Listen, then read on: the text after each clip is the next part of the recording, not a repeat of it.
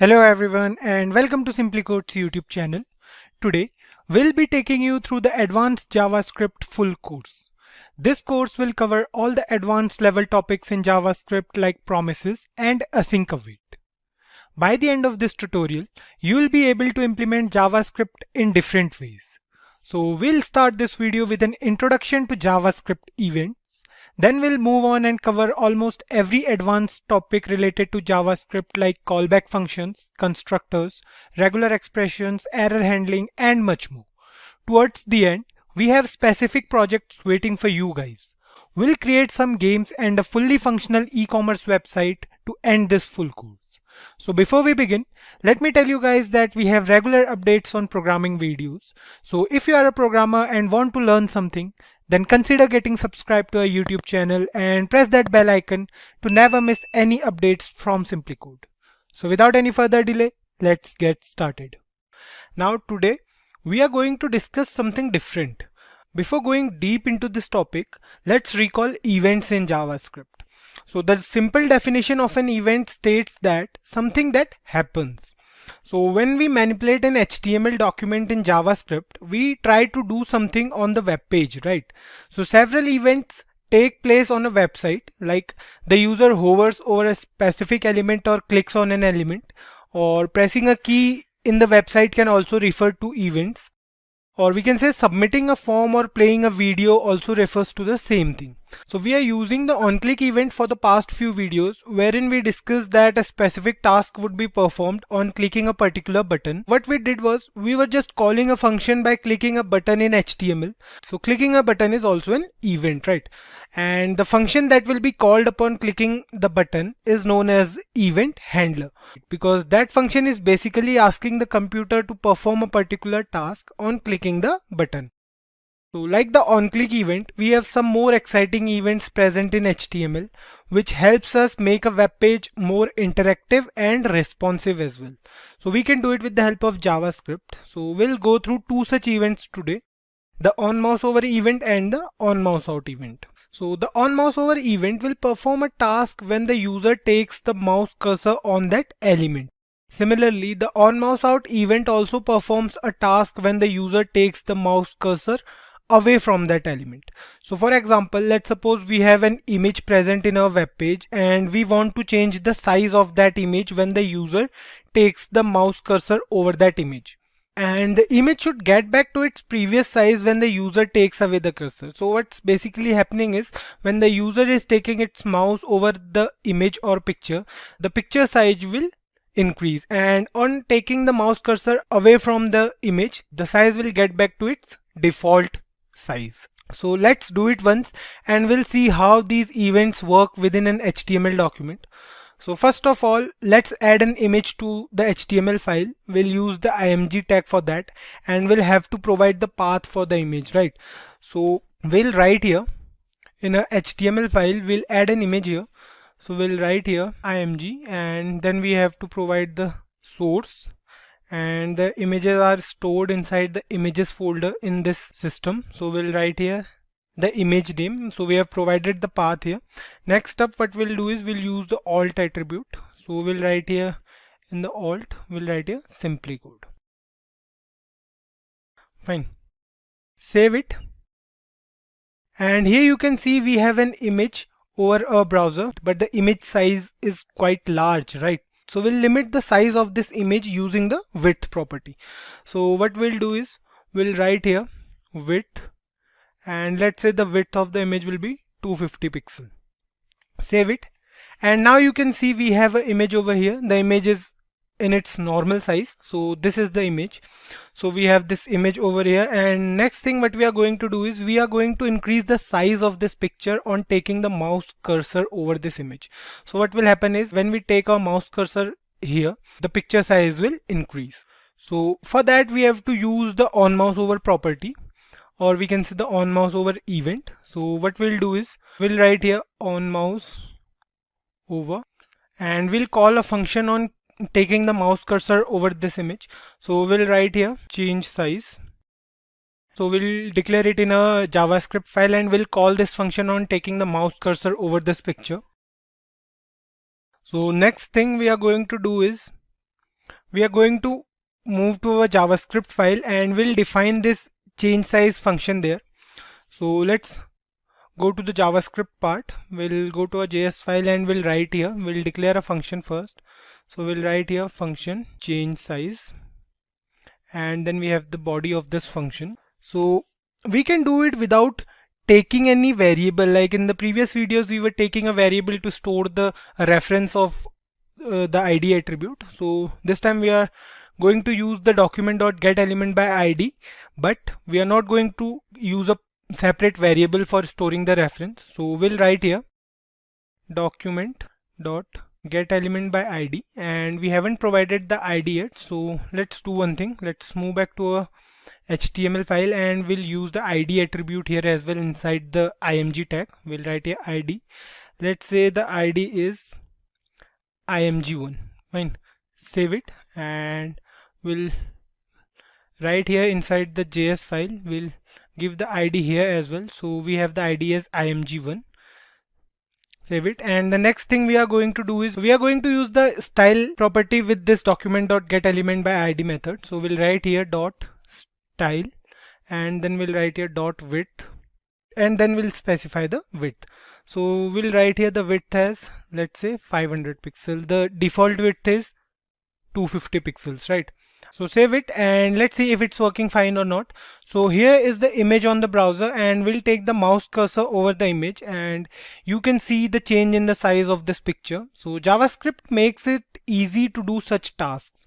Now you might have noticed that the image's size remains the same once the user takes the mouse cursor away from the image, right? So the image size is changed. Let me zoom out a little bit so it will be easy for you guys. So what we'll do is we'll refresh this page, and here you can see on taking the mouse cursor over this image, the change in the size of this particular picture. So now the image size is 500 pixel.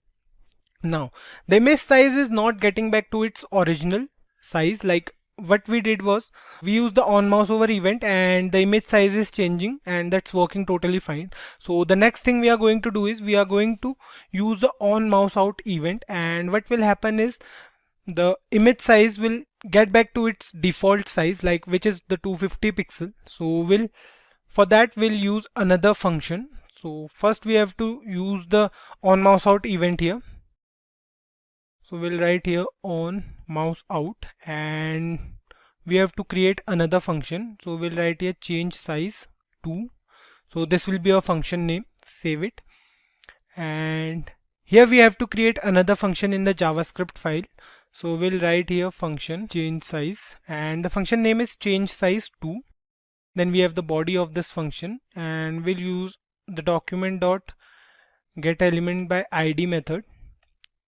The ID is same, which is img1, and then we are going to use the style property again, and this time we'll specify the width as 250 pixel. So this is the default size of our image. Save it. So what we did is we created a function that will be called when the user takes away the mouse cursor from the picture, and the image size will be changed to 250 pixels, which was the initial size of the image.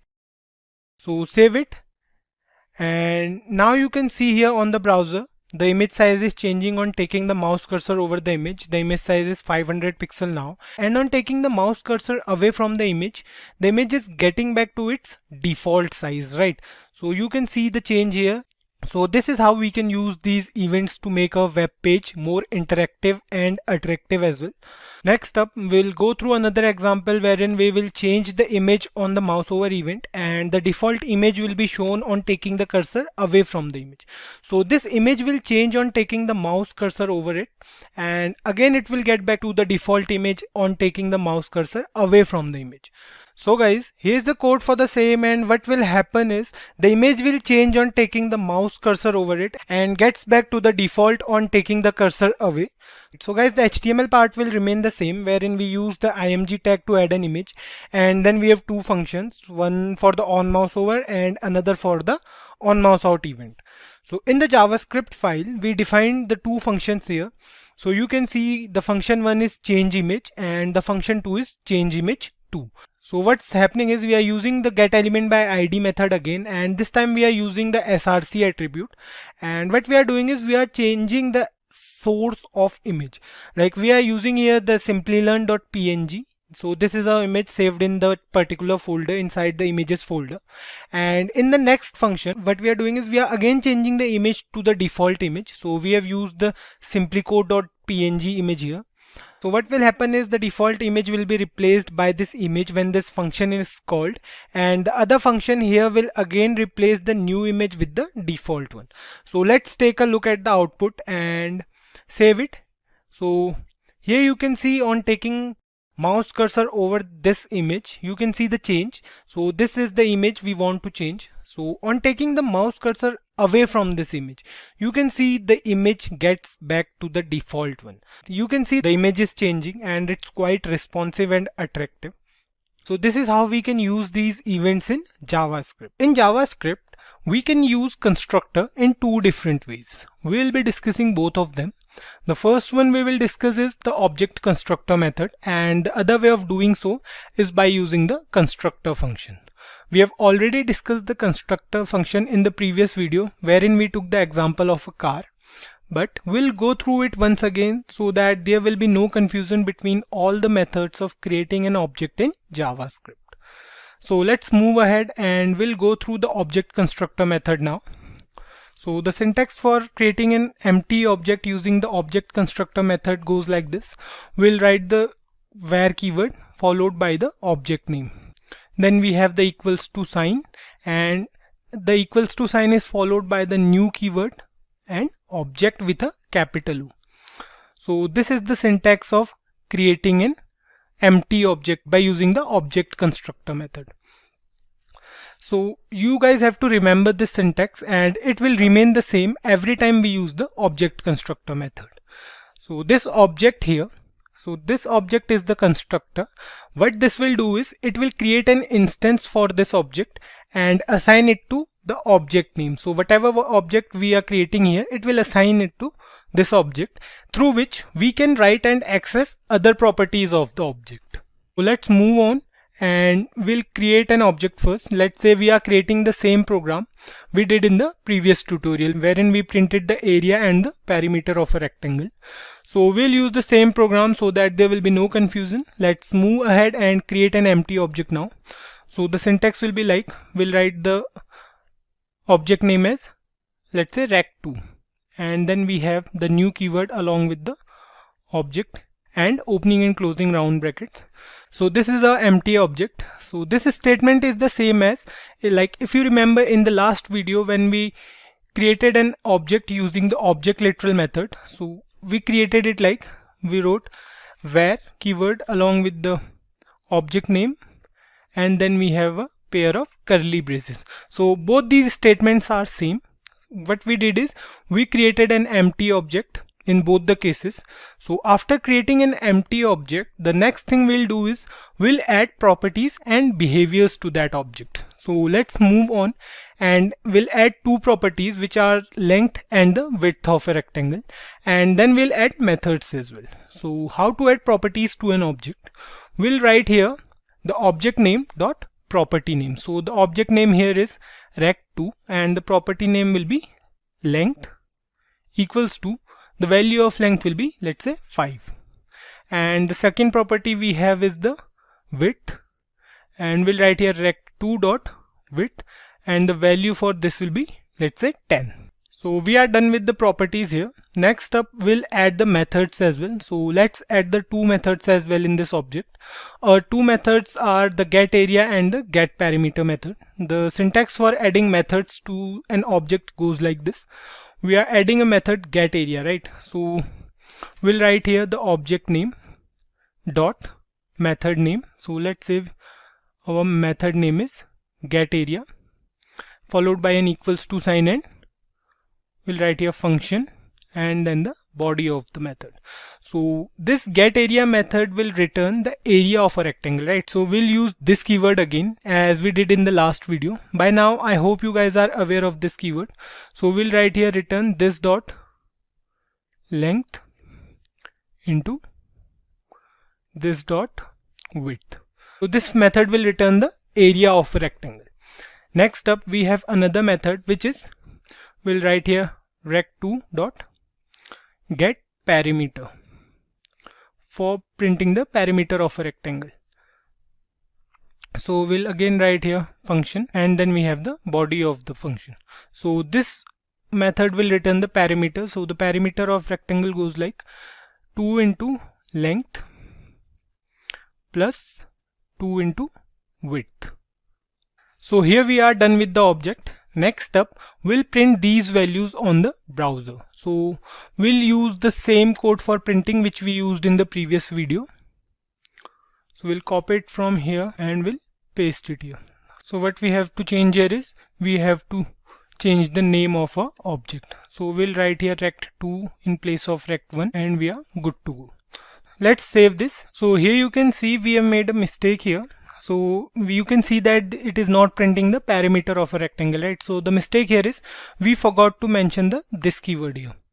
So we'll write here this dot length and this dot width. So let's save this now and see, we have the length, width, area and parameter of the rectangle. So the area is 10 into 5 which is 50, and the parameter is 2 into 10 plus 2 into 5.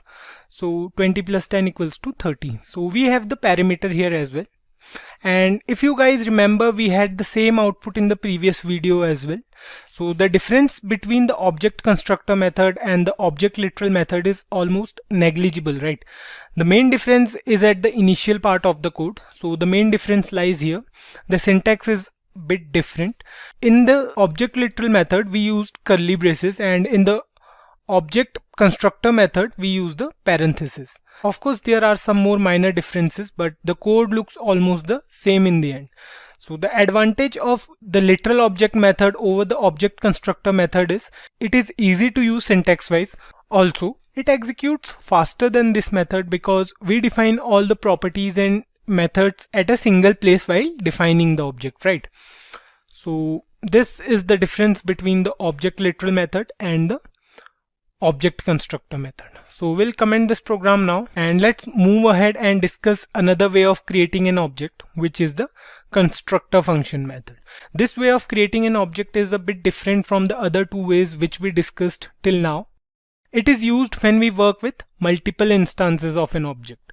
It works like we have a template and we can access that template using multiple objects. So if we want to make more than one object and we don't want to write the code again and again for each object, we can use this method when we have more than one object. If you guys remember, like in the previous video where we took the example of a car, we created an object car and then we created multiple instances wherein we use those instances for different car manufacturers. Let's take a look at this method first and then we'll discuss the advantages of using this method as well. So as the name suggests, the method starts with function and then we'll write the name of the function. Let's say we have rect, and then inside the opening and closing round brackets we'll pass the properties as parameters. So let's take a look. We'll write here length, comma, width. So we have these two properties only, and then we have the body of the function. So inside the function's body we'll write the properties and we'll use this keyword here. What we'll do is we'll use this dot property name equals to property name. So we'll write here this dot length equals to length. So this is the syntax for adding any property to a function. What we just did is whenever we are going to create an object using this constructor function method, we'll pass certain values. We'll pass the length and the width, right? So all these values will be present at the RHS. So all these values will be present here, and this dot length will be the actual property of the object. So let's move ahead and add the second property as well. We'll write here this dot width equals to width. So we had two methods as well, right? Let's add them here inside the constructor function. We'll use this keyword again. We'll write here this dot get area and we'll write here function with opening and closing round brackets and the body of the function. So this method will again return the area of a rectangle. So we'll write here return length into width. So there's a difference in these two methods.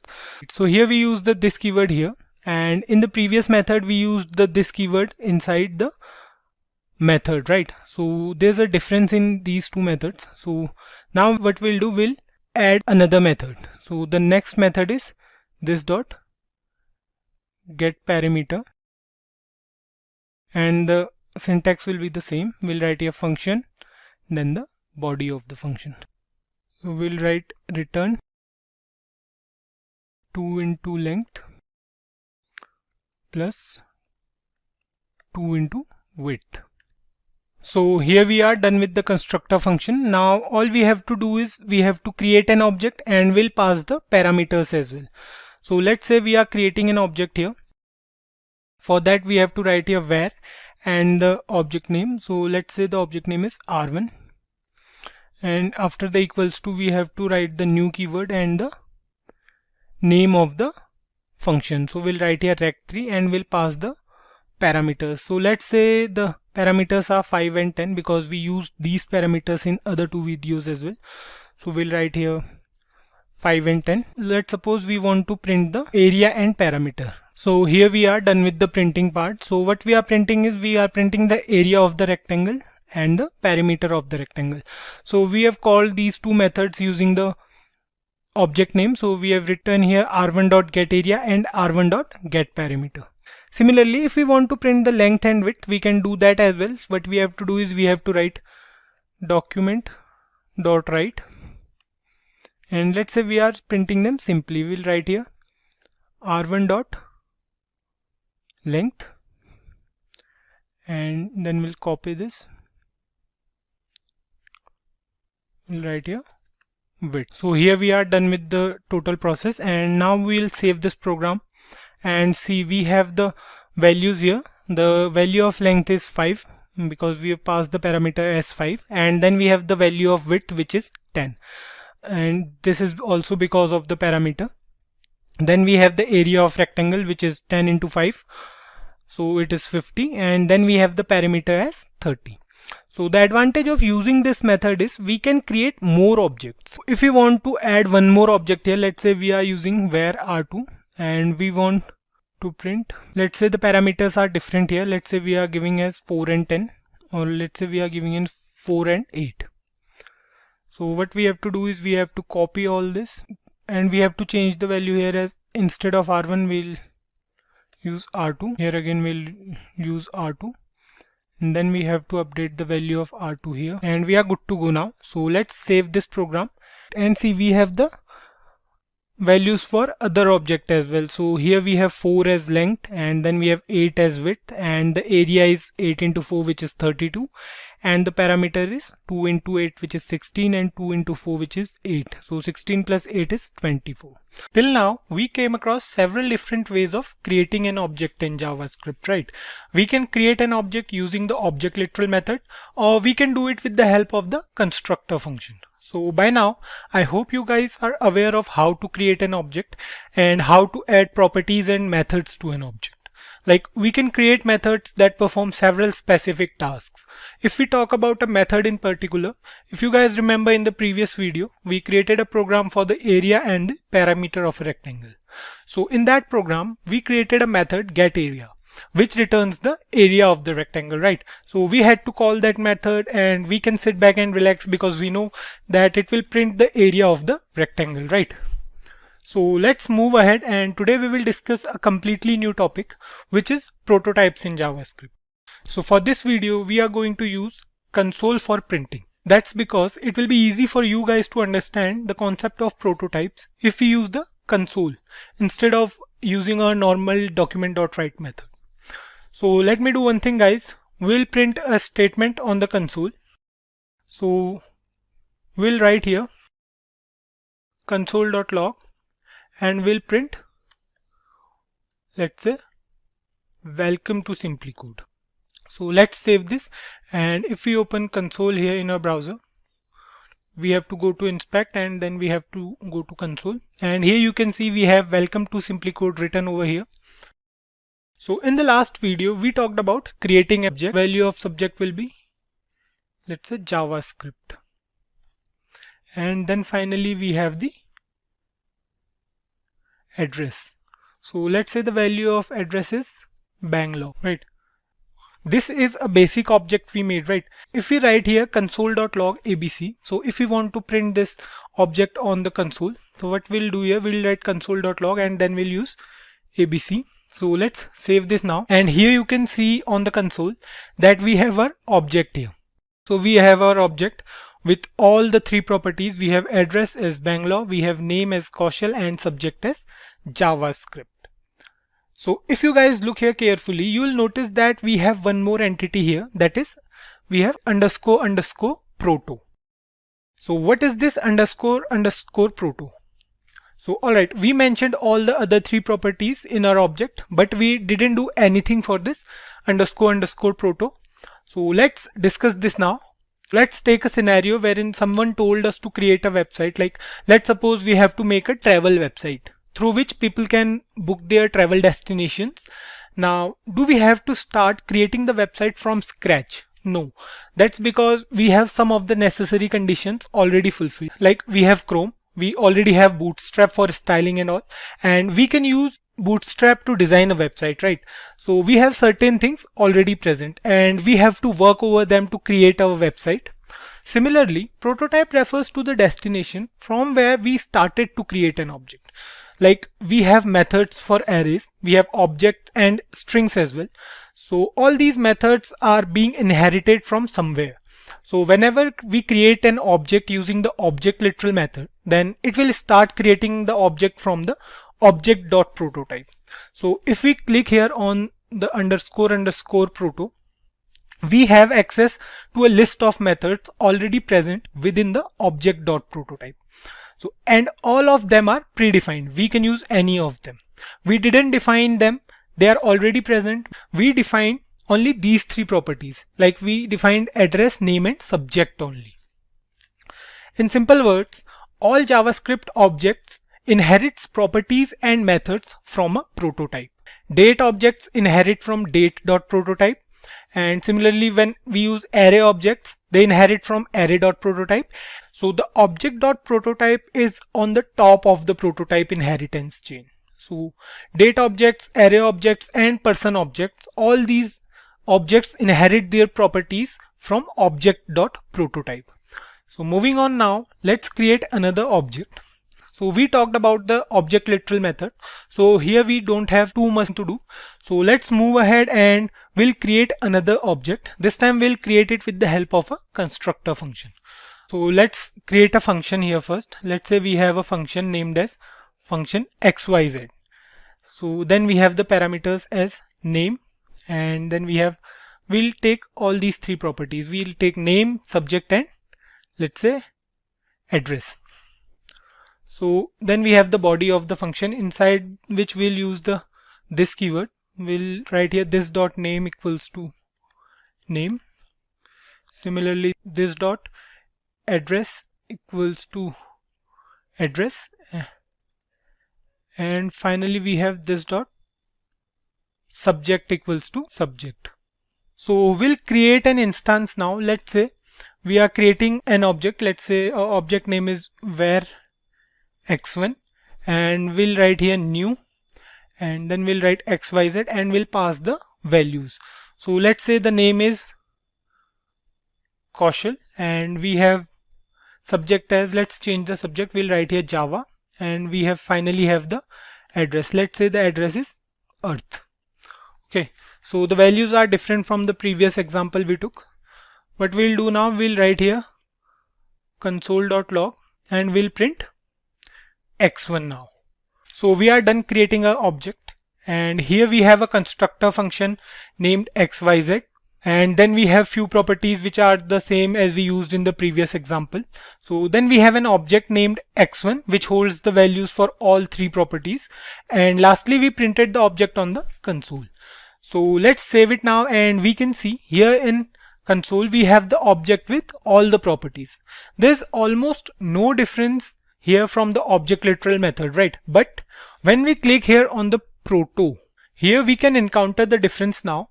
You can see here we have one more entity here named as the constructor. So this constructor here has its own prototype. So this constructor here has its own prototype. If we use a constructor in a program, it always has its own prototype. This might seem a bit difficult to you guys, but don't worry, it will be apparent to you guys once we move on to the usage and modifications of prototype.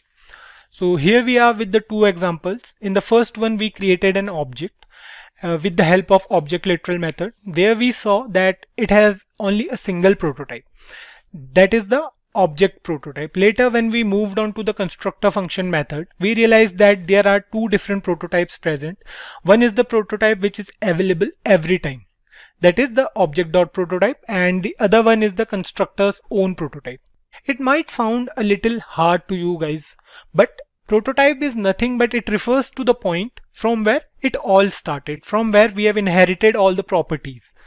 So we can make changes to the prototype of our own object. Like if we want to add something to our prototype, we can do it. We have a method for that in JavaScript. We'll do it later in this video. We can't make changes to the object prototype. Remember this thing, guys.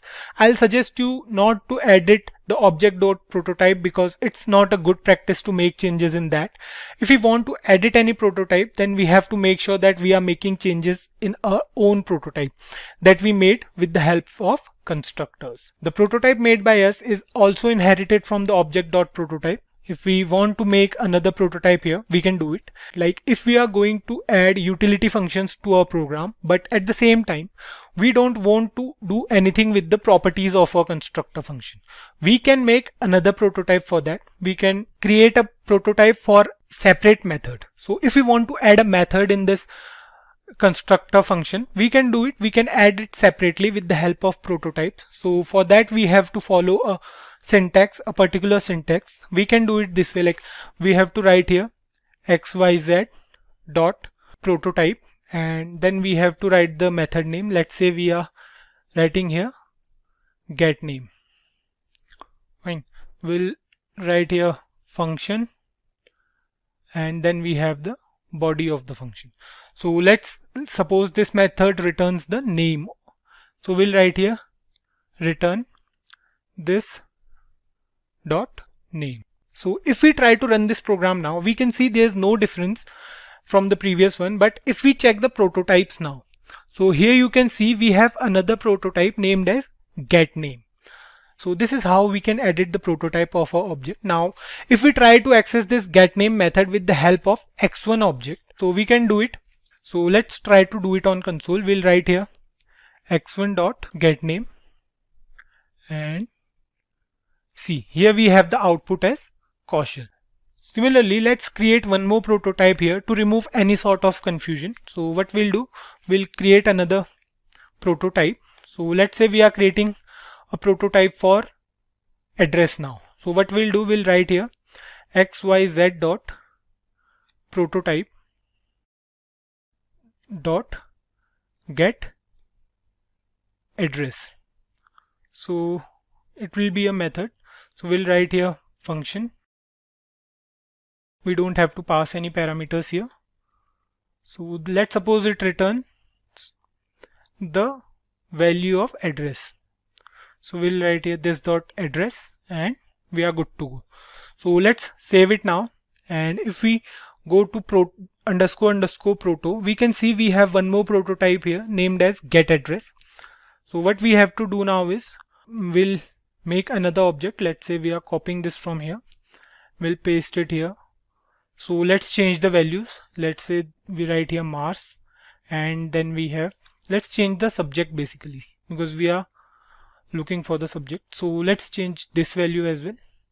Let's say we have here SimpliCode, and we'll change the name of the object. Let's say we have x2 now.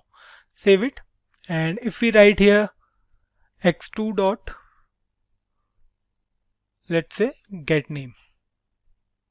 So here you can see the output as SimpliCode. Similarly, if we write here instead of get name, we write here get address, So here you can see the output as Mars because the value we passed while creating the object is Mars here. So we can access this value directly using the prototype method. So if we use the object constructor function, if you guys remember, we cannot add a new property to an existing object. For example, if we try to add a property here, let's say if we try to add a property to this existing function, what we can write here is xyz dot grades. Let's say the grade is A. So if we save this now, here you can see there's nothing changed here.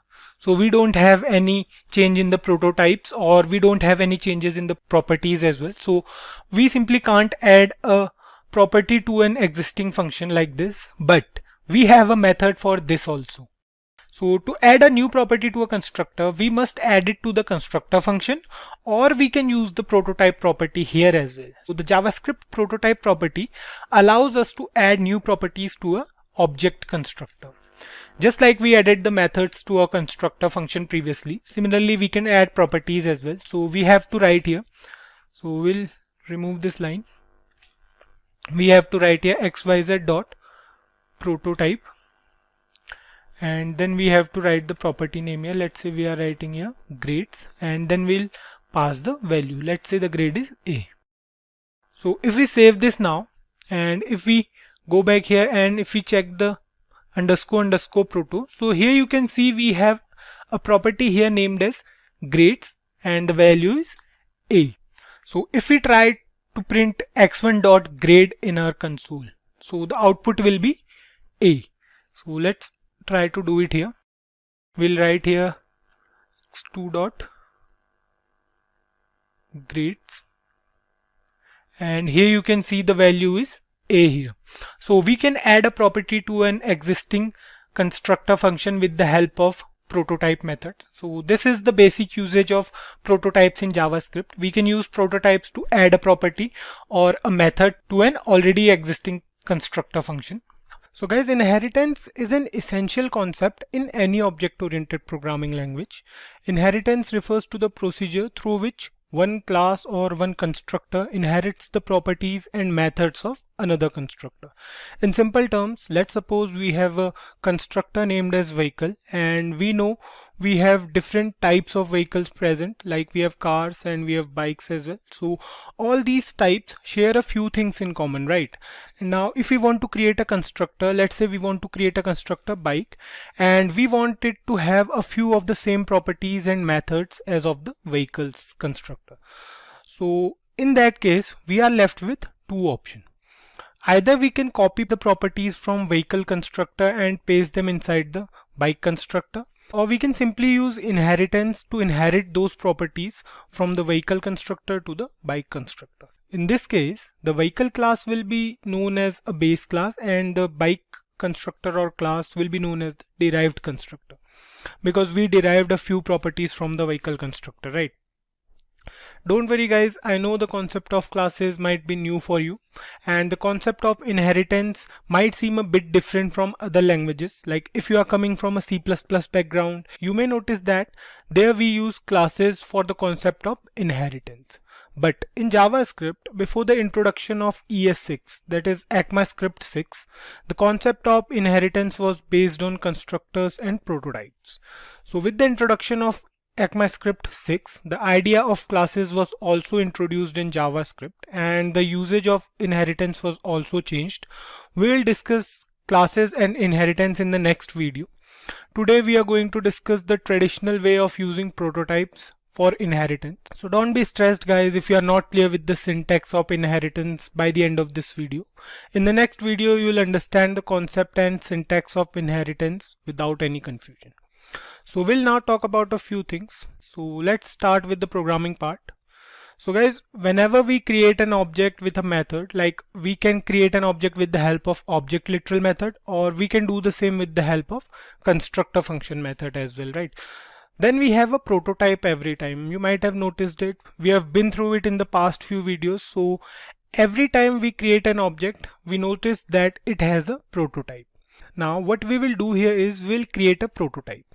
So the syntax will be like, so we'll write here const. We are using const in place of variable. I hope you guys are aware of const, var and let keywords. So today we are using here const. So let's say the prototype name is employee. We'll write here equals to, and then we have the body of the prototype. Let's do one thing. Now we'll use a method. Let's say the method name is post of the employee, and we'll write here function, and then we have the body of the function. So let's say this function returns a string. So we'll write here return, and let's say the function returns a software developer. And then we have another function named as change name, and we'll write here function, will pass a parameter, and then we have the body of this method. So we'll write here this dot name is equal to name, and we are good to go, right? So what we did here is we created a prototype of the name employee, and it has two functions. One is the employee's post, and the other one is to change the name. So let's save this program and check it in the console if it has any errors. So let's save it now, and we'll go here and check on the console. So here you can see everything is fine. So till now we created a prototype. Now let's create an object as well. So what we'll do, we'll create an object here. We'll write here, let's say var, and let's say the object name is even. So we'll create an object with the help of object.create method. Okay, so we have to write here dot. So we have to pass the prototype name. So we'll write here employee, and then what we'll do, we'll print this on a console. So we'll write here console.log, and we'll write here even, let's say. So we created an object even with the help of object.create method. Let's save it and check it on the console. If we see here, we don't have anything else other than a single prototype, right? We have a single prototype here. We have no method mentioned. So if we open it, we have the two methods, of course. We have post and we have change name. But if we write here, let's say we are writing here even.name, and the value of name will be, let's say, Kaushal. And then we'll assign a role as well. Let's say these are the two new properties. We'll write here even.role, and let's say the role of Kaushal is writer. Fine. And if we save it and check it again on the console, now what we did is we changed the name and role, right? So these are the two properties. We have both name as Kaushal and role as writer. Now let's see if we can use the methods here as well. So we'll write here, let's say we are using the method even.changeName. What we'll do here is we'll change the name from Kaushal to something else. Let's say we are going to change the name as Ram. So if we save this now, so here you can see the name is changed to Ram. Initially the name was Kaushal, and when we use the change name method, now you can see here the name is changed to Ram. So this means that the methods we defined inside the prototype are working, right? Now let's say we want to create another object here. We created an object even till now. We assigned some properties to it, and we changed the name and printed it on the console. Now let me tell you guys an alternate way to do so. So what we'll do is we'll copy this line from here, because the syntax of that method also looks a bit same. So the syntax will remain the same till here. So we'll paste it here. What we'll do next is we'll pass a few arguments here. So let's pass the arguments first, then I'll explain it to you guys. So what we are going to do is we are going to use curly braces for arguments, and we are going to write here, let's say name, and the value of name will be, we are going to write here value, and we'll pass the value as, let's say, Kaushal 2, right? So we'll use a comma here, then we'll use role, and we'll pass the value of role as well. So let's say the value of role is programmer now, right? Put a comma here.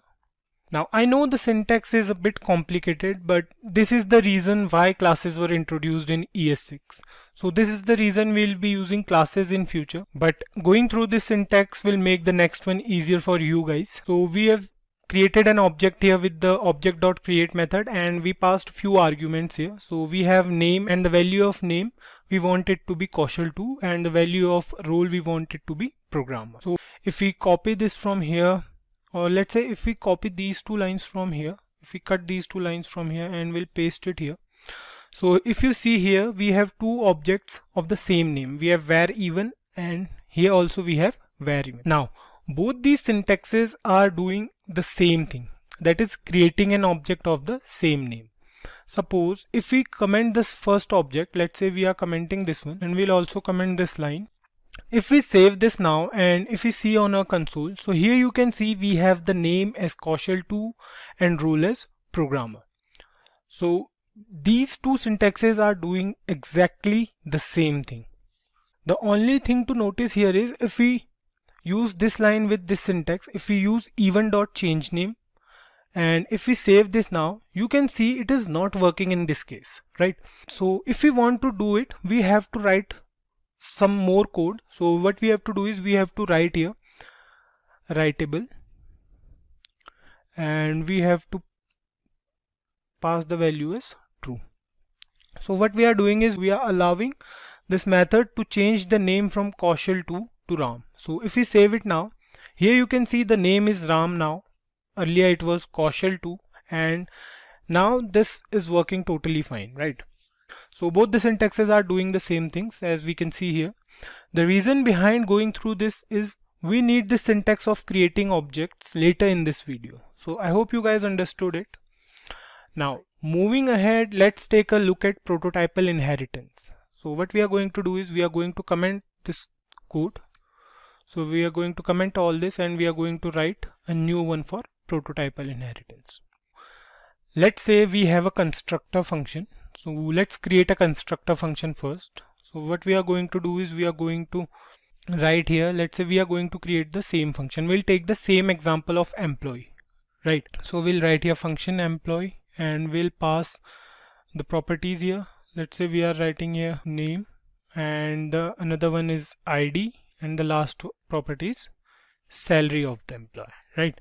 So next up we have the body of the constructor. So we'll write inside here this dot name is equal to name, then we have this dot ID equals to ID, then we have this dot salary equals to salary, right? So we know this already, right? We'll now add a method to the prototype of the employee.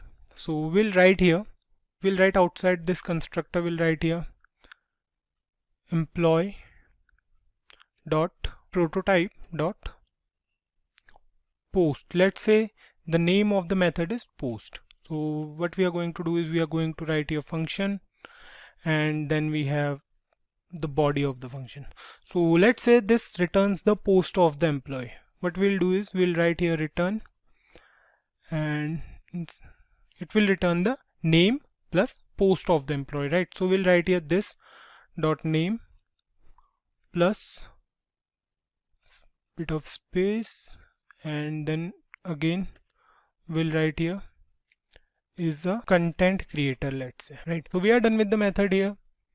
As you can see, what we did here is we created a constructor employee and added a function that returns this string upon calling.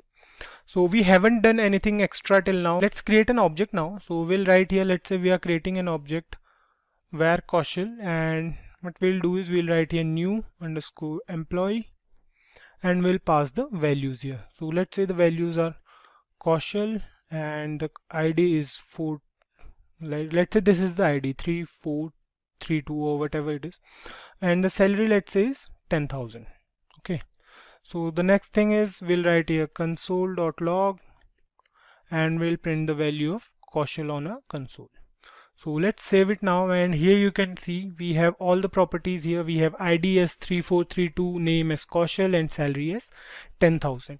Here if you see inside Proto, you can see here we have a method here, name is post, and we have constructor as employee, and then we have object as well. Now if we call the prototype post with this object, so what we have to do is we have to write here in console, we'll write here Kaushal dot post, And here you can see we have the output as Kaushal is a content creator.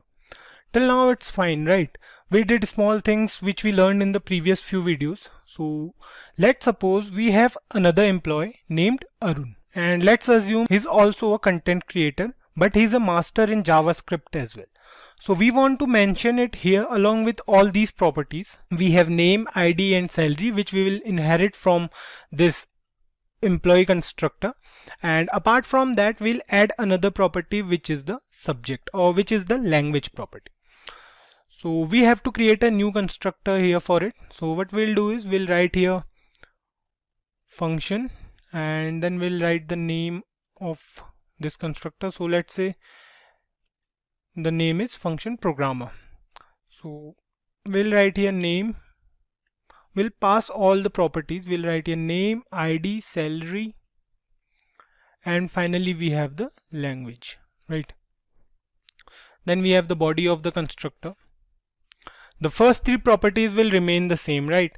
Only subject or language. We have added language here, so only language will be added. Now we'll inherit these properties from employee.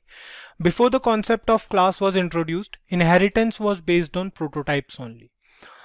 So we'll see the concept of classes in the upcoming video. So here what we are going to do is we are going to call this employee constructor. So we'll write here employee dot call, and we'll pass the properties which we want to inherit. So we'll write here first this, and first we have to write the this keyword, and then we have to write other properties. So we'll write here name, ID, salary. What we did is we called the function employee and asked it to provide all the three mentioned properties to the function programmer. We'll set the value of language by ourselves. We'll write here this dot language equals to language. Now if we create an object for the constructor programmer, what it will do is it will take all the properties from the employee and language will be added to those properties. Let's do it first. So we'll create an object here. We'll write here where, let's say the object name is Arun, and we'll write here new programmer, and we'll pass the values. Let's say the name is Arun, ID is 4321, and salary is, let's say, 12,000. And finally we have to add the subject here as well, or we can say language. So let's say the language is JavaScript. Next thing we are going to do is we are going to print this on console. So we'll write here console.log and we'll print Arun. Right, let's save it and see here we have all the properties available with the provided values. We have name as Arun, we have ID as 4321, salary as 12,000, and language is JavaScript. So this is how we can inherit the properties in the derived constructor from the base constructor. The base constructor is the employee and the derived is a programmer.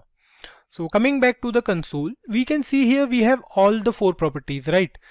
3 of them are inherited and the last one was assigned by us. But I don't know if you guys noticed here that we have the properties only of the constructor. So we don't have any method here, right? So if we see here, we don't have any method of constructor employee, because here you can see we have a method as post, and if we see here we don't have any method. So if we write here, let's say if we write here in our console, we are writing here, let's say Arun dot post, and we'll run it. So here you can see it says Arun dot post is not a function. Right, this is because the prototype post is not assigned to the constructor programmer. For that we have to write some extra code. We have to write here, so we have to write here programmer dot prototype equals to object dot create, and we have to mention the employee prototype. So we'll write here employee dot prototype. Right, so save it now, and here you can see now if we go to __ proto, we have post as a method here. So if we write here Arun dot post now, so here you can see it says Arun is a content creator. So we have to provide the prototypes manually as well. Let me show you guys one more thing now. See here, it is not showing the constructor. If we click here on the proto, so we don't have any constructor here named as programmer. So we have to set the constructor as well. We have to set it manually, and to set the constructor manually, we have to write here after this line, we have to write here programmer dot prototype dot constructor equals to programmer. If we save this program now, and if we go back to our console and if we check here you can see we have a constructor named as programmer now. So you guys might be thinking that we have to work a lot for all this inheritance, right? The fact is we actually had to do it before ES6 was introduced. Now if we want to do the same with the help of classes, the syntax will be so easy. We'll go through it in the next video. So that's all for this video, guys. See you in the next one, where we will go through classes and inheritance in JavaScript. Let's move on and take a look at classes in JavaScript. A class is nothing but a template used for creating objects in JavaScript. Just like the constructor function, we can also use classes for creating objects in JavaScript. We can include properties and behaviors in a class. Creating a class is a pretty easy job to do. The syntax is somewhat the same as that of a constructor function. So let's move on to the programming part. If you guys are coming from any other object-oriented programming language, like we have C++, Java, PHP, and many more object-oriented programming language, right? So you may have an idea about classes. The syntax for classes in JavaScript is also not so different from other languages.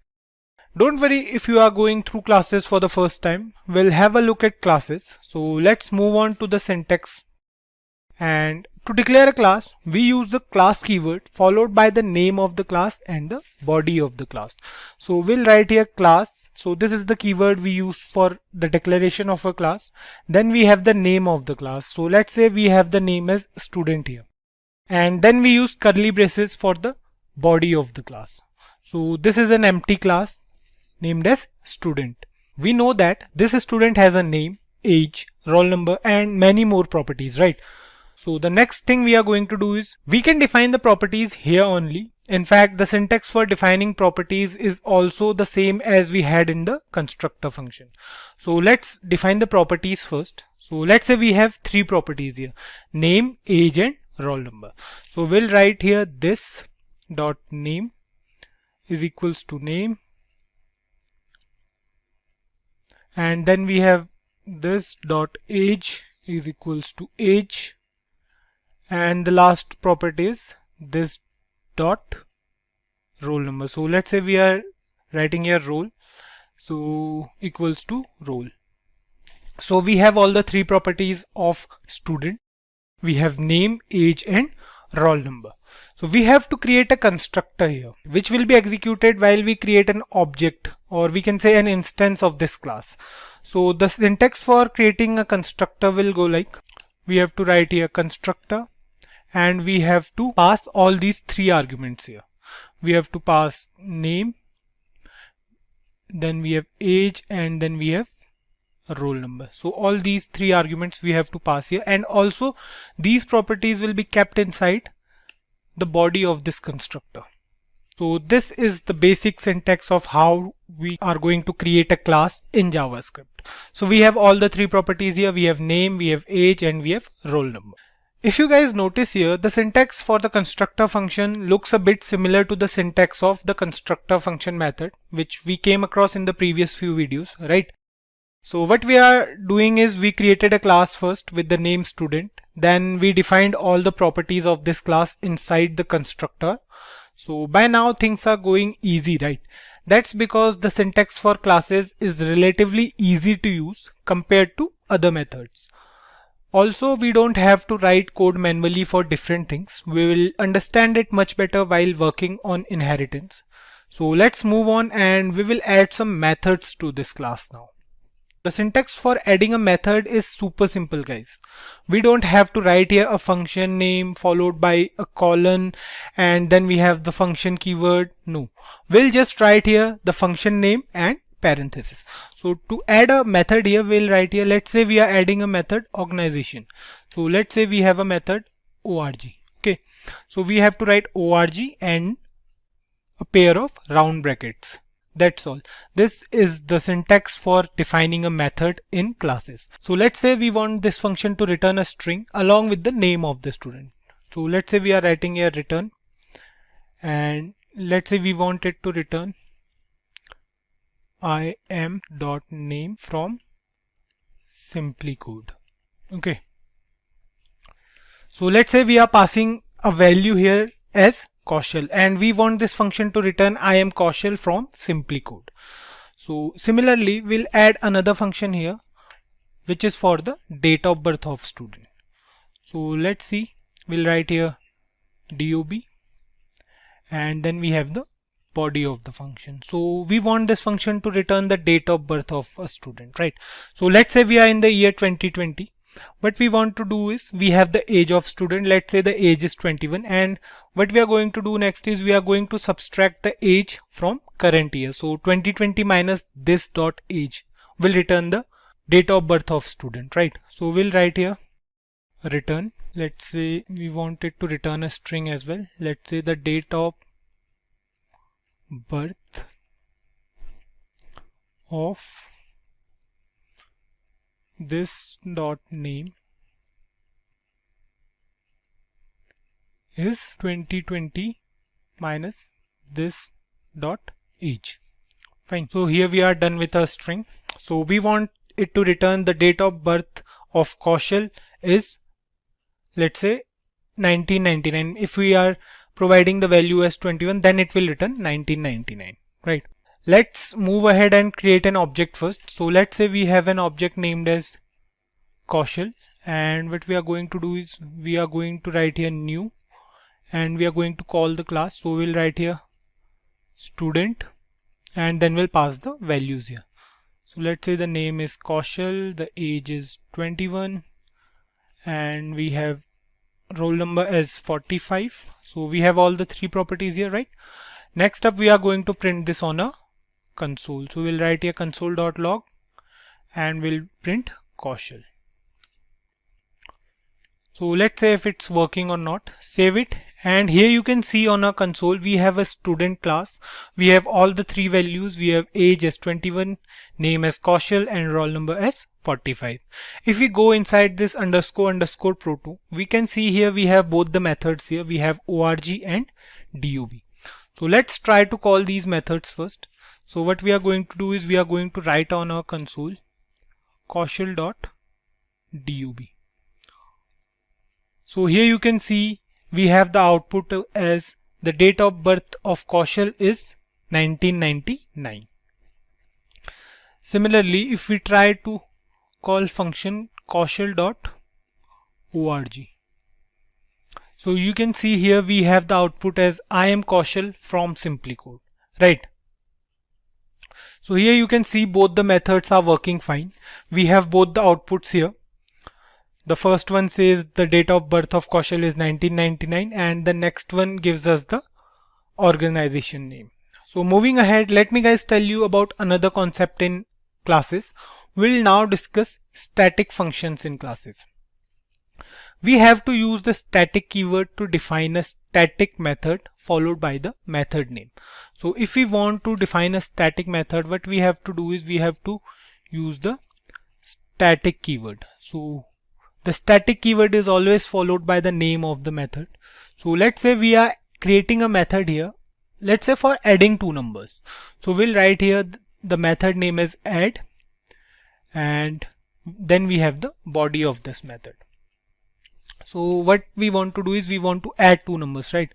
So we have to pass here two parameters as well. We'll write here a comma b, and then we want it to return the sum, right? So we'll write here return a plus b. This looks fine, right? Notice here guys, we don't have to use anything from the class or the object. Like in the previous two methods, we used the name and the age property, right? So here we used this dot name, and then we used this dot age as well. But here this method is not related to object at any cost. The best part about the static method is we can use static methods without creating the instances of a class. So if we want to access this particular method here, we can do it with the help of class name followed by the dot operator and the method name. So let's try to access this method once. What we are going to do is we are going to write console.log and we are going to access this method with the class name. So we'll write here student.add and we'll pass the values here. So let's say we are passing 10 and 45. Fine. So let's see if it works or not. So save it, and here you can see we have the output as 55. So this is how we can create or use static methods in classes. Let's move on now and we will discuss inheritance with the help of classes in JavaScript. By now we are clear with the meaning of inheritance, right guys? We discussed in the last video that inheritance is the procedure through which one class inherits the properties and methods of another class. So today we are going to see how we can implement inheritance with classes in JavaScript. Although the concept will remain the same, we will create another class here and will inherit the properties of this existing class with some more properties of the derived class. I hope you guys know the difference between base class and derived class. So the class we are going to create now will be the derived class. So let's move ahead and create a class. Let's say we are creating a class here. So let's say for creating a class we have to write class. Let's say the class name is student2. And if we want to inherit the properties of the above class, which is student1, we have to use a particular syntax. So we have to write the extends keyword here. So this is a keyword. Extends is a keyword which is used for inheritance, and then we will write the name of the class which we want to inherit. So we'll write here student, and then we have the body of the class. Here we have a class student1 that inherits the properties of class student. Next up, we'll create a constructor function here and we'll pass all the properties we want to be there for the class student1. So we'll pass the constructor function similarly like we did in the previous class. So we'll write here constructor and we'll pass all the properties we want to be there for class student1. So we have the first three properties are name, which we are going to inherit from the above class. Then we have age, and then we have roll number, right? So let's add two more properties here. Let's say the two properties are language, and then we have section as well. Fine. So then we have the body of the constructor. So you can see here we have 5 properties. 3 of these 5 are inherited from class student, and the rest 2 are those properties that we want to add for class student1 exclusively. The syntax for inheritance in classes is not a tough one though. Still we have to keep a few things in mind. Mainly the next statement we are going to write here is an important one. It goes like we use the super keyword and then we'll pass all the properties which we want to inherit from the class. In this particular case, we want to inherit these 3 properties here, right? So we'll copy this from here and we'll paste it here. Remember one thing guys, we'll write only those properties which we want to inherit from other class. Actually this super keyword we used here refers to the parent class. We use it to call the parent class's constructor, or we can also call particular properties and methods with the help of super keyword. Next up, we'll define the 2 new properties, the language and the section now. So the syntax will remain the same. We'll write here this dot language is equals to language, and then we'll write this dot section is equal to section. We are good to go now. We'll create an object for this class as well, which is student1. So let's say we are creating an object again. Let's say the name of this object is, let's remove it first. So let's say we are creating an object for this class now. Let's say the name of this object is Arun, and we are going to write here new. Then we have the class name which is student1, and then we'll pass the values here. So let's say the name is Arun, then we have the age is 35, and then we have roll number as 3 or 2, and then we have the language. So let's say the language is JavaScript, and then we finally have the section as well. So let's say the section is A. Fine.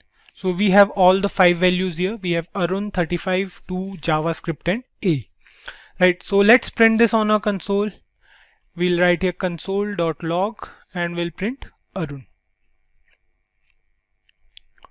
Let's save it now, and here you can see we have a student one with all the properties and values. We have age is 35, language JavaScript, name is Arun, roll number is 2 and section is A.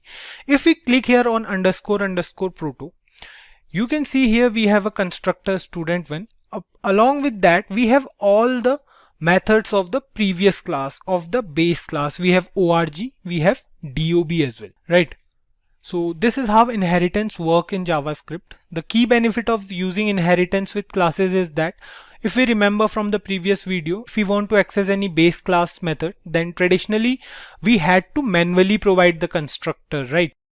But in classes we don't have to do any such thing. Once we are done with inheriting the properties and all, we can directly access the methods as well. Let's try to do it here on a console. So we'll write here Arun dot, let's suppose we are using org.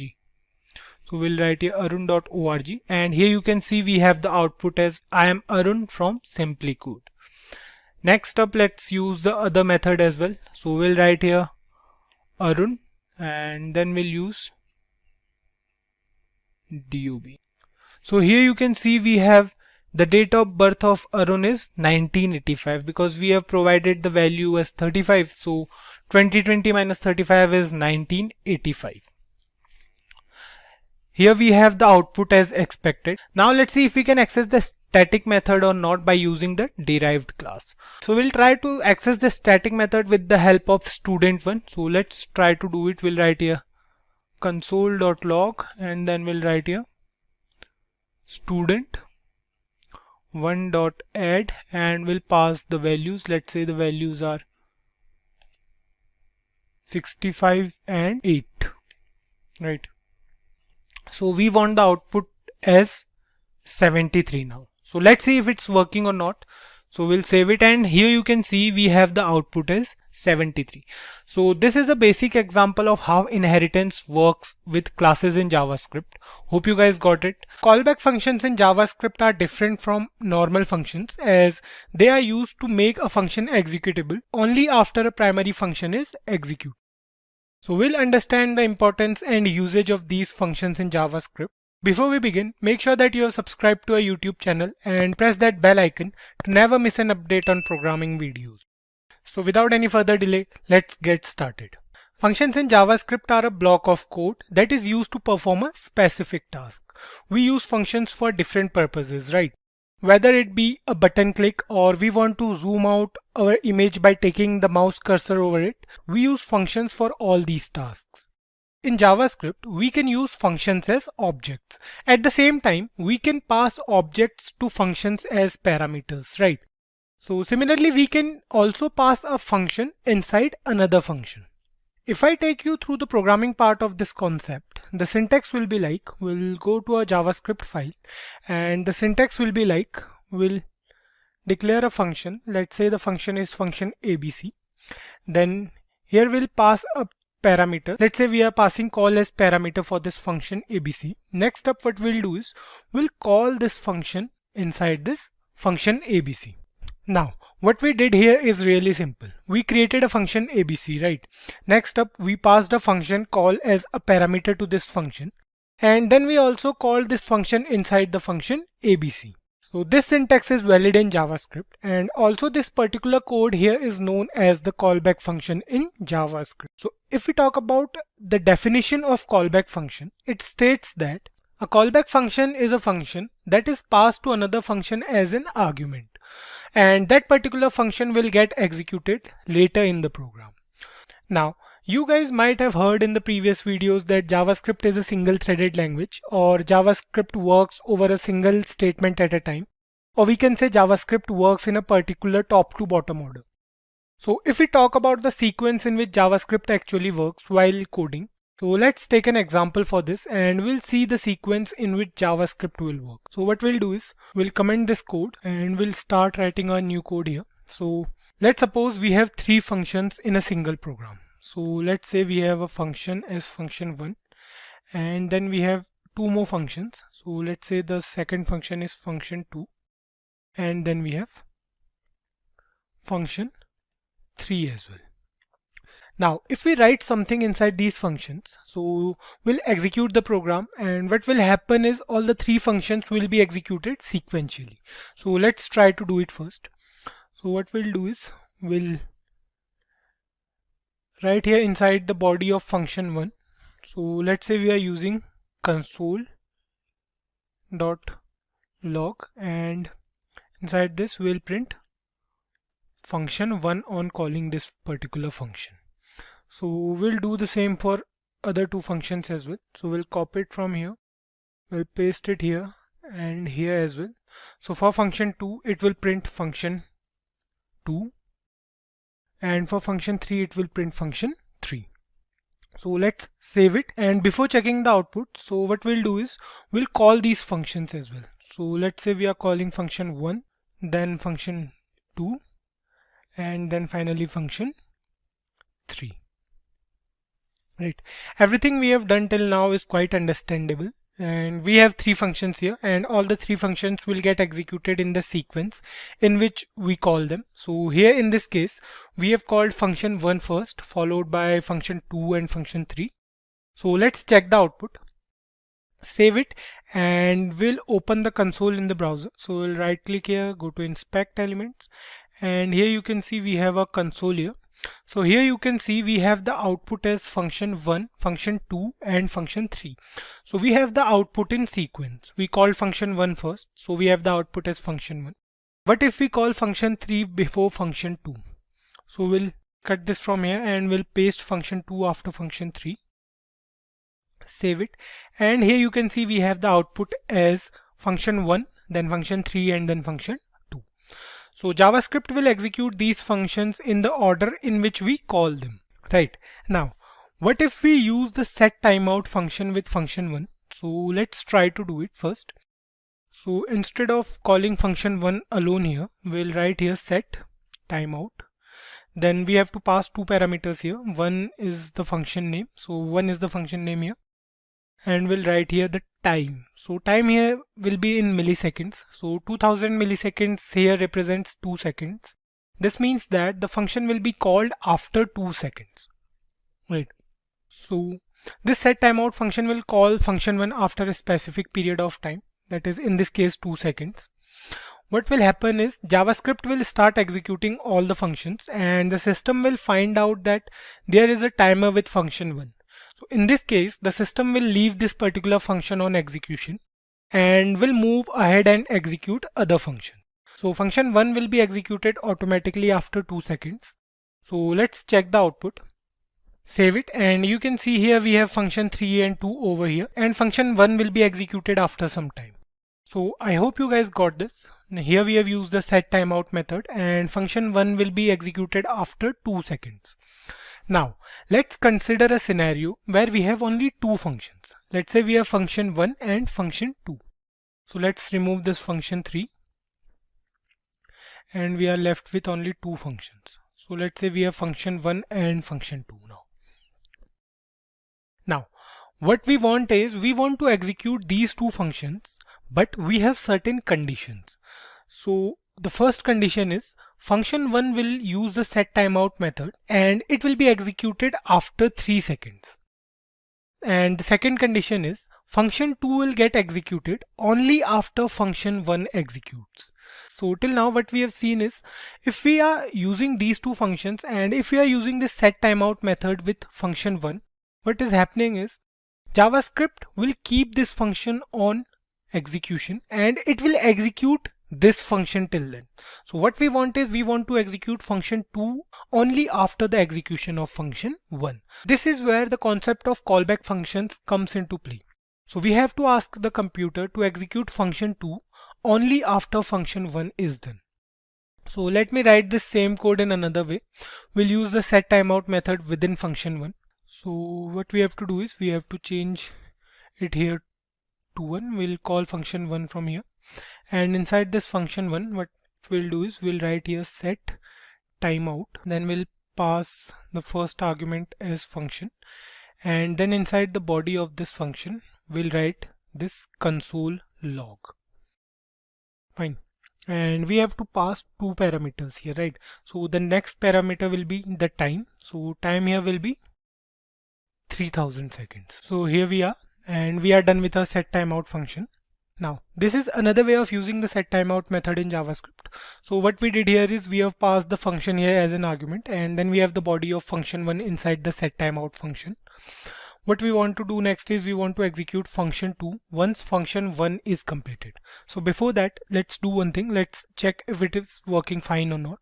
So we'll save it, and here you can see we have function 2 executed before function 1, right? So it's working totally fine. Now what we want to do is we want function 2 to execute only after function 1 is done, right? So let me tell you a shortcut for that, guys. It's not callback functions, but it's kind of same thing. It will do the same thing as the callback functions, but it is a different concept. So what we have to do is we have to cut this function 2 from here, and we have to call this function inside here, inside the set timeout method. So we'll paste it here, and we have to call function 2 inside the set timeout method. So save it. And now if we wait for 3 seconds, and here you can see we have both the functions, function 1 and 2, executed on time. So both the functions are executed after 3 seconds. And this is not callback functions, but this is a shortcut for that. What happened here is when function 1 is being executed, the system came to know that the function 2 is called inside the set timeout method. So what will happen is it will first execute the set timeout method, and then it will execute the function 2. So what we did just now is not callback functions, but the functioning of a callback function is also the same. This is the same thing we'll do with callback functions, but the syntax will be different. Now, by the definition of the callback function that we came across earlier, it states that a callback function is a function that is passed to another function as an argument. So keep your focus on this word argument, and that particular function will be executed later. That function which we passed as argument will be executed later. So here in this definition, later means once the system is done with the first function, or we can say the primary function, it is now free to perform function 2, or the secondary function, or the callback function we can say. So we have kept it on hold till now. So let's take an example of that as well. What we'll do is we'll create a function and we'll pass an argument inside this function. The value will be provided while calling the function. So let's do one thing first. Let's comment this code and we'll write a new code here. So we'll create a function. Let's say a function is function person, and we'll pass an argument here. So let's say the argument is friend. Fine. Next up, we'll work on the body of this function. What we'll do is we'll again use console.log and we'll print something. So let's say we'll write here my friend's name is, and then we'll use the plus operator with the value of friend. So we'll write here friend, and with this we are done with our function person. Next up, what we'll do is we'll write here function person 2, and we don't have to pass any argument here. So inside the body of this function we'll again use console.log and we'll write here my name is Kaushal. Fine. So next up, what we have to do is we have to call these functions, right? So we'll write here person, and inside this we have to pass the value. So let's say the value here is SimpliCode. That's fine. Next up, we'll call person2 and we'll save this program. So on saving this program, you can see we have the output as my friend's name is SimpliCode. So if you want me to zoom it, you can see here now. Here it says my friend's name is SimpliCode, and the second function says my name is Kaushal. right? So this program is working totally fine. This is a basic program wherein we created two functions. And now what we want to do is we want the function person2 will get executed after function person. So for that we have to pass function2 as an argument in the function person. So we'll change the code. We'll pass this function person2 as an argument. So we'll write here person2. We don't have to use brackets here, so because we are passing it as an argument. Now we did it, we passed this function as an argument. The next step is to tell the function person about it, right? We have to pass another argument in the function. So we have to tell this first function that we also have another function which will get executed after this particular function. So we'll write here, we can use any name, we can use another name for that, or we can use the same name as of function person2. So we'll write here person2, and then what we have to do is we have to call this person2 function after this, right? Now we are done with this code. Now we are done with a callback function. Here in this case, this function person2 is known as the callback function. So save it now, and okay, what we have to do is we have to remove this line from here. So save it now. Here you can see we have the output totally correct. We have the output as my friend's name is SimpliCode and my name is Kaushal. Now we are done with almost everything. We are done with the callback functions, but you might not see any change in the output, right? To witness the change, what we have to do is we have to use the setTimeout method again, because we want this function to execute only after function person. So what we have to do is we have to write here inside function person, we'll write here set timeout, and then we have to write here function, and then inside the body we'll do the same. We'll cut these two brackets from here and we'll paste them here, and inside here we have to write the time. So let's say the time is 3000. Fine. Now what we did is we use the setTimeout method with function person, and inside the body it will print my friend's name is, and the friend's name is SimpliCode, and it will be executed after 3 seconds, right? So let's save it and we'll count for 3. 1, 2 and 3. So here is the code. You can see here the output says my friend's name is SimpliCode and my name is Kaushal. So this is working totally fine. So this is how the concept of callback functions in JavaScript works. The word promise seems a bit familiar. We make promises regularly, right? If I say I promise you that we'll cover everything on promises in this video. Now, this promise that I made can only have two possible outcomes. Either the promise will be fulfilled or resolved, or we can say the promise can be failed or rejected. The promise will be resolved if we'll cover everything on promises in this video. But if I left out some topic or there is any subtopic within promises which we forgot to cover in this video, that will be a failed promise, or we can say a rejected one. Now, there is another term in between these terms, that is pending. Pending is the time in which the system works on the promise. So just remember these terms as you may hear them during an interview. So let's move on. Talking about a proper definition of promises, we can say that a promise is an object which will produce value sometimes. It either gives us a value or an error with a proper reason. There is no specific definition for promises in JavaScript. You will understand the topic much better while working on the syntax. So let's move ahead and we'll go through a simple example first to understand a promise in JavaScript.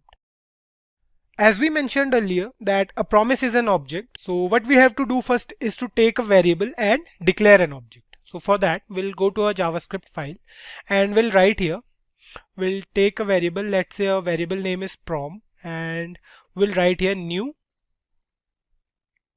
promise. So this statement here is a promise. We have an object named prom. Next up, this promise will take a callback function. We have already discussed the concept of callback functions in the previous video. So if you haven't watched that video yet, I recommend you to watch it. So a callback function is a function passed to another function as an argument. Remember, so we'll write here inside this object, we'll write here function, and Now, this callback function here will have two arguments, one to resolve and another for the reject. That's because we can have only two possibilities in a promise, right? Either it can be rejected or it can be resolved. So we'll write here resolve, and then after a comma we'll write here reject. Fine. Then we'll have the body of this function. So this is how a promise will look like. You can change the name of these arguments. Instead of resolve or reject, you can write here anything, but we have kept it simple for now so that it will be easy to understand. Next up, let's use a simple condition here. Let's take the example of driving a car. Fine. What we'll do is we'll take a variable drive and we'll check if the user learned how to drive a car. If yes, then the promise is fulfilled. Otherwise, the promise is rejected. So let's do it here.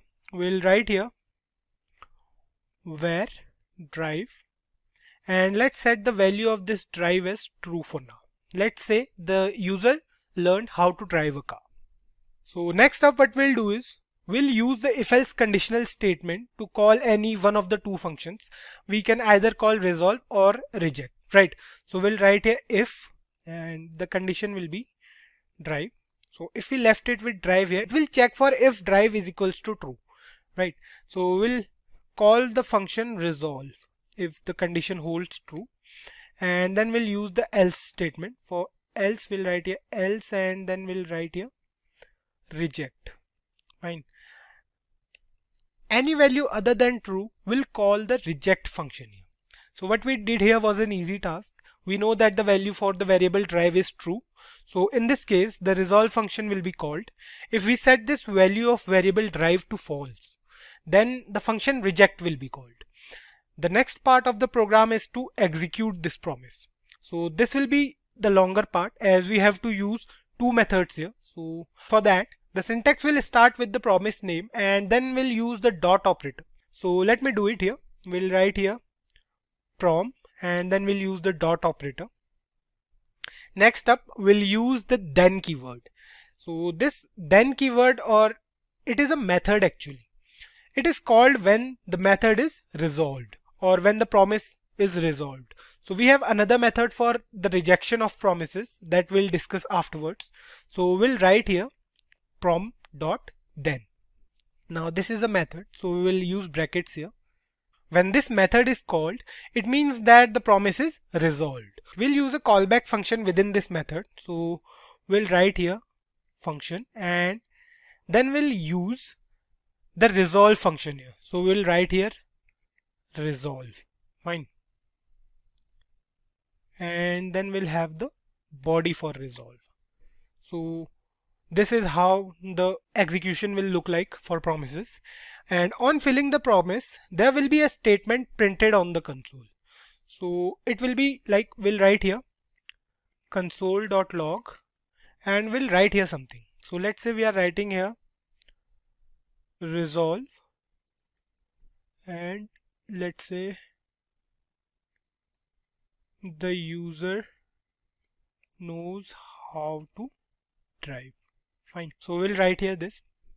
Now we are done with the part in which the promise will be fulfilled. One thing I forgot to mention here is we have to pass this resolve here. So whatever value we'll write here will be shown in console. So let's say we are writing here for true value, we'll write here yes. Fine. Now if we save this program and check for the output, we'll get the output as yes, the user knows how to drive. We can check it. So let's save it. And here you can see in the console, we have the output as yes, the user knows how to drive. Let me put a space here. So let's save it now. Now it's clearly visible. So it says yes, the user knows how to drive. So this is working fine. Now the next part will be for the condition if the promise gets rejected. So just like we had the then method for resolving the promise, similarly we have one more method for the rejection part. So for the rejection part, we have the catch method. So we have to chain this method here only after the then method. So we'll come here and we'll write dot catch and the rest of the syntax will remain same. So we'll write here function and then we'll call reject. then we'll have the body of this reject part, and we'll write here inside this console.log, and we'll write here reject plus the user does not know how to drive. Fine. The catch method uses the reject function and the output will be no. The user does not know how to drive. So before that we'll have to pass an argument here. So we'll write here no and save it now. So for now it says yes, the user knows how to drive. To check for the reject method, we have to set the value of variable drive as false. So let's change the value here. Let's say we are using false here. Now save it, and you can see here the output says no, the user does not know how to drive. Fine. So this is working totally fine. Now you guys might be thinking that this program we just did is so easy. We could have done it with if-else conditional statements. Then why are we using promises for this? The syntax is extended and we have to remember a lot of terms and methods for a promise, right? The good part is this was just an example to make you understand the syntax of promises in JavaScript. Next up, we'll go through an example wherein we'll discuss the dependency of promises as well. So let's move ahead, and in this example, what we'll do is we'll create 3 separate functions. Let's suppose we want to learn promises in JavaScript. But for that, we must know about the concept of functions and callback functions in JavaScript. Then only we can go through promises. So what we'll do is we'll create 3 functions in which the current function will depend upon the previous function. If the user knows about functions, he can go through callback functions. And if the user knows both functions and callback functions, he is good to go for promises. So let me take you through the code, guys. So here's the code. We have 3 functions. The first one is for functions topic. So this functions is the topic. Similarly, we have callback and promises as well. So the first function is for the functions topic. And if the user is done with functions in JavaScript, then he can move on to callback functions and then to promises. So we have 3 different promises for each function, right? So each function here, like the first function, returns a promise. Right. Similarly, all the 3 functions are returning a promise. Here we are directly resolving it. We don't need to wait for the user to learn functions completely. Otherwise, we can use here the reject function as well. For now, we are just resolving it, which means that the user learned functions in JavaScript already. The same goes for callback functions and promises as well. Next up, what we have to do is we have to execute the promise that once the user is done with functions, he can move on to callback functions and then to promises. So for that, we have to execute promise like this only. But the syntax will be different. So let me show you guys. So here is the code for that as well. What we did here is we use the first function here. So functions is our first function. And on resolving, we called the function callback with the result. And we did the same thing again for a callback. On resolving the callback function, it will call the promises function. And finally, it will print this good to go message on the console with the previous messages returned by the resolve method. So we are basically working on the dependency of promises in JavaScript. Now let's save this program and we'll check the output on the console. So save it, and here you can see it on the console. It says good to go, and then it says learned functions, learned callback functions, good to go for promises in JavaScript. Now this same program can be done with the help of callback functions as well, but the code will be so confusing because we have to nest all these functions inside a single function, and then it will be a mess, right? The code with promises is clean. You can see here the code is clean. All we had to do here was to create functions, then return promises on call, and then we can execute those promises with their dependency.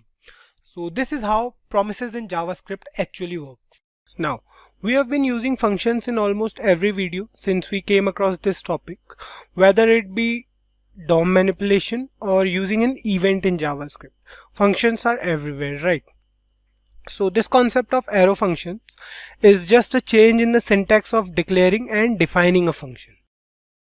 So let's go through the concept of functions in JavaScript quickly so that it will be easy to change the syntax later.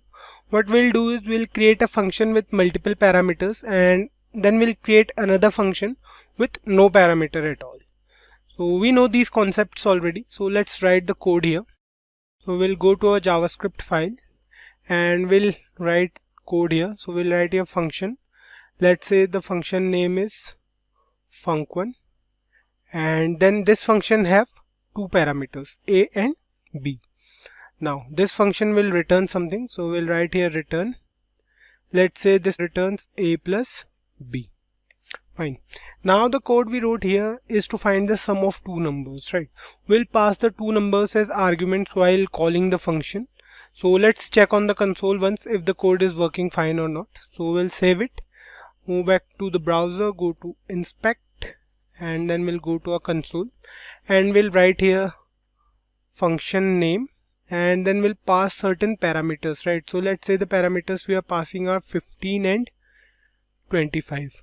So the output we are expecting is 40 and the output is correct. We have the output as 40. You can see here we have the output as 40 here.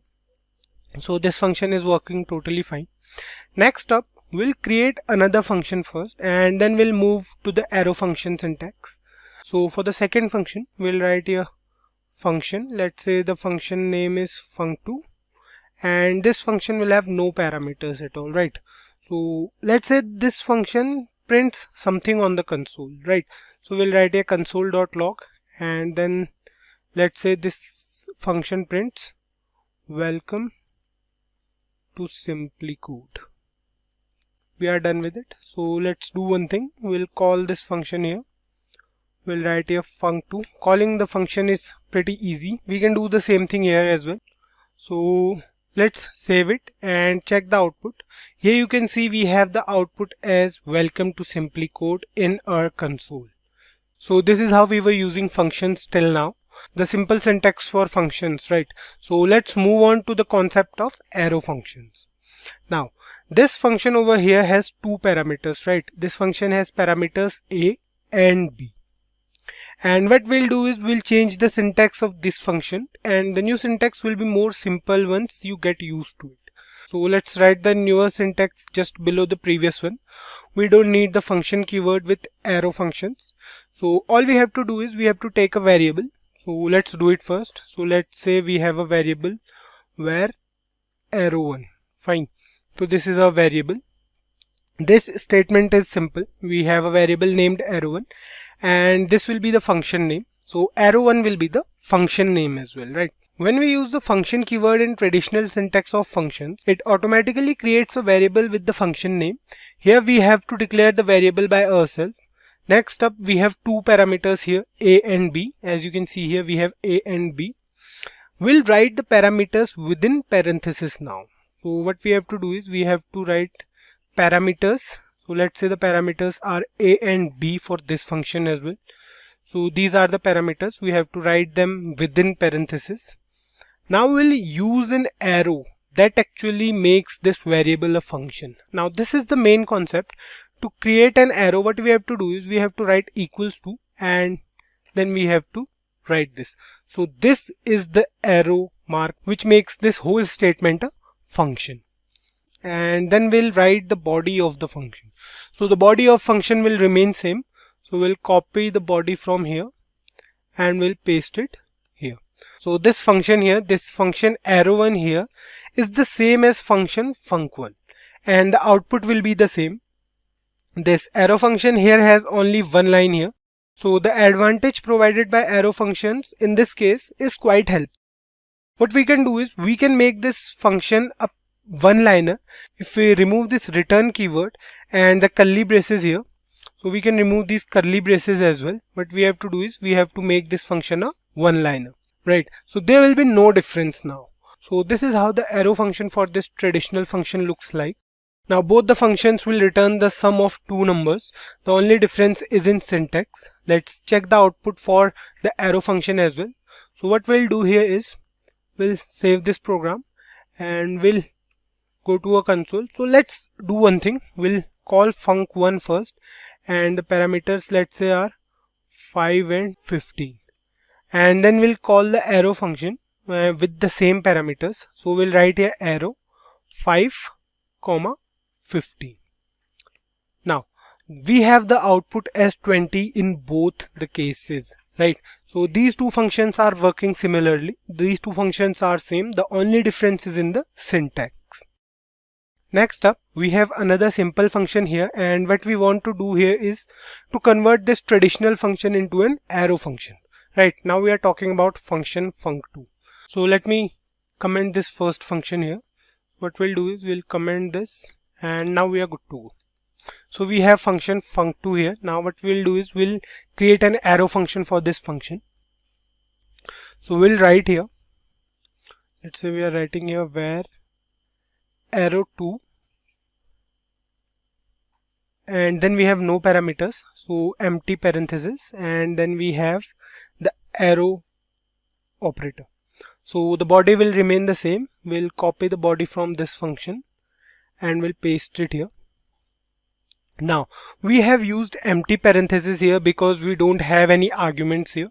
Let's try to run this code. We'll call the function here only. So for this we have to write here arrow2 and we are good to go. So save it, and the output we are expecting is welcome to SimpliCode twice because we are calling func2 as well, right? So save it, and here you can see the output is welcome to SimpliCode. Let's change something here. So what we'll do is for arrow function we'll write here Simplilearn. Fine.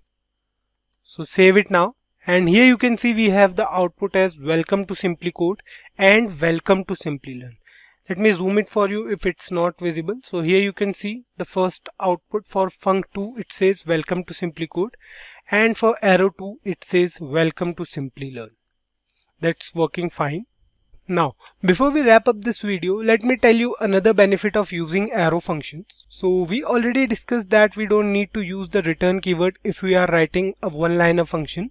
Similarly, if we have a single parameter, we don't need any parentheses. We'll create another function here. So let's say we are writing here where arrow3, and let's say it has only a single parameter as new name. Fine.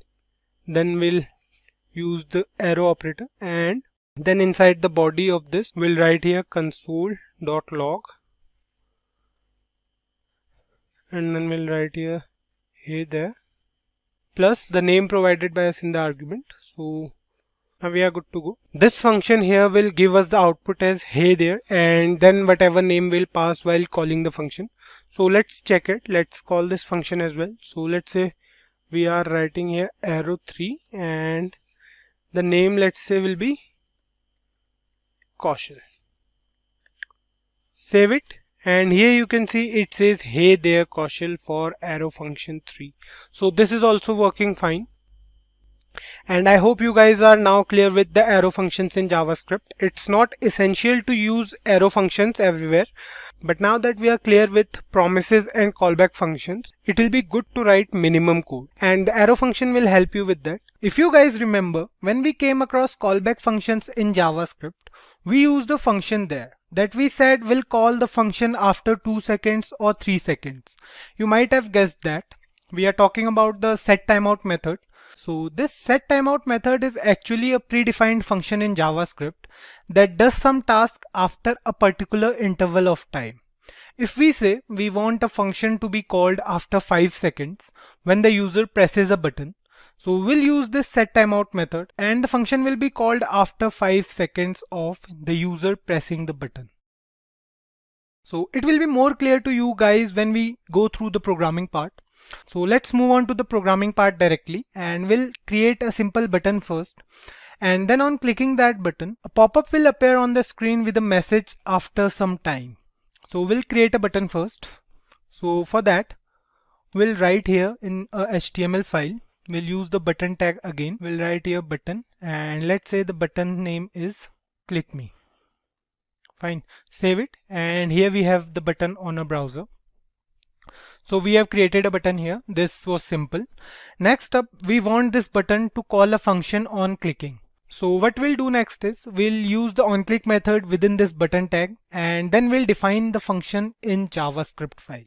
So let's do it.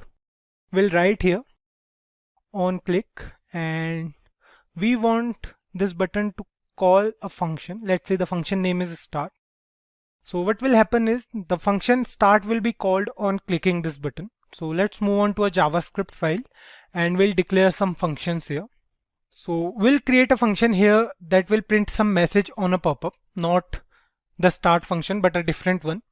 So we'll write here where message, and then we'll use the syntax for arrow functions. So we'll write here alert, and inside this we'll write here welcome to SimpliCode. So this is our message. Save it. We have created an arrow function here just to remind you guys of the syntax for arrow functions. So this function will print this message with a pop-up. We can check it. We have to go to a console and we'll write here message and call this function. So here we have a pop-up with message welcome to SimpliCode. So this function is working totally fine. The real work starts now. What we'll do next is we'll define the function start with the setTimeout method. For that we'll write here function start, and then inside the body of this start function we'll call the setTimeout method, and we'll pass two arguments here. So the first one is the function name and the other one is the time interval. So this is how we basically use the setTimeout method in JavaScript. This is the syntax. So let's check the output now, and then we'll see another syntax for the same program. So save it and we'll go to the browser, click on this button, and the pop-up will appear after 2 seconds. So here's the pop-up with the message welcome to SimpliCode. So this is working fine. Now this syntax here is for the understanding purpose. The following syntax we'll go through will let you know another concept of anonymous functions in JavaScript. So for the newer syntax, we'll write here, we'll comment this piece of code and we'll write here function, and the function name is start. Then inside the body of this function, we'll use the setTimeout method and we'll write here function. This function is an anonymous function. Then we have the body of this function and the time. So here we have written 2000, and inside the body we'll write here alert, and let's say the message it will print is welcome back. Fine. If you see this function here, you can see that we have used the function keyword instead of passing another function. This concept here is known as anonymous functions in JavaScript. Basically, an anonymous function is a function without a name. We often use this function as arguments to other functions, and this syntax will call the start function after 2 seconds. So this function here will work as the previous one. These two functions are the same. It will also print the same message after 2 seconds. It will print welcome back after 2 seconds. Save it and click on the button. You can see here we have the pop-up on the screen after 2 seconds. So this function is working fine. The syntax are different, but the working is same. Now let's go through another method. The next method is used to stop the timer in between. So we'll use the first function we created here for this purpose. We'll comment this piece of code and we'll use this syntax only. Now the next method we are going to discuss about is the clear timeout method. Let's say we want to call this function after 5 seconds, and suddenly in between we realize that we don't want to call this function. So what we want to do is we want to stop this function before it executes. So the clear timeout method comes into picture, and this clear timeout method works with a variable. So let's create another button for that first, and then we'll declare a variable as well. So let's say we want a button here, and this button will call a function on clicking. So let's say the function name will be stop and the button name will also be stop. So save it, and here you can see we have two buttons. One is the click me and the other one is stop. Next up, we'll move back to a JavaScript file. And we discussed earlier that this clear timeout method works with a variable. So what we'll do next is we'll create a variable and we'll assign the initial value to that variable as 0. Let's say the variable name is id and the initial value is 0. Now, why we assign the value as 0 to this id variable? Because we want to update the value of id variable with the value provided by this setTimeout method. So we'll assign the value of this setTimeout method to this id variable. So we'll write here id is equals to setTimeout, and the rest will remain the same. Now, next up, we'll define another function to stop all this from happening. So for that, we'll write here function, and the function name is stop. And then inside the body of this function, we'll use the method clear timeout. And this method takes a variable as an argument. So we'll pass id here. And we are done with it. So this function will stop the setTimeout method before execution. Let's check it out, save it, and what we'll do is we'll press the stop button in between the 2 seconds after the function start will be called. So let's change the timing here from 2 seconds to 5 seconds.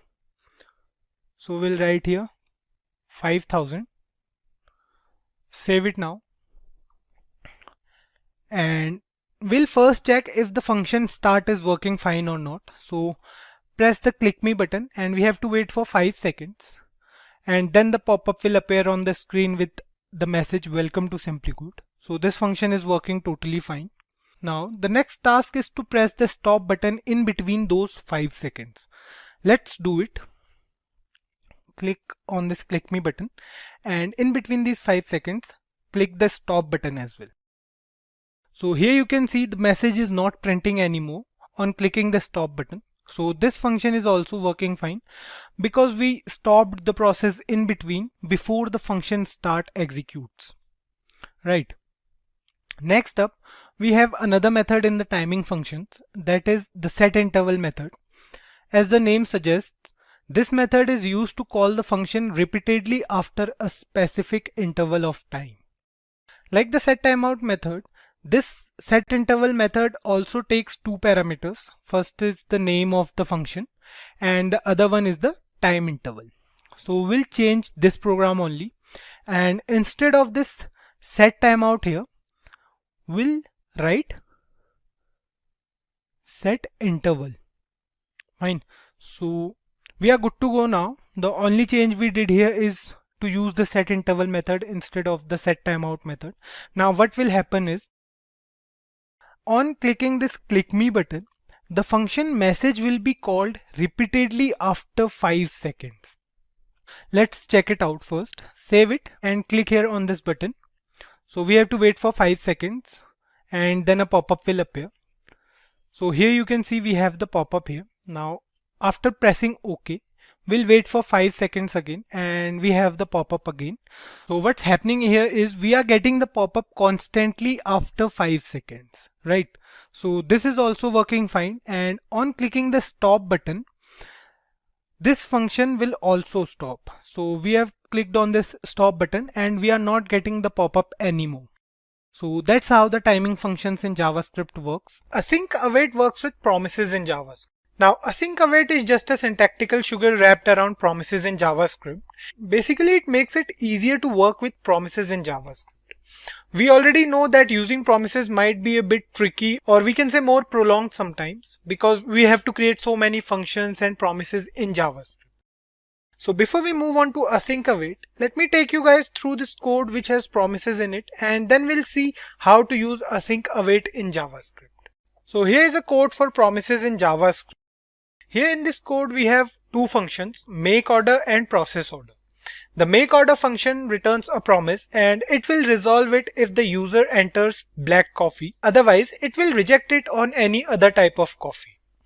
Then we have another function here for processing the order and it will always resolve. So this function is quite simple and it will add some extra information to the order. So here is the code for extra information. It will print this on console. So let's move ahead and we'll look at how we call these functions using promises, and then we'll change the same code using Async Await. Let me do it guys first and then I'll explain it to you. So here's the code. Now what we did here is we called the make order function and we'll pass here black coffee as an argument to make it successful. Then we have used the dot then because we are using promises here, and then we have the order that will be returned by a promise. So which in this case is a string that says here is your coffee. This is the string. If I show you, so this is the string it will return, and then we have written here console.log order has been received. It will be printed on the console. And then we have called the process order function, and we are going to process the order that we received, and the reason we are returning this is because, so you can see here we are returning this process order function. The reason behind it is because we are using promises here. Then we have changed the event here, so we have used the dot then operator again. We are going to receive the response from the process order above. In this case we have taken it as processed order and we have logged whatever response we will get here. The next thing we did here is to use the catch block to catch any type of error we get. For example, if the user says he wants a latte, not black coffee, then it will give an error and it will say that we serve black coffee only. So this is the code for error. So that's all, and we are calling these functions. So if we save this program, let's say we are saving it, and if we go back to our console, so here you can see the output says making request for a black coffee, and then it says order has been processed, then it says processing order, and then at last it says extra information plus here is your coffee, have a nice day. That's how we wanted it to be, right? Now if the user says he wants a latte in place of black coffee, so let's check it out, and what we'll do is we'll pass the argument here as latte instead of black coffee. So save it now. Here you can see it says making request for latte. So firstly it made a request for latte and then it returned the error. The error says sorry, we serve black coffee only. So it's working totally fine, and this is how promises actually work in JavaScript. All the different codes here are executed and it is waiting for the previous code to execute before moving on to the next one. So that's what we exactly wanted here. Now if you look at all this code here, which is obviously not too much confusing, but we have to use more dot than here, right? We have to go through a lot of nesting here, and it could be done easily with Async Await in JavaScript. And one more issue with promises is if we want to use the parameter inside this first dot then. So if we want to use a parameter here, what we have to do is we have to first create a variable and we have to assign something to that variable, which is not an easy task, right? But with Async and Await, we can do it more efficiently and we don't have to worry about all the dot thens and all. So now we'll do the same program with Async and Await, and we'll do it here only below this program. We'll write this piece of code with the help of Async Await, and we'll see how easy it is to use Async and Await in JavaScript. So let me comment this first, guys. Now the first thing we need to keep in mind with Async and Await is we need a function to use these terms. For example, let's create a simple function here first. So we'll write here function. Let's say the function name is func1, and then we have the body of this function. So this is a basic function here, and we'll put all our asynchronous code inside here in this function. But we need to tell JavaScript that this function will work asynchronously. For that, we have to write a keyword here before function. So what we'll do is we'll write here async, and this is the syntax. Now JavaScript will know that this function is an asynchronous function and it will handle this function accordingly. Now inside of this function, what we'll do is we'll call our different methods here. So we'll call the make order method here, and then we'll call the process order method as well. So let's do it first. Let's call the make order method first. So we'll write here make order and we'll pass an argument here. So the argument will be, let's say, black coffee. Fine. Now we have called the function make order here. All we have to do is we have to write await in front of this function, which will make the code wait until this make order function executes. then only the next part will be executed. So we'll write here await, and this make order function now will return the resolve section of the first promise we made. So we'll store this inside a variable. So we'll write here, let's create a variable here. We'll write where order. Fine. Because we have all this code inside of an asynchronous function, what will happen is as soon as JavaScript finds that await keyword, so as soon as JavaScript finds this await keyword, it will leave this function and start doing other works inside of this program. Remember, it will leave this whole function. It's not something like the set timeout method. It is different from that. As soon as the make order function is done executing, it will come back to this function and returns the result into this order variable. Next up, what we'll do is we'll write here console.log, and what we want to log here is order has been received. Now, if we look at the promises example previously and compare these two codes, so if you can see here, we are done with this part. So this is what it looks like while working with Async Await in JavaScript. Now we'll see that we have received the order with pretty easy syntax, right? Next up, what we have to do is we have to process this order. This means that we have to write the code for the second than we used in the promises example, right? The syntax will remain the same. For that, we'll write here where processed order is equals to await. We'll use the await keyword again, and then we'll write here process order. Fine. And then we'll pass the argument as order. So we are passing this variable as an argument to this process order function. In the next line, we'll write here console.log, and we'll copy this. This line is the same. So we'll copy it from here and we'll paste it here. Fine. Now we have used the variable processed order to process the order, and then we know that as soon as the processing is done, we want it to log it in here. So we are done with this, and all we need to do now is call the asynchronous function and we are good to go. So let's call this function first. For that, we'll write here func1, and now save this program. So here you can see it says process order is not defined. So okay, we have to remove this E here. Now save this, and here you can see we have the exact same output as we had in the promises example, and with this we can say the async await are working totally fine. Now the question arising in your mind may be that we didn't do anything for the catch block here, right? What if the user enters latte in place of black coffee? So let's try to do it once. So what we'll do is we'll write here latte and save it.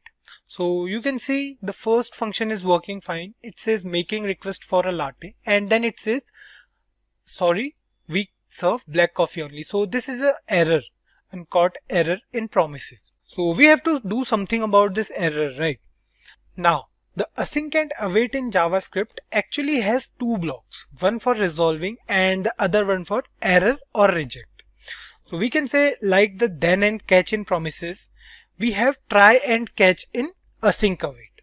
So what we have to do here is we have to put all this piece of code inside the try block.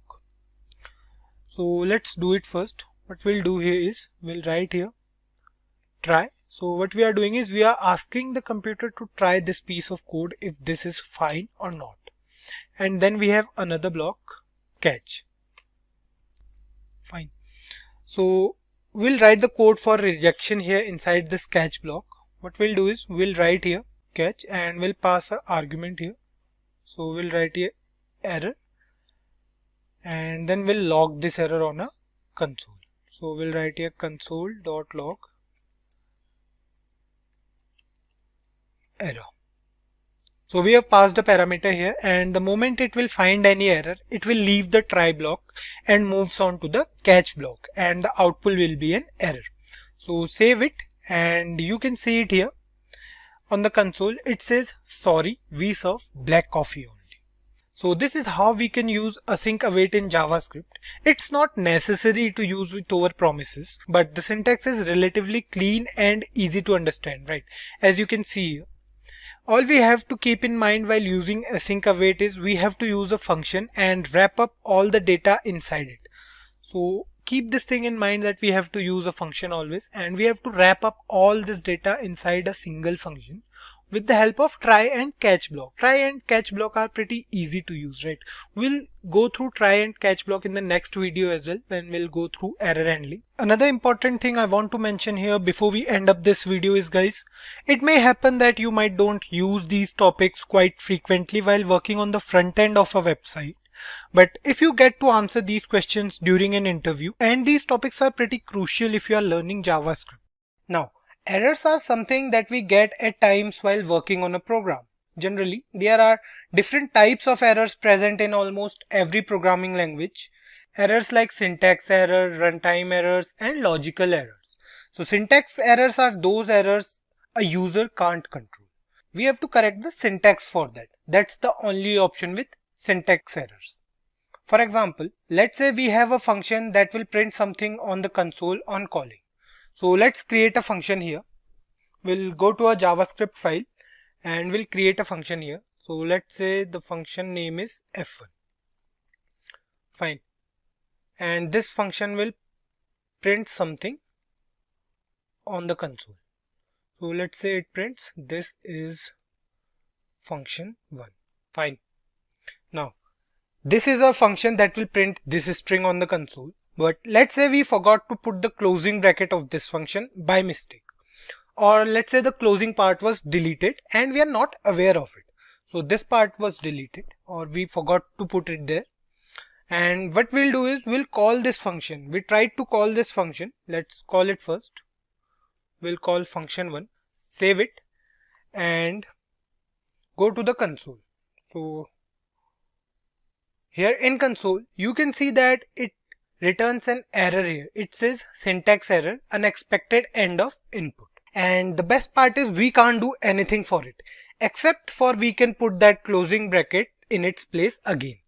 So if we put this closing bracket here again, now it will work fine. Save it, and here you can see we have the output as this is function 1.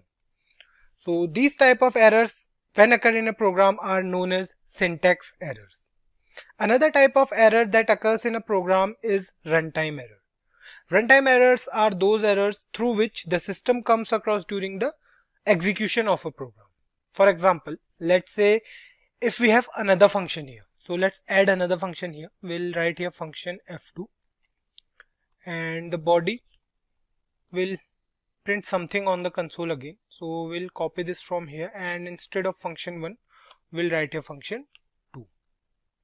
Save it, and we haven't called this function yet.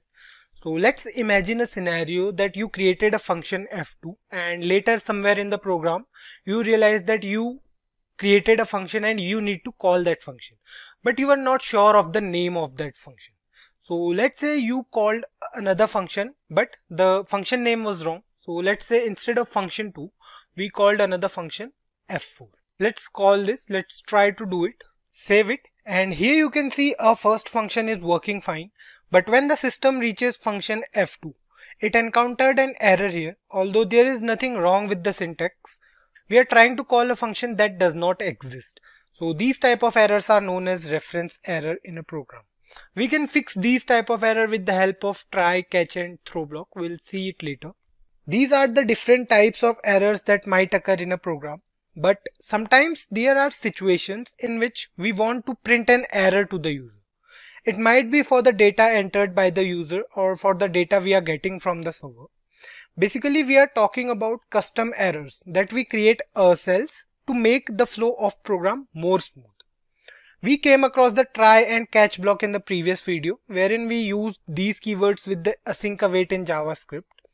So there we saw how these blocks were working to print an error when the user asks for something other than black coffee. If you haven't watched that video yet, please go through it. You can find it in this playlist. So let's do one thing here, and we'll create a small prototype of the same program wherein we will have a function that will print a string on the console.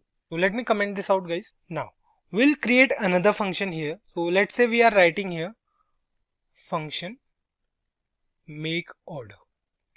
Fine. So this is the function we created in the last video as well. So let's say inside the body of this function we'll write something on the console. So we'll write here console.log and we'll write here is your black coffee, enjoy your day. Fine. Now we will go through the syntax of try and catch block first, and we'll see why we use these try and catch blocks in a program. So before we move on to the try and catch block, let me clear one thing, guys. It's not only the try and catch blocks we use for these purposes. We have another block in JavaScript that is always independent of these two blocks and doesn't need any condition to run. So the inclusion of the finally block in error handling depends upon the user. You can either add it or leave it. There will be no effect on the program. So now let's move ahead and we'll go through the syntax of try and catch first, and then we'll move on to the finally block, because finally block is different from try and catch. So let's go through the try and catch first. So we'll write here try and press.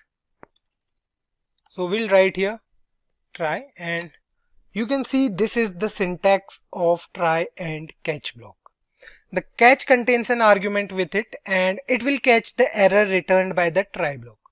So let's write the code here and then we'll go through it. We want to run this function inside the try block, and if the function exists, the try block will execute it. Otherwise a customized error will be thrown to the user. So we'll call this function inside the try block. So we'll write here make order and we have called this function. Now if the function exists, the try block will execute it. There will be no problem in that. We are asking the computer to try executing this line, and if this line does not exist, show the user the error we want to show, not the one set by default. So the customized error will write inside the catch block, and inside the catch block we'll write here console.log, and let's say it says sorry. So this is the error we want to show. The error says sorry, an error occurred in your program. Now let's execute this once and then we'll see it again thoroughly. So this code will not show an error. Save it and it will execute the function make order, and the output will be here's your black coffee, enjoy your day. Right. But if we execute here another function that does not even exist, like we did for the runtime errors. So if we write here, let's say another function. So let's say the other function name is process order.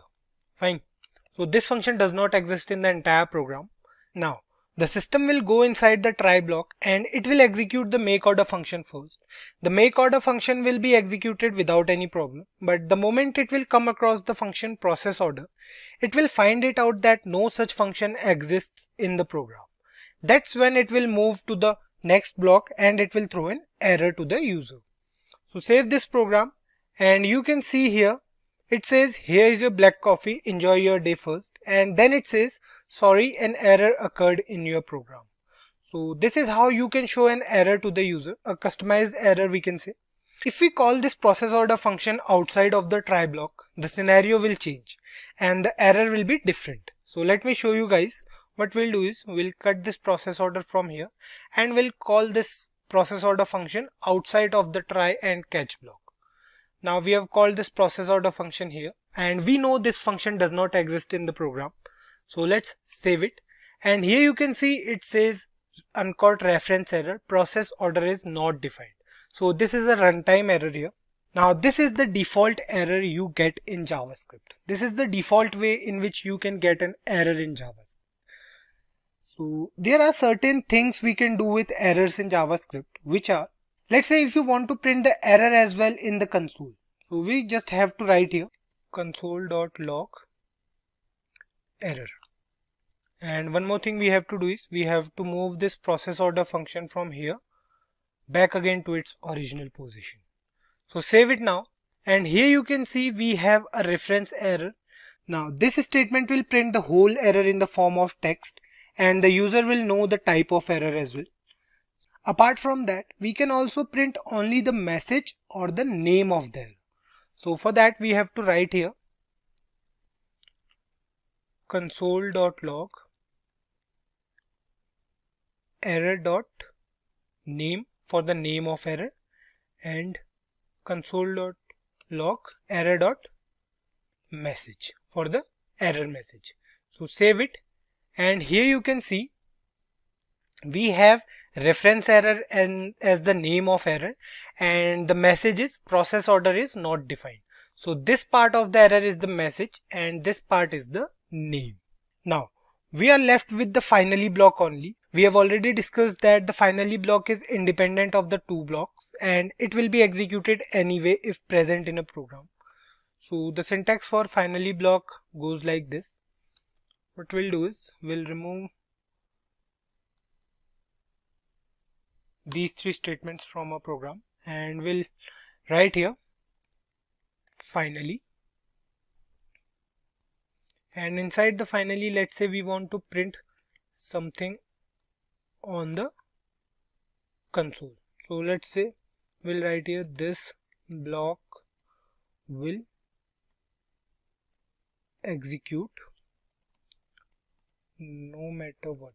Now this finally block will be executed anyhow. Save it, and here you can see we have the output as this block will execute no matter what. Let's do one thing. Let's take this process order function from here and we'll paste it here. Save it now, and here you can see now none of the three blocks is executing, right? So what we have to do is we have to put it back in its place. One more thing we will discuss before wrapping up this video is the throw keyword in JavaScript. With this keyword, we can throw an error anywhere in the program. The message will be customizable and the type will be uncaught error. Fine. Let's see an example of this type of error handling with the help of basic if-else statement. So let's say we have a condition here in which we have a variable. So let me comment this piece of code as well first. Now, let's say we have a condition here in which we have a variable a and the value of a is, let's say, 9. The condition we have to check here is if a is less than 10, then an error should be thrown, otherwise the system should print something, right?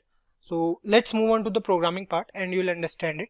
So what we'll do is we'll declare a variable a and the value of variable a will be 9. Now the if statement will have a condition that if a is less than 10, throw an error. So what we have to do is we have to write here throw new error, fine, and the message will be, let's say, this is a customizable error, fine. This is the message, and we have to mention the else statement here as well. So inside the else statement we'll write here console.log working fine, let's say. So the if else block does not matter that much in this case. The only thing I want you guys to see here is the throw keyword. Save this program here and we have the value as 9, and what we wanted to throw an error if the value is less than 10. Save it, and here you can see we have a familiar representation of this error different from the try catch block. The message is customizable and it says this is a customizable error. So this is how we can throw an error in the program wherever we want to. I hope you guys got it. Have you guys ever heard about validation or pattern matching in JavaScript? We come across these terms when we hear about passwords mostly, right? So we say that we can use the if else statement to match if the user's password matches with the one we already have. For that we write if password is equals to some sort of string or characters, and then we see if the password matches, we'll let the user enter, otherwise the entry will be denied. So we are discussing all that because regular expressions are objects used to perform pattern matching, or if we want to search for something in a string, or even if we want to replace something from a string. we can do it all with regular expressions. So we'll go through the syntax for regular expressions and some more important things about regular expressions in JavaScript. So regular expressions are present in almost every programming language. It's not limited to JavaScript only. And the concept remains the same everywhere. The syntax may differ a bit between different languages, but the logic behind them will always be the same. The name might be a little bit confusing, but the reality is entirely different. They are pretty easy to use, and if you understand the basics clearly, you'll face no problem while working on advanced topics. So let's go through the regular expressions before we move on to validations using regular expressions in JavaScript. So let's understand the concept entirely so that it will be easy for you guys in further videos. So consider a scenario where we have a string and we want to find a particular word in that string. Or we can say we are in a static website. I hope you guys are aware of the term static, where we have the search option to find some word in the entire HTML document. We have to write the word in the search box and it will return us the location of that word in the HTML file or in the website. Right. What we'll do now is we'll use a word and we'll find that word in a string. We'll make some changes to that word with the help of several functions used along with regular expressions in JavaScript. So the syntax for regular expressions goes like this. We'll move to a JavaScript file and we'll take a variable here. So let's say the variable is var regex, and we use 2 forward slashes for it. Generally we use the double slash for comments, but it will be recognized as a regular expression in JavaScript if we write something inside these double slashes. So let's say we are writing something here. Let's say we write here hello. Now this word hello is present inside the variable regex, and this word needs to be searched in a string. So let's use a string as well. So for that we'll write here where, let's say the string name is str1. Let's say we are writing here welcome to a YouTube channel, full stop. Say hello if you are new here. Fine. So let's say this is the string we have. Now this string contains the word hello in it. All we have to keep in mind is to add the main keyword in the string for now. Moving ahead, what we want to do is we want to find this word in the string, right? We want to find this hello word in the string. So next up we'll go through certain essential functions which we use with regular expressions, and we'll see the functioning of these essential functions. The first function is the exec function. So let me write here guys. This is the first function, exec function. Now this function returns an array if the word is present in the string. Otherwise it will return null if the word is not present in the string. The syntax is pretty straightforward. All we have to do is to use the exec function with the variable that contains the regular expression. Now in this case the word regex contains the regular expression. We have to use it with the function, and the string name will be passed as a parameter to this function. So let's write the syntax here and it will be easy for you guys. So let's comment it out and we'll write here, let's say we are taking another variable var output.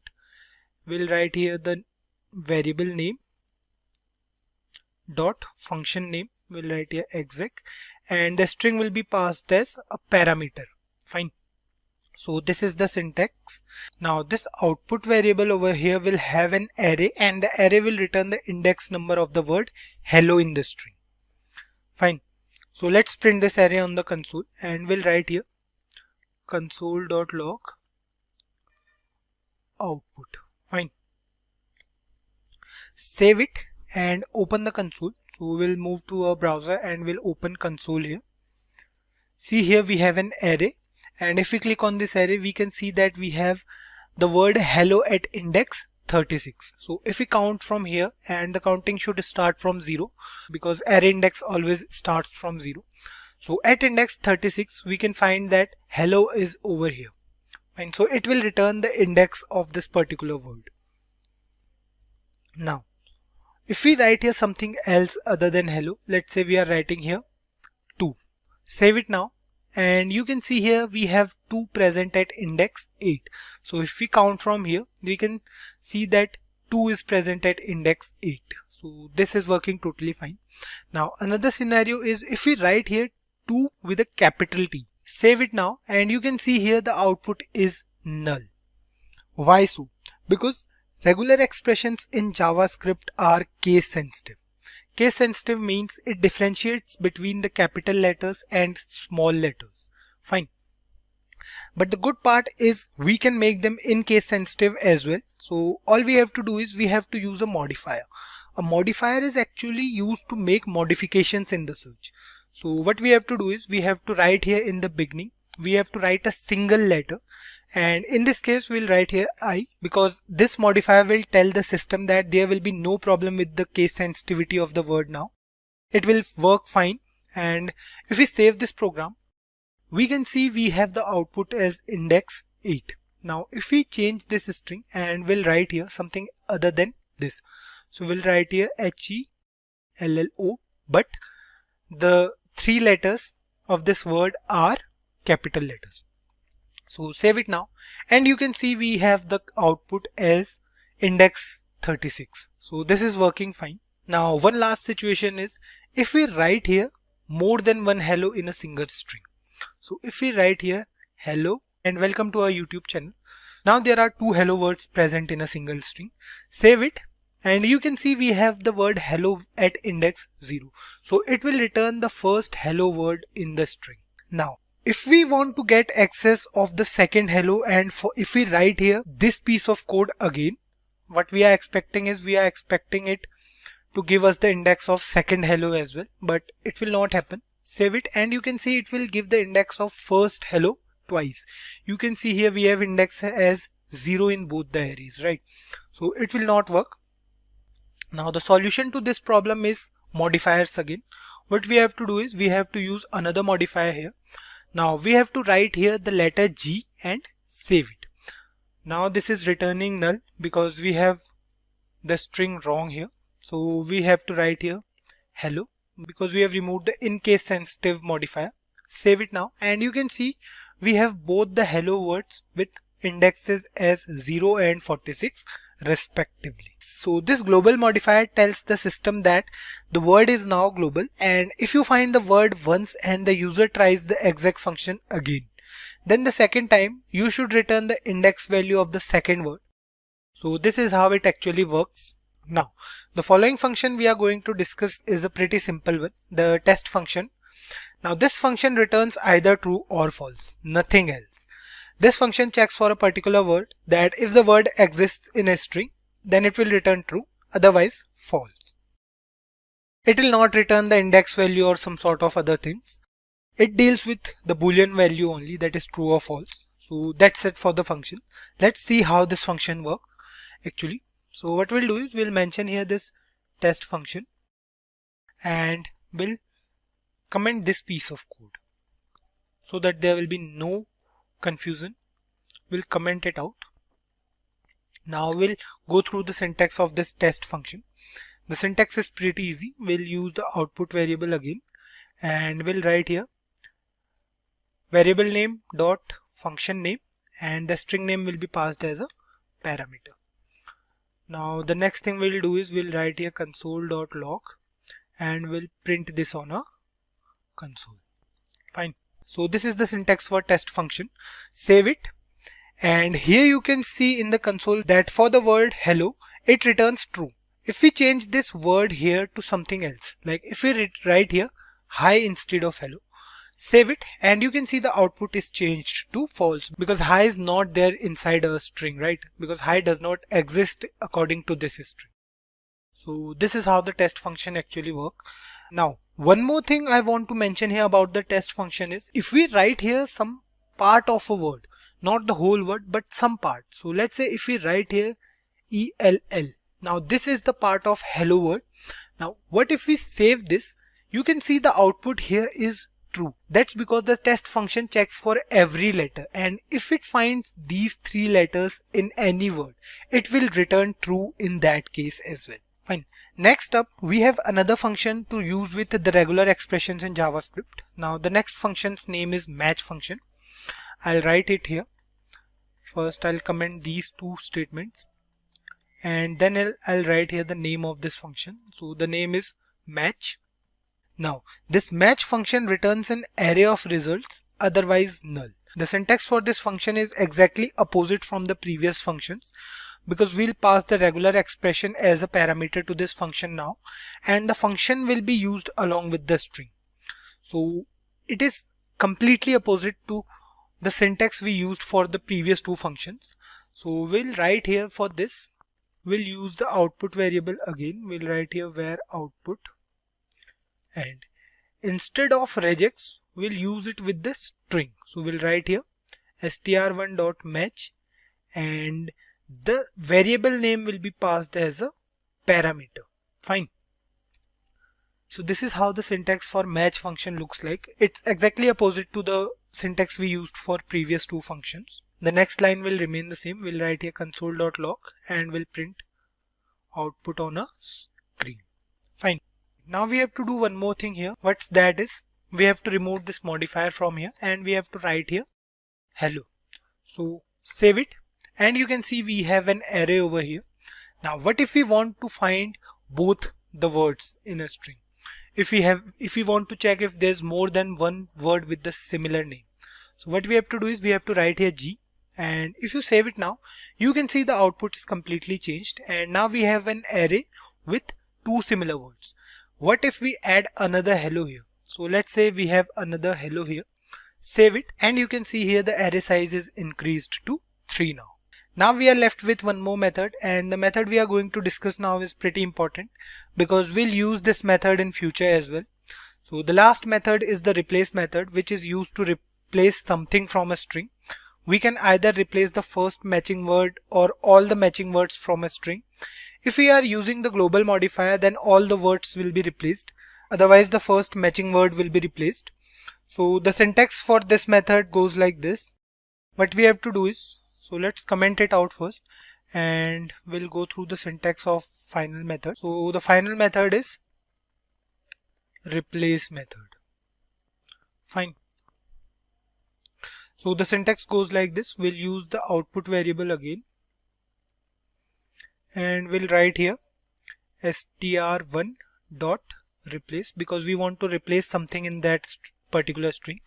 The first parameter will be the variable name. We'll write here regex, comma, and then we'll pass the word we want to change. So hello will be changed with, let's say in this case, hi. Fine. Now check over here that if we are using any modifier, so we are using global modifier here. Now if we print this on a console, if we write a console.log and we are writing here output, if we save it now, we'll get to know that all the hello words in the string are replaced with the word hi. Save it, and you can see over here that hi and welcome to our YouTube channel. Say hi if you are new here, and then we have a hi. You can see that all the hello words are replaced with the word hi. Now if we remove this global modifier from here and if we save it now, you can see only the first hello word is replaced. The other hello words are here and there will be no change in them because we are not using the global modifier now. In the previous video where we came across regular expressions in JavaScript, we saw different predefined functions that we use for finding a particular expression, but we don't remember the whole word. Let's say we forgot the word with time, and now we remember only a part of that word. So let's do the same side by side, and what we'll do is we'll go to our JavaScript file and we'll take three variables. We'll write here let regex is equals to, then we'll write here let str1 is equals to, and then finally we'll write where output is equals to. Fine. Now here we have three variables. The variable regex will store a regular expression within it. We haven't returned the word yet. Next up we have a variable str1 to store the string and a variable output to store the output returned by a function. The function we'll use will be any one of the ones we used in the previous video. So let's do it here. The word, let's say the word will be welcome. Fine. You can take any word you want. Now moving on to the string, let's write the string as well. We'll write here welcome to our YouTube channel, and then we'll write another welcome here. Fine. We'll discuss the reason why we wrote welcome twice. Now, if you guys remember from the previous video where we have used the test function to check the availability of a word present in a string or not, we'll use the same function again. So we'll write here variable name dot function name. So the function name is test, and then we'll pass the string name as a parameter. So we'll write here str1. That's fine. And finally what we'll do is we'll print this on our console. So we'll write here console.log output. Fine. Now we already know the output for this piece of code, right? The output will be true. That's obvious because we have the word welcome present in our string, not once but twice. The output will remain true if we remove the first welcome from this string. Let's do it here. Let's save the program first, and then we'll move to the console. And you can see here the output says true for the word welcome present in the string str1. That's true, right? And now if we remove this welcome word from here and if we save it, you can see the output still remains true because we have another welcome word present in the string, right? So this is how the test function actually works. We'll put the welcome word here again. We already know the functioning of this test function. The main point of discussion here is the meta characters. So meta characters are characters with special meanings, like the dot character. If we write this regular expression, like we can remove any one character from this word and put a dot in its place. Let's do it.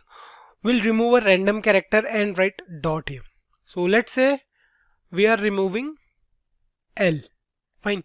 And instead of L, we are putting a dot here. Now the dot character here will replace this character and the system will not throw any error. It will still find the word. We can also use exec function here to check the index number of the word. So what we'll do is we'll take another variable and we'll do the same. We'll write here regex dot exec, and then we'll pass the string name as parameters. Fine.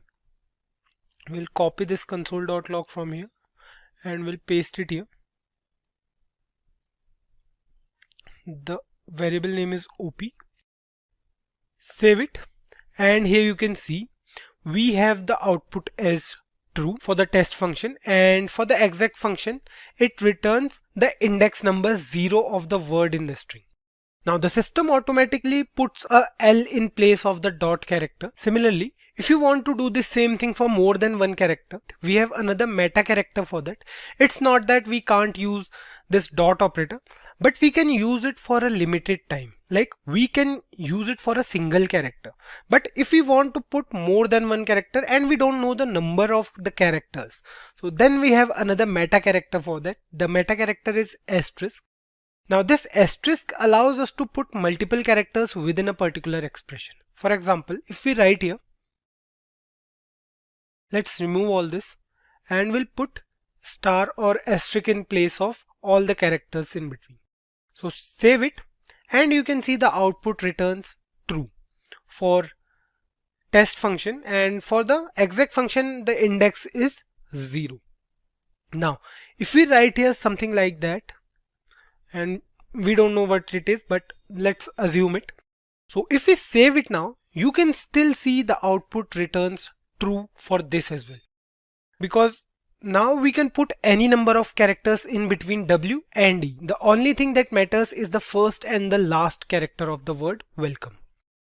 Now the next character we'll be looking at does not work the same way as these characters. The caret character works upon a whole string. Let's go through the syntax, and what we'll do is we'll remove this unwanted piece of code, and then we'll come here, we'll write here welcome again, and now we'll put this caret character. Now the caret character is this character. So what this character returns is, this character returns true only if the whole string starts with the word welcome. The second welcome word does not even exist for this meta character. If we save this program now, it will return true because welcome is present at the start of this string, right? So save it, and you can see the output is true. Now, if we remove this welcome from here, and if we save this program now, we know that we have another welcome present in the string, but this character does not work that way, and it will return false because the string starts with 2 now, right? Save it, and here you can see the output is false for test function, and for exec function the output is null. It will not return any index number of the second welcome or some sort of thing. So this is how the caret character works in JavaScript. The next meta character does the same thing, but for the end of the string. The symbol is $, and it checks for the end part of the string. This meta character is placed at the end of a regular expression, and it checks if the string ends with characters present in the expression. The syntax goes like this. What we'll do is we'll remove this caret character and we'll put a $sign here. Now, this statement now will check if the string ends with the word welcome or not. In this case, the last word of the string is back, right? Not welcome. So the output will be false. Save it. Save it. And you can see here the output is false and null. Suppose we write here back in place of welcome. Now what we'll do is we'll write here back in place of welcome. And if we save this program now, the output will change to true because back is the last word present in a string, right? So this character checks for the end of the string. Save it, and you can see the output is changed to true and the index number is 32. Fine, the exec function will return the index number of the word back. The last meta character we will discuss in this video is the optional meta character. The question mark symbol represents this meta character, and the functioning be like any character before this symbol is treated as optional.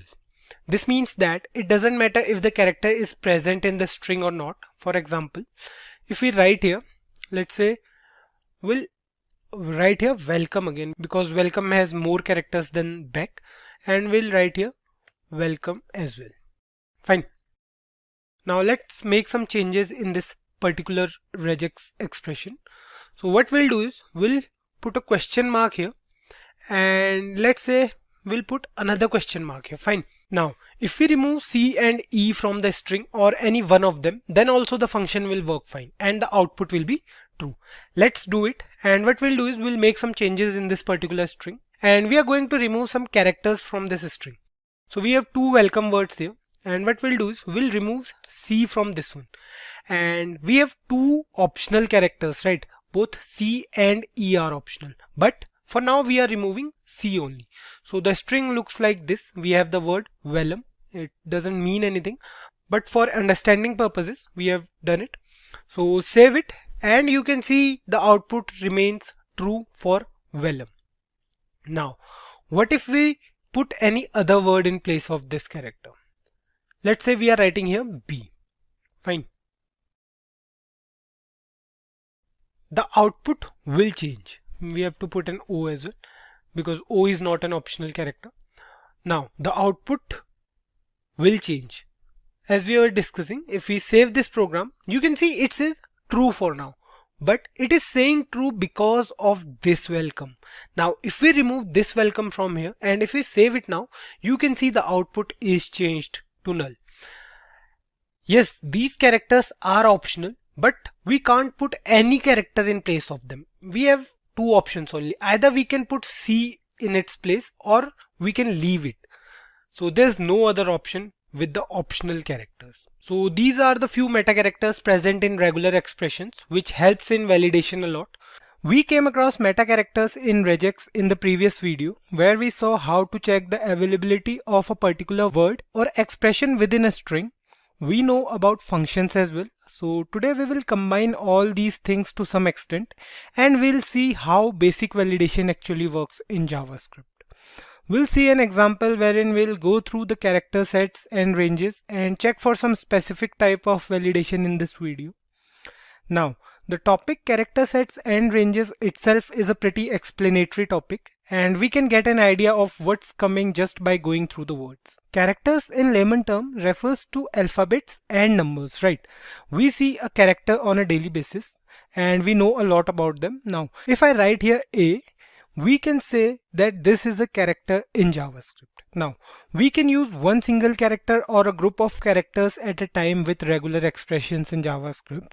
We have a particular syntax for it. We'll go through the syntax first, and the syntax is like we have to use square brackets and we have to write characters in between these brackets or inside these brackets. Here we have three characters A, B, and C. What we can do is we can give instructions to the system to use any one of them in a regular expression. So let's take a small example of how this actually works with regular expressions, and what we'll do is we'll do the same thing we have been doing till now. We'll search a word within a string. We'll check that if a word exists within a string or not. So we'll do it like we'll take a variable regex that will contain the regular expression. So this is the syntax for regular expression, and this is our regular expression which says def. So in actual this is not a word, but assume it as a word for now. And what we have to do is we have to include character sets with this regular expression, right? So we'll write here inside square brackets ABC. Now the next thing is we'll define the string. Let's say the string name is tr1, and the string says this string contains ADEF. So DEF, or we can say ADEF, is what matters the most for now. So anything else you can write on the string.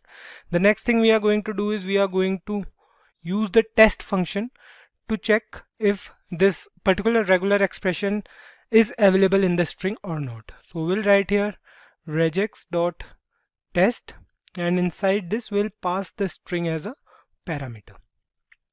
Now the last thing we'll do is we'll write here console.log and we'll print this on our console. Fine. We are done with it. So what we are doing here is we want to search the string for a word which contains the letter DEF compulsory. But before DEF, we can have a character. That character can either be A, B, or C. No other character will be taken in front of DEF because we have defined a character set as well, right? And that character set contains only three characters, A, B, and C. So here you can see we have ADEF present in the string, and we have A along with DEF. So what we are expecting is this test function should return true, right? So save it and check for the output in the console. So we'll go to our console, and here you can see the output says true because we have ADEF only. Now if we write here anything else, like if we replace this A with the character R, save it, and you can see the output is false because R is not present inside this character set. Now what if we write here something like, let's say we are writing here Kaushal DEF. Now this will check for this letter only, for this L only. Other letters don't actually matters in this case. In the case of character sets, the only character that matters is the character right before the regular expression. So if we save it, you can see the output is changed to false. And if we write here, let's say Kaushal ADEF, save it, and you can see the output is true because it checks for this character only. Fine. Talking about ranges, let's say we want to add any character in the string between A to Z. Now we have two options to do so. First one is we can write A, B, C till Z here, like we'll write here DEF, GHI, and so on and so forth till Z. But this task is a little bit lengthy, right? And we have to spend a lot of time in that process. So the alternate to this process is to define a range of characters. To define a range of characters, it's quite an easy task. All you have to do is write A hyphen Z. So this is how you can define a range of characters. Now this range will consist every character from A till Z. A and Z will also be included. Keep this thing in mind. If we write here Kaushal DEF again, so we have seen in the previous example that it returned false for this, right? Save it now, and you can see the output is still true. That's because now we have a range from A till Z. If we write here 5 now it will return false because 5 does not lies in between this range, in between A to Z. So it will return true for any character between A till Z. Fine. Now let's say we want to exclude some particular characters from this range, like we don't want the user to include DEF again, no character from D, E, or F. So the syntax for that is also pretty easy. We have to use the caret operator and we have to write here, but we don't want to include. So let's say in this case we don't want to include def. Fine. So if we write here ddef now and save it, you can see it will return false because we have included ddef. And if we write here adef, save it, and you can see the output is true. Now we can't include characters D, E and F in front of this regular expression because we have defined this character set to not include these characters in the regular expression.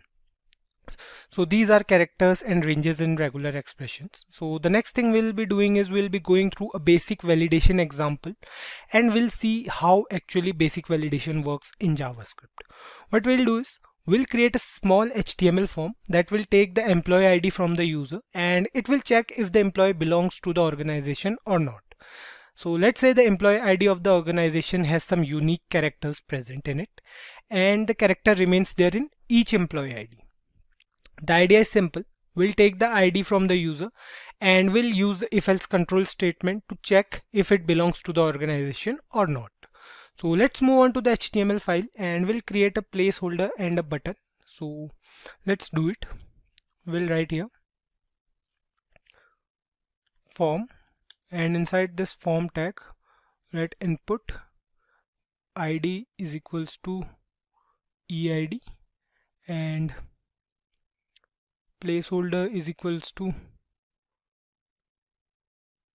employee ID and type is equals to text. Fine. The next thing we are going to do is we are going to include a button as well, and we are going to call a function on clicking. So we'll use the onClick event. So we'll write here onClick and let's say the function name is employee. And the button name is, let's say, submit.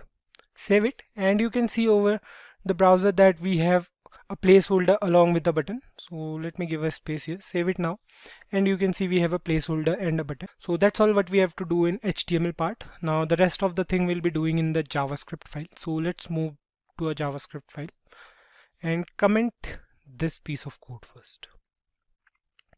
Now what we want is we want to call a function employee on clicking the submit button. Fine. So what we'll do is we'll define a function employee and inside the body of this function the first thing we'll be doing is we'll be taking the user's ID, right? So we need a variable for that. So let's say the variable is empid and we'll write here document dot get element by ID. The ID is EID dot value. Fine. Now this empid variable will hold the value entered by the user, right? So like if we write here something like D2386, so let's say this is the ID, this will be stored, the value for this ID will be stored inside this empid variable. Fine.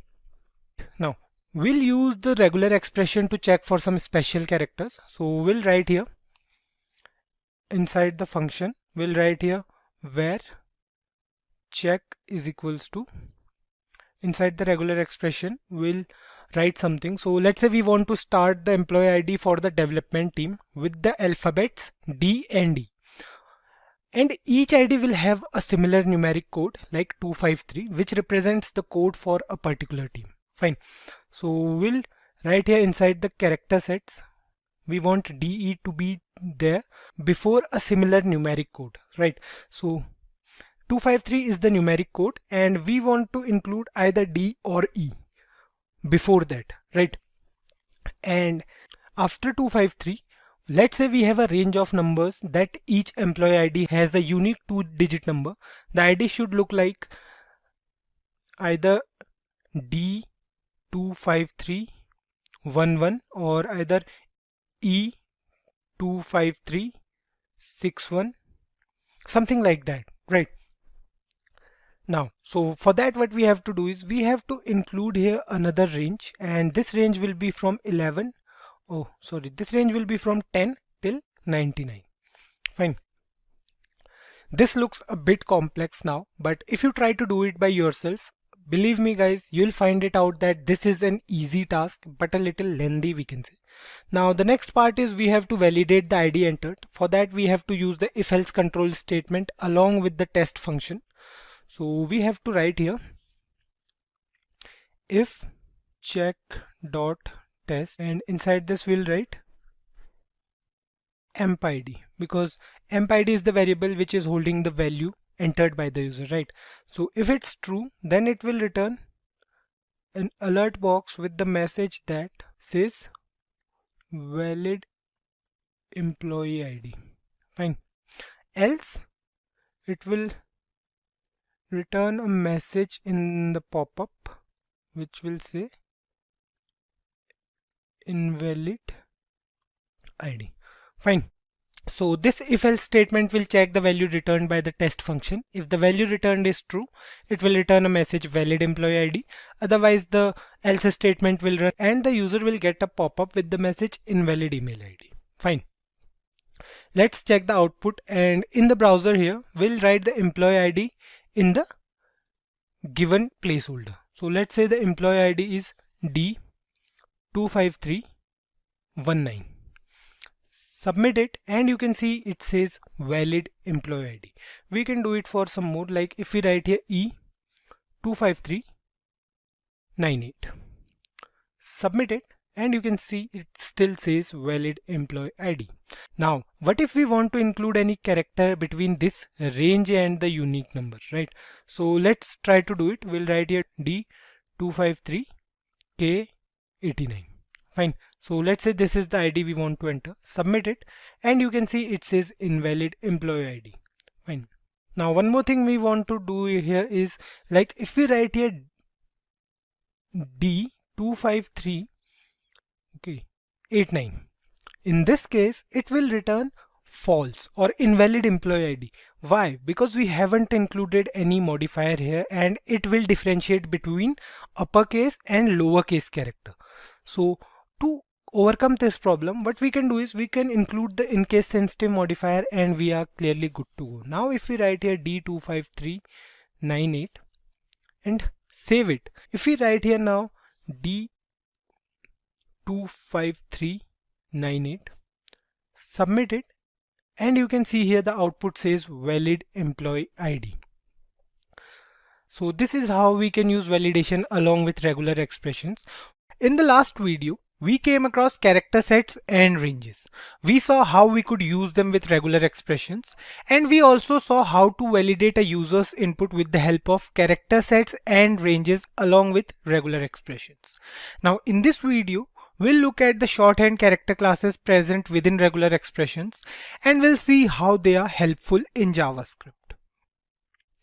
If you guys remember, the regular expression we used became a bit confusing and lengthy because we have used so many ranges and character sets all in one, right? A character class can be used to overcome this particular problem, and we have several character classes present in JavaScript. So today we will go through them in this particular video. Now the syntax is not too much complicated. All we have to do is to write a single character with a backslash and we are good to go. For example, if we go to a JavaScript file and if we write here \d. Now if we write this character before any regular expression in JavaScript, it means that we have added a character class to a regular expression. This \d is a character class used for finding a digit within a string. Let's go through an example for this character class. And we'll do the same thing. We'll take a string and try to find a regular expression within that string. So what we'll do is we'll write here where regex is equals to, and here we'll write a regular expression. First we'll take up a string and use some functions to check the output. So let's do it here. What we'll do is we'll take another variable. Let's say the variable name is str1 and the string says user's phone number is 987654321. Now let's say this is the string we are using for today's program. The next thing we'll do is we'll use the exec function to find the regular expression within the string. So we have already gone through this exec function in JavaScript. Today we'll use that function only. Now we'll write here where output is equals to regex.exec, and inside this we'll pass a string as a parameter. The next thing we'll do is we'll write here console.log and we'll print this output on a console. Now we are good to go. So we are done with it, and the next thing we want to do is to find a particular pattern along with the number present before that pattern in the string. So let's suppose if we write here inside these slashes, if we write here let's say 3 to 1. Now this statement here asks the computer to find a pattern 3 to 1 in the string. Save it and go to the console. So we'll move to our browser and we'll press Ctrl plus Shift plus I. And here you can see we have a console here, and here we have an array as well. So here you can see it says, let me zoom it out a bit. Here you can see it says 3 to 1 is present at index 28. Now the system finds out that this particular string or this particular regular expression is present here in the string at index number 28. Obviously the indexes will start from 0, and the moment it will find this 3 to 1 regular expression, it will show the index number in an array in a console. Now if we add \d here, let's say we are adding here \d in front of this expression and check the output here, save it, you'll notice that we have a number present here right before that expression. Right, we have 4 3 2 1 here instead of just 3 2 1. The output here gives us the number 4. This means that this \d represents this number 4 in this string. Now what if we put an alphabet before this expression? Now let's do it. What we'll do is we'll write here A, and let's say we are adding only a single alphabet here. Let's say we are adding A before 3 to 1. Now the expected output is A 3 to 1, but the moment we'll save it, you can see it says null. That's because this particular character class works for digits only. If it finds anything other than a numeric digit, it will return an error or it will return null in that case. Now if we want to find all the numbers before this pattern, then we have to add a plus operator in the regular expression. All we have to do is we have to write here plus and we are good to go. Now it will return everything until it finds a space or any character other than a digit. Now let's suppose if we are writing here A after 987. Now this particular statement will return all the numbers till 6. The moment it will encounter A here, it will return all the numbers after A. It will stop at A and it will not go further. Now save it and you can see it says 654321. That's because this \d works for digits only. Now if we write here nothing, like we have a number 9876543210, save it and it will return the whole number 9876543221, not 0 because we haven't included any number here. Now if we write here again \d after this as well, save it, and here you can see we have the output as 0 as well. We have the whole number here. Fine. So this is how this \d actually works in JavaScript. So this is a character class. Now the next thing is, what if we want to find a non-digit character before a particular pattern? If we write here before 3 to 1, let's say we are writing here A, and we want the system to return the non-digit character before 3 to 1. In that case, we use capital D instead of small d. Always remember guys, every shorthand character class in Regex have an inverse that does precisely the opposite of that particular class. Like if we have small d here that works for digits only, we also have an inverse which is denoted by \capital D, and it does exactly opposite of this small d here. Now if we write here capital D in place of small d, what will happen is it will return the character here. It will return true for everything other than a digit. Now if we remove this small d from here and save it, Here you can see it says null because we haven't included the backslash sign here. Save it. And here you can see it says A321. It will return true for anything except for a digit. Even if we put a symbol over here, then also it will return the output as true. For example, if we write here, let's say we are including $sign here. Let's say we are including $2 here. Save it and it will return $2 signs. That's because we are using the plus operator here. Obviously, let's include as many signs as we can. Save it, and here you can see we have all the symbols present over here on our output. So this is how capital D character class works, or we can say inverse character class of small d. This is how it works. Now the next class we'll be going through is the wordly character, denoted by the letter W, small w, and is used in place of any character that can be an alphabet, a number, or an underscore sign. We can use this character over D if we are unsure about the character present before the pattern. For example, if we write here, let's say \W BER. Now here we have used the BER pattern which is present at the end of number. Right, here BER is present at the end of number.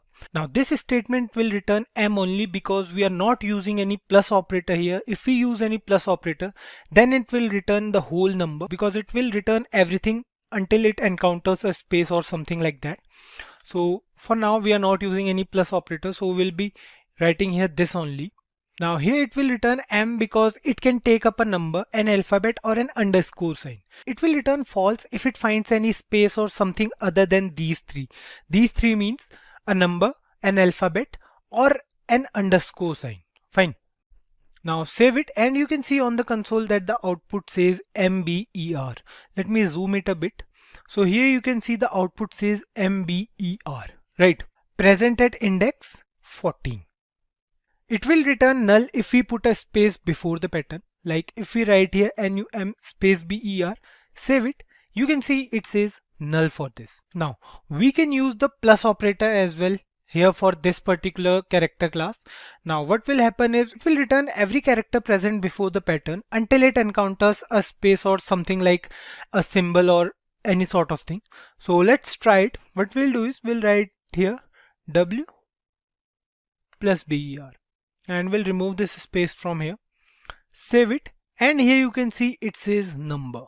What if we remove this space from here, remove it, save it, and here you can see it says phone number. It will return every character before the pattern until it finds any space or any other, let's say, symbol. So let's say we are including here $, percentage, and caret sign. Save it, and here you can see it says NE number. So it's returning it from here because it will not return true for any of the symbols here. Save it, and here you can see we have the output as phone number again. So that's working totally fine. Like the inverse character class for digits, we have the inverse character class for this also, and it returns true for everything other than an alphabet, number, or any underscore sign. Now if we write here, instead of small w, let's say we are writing here capital W. And let's do something with the string as well. So let's put a space here again, and we are good to go. We are not doing anything more than that. So it will return null because before BER we have M here, right? If we remove this M with a sign, let's say if we are removing this with a $sign or with an empty one, like we are writing here space, nothing, then it will return the index number and the pattern.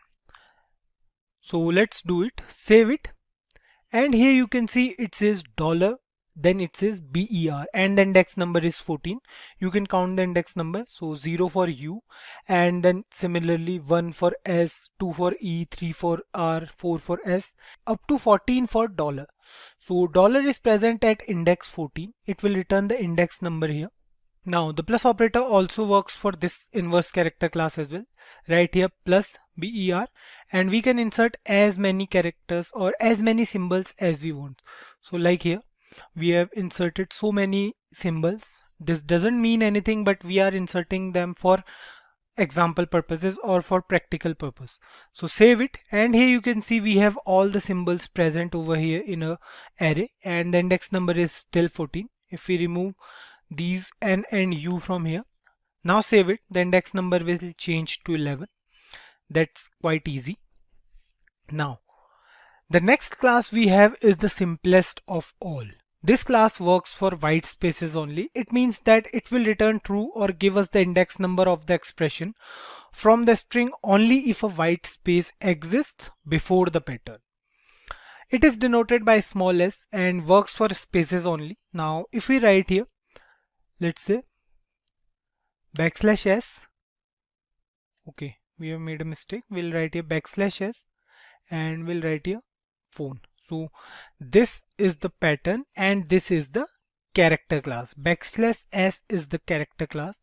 Now what we'll do is we'll remove it from here and we'll write the string as this again. We'll write here user's phone number is this and this. Now for this regular expression, it will return the index number of this space.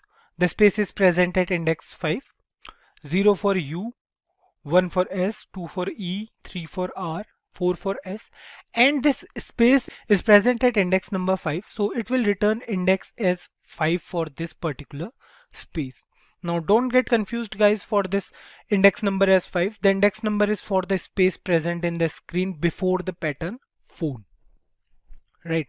Now if we try to do the same for users as well, let's suppose if we write here users, it will return null in this case because there's no space present before users in the string, right? Save it, and here you can see the output says null in this case. Fine. Now we can also use the plus operator here for more than one spaces present in the string. It will return all the spaces until it finds a character or something other than the spaces.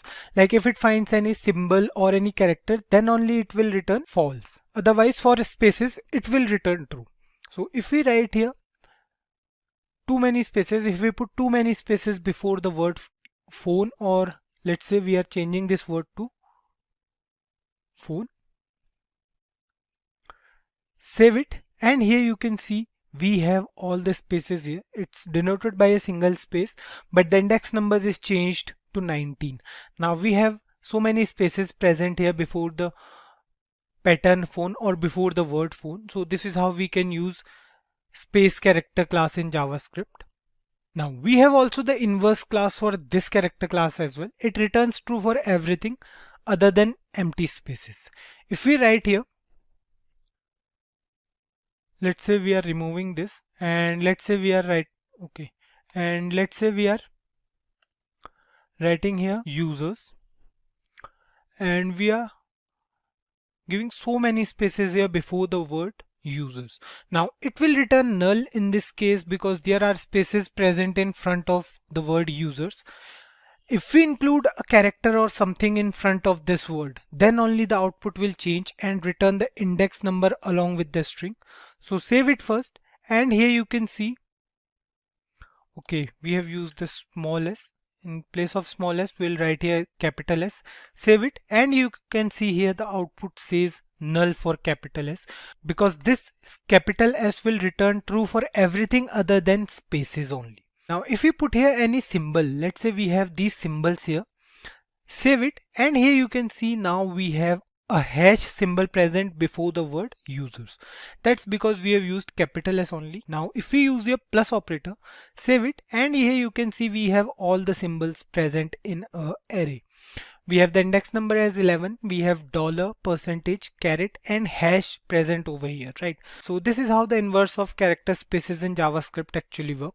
So these are the character classes we have in JavaScript. If you guys see, we have two text boxes over here. One is for the username and the other one is for the password. Creating such text boxes in HTML is quite an easy task. We have to use the input tag, which we discussed a few sessions back, and we are using some more properties here. So you can see we have type as text for username, and for password the type is password. So before we move on to validation with JavaScript, let me tell you guys that we can do certain things with HTML as well. Like if we want that none of the two text boxes over here remains blank, we can write here inside these input tags. So if we write here required, save it, and now if you try to click on this submit button, you can see it says please fill out this field. It will not allow the user to submit the form until there is any value present for the name. So if we write here any random name and submit it now, you can see the form is getting refreshed. That's because we have used the form tag over here. Now if we try to submit without writing anything, we'll get the pop-up as please fill out this field. And we can do the same for password as well. Like if we write here required and save it. Now if you write any name over here for the username, and if we leave this password field blank, submit it, you can see it says please fill out this field for password as well. So HTML can let you do all this stuff, but when it comes to actual validation, like if you want the user to enter only if the name or password matches the one present in the backend, or maybe we can say in the server, we have to use something more than HTML. Now the case with JavaScript is a bit different. If we talk about validation in JavaScript, we can use JavaScript for client-side verification. The scenario here will be the one we'll discuss in today's video. What we'll do today is we'll create a basic sign-up form with 3 text boxes. One is for the username, the other one is for the password, and we'll add one more box for age. Half of the work is already done, and we have to add one more box now for the age. So age is just a number, right? So we can add a text box over here. What we have to do is we have to write here before the submit button, we'll write here input type is equals to number, and we'll provide it the ID as well. So let's say the ID is age. We'll use the ID attribute later, and inside this placeholder we'll write here age. Save it, and here you can see we have 3 text boxes over here. Inside the age we can't write any character or alphabet because we have defined the type as number for this, so we can write numbers here only.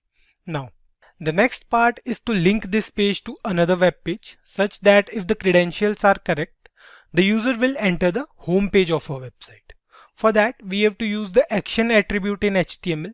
Now the question here is, when do we want the user to enter the home page? Only if the credentials are correct, right?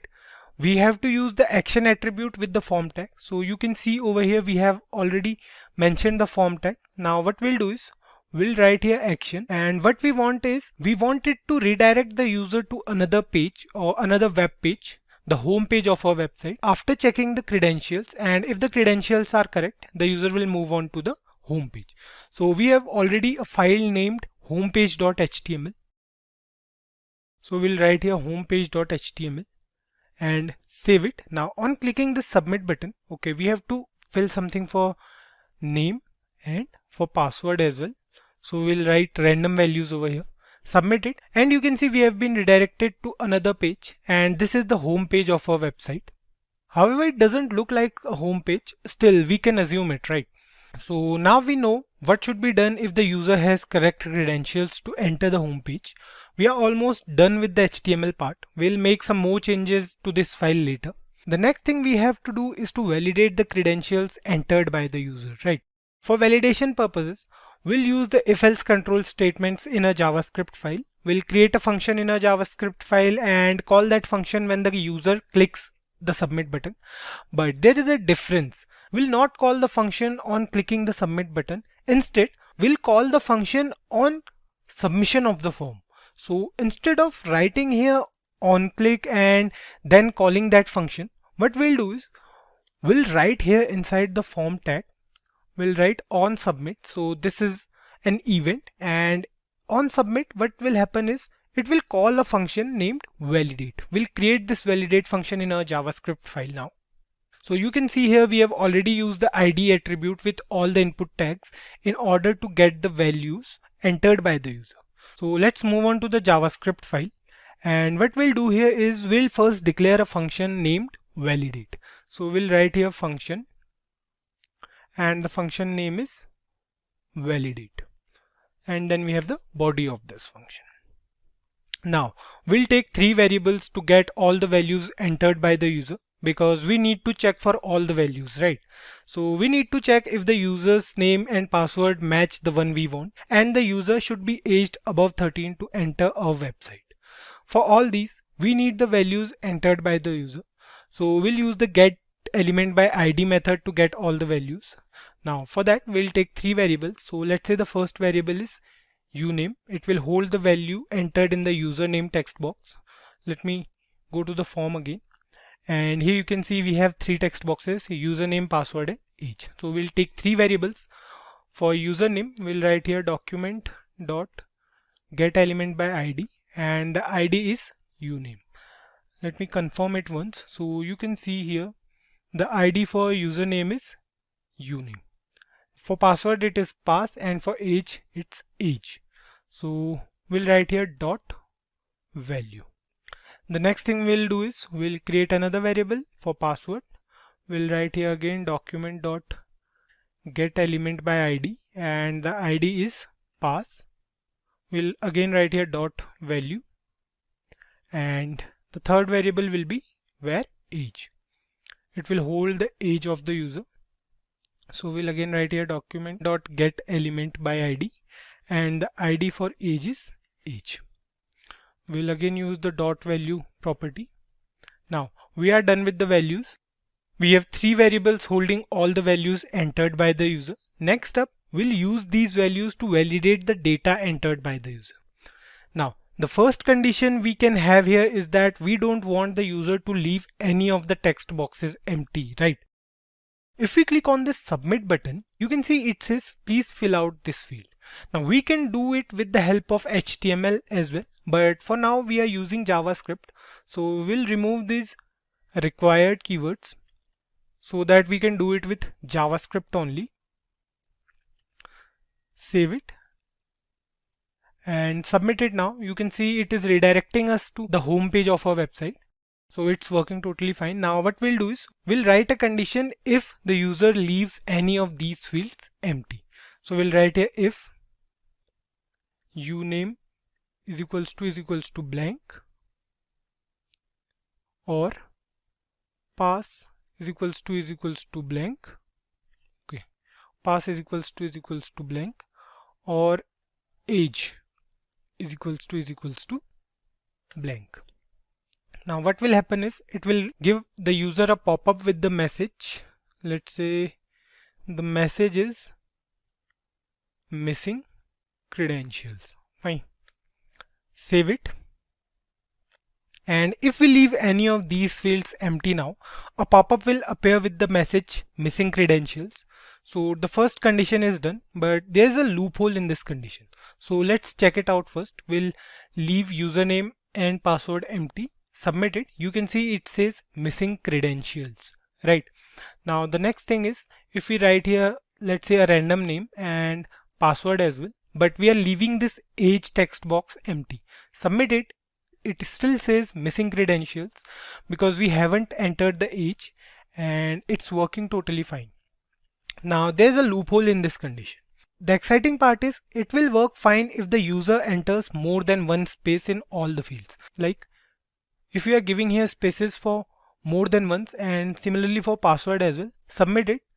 And you can see it says missing credentials because we haven't filled the age. So let's do one thing. We'll write some spaces for username and password, and for age we'll say the age is 4. Submit it, and you can see we have no error over here. Now to overcome this problem, we have a predefined JavaScript method that treats all the spaces the same. No matter the number of spaces, whether it be one or more than one, it will treat all the same. We have to include the trim method within the if-else statement. So what we'll do is we'll write here dot trim for username, and similarly for password as well, we'll write here trim, and for age as well, let's say dot trim, and save it. Now move back to a sign up form, and if we try to give more than one spaces here, and let's say the age is 4, submit it, you can see it says missing credentials for more than one spaces as well. So this is working totally fine. Now the following condition will be for validating the name. let's say the required name is Kaushal or anything else. The required password is, let's say, 12345, and the age should be more than 13. Then only the user can enter the website. So for that we have to use the else if statement, and what we'll do is we'll write here else if, and inside this we'll give our conditions. So let's say the conditions are uname is equals to Kaushal, and pass is equals to 12345, and age should be greater than or is equals to 13. Then it will give the user a pop-up, and which states that we'll write here alert, we'll write here sign up successful. Fine, save it. Now the user can enter the website with these credentials only, otherwise a pop-up will appear. So let's give the else condition as well. What we'll do is we'll write here else, and we'll use another alert. Inside this we'll write wrong ID and password. Fine. Now we have all the conditions here. Save it, and now we'll check for different inputs. So let's move back to our form, and what we'll do is we'll write the username is, let's say, Ravi, and the password is, let's say, any random numbers, and the age is, let's say, 6. Submit it, and you can see it says wrong ID and password. Now what we'll do is we'll give it the correct credentials. We'll write here Kaushal, and the password will be 12345, and the age is, let's say, 21. Fine, the age should be greater than or equals to 13. So submit it, and you can see it says sign up successful. Now we have different conditions over here. Like if we write here any random name, and if we write here any random password, now it will return wrong ID and password. But if we write here correct ID and password and correct username as well, let's say we are writing here Kaushal, and let's say the age will change to 11. Submit it, and you can see it still says wrong ID and password. We can add one more condition over here, like we'll write here else if age is less than 12, it will give an alert that you are underaged or some sort of that. So we'll write here else if age is less than 13, an alert which states underaged. Fine, save it, and what we'll do is we'll move back to our form, and we'll write here Kaushal, password is 12345, and age is, let's say, 11. Submit it, and you can see it says underaged now. So it is working totally fine. Now one thing that seems a bit irritating as well is it redirects us to the home page every time, right? It doesn't matter if the credentials are correct or not, it redirects. To overcome this issue, we have to make some minor changes in the HTML file and include the return keyword in a if-else conditional statements. So let's go back to our HTML file, and what we'll do is we'll write here inside the form tag. Now we have on submit over here. So what we'll do is we'll write return before validate. So save it, and we'll move back to our JavaScript file. Now this return keyword will let the form perform any action only if the value returned by the function validate is true. Otherwise it will not allow the form tag to perform any action. The action here is redirecting the user to the home page, right? So let's do it here. We know that the function should return true only if all the credentials are valid. So we'll write here for all other conditions, we'll write return false. Fine. For this one we'll write return true, because this is the condition when all the credentials are correct, and for all other conditions we'll write return false. Similarly for else as well, we'll write here return false. Now save it, and we'll move back to a sign up form. save the HTML file as well once. And what we'll do is we'll write here Kaushal, password is 123 and age is, let's say, 4. Submit it. You can see it says underaged. Click on OK, and now it is not redirecting us to the home page, right? Now if the credentials are correct, what we'll do is we'll write here the password is 12345 and the age is, let's say, 21. Submit it. Now you can see it says sign up successful. Click on OK, and you can see we are in the home page. It is working totally fine. So if all the credentials are valid, then it is redirecting us to the home page, exactly what we wanted. So these are the basics of validation in JavaScript. Obviously, we can't validate a form with JavaScript in the real world because we don't have to deal with one user only. We need the backend to do all the validation and all. But simple validation can be done with the help of JavaScript. We did it just now. Here is the sign up form we created in the last video. You can see we have a username, password and age here. And we have used certain conditions to validate this form. We have used if, else if and so many more things in that video. So if you haven't watched it yet, please go through it once and it will be easy for you to understand.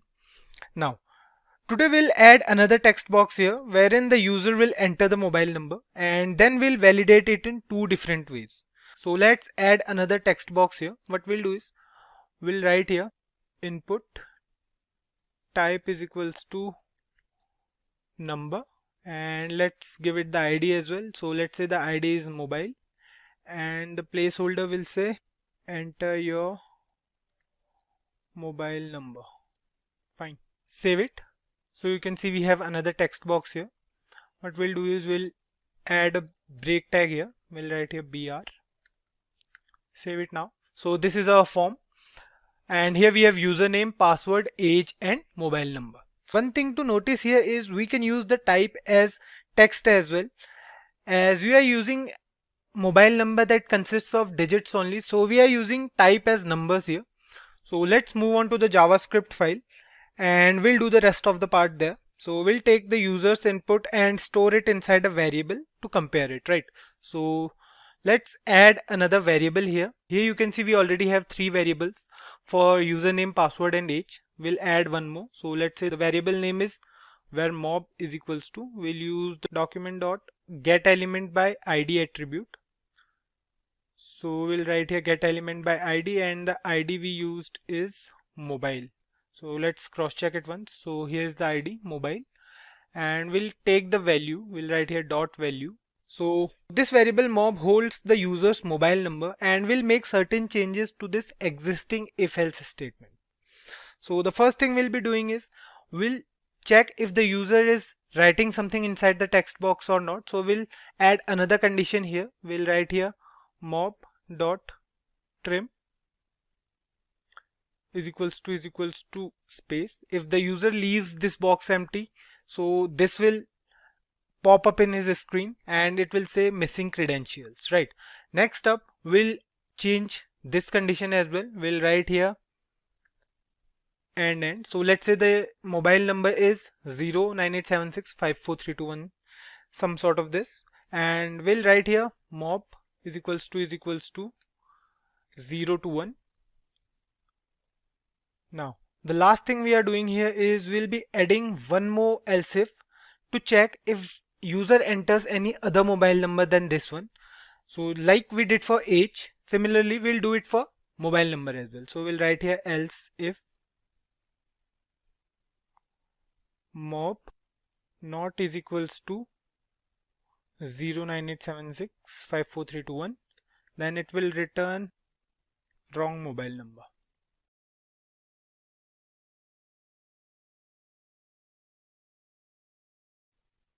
And it will also return false. Save it. Now we have made 3 changes here. First one is we added the mob.trim so that the user won't leave this space empty.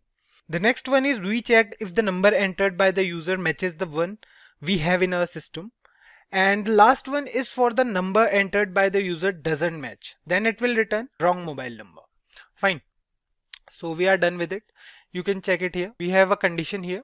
If the mobile number does not matches, it will return wrong mobile number. So let's do it here.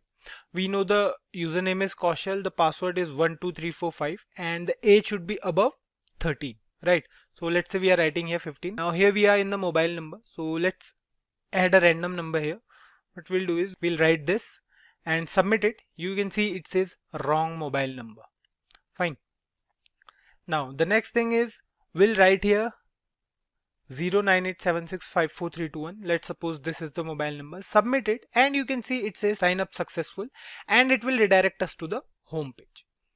Now this is working totally fine, and this is the traditional way of checking the phone number of a user, only if we already know what the user has to put in the text box to enter the website. Now the next thing we'll be doing is pretty simple as well, but for that method one should have a clear understanding of regular expressions in JavaScript. Now we'll use Regex to validate the user's phone number, and if you haven't watched the previous videos on regular expressions yet, I suggest you to go through it before mobile number validation in JavaScript, and this task of validation will be so easy for you guys. So what we'll do is we'll move on to another HTML file. Let's create one here first. So we'll create another HTML file. Let's say the HTML file name is mobile.html, and here what we'll do is we'll create another text box. So let me connect it to another JavaScript file first, and we'll create another JavaScript file as well. Fine. So we'll write here mobile.js. So this is a JavaScript file, and the next thing we'll be doing is we'll write a heading here. So let's say we are writing mobile number validation in JavaScript. Fine. Save it and open it with live server. So here is a new HTML file, and this is the JavaScript file. So the next thing we'll be doing here is we'll create another text box, right? We'll create a single text box. So we'll write here input type is equals to text. We can either use numbers here as well, and then we'll use the ID attribute. So we have to do it later, but we are doing it right now. Placeholder as mobile number. Fine. Now we'll create a submit button as well. We'll write here input type is equals to button, and value is equals to submit. What we'll do is we'll call a function on clicking this submit button. So we'll use the onClick event here as well. So we'll write here onClick, and let's say the function name is val. Fine. Good to go. Save it. And here you can see we have a text box for mobile number and a submit button over here. So what we'll do next is we'll move on to the JavaScript file to create this val function. Now we'll create a function, and that function will check if the number entered by the user is in the proper format or not. So let's create a function first. We'll go to a JavaScript file and we'll write here function val. So this is the name of our function, and then we have the body as well. Now the next thing we'll be doing is we'll be writing a program here. So what we'll do is we'll first take a variable. Let's say the variable name is var mobile, and this variable will hold the value entered by the user, right? So we'll write here document dot get element by id. So here's a id is, I guess, mobile. So let's check it once. So here you can see we have the id as mobile. Now what we'll do is we'll write here dot value to get the value entered by the user. And now what we are doing is we are using regular expressions for this purpose, right? So we'll create another variable for the regular expression, and we'll leave it empty for now because we'll change it later. First we'll write the whole program. So what we'll do is we'll again use the if else control statement. So the first condition will remain the same. We'll write here mobile.trim to check if the user is leaving the place empty or not. And in this condition here we'll write alert, and then inside alert we'll write please enter a mobile number. Fine. I hope you guys got it. So you can see here we are getting an error here in the if statement. That's because we haven't written something over here.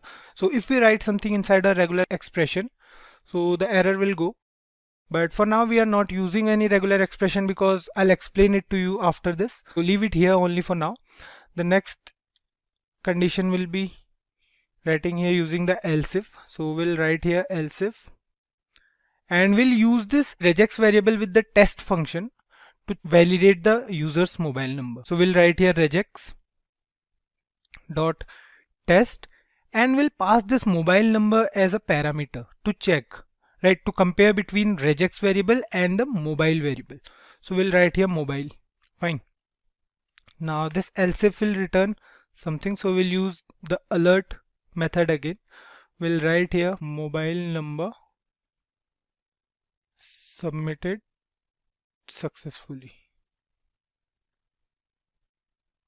Now you might be thinking why we are doing so, because we know that this test function is used to compare the values, and if this test function will return true, then only a pop-up will appear with the message mobile number submitted successfully. I hope you guys already know about this test function. We have already discussed it a few sessions back when we came across regular expressions in JavaScript. So I think it might be easy for you guys. And at last we'll write here else for any other input. So we'll again use the alert method and we'll write here wrong mobile number. Fine.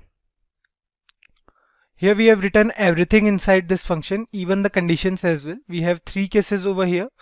The first one is if the user leaves the field empty and tries to submit. The next one is for checking the number entered by the user, and the last one is for everything else. So we haven't written the regular expression yet because let's discuss it before writing. So guys, what we want is, we want a 10-digit mobile number, and the number should start from either 7, 8 or 9, because we know mobile numbers generally starts with these digits, either 7 or 8 or 9. Fine.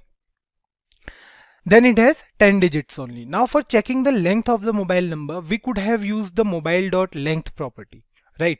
But the regular expression gives us a simple and easy method to do so.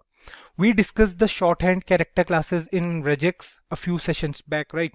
So now we want all the inputs to be digits only. So what we'll do is, we'll write here inside this regular expression \d. So this is a shorthand character class, and we'll use these curly braces and we'll write here 10 inside this. So this statement over here will check the length of the string, but we have to do some more things here. The next thing we need to do is the initial digit of a mobile number, that can be 7, 8 or 9. So for that, what we'll do is, we'll define a range for initial number, and we'll write here before this character class. What we'll do is, we'll define a range over here. So we'll use square brackets and we'll write here 7 to 9. Now this particular statement defines a range that consists of only 3 numbers, 7, 8 or 9. Now this regular expression is sort of complete, we can say. Now one thing we have to keep in mind, that we have to write here 9 now instead of 10. That's because we have already defined the first number, right? And we need 9 more digits apart from that particular digit. So let's check it out, save it, and we'll write a mobile number here. So let's say the mobile number is this 1 2 3 4 5 6 7 8, and what will happen is, it will return wrong mobile number. That's because the number here starts from 1 instead of 7, 8 or 9. So submit it and you can see it says wrong mobile number. Now we'll try for another condition. We'll leave this field blank and submit it. You can see it says please enter a mobile number. So this is also working fine. Now the next thing we'll be doing is, we'll be starting the number from 9, and let's say the number is this. So this is a 10-digit mobile number. Submit it and you can see it says mobile number submitted successfully. So this is also working fine. Now the only problem here is if we write anything before this particular phone number, like if we write here before 9, if we, let's say we are writing here A, B, C, D, E, any character or alphabet as well, submit it, you can see it still says mobile number submitted successfully. Now it will not give any error because it finds the expression present in the string. Right, we have to mention the starting and the end points of a regular expression for this purpose. we have two meta characters. One denotes the start, that is the caret character, and the other one denotes the end of the string, that is the dollar sign. So we'll add both of them in our expression. What we'll do is we'll write here caret. This will denote the start of the string, and here we'll write dollar. This will denote the end of the string. Save it. And now it will work fine. And one more thing guys, don't misunderstand this caret character with the one we use inside the brackets to exclude any particular string. Like if we remove this from here and if we insert this caret character inside this bracket, what will happen is it will exclude this particular range. It will exclude 7, 8 or 9. We have already discussed the use of this caret character. Now if we write it here, it will denote the start of a string. So you will not get confused if the concept of meta characters and character sets are clear to you. So let's check the output, save it, and we'll check for certain phone numbers now. We'll check for that particular condition only. We'll write here 9876543210. So this is a correct mobile number. If you submit it, it will say mobile number submitted successfully. But now if you write here something before this 9876, now if we write here any characters or alphabets and submit it, you can see it says wrong mobile number, because we have used the caret character and we want at the start of the string either 7, 8 or 9. Now similar thing will happen at the end as well. If you write here anything and submit it, you can see it says wrong mobile number because we have added dollar sign as well. Fine. Remove it. And if you are adding any numbers here as well, save it, and you can see it still says wrong mobile number because the length is more than 10 and the end will be denoted after 9 digits. So these are the 9 digits and this is the end of the string according to a regular expression. So these are the ways how we can validate a user's phone number in JavaScript. So we'll use regular expressions again to validate the email ID entered by the user. So let's move on to the programming part directly, and we'll create a text box here to take the user's input. So what we'll do is we'll create a text box. We'll write here input type is equals to email, ID here as let's say mail. Fine. The next thing will be a placeholder, and the placeholder will say enter email ID here. Fine. We'll close this input tag, and the next thing we'll be doing is we'll be creating a submit button. We'll write here type is equals to button, value will be submit, and we'll use the on click event. So we'll write here on click. So we'll call a function on clicking this button. We'll write here validate. We'll create this validate function in a JavaScript file. Now save this piece of code, and you can see we have a text box and submit button here. Now if you write here something, you can see nothing is happening over here. Now the next task we have to do is the one we already know. We'll move on to the JavaScript file. We'll create a function there and use the if-else control statements to check if the email ID entered by the user is in accordance with the pattern or not. Quite a simple task because we have been doing it for quite some time, right? So let's do it quickly. What we'll do is we'll move to a JavaScript file. I forgot to create one here, so let me create one, and the name will be email.js. So this is a JavaScript file. We'll create a function here. So we'll write here function validate. The next thing is the body of this function. So we'll write here everything other than the regular expression because the rest will remain the same as mobile number validation. So we'll write here, we'll create a variable here. We'll write here where email is equals to, we'll write here document.getElement by ID, and the ID is mail. Now we'll use the dot value attribute. The next thing is we'll again take a variable for regular expression and we'll leave it for now. We'll move on to the next part. What we'll do here is we'll use the if-else control statement again. So the first condition will remain the same. We'll write here if email.trim is equals to null. Then what it will do is it will give a pop-up. So we'll use the alert keyword, and inside this we'll write please enter a valid email ID. Fine. The next thing we'll do is we'll use the test function in regular expressions. So we'll write here else if regex dot test, and we'll pass this email variable as a parameter. Here it will check if the input given by the user matches the pattern of the regular expression. We'll check for it. So we'll write here alert, and inside this we'll write email submitted successfully. Fine. And at the last we'll use the else statement, and we'll write here alert wrong email ID. Fine. Save it. Now we are almost done with everything apart from the regular expression. We didn't define the regex until now because we'll discuss it first. Because you know guys, using a regular expression for email validation is slightly different from other things. Like we have several parts for a regular expression. Let's discuss it first. So let's take an email ID first. So let me write here. Let's say we have an email ID as kaushal@simplilearn.com. Fine. We can't write here two dots.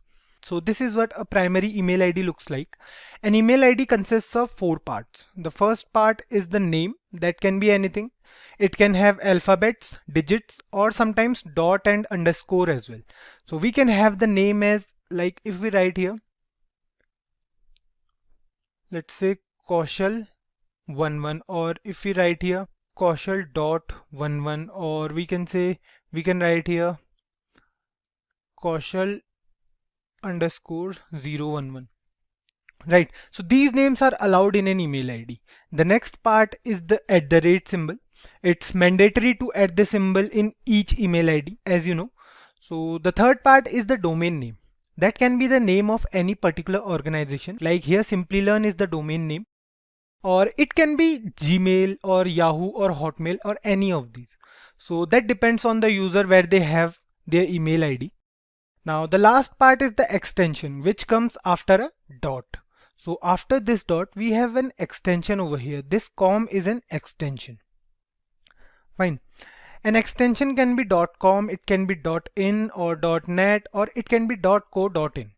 So now that we have an idea about how an email ID looks like, the next thing we'll be doing is working here on the regular expression to create a particular format of this type. Right. So we have 4 parts, but we have to compulsorily add an @ symbol and a dot before the extension. So what we'll do is we'll take 3 pairs of parentheses or round brackets, we can say, for defining the rest 3 parts. So what we'll do is we'll write here. So we need 3 parentheses, right? Now we have to mention @ and dot compulsorily here. Fine. The rest we'll define, but we have to add these 2 symbols compulsorily in each email ID. The caret and the dollar signs are meta characters used to define the regular expressions starting and the endpoints, right? So I hope you guys are clear with regular expressions till now, as this is the last video on this topic. And still, if you have any doubts about regex, feel free to comment your doubts and we'll get back to you. So let's define the first part here. The first part is the name consisting of alphabets, digits, or some specific symbols like dot and underscore, right?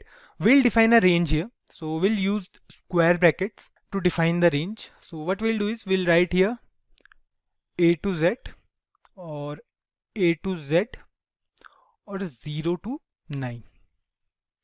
Fine. Here we have defined 3 ranges: a range for small letter alphabets, capital letter alphabets, and a range of numbers from 0 to 9.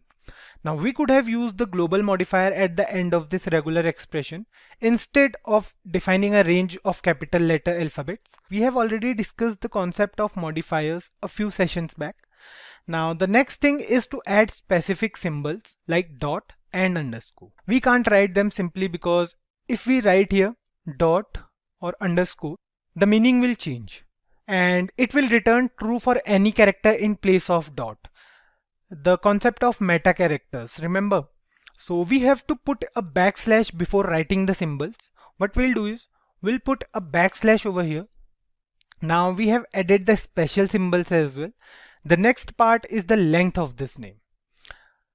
Now it can be either 10 or maybe 20, or we can say in some cases, let's suppose it can go more than 20.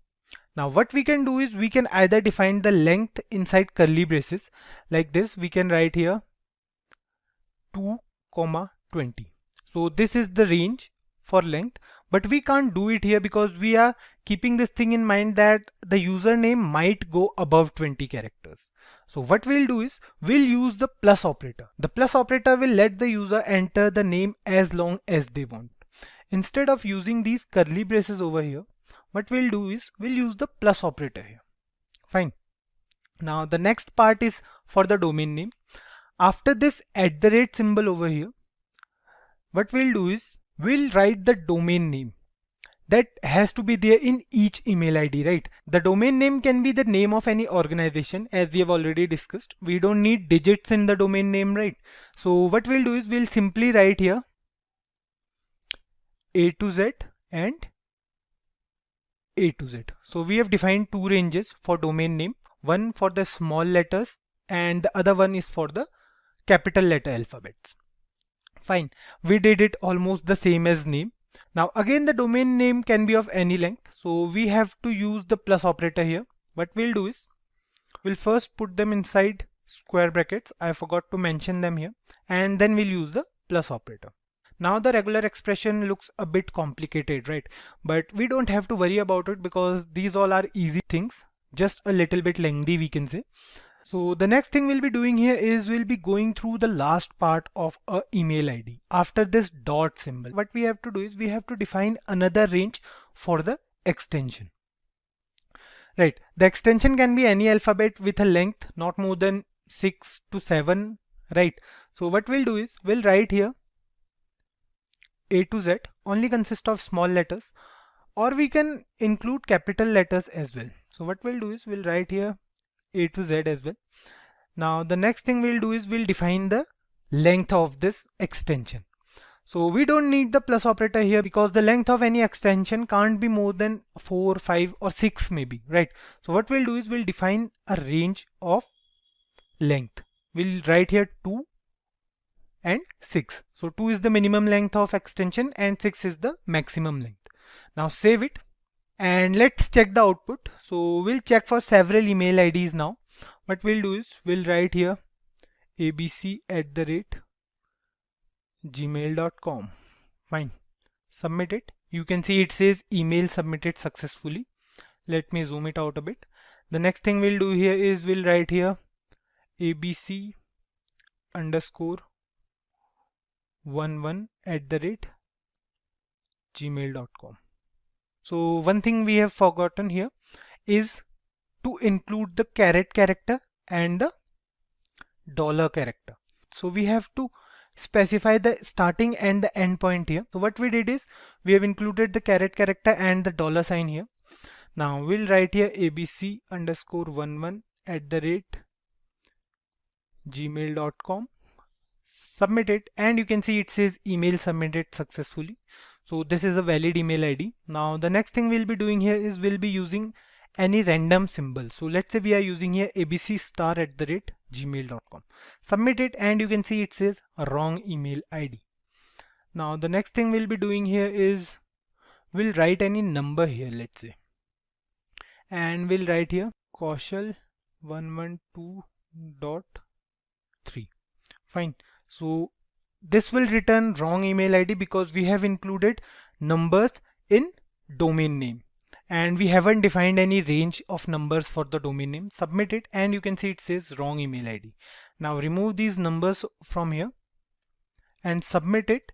You can see it says email submitted successfully. So this is working totally fine. Now the last thing is, what if we have an email like kaushal112.3@gmail.co.in. Submit it and you can see it says wrong email ID. In this case, we have to define another range in the regular expression that can be optional. So we have the question mark symbol that acts as an optional character. It means that any range or anything written before this meta character will be optional. So we'll use this symbol and we'll write here before this dollar sign, we'll again use parenthesis and we'll write here dot A to Z, and then we'll define the range as 2,6, and we'll use the question mark sign here, or we can say this optional meta character here. Save it. And now what if we write here kaushal@gmail.co.in. Now submit it, and you can see it says email submitted successfully, and this is totally optional. If we write here kaushal@gmail.com, submit it, and you can see it still works fine. So this is how we can validate a user's email ID in JavaScript. We have been using the console for a long time now. We have seen how we can use it to print the output of a program in the console. That's quite simple. Now, debugging refers to finding and fixing errors in a program. Now, to remove those errors, we need to identify them and analyze the solution for them as well. So in this video, we will see how to identify an error in a program with Chrome Developer Tools. And what we'll do today is we'll create a simple HTML program, and we'll try to understand the concept of debugging in JavaScript with the help of that program. So let's do something here. Now we'll create two text boxes over here. So what we'll do is we'll take the user's input to add two values entered by the user in those text boxes. So what we'll do is we'll write here input type is equals to number, because we want to perform addition of two numbers, and then we'll write here id as, let's say the id for number 1 is n1, and then we'll write here placeholder, right here let's say number 1. Fine. Now we'll do the same for second number as well. We'll write here number id is equals to n2, placeholder is equals to number 2. Fine. The last thing we have to do is we have to insert a submit button. So we'll write here input type is equals to button, and we'll write the value as submit, and we'll use an event over here. So we'll write here on double click, we'll call the function add on clicking.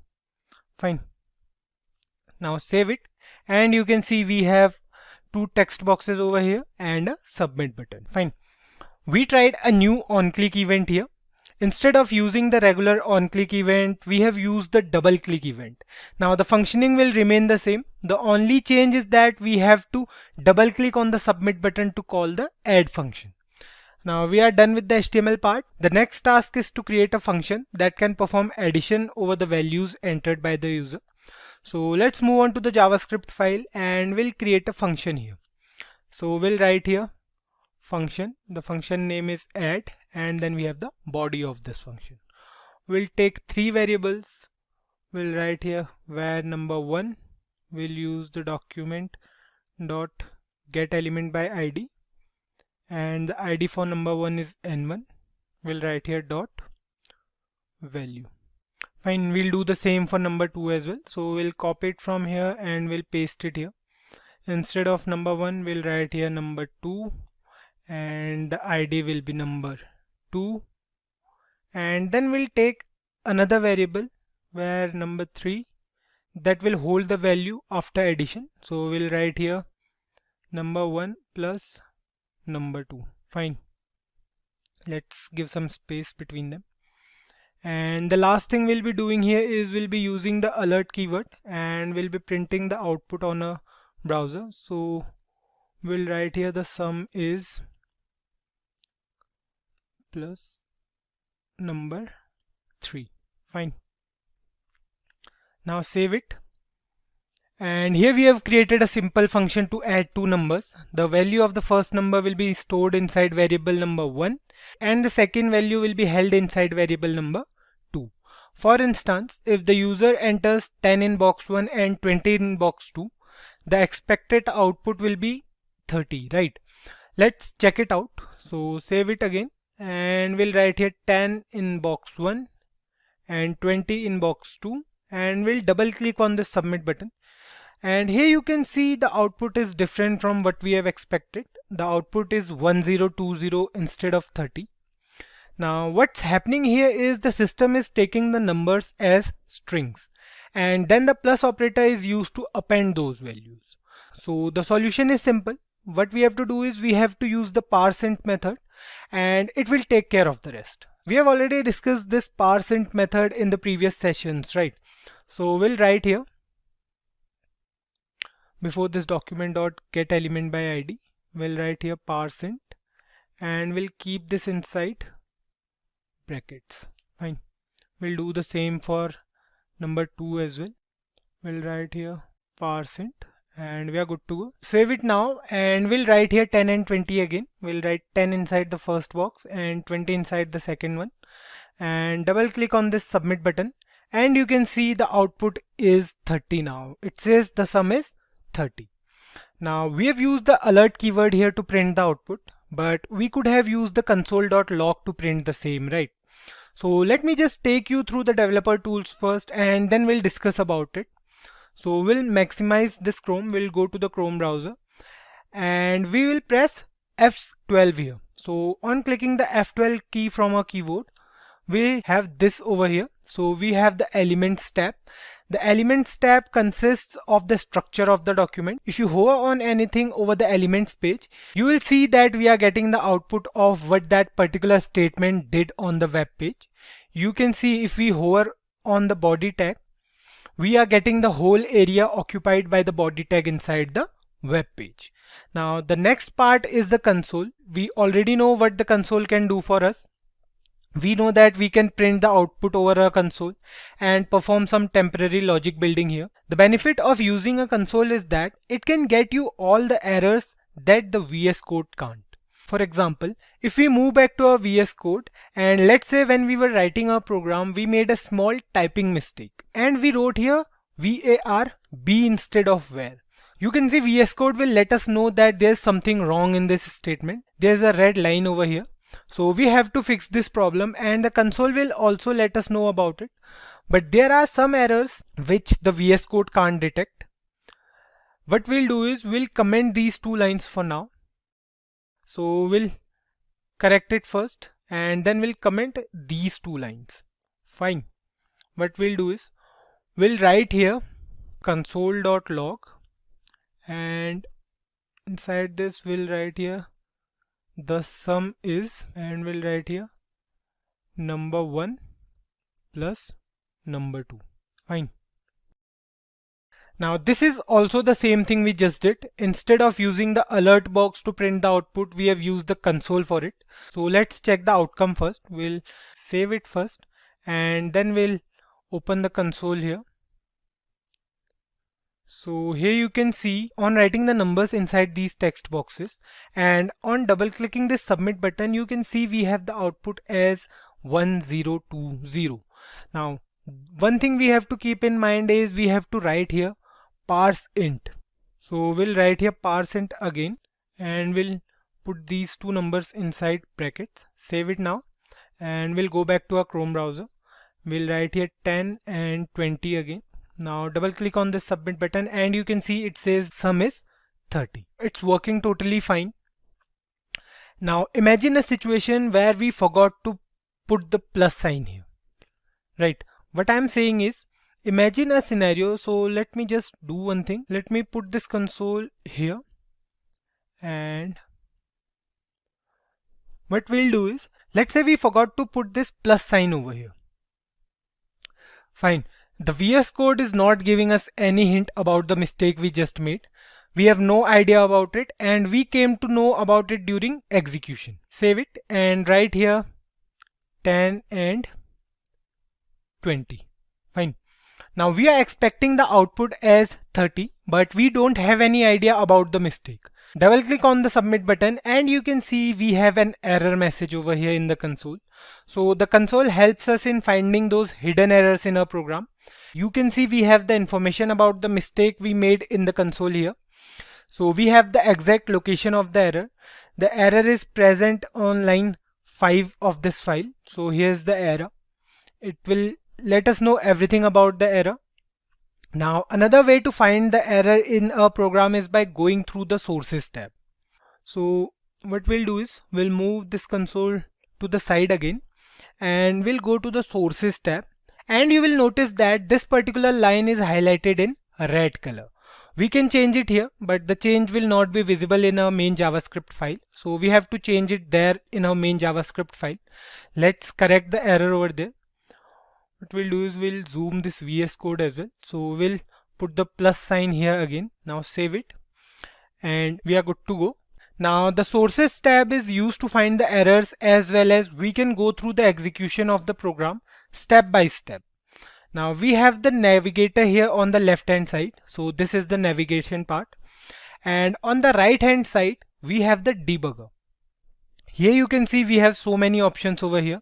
We have certain breakpoints. We have scope, call stack, DOM breakpoints, global listeners, event listener breakpoints. So breakpoint refers to the point or place where we intentionally stop the program so that we can review the further execution process. For example, we have an event listener in our program, right? The on double click event. What we can do is we can stop the execution process when the system reaches there. Now what we have to do is we have to go to the event listener breakpoints and we have to select the mouse option over here. Now inside this mouse option we have certain events, right? You can see we have click, double click, mouse down, mouse up, and we'll click on this double click event. Now write any numbers over here inside the text boxes. So let's say we are writing here 20 and 30. Double click on this submit button and you can see the screen turned gray. Now this code looks a little bit long because we are using the live server. So let me just pause the live server and then I'll come back to you guys. Now we'll open this page and inside here what we'll do is we'll choose the mouse option. We'll choose the double click option inside mouse. So here's the mouse and we'll choose the double click option. So we are doing the same thing. Let me just increase the size a bit. Now we'll write here 20 and 30 inside number 2. Double click on the submit button and you can see the rest of the browser screen turning gray, and the execution is stopped at this particular line because we have a double click event over here. Now what we can do is we can go further step by step in our program. We have 4 options over here. You can see we have 1, 2, 3 and 4 options. Now the first option is the resume script execution. The resume script execution will execute the entire script and give us the output. The next option is the step or next function call, and it will take us to the next function call present in the program. Then we have the step into the next function call, and it will do the same as the step over next function call. And then we have step out of the current function. It will take us back to the initial function from wherever we are. Now the last option is the step option, and it takes us a step forward in the program. Fine. Now click on this step function again and again. So when you click it once, you can see we are in the next part. So this is the next line which will be executed in the program. Click on the step again and you can see we are going for the step by step, right? And then you can see the JavaScript file is executed and it will move back to this double click event, and the final step, it will print the output on the console. So if we go here on the console, you can see we have the output is 50. Fine. So this is how we can review our program step by step. And one more thing is it will show us the error as well. Now let's try to create an error in our program. What we'll do is we'll move to a JavaScript file and we'll remove this I from here. Fine. So save it now and move back to Chrome. And what we'll do is we'll refresh this file and we'll write here 2 numbers. We'll write here 20 and 30. Double click on the submit button. You can see the program is stopped at this particular breakpoint. Now click on the step button and you can see we are going for the step by step. The moment it will execute this line, it will give us an error, and you can see the moment it executed this particular line, the line turned red. Fine. If we go to our console, you can see here we have the error over here. It says parse int is not defined or parse int is not defined. So this is a reference error, and this is how the Chrome developer tools help us in finding those errors and fixing them. Now, a big question here is why we are using the developer tools. The program is small and we can find the error by ourselves. So guys, this was just an example to illustrate how we can find those minor hidden errors in a program. The scenario can be different at times. Suppose we have a program that has over 1000 lines of code, and in that case we simply can't go through each line to find that particular error. We need something with which we can see the error quickly and more efficiently. So that's where the developer tools come into picture and help us. Almost all the browsers these days support developer tools. So there's no such problem that you can't use the developer tool with any particular browser. So try it in the browser you are using and let us know about your experience in the comment box. You can see we have an image slider over here. The images present inside this box keep on changing. We can also click on these radio buttons to go over a specific image. If we click on this last radio button, you can see we are moving to that particular image. Now suppose you go through the home page of any website like Amazon or Flipkart. You will notice that these websites contain such image sliders at the top for different type of sales and offers going on, right? That looks quite nice. So we'll do something interesting in today's video. We'll go over some specific animations like fading of an image on several events. We'll see how easy it is to make those style changes in JavaScript, which we can't do with CSS or HTML. We are particularly talking about style changes during events.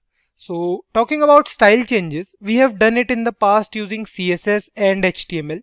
And JavaScript, of course. So guys, we generally say that JavaScript is used to make a web page more interactive, right?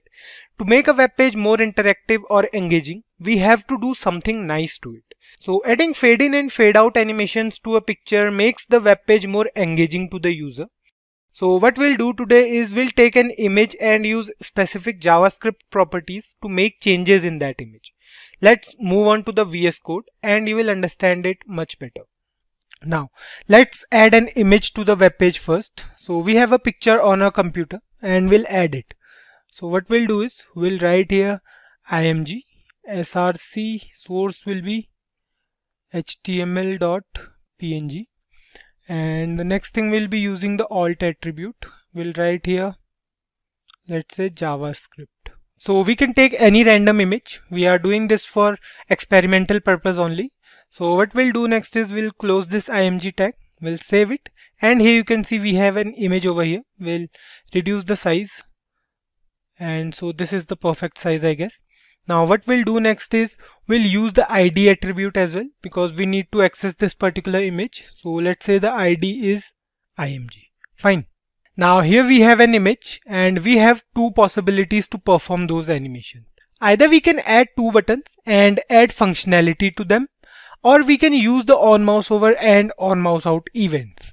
So we'll use two buttons for now and then we'll use the on mouse over and on mouse out events to do the same task. Now let's add two buttons here. What we'll do is we'll write here input type is equals to button, and then we'll write here value. Value will be, let's say, fade in for first button, and we'll use the on click event. Fine. So we'll write here on click and we'll call a function on clicking this particular button. So this will be a function name fade in. Now we'll do similar thing again. We'll copy paste it and we'll change certain values here. We'll write here fade out and we'll call a different function. So we'll write here fade out. Fine. Now save it, and you can see we have two buttons over here, fade in and fade out. So nothing is happening on clicking over these buttons. We can change the size of this image using CSS, right? So we'll use CSS here only. We'll write here class is equals to, let's say, size, and we'll use the style tag here.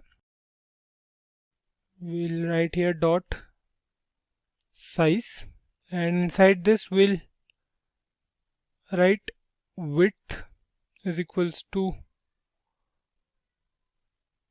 50 pixels, let's say, and the height will be 50 pixels as well. Fine. Save it, and you can see the image is pretty small right now. So what we'll do is we'll write here 250 instead of 50. Save it now, and you can see it's working fine, I guess. The size is decent.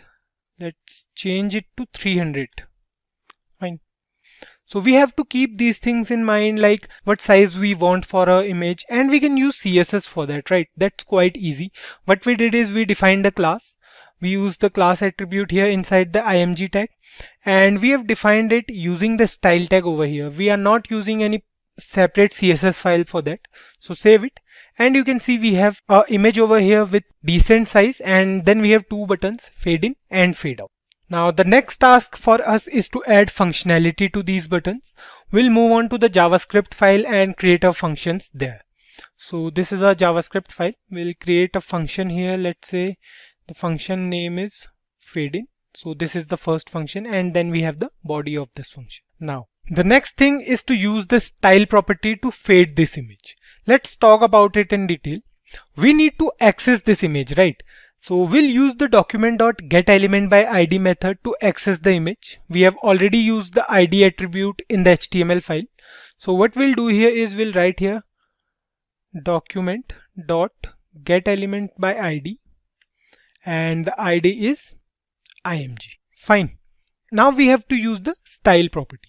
The style property is used to add styling to any particular element or event with the help of JavaScript. We can do it with CSS, but we want to add styling as a functionality, right?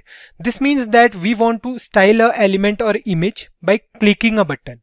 For that, we have to use the style property here in our JavaScript file. So we'll write here style. Now the next and the last thing is fading the image. Now we have a term named opacity in programming. Opacity refers to the fact of being opaque. In programming, if the value of opacity is 1, then we can't see through the image, like making an image transparent.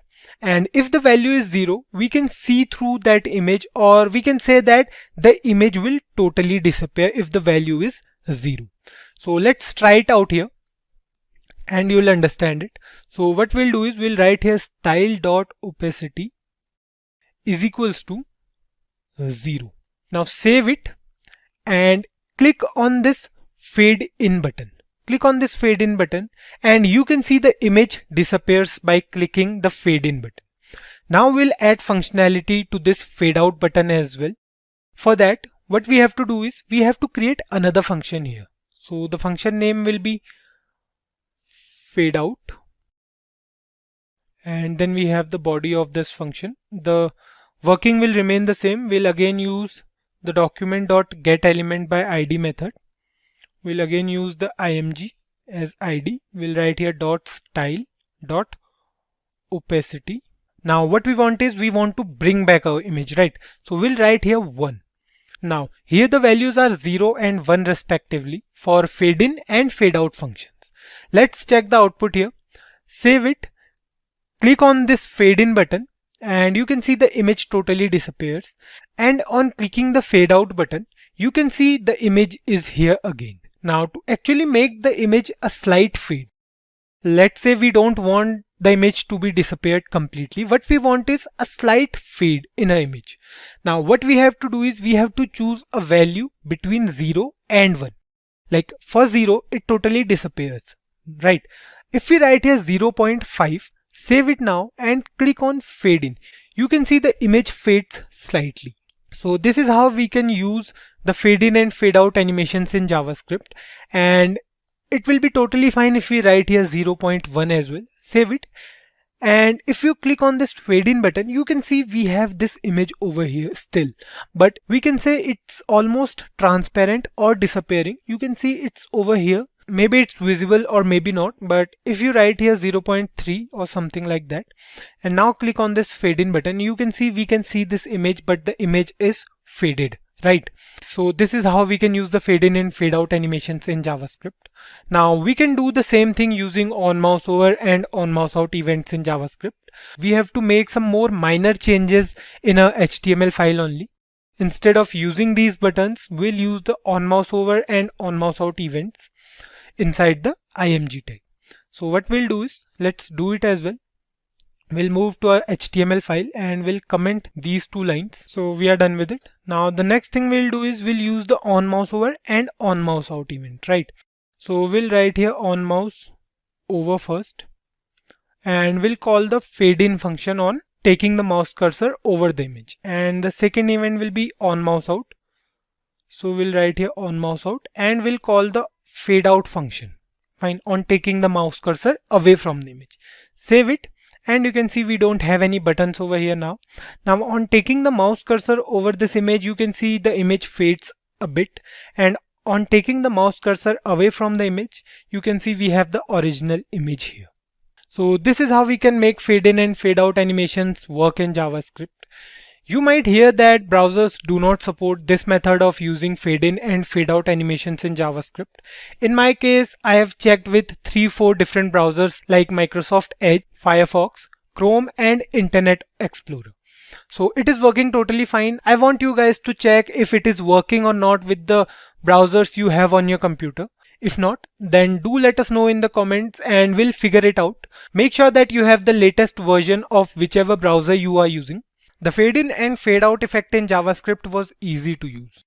All we have to do is to use the style property with opacity in between 0 and 1. Quite a simple task, right?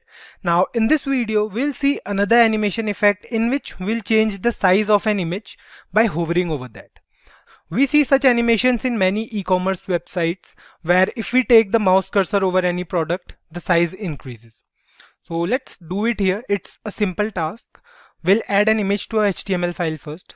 So we'll write here img, and the source will be, we have an image named as coffee.png in our system, and then we have the id attribute. The id will be, let's say, img, and then we'll use the alt attribute here. We'll write here coffee. Let's assume that this is a product of any e-commerce website and we want to increase the size of this product on hovering over that.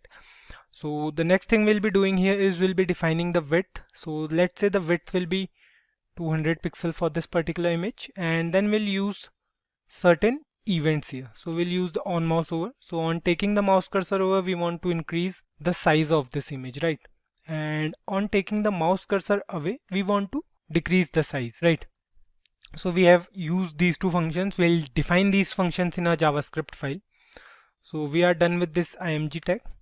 Save it, and you can see we have an image over here in a browser. So we are done with it. We have the default size of this image as 200 pixels.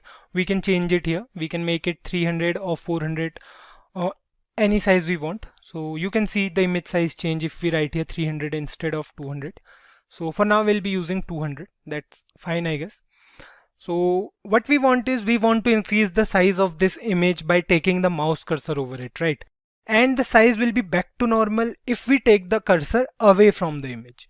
So for that, we have to define these 2 functions, increase and decrease. So let's define them in a JavaScript file.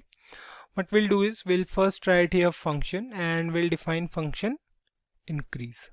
Then we have the body of this function, and we'll write here document dot get element by id. The id is img, and we'll write here dot style dot width is equals to, we can't write here 400 pixels simply, it will throw an error. You can see a red line over here.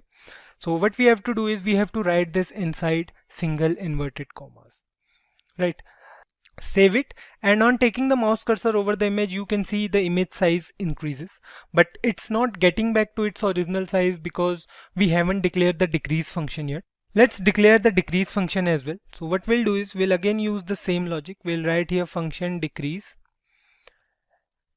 and inside the body we'll write document dot get element by id.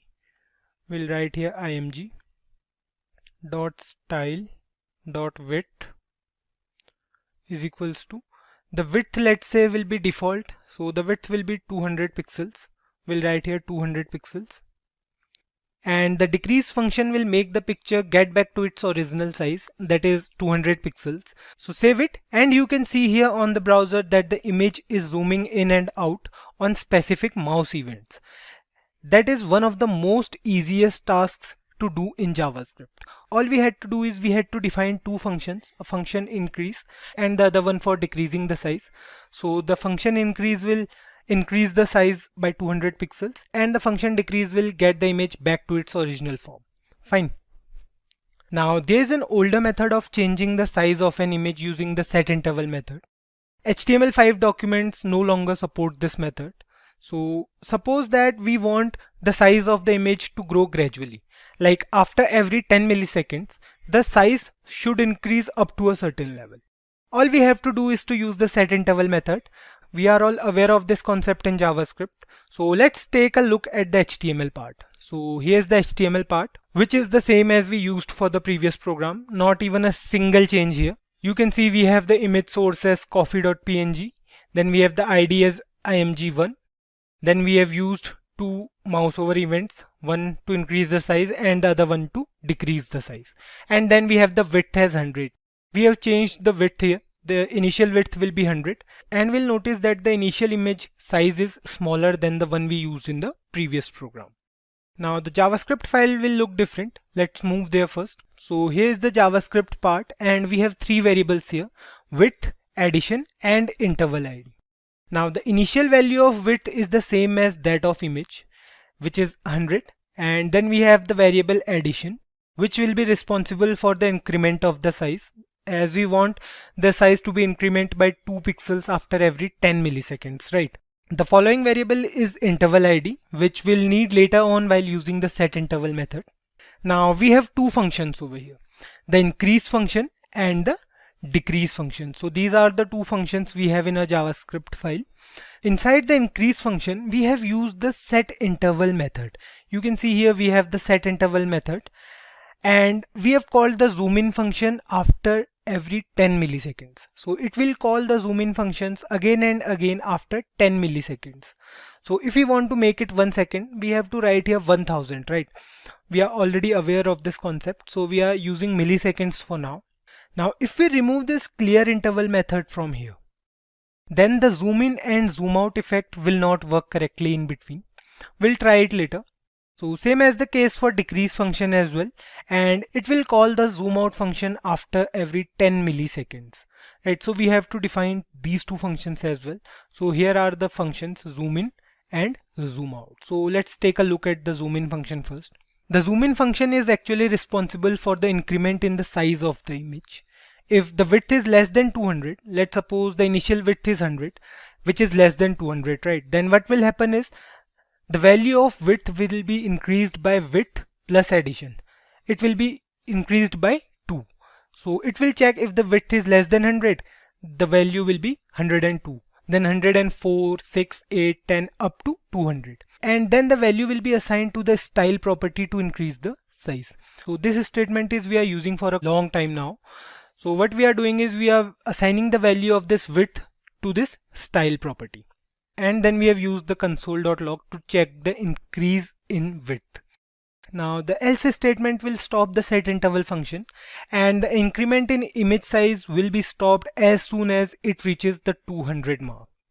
For the value of width as 200, the setInterval function will stop.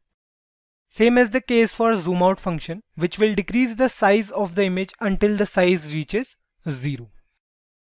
The size will be reduced by 2 after every 10 milliseconds. The logic remains the same. What we are doing is we are using here minus instead of plus, and we are checking if the value of width is greater than 100. Fine.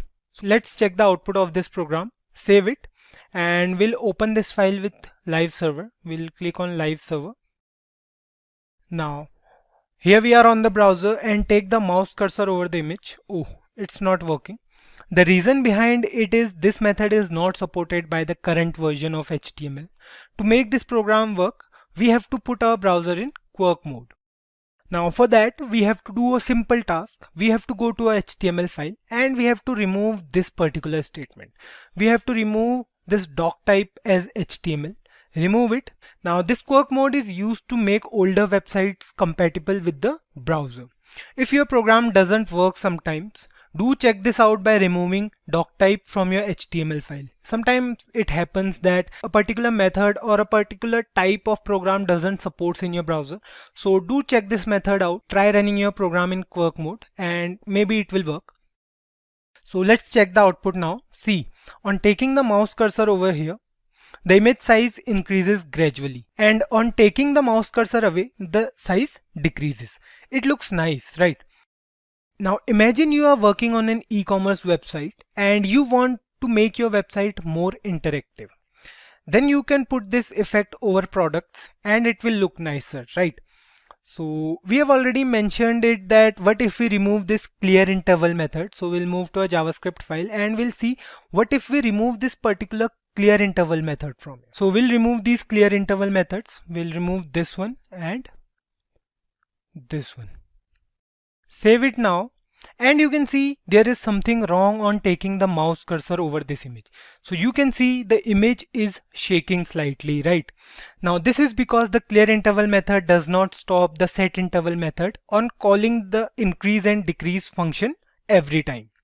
In this particular video, we'll first go through iterators in JavaScript and then we'll move on to generators and we'll see the differences between iterators and generators in JavaScript. Before we dig deeper into this topic, let's create an array here. So we know that an array is basically a single variable used to store multiple elements, right? So let's create one array here. We'll move to a JavaScript file and we'll create an array over here. So we'll write here where arr is equals to. So this is the syntax for array. Let's add some elements as well. We'll write here BMW. Then we'll write here, let's say Audi. Then we have Mercedes. And then finally, let's say we have a company named Honda. Fine. So this is a simple array with 4 elements. They all are car manufacturers. So let's print this array on the console. We are doing some basic tasks as of now. So we'll write here console.log and we'll print this array in a console. Let's also print the length of this array. So we'll write here console.log and we'll write here arr.length. Fine.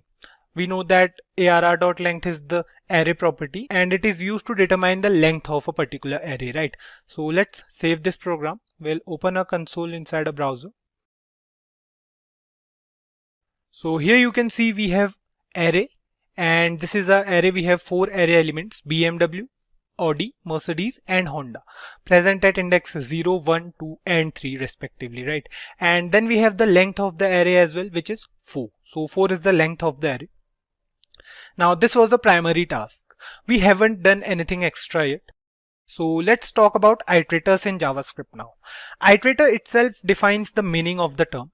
It means to traverse something. Till now we have been using the traditional method, or we can say we are using the for loop for traversing any array, right? The syntax was easy. What we have to do is we have to write here, let's traverse this array once. We'll write here for, we'll write here let I is equals to 0. I is a variable which will be used to traverse this array. And then we have the condition if I is less than array.length. And then what we'll do, we'll increment the value of I by 1, right? So this is a for loop. Inside this we'll write here console.log and we'll print arr of I. Fine. So we are done with it.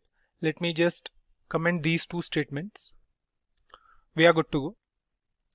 Now the variable I will go through each element present in the array and print them in sequence until it reaches the end of the array.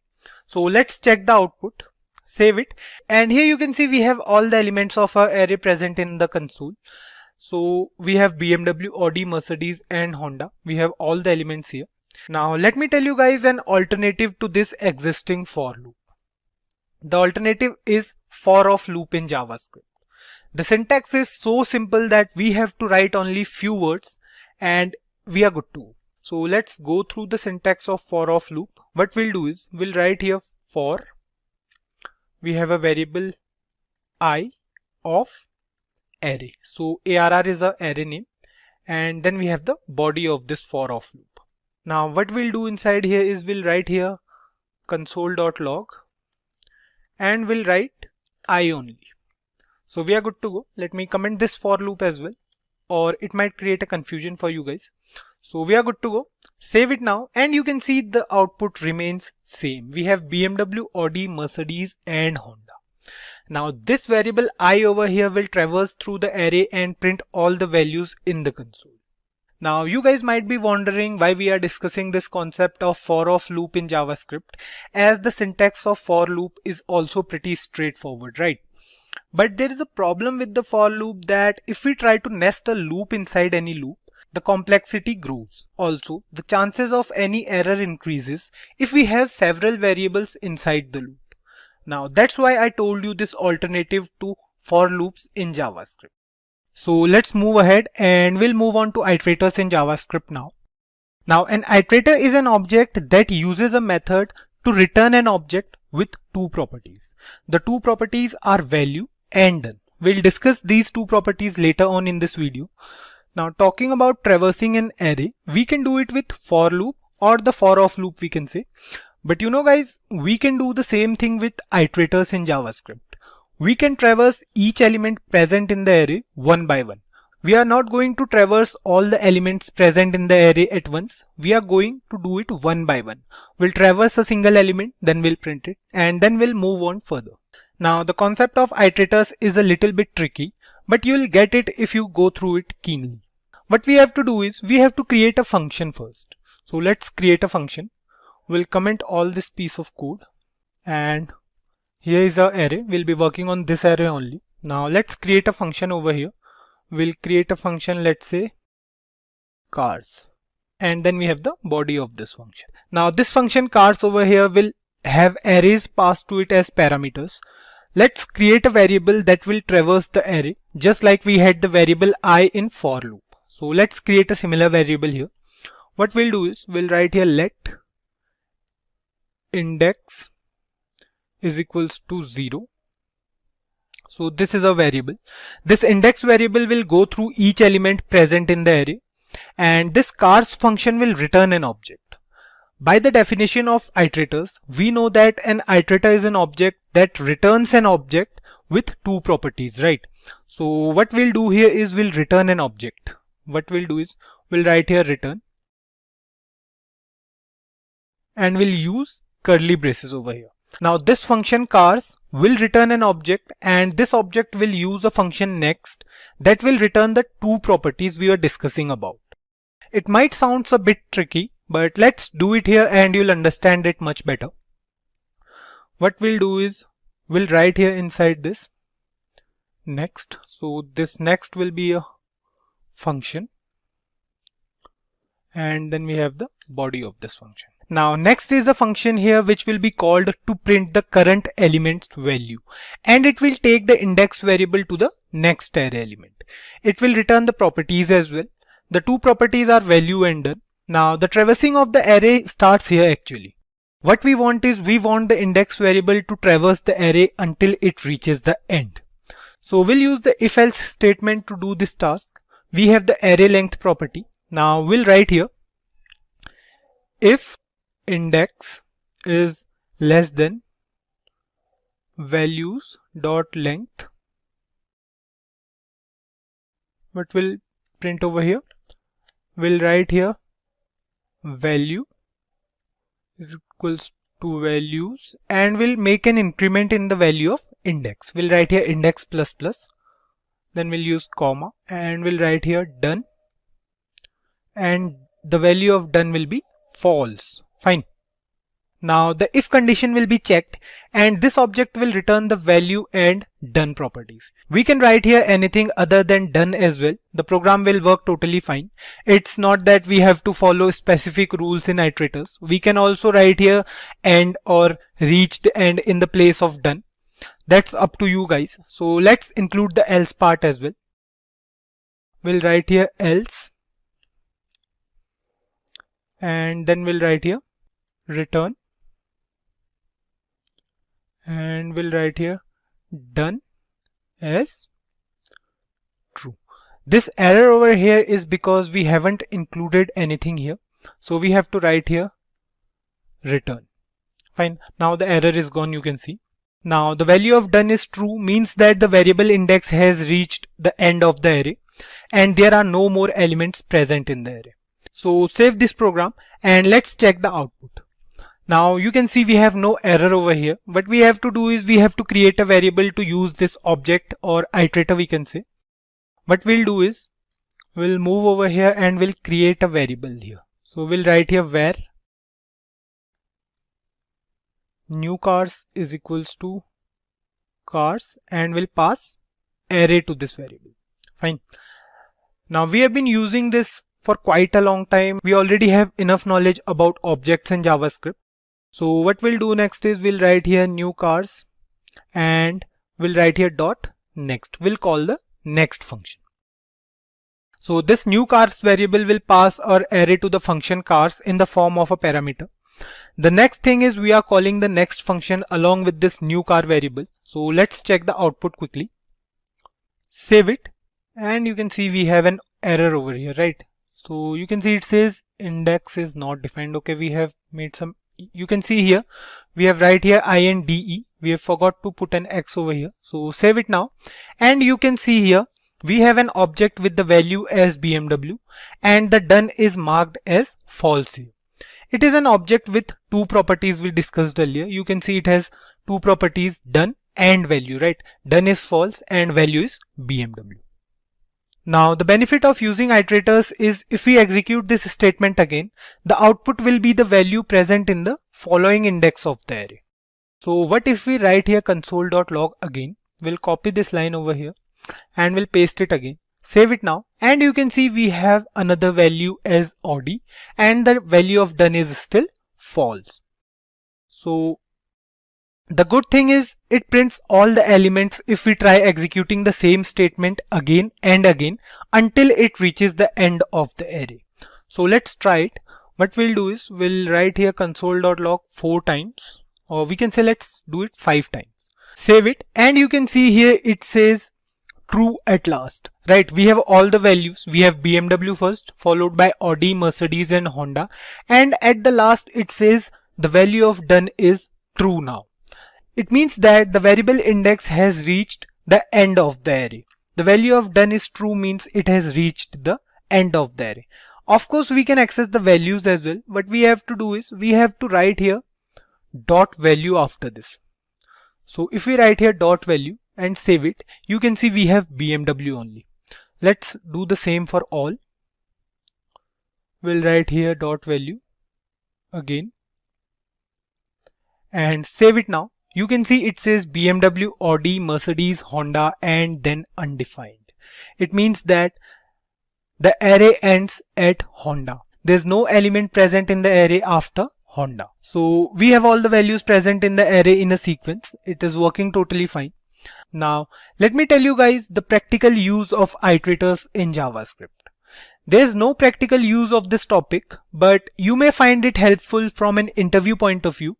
You may get questions from such topics because these topics are pretty tricky and time consuming as well. So this is an excellent topic though. If you want to access the elements of an array or maps in a sequence, then you can use iterators for such tasks. We used iterators previously and we know that an iterator is an object that uses a method to return an object with two properties, value and done, right? Now the code was easy, so let's go through it once quickly and then we'll move on to generators. So guys, here's the code for iterators in JavaScript. You can see we have created an object that was giving us two properties, and every time the next function will be called, the next element of the array will be printed until the value of done is false. Now once the done is changed to true, this means that this is the end of the array and there are no more elements present in that same array. Now this was easy, but the method was a little lengthy and we have to be more careful while writing the code for iterators. This code was more prone to errors as well, and we had to loop so many things inside a single function. Quite a tricky task, right? Now guys, what if I tell you that we can do such tasks so easily in JavaScript without giving so much effort and just by writing few lines of code? Yes, we can do it with generators in JavaScript. A generator function allows us to define an iterative algorithm by writing a single non-continuous function. The syntax is also not tricky. All we have to do is to create a function with a asterisk sign and we are good to go. So let's go through the syntax and you'll understand it much better. So we'll move to a JavaScript file and we'll write here function asterisk. Let's say the function name is generate. Fine. And then we have the body of this function. Now this asterisk over here tells the system that this is not a regular function. This is a generator function that has some specific task to do. That is to generate the value on the go. Now inside here of this function, we have to write that part which we want to access. Like if we write here, let's say we are writing here let I is equals to 0. So let's say I is the variable that we'll be using for traversing purpose. And then we'll write here yield BMW. We'll copy this statement and we'll paste it 4 times, let's say, and we'll change the values. So first we have BMW, then we have Audi, third we have Mercedes, and fourth we have, let's say, Honda. Fine. So let's assume that these are the array elements. It means that these are the elements present inside an array. Let's assume it only. Now the yield keyword is used to stop the generator function and it returns the value following it. Think of it as a return that is generator based. It returns the value to the user upon calling the generator function. So let's call it first and the calling part will remain the same. We'll use a variable to call the generate function and then call the next function in the console. So what we'll do is we'll write here let's say gen is a variable and we'll write here generate. So we'll call this function here and we'll write here console.log. Inside this we'll write gen.next. Fine. Now save it and go to the console. So here's the console and you can see we have an object as output. Click on this object and you can see we have done as false and value as BMW. Now the good thing with generators is that we don't have to specify this next method anywhere in the code. It has the next method predefined that makes the task sort of easy for us, right? Now if we write this statement here again and save it, so what we'll be doing is we'll be copying this particular statement and we'll paste it here, save it, and here you can see we have the value as Audi and done is still false. Now we have Audi here with done as false because this is not the last element present, right? It will return done as false until the values are printed. Once it reaches the end, done will change to true and the value will be undefined. Easy task, right? We have been through it already. Copy it and we'll paste it several times now. Save it. And here you can see we have value as BMW for first gen.next. Then we have Audi, Mercedes, Honda, and finally we have the value as undefined and done is true. It means that Honda was the last element present in the array. Now the next thing is to use it with a loop. If you want to do this task with a loop, we can do it. What we have to do is we have to write here inside this function, we have to create an array over here. So we'll remove these elements and we'll write here where AR is equals to. So let's say this is our array. We'll write here BMW, Audi,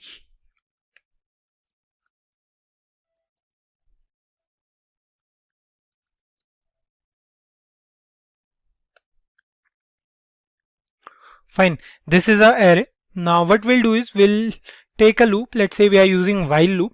We'll write here while I is less than ar.length.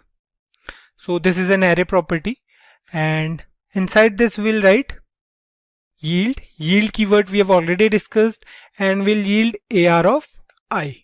Fine.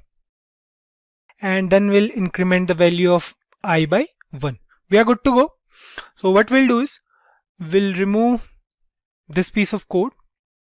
Now save it and you can see we have the first value as BMW and done is false.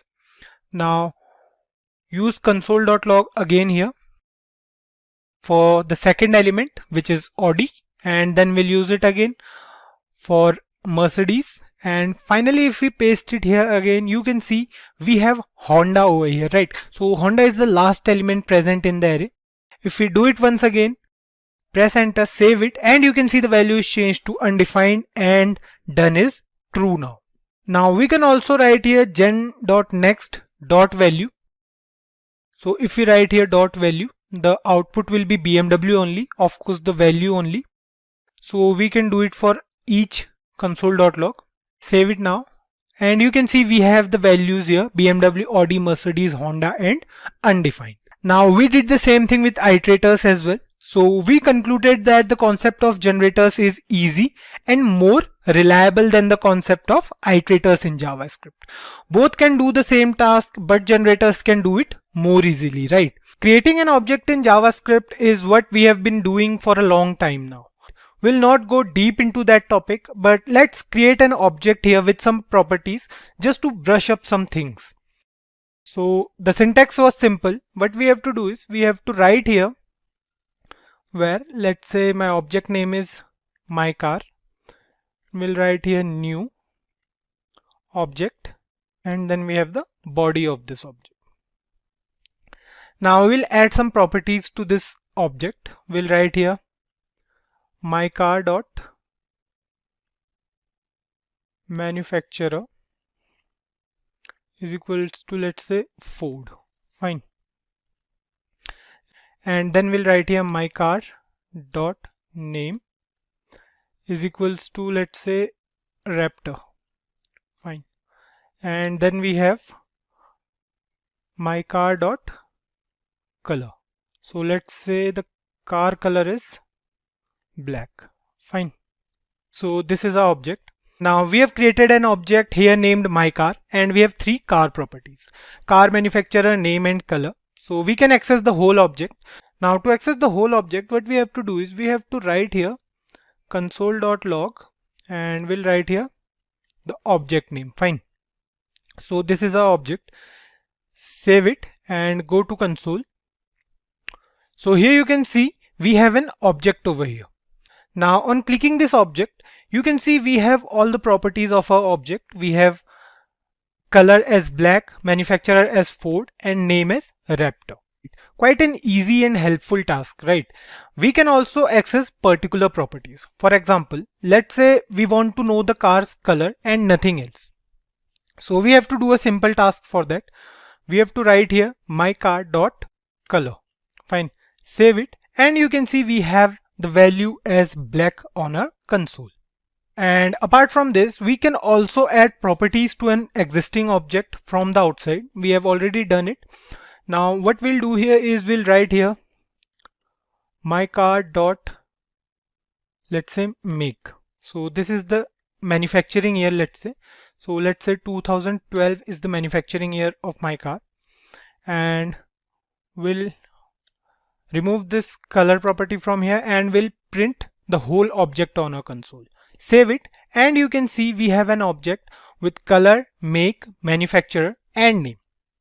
We have all the properties. In fact, the make property is also added to the object's properties. Now the question here is, why are we discussing objects before maps? There's a specific reason for this, guys, because maps in JavaScript are similar to objects, and one can use objects in place of maps, or maps in place of objects, we can say. But still there are some differences between objects and maps. Although both of them use key value pairs and give us the required output, but there are still some minor differences between them. So let's understand the difference between them with a simple example. What we'll do is we'll create an empty object. So here's our object. What we'll do is we'll remove all the properties of this object. So this is an empty object. Now what we'll do is we'll create an empty map as well, right? So the syntax for maps is quite similar to that of objects. We'll write here where my car is equals to new map, and then we have the body of this map. Fine. And we'll write here console.log my car. Fine. Now we have two different objects here. One is a simple object and the other one is a map object. There's a slight change in the object name you can see over here. The map object here is with 2R. So let's check the output on the console. Now save it. You can see here the difference between a regular object and a map object. Click on this empty object. You can see the prototype is object and the prototype for map object is a map. Fine. Now let's move on to VS Code again and we'll go through maps now. So this is a minor difference between maps and objects. So let's discuss maps now. What we'll do is we'll add key value pairs to our map now. So like objects, we have several methods for maps as well.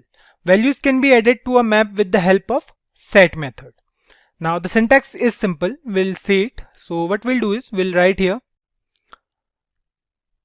my car dot set. So set here is a method and inside this bracket we will provide a key and a value. Now let's say we are writing here 1 comma BMW. We'll add another property. We'll write here my car dot set. We'll write here 2 and let's say we'll write here Audi. Fine. And then we'll write here my car again dot set 3 comma Mercedes. Fine. Now the set method has keys and values for each map property. Unlike objects where we can assign only string and specific symbol as property name, we can use anything here in maps for doing the same task. A key can be a number, a key can be an object, function, or in fact anything. It can be a string as well. So that's the benefit of using maps in JavaScript. This is also a difference between objects and maps. Now that we have added values to our maps, so let's check the output now. Save it. And you can see here we have 3 entries on our map. Keys and values for each entry separated by an arrow. You can see 1 is the key, BMW is the value, 2 is the key, Audi is the value. Separated by arrows. Fine. We can access any of these entries with the help of the get method. Just like the set method, we have another method in maps. We'll write here mycar.get and we'll pass the key here. So let's say we are passing here 3. 3 is the key for Mercedes. Save it and here you can see we have the value as Mercedes over here on our console. This get method will give us the value present at key 3. We can get any value here just by passing the key number to this get method. We can also determine the size of this map. Now to determine the size of this map, we have another method here. So what we have to do is we have to write here mycar.size. So this will determine the size of our map. Save it and here you can see the size is 3. Fine. So as I mentioned previously that a key can be a number, a string, a function, or in fact an object. So let's try to use them as keys and see if it works or not. So this is our map. What we'll do is we'll remove these 3 properties from here and we'll print this map only. Fine. Now inside here we'll write mycar.set. So let's say the key is string for value 1. So we'll write here my car name is and then we'll pass the value here. We'll write here BMW. Fine. So we have a string as key now. Next up we'll write here my car dot set. We'll pass an object as a key and the value is let's say Honda. Fine. Lastly we'll pass a function as a key. We'll write here mycar.set and we'll pass a function over here. And the value is let's say Mercedes. Fine. Of course we can define these functions or objects somewhere in the program. But for now we'll keep it simple so that you guys can have an idea of what we are trying to do here. So save it. And you can see here there's no error or any sort of problem in the console. It's working fine. We can access any particular value by passing the key to the get method. You can see here we have my car name is BMW present at 0, and then we have an object at 1 and a function at 2. So we can pass any function or object as a key as well. Now we simply cannot pass this curly braces to the get function to get the value, or even the function we cannot pass, so it will return undefined. To get a particular output, what we have to do is we have to use variables first. We have to define these functions and objects using variables, and then we can use those variables. So that's a different task. So what we'll do here is we'll write here my car dot get, and we'll pass object here. Save it, and here you can see the output is undefined. Now this isn't what we were looking for, right? So the solution is simple. What we have to do is we have to write here let obj is equals to an object, and let func is equals to a function. Fine. Now we can use these variables. So instead of writing here curly braces, what we'll do is we'll write here obj, and instead of using the whole function here, we'll write here func. Fine. Now the next thing we'll do here is we'll write here the variable name. So we'll write here func, save it, and here you can see we have the value as Mercedes present for function here, right? We can also do the same for object as well. If we write here obj and save it, you can see we have the output as Honda.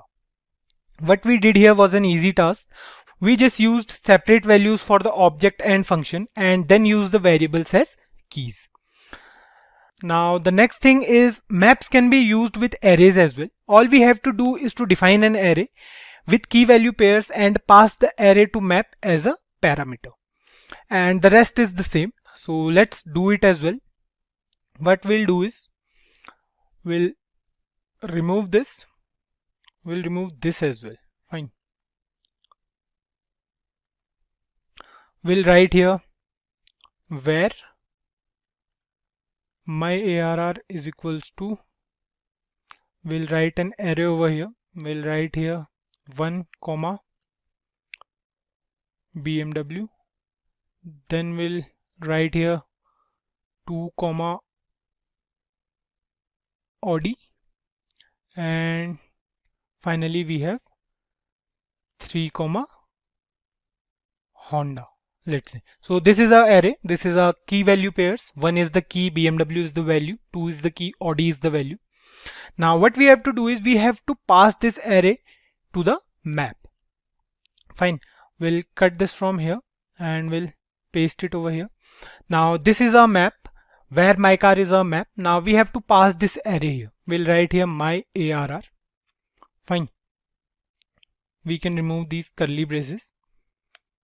Now if we write here my car dot get, or let's say if we write here console.log my car. Fine. Save it, and you can see we have a map with keys and values. We have the same map over here, but this time we have used arrays, and we can access any particular element as well. We'll write here dot get, and we'll pass the key here. Let's say we are passing 2. Save it, and here you can see we have the output as Audi. Good to go with it, right? Now we can also use the for of loop to traverse this array and get the keys and values. It's a simple task. I hope you guys are getting all this. So for the for of loop, what we have to do is we have to write here for let, and we'll write here key comma value of my car, and then we have the body of this for of loop. We'll write here console.log, and we'll print the keys and the values. Fine. So we'll write here key, then space, and then we'll write here value. Save it, and here you can see we have keys and values here. We have 1 BMW, 2 Audi and 3 Honda. Fine. We can also print keys and values separately as well. What we have to do is we have to make some changes here. We have to write here only key, and instead of my car we have to write here my car dot keys. So this is a method, so we have to put brackets over here and we have to remove this from here. Save it, and here you can see we have all the keys 1, 2 and 3. Similarly, we can access all the values as well by writing values in place of keys. So we have another method here as myCar.values. We have to use that for values. Now the last thing before we wrap up this video is we can also clone maps in JavaScript. Now cloning refers to creating a copy of something, right? So let's say we want to clone this particular map. We have an array over here. We'll remove this statement. And then we have used the for loop. So let's remove the for of loop as well. Now we have an array over here. Array contains 3 key value pairs, BMW, Audi and Honda. Now we want to clone this map. So this is our map, my car is our map, and we want to clone this, right? So let's say we have another map over here. We'll name it as where your car, and then we'll write here is equals to new map, and we'll pass my car as an argument here. Fine. Now we have a clone of our map here, and we'll write here console.log.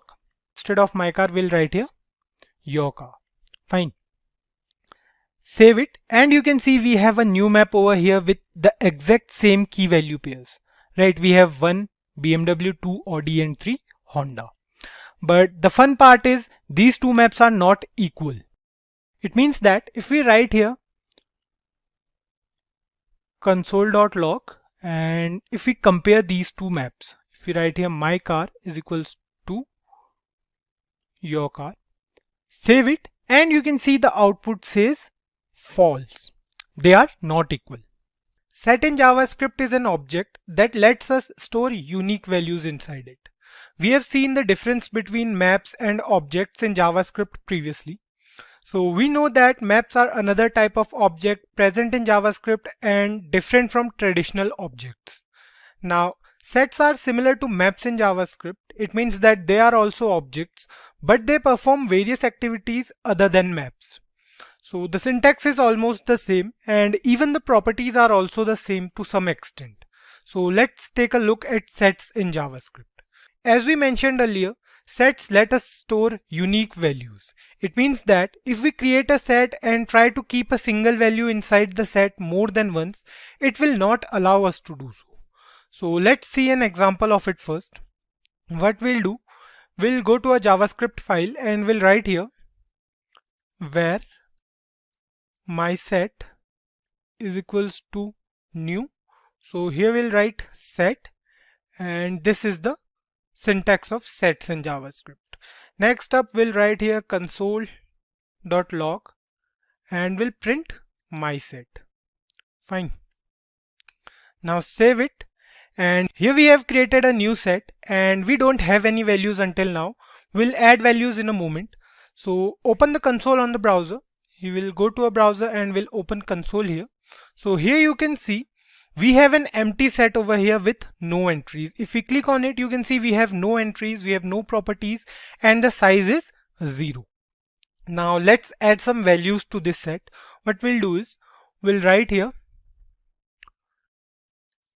my set.add and we'll add a value over here. So we'll do it for 3 or 4 values. We'll write here my set.add, we'll write here 2. We'll copy this, paste it here for 2 more times, and we'll write here 3 and 4. Fine. Now we have added these 4 values to our set, a basic task, right? The same add method we used for maps is what we did for sets as well. Now save it, and you can see here on the console that we have the size as 4. Now you can see here we have values 1, 2, 3 and 4, and the size is also 4. And we can add as many values as we want to our set, but we can't add any value to our set again. For example, if we write here, let's say if we are writing here mySet.add, and then we'll write here 3. Fine. What we are doing is we are trying to add 3 again to this set. Our set has a value 3 already, so this is the value 3. Now it will not allow us to add 3 again. Save it, and you can see we still have 4 values present in our set. The new value we added to our set is not present inside the set. You can see here we have 1, 2, 3 and 4. This 3 is not added to our set. So this is the benefit of using sets in JavaScript. So let's take an example of an array as well.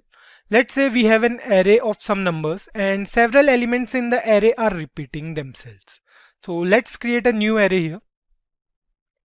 What we'll do is we'll comment out this piece of code so that there will be no confusion for you guys, and we'll create an array over here. So let's say this is an array with name ARR, and we'll add elements to this array now. We'll write here 1, 2, 3, 4, 2, 3 and any values, any random values we are adding to this array. So you can see we have so many elements here which are repeating themselves, like 2, 3 and 1 and so many elements, right? Now we have an array here and the elements inside the array are repeating, right? So we have 2, 3, 4 so many times. Now what we want is we want unique elements from this array.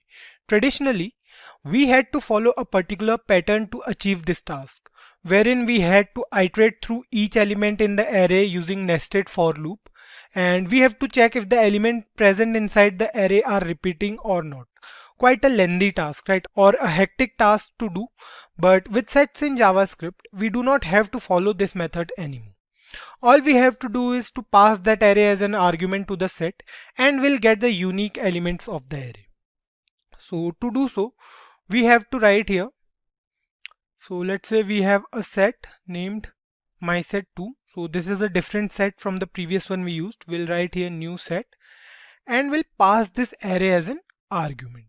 So we'll write here console.log, and we'll write here mySet2. Now save it, and you can see we have all the distinct elements of our array. You can see here we have 1, 2, 3, 4, 45, 5 and 6. The size of the array is, or we can say the size of the set is 7. Fine. We can also print this set again in the form of an array. We just have to write here let my ARR. So this is a new array, and we'll write here array.from. And now what we'll do is we'll pass this mySet2 as an argument to this array. Now we'll write here console.log, and we'll print here my ARR. So this is our array. Save it, and here you can see we have an array over here with all the unique elements. We have 1, 2, 3, 4, 45, 5 and 6. The length is 7, and here you can see we have the set in the form of an array. Fine. We can also traverse all the elements present inside the set or array just by using the for of loop in JavaScript. So we have to write here, let's say for, we'll take a variable let item of, we'll use set this time. We'll write here mySet2, and we'll print this item on console. We'll write here console.log, and we'll print item. Fine. All of this is easy, right? You must have got it. We have all the methods present for sets as well, just like we had for maps in JavaScript. Now save it. And here you can see we have all the elements of this particular mySet. So mySet2 consists of all the elements of this array, all the unique elements we can say. So here you can see we have 1, 2, 3, 4 and all the unique elements of mySet.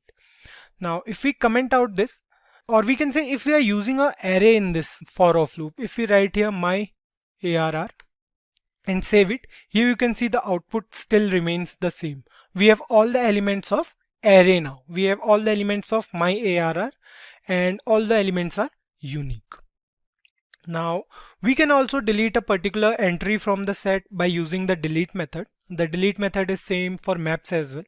What we have to do is we have to write here mySet2 dot delete, and we have to pass that particular element. So let's say we want to delete 45 from this set. Now save it, and what we'll do next is we'll print this set again, and we'll write here mySet2. Fine, save it, and here you can see we have the size as 6 now. You can see we have the elements 1, 2, 3, 4, 5, 6. 45 is not present here. And here you can see initially we had the elements as 1, 2, 3, 4, 45 as well. So you can do it with the help of delete function in JavaScript. Now same thing we did for maps as well, and if we want to delete all the entries from the set, we can use the clear method. What we'll do here is we'll write here mySet2 dot clear, and we'll run this statement and we'll print set again. Fine, we'll write here mySet2, save it, and here you can see the size of this set is 0 now.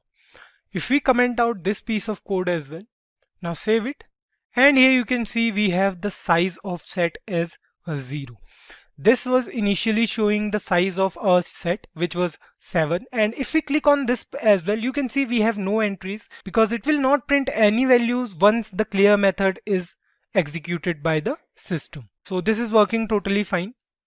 Now that we have covered almost every property of sets in JavaScript, I think you guys will be able to use sets now as per your requirements.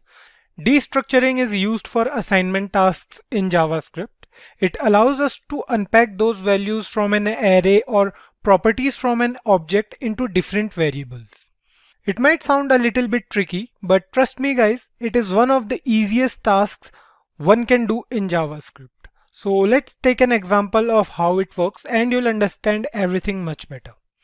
So let's say we have few students present in our program. Like if we write here, let's say we have student 1, student 2 and student 3. Fine. Now these are the 3 students. These are basically 3 different variables: student 1, student 2 and student 3. Next up, we'll assign names to these students, and let's say we have more than 5 or 6 names for these students. So what we'll do is we'll write here bracket student 1 comma student 2 comma student 3 is equals to, let's say we are writing here Ravi is the name of first student. Then we have, let's say, Abdul, and we'll add one more here. We'll write here George, and let's say we have another student named as Varun, and let's say one more is Salman. Fine. So here we have 5 names. We have Ravi, Abdul, George, Varun and Salman, and we have 3 variables only: student 1, 2 and 3, right? Now if we want to access any of these student variables, we will get the name corresponding to that student.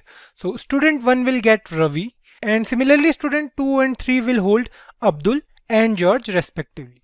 So let's print them on the console. We'll write here console.log. We'll write console.log 3 times because we have 3 different variables. So we'll write here student 1, then we have student 2, and then finally we have student 3. Fine. Now save it and open the console on the browser. So here we are. Here we have our console, and you can see we have the output as Ravi, Abdul and George. Rest of the 2 names are not here. Either we can use 2 separate variables to print those names, like we can add here student 4 and 5 as well. But instead of that, we can also use destructuring assignment syntax to assign all the last 3 names to a single variable. What we are talking about here is the student 3 will get all the 3 names. The 3 names are George, Varun and Salman. We'll save these 3 names inside a single variable. Fine. So destructuring assignment will do this task for us. So let me give you an example and you will understand it much better. So what we'll do here is we'll write here before student 3, we'll put 3 dots over here. Fine. And we are good to go. So rest of the program will remain the same. All we have to do is to add 3 dots here before the variable. And now we'll get the remaining values inside a single variable in the form of an array.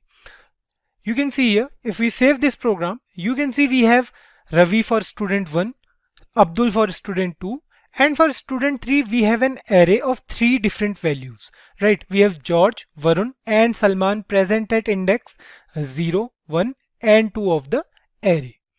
Fine. The length of this array is 3 and we can access any particular name from this array. Like if we write here console.log student 3 and we'll pass the index number. Fine. So if we write here index 1, so it will return the value present at index 1 of this particular array.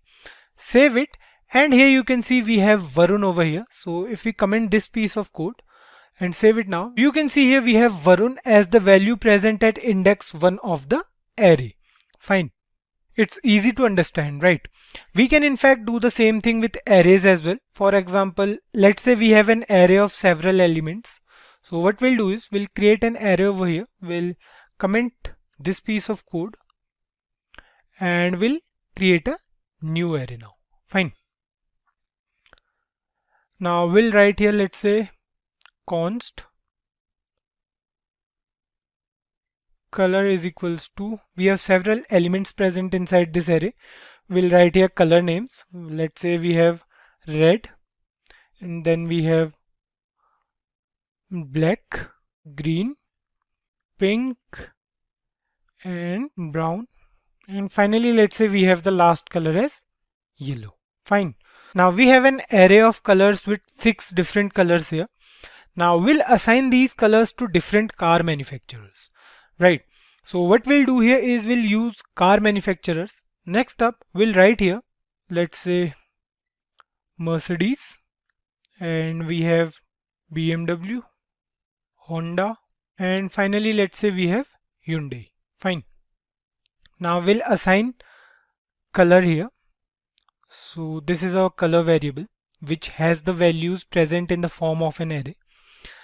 Now the color array is assigned to corresponding car manufacturers. Mercedes will be red, BMW will be black, and similarly Honda and Hyundai will be green and pink. Fine. Brown and yellow will be left out. So let's print them on the console.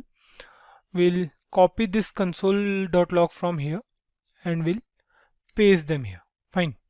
Now we'll write here Mercedes, and then we have BMW, Honda, and finally we have Hyundai. Fine. Now save it, and you can see here we have all the values of the array. We can assign the last 3 elements of the array to Hyundai only in the form of an array. So we have to mention the dot notation here and we'll be good to go. So you guys might be wondering why we are assigning the remaining values to the last element only. Why not the one before the last element? So let's try to do it here and you'll get the answer to this question as well. So what we'll do is we'll assign all the values to Honda. Fine. Save it, and you can see an error message over here on the console. It says rest element must be last element. It means that JavaScript will not allow us to assign the values to any other element other than the last element. Now what we'll do is we'll assign the values to the last element again. So we'll remove these dot notation from here and we'll put them here before Hyundai, because Hyundai is the last element, right? Now save it, and here you can see we have red for Mercedes, black for BMW, green for Honda, and for Hyundai we have 3 different values. We have pink, we have brown, and we have yellow. Fine. Now we can also use destructuring for swapping variables in JavaScript. The easiest way to swap the value of 2 variables, we can say. So why easiest? We'll see it in a moment. So swapping means swapping the values of 2 different variables, right? So let's say if we have a variable a and the value of a is 10, and we have another variable b and the value of b is 20. Fine. Now swapping refers to the value of a will be changed to 20 and the value of b will be changed to 10. So how to achieve this in JavaScript? We have different methods to do this, but for now we'll be using the destructuring assignment syntax. So what we'll do here is we'll comment this piece of code as well. Now we'll write here let a is equals to 10, and we have another variable let b is equals to 20. Fine. Now what we'll do here is we'll write here a comma b is equals to b comma a. Fine. Now we'll print both the variables on our console. We'll write here console.log a and then console.log b. Fine. Now we are good to go. Save it, and you can see here the value of a is 20 now and the value of b is 10. So initially the value of a was 10 and the value of b was 20, and the values are now swapped. Right. It was simple and easy. So we can do the same thing for objects as well. For example, let's create an object over here first. We'll comment this piece of code as well so that there will be no confusion. We'll create an object. We'll write here const. Let's say the object name is car, and this is the body of our object. Now we'll write here properties. So let's say the first property is manufacturer, and we have the manufacturer as Mercedes. Then we have color. The color of a car is black. We have to write here colon instead of equals. Then we have model. So let's say the model is 2012, and then finally we have a function. Fine. So we'll write here function. The function name is wheels, and we'll write something inside of this function. So let's say we are writing here console.log, and we'll write here all-wheel drive. Fine. Now here we have an object named car with several properties such as manufacturer, color, model, and a function that tells us that this car is all-wheel drive. Let's destructure this object now. So what we'll do is we'll write here const, then we have curly braces. We'll write here manufacturer, comma, color, comma, model, and then finally we have wheels. Fine. And we'll assign car to them. Fine. Now this will take corresponding values accordingly. Now what we'll do is we'll write here console.log, let's say manufacturer. So it will return Mercedes. Save it, and here you can see we have the output as Mercedes. Instead of manufacturer, if we write here color, save it now, and here you can see we have the color as black. But we have to mention these four variables the same as the properties, because if we write here let's say model 2, and we are printing here model 2. Now save it, and here you can see it says undefined for model 2. We have to write here model only. Fine. Save it now, and here you can see that we have the model as 2012. Now we can access any of the properties of this object. We can even call this wheel function from the outside. So just write here wheels. We are calling this function.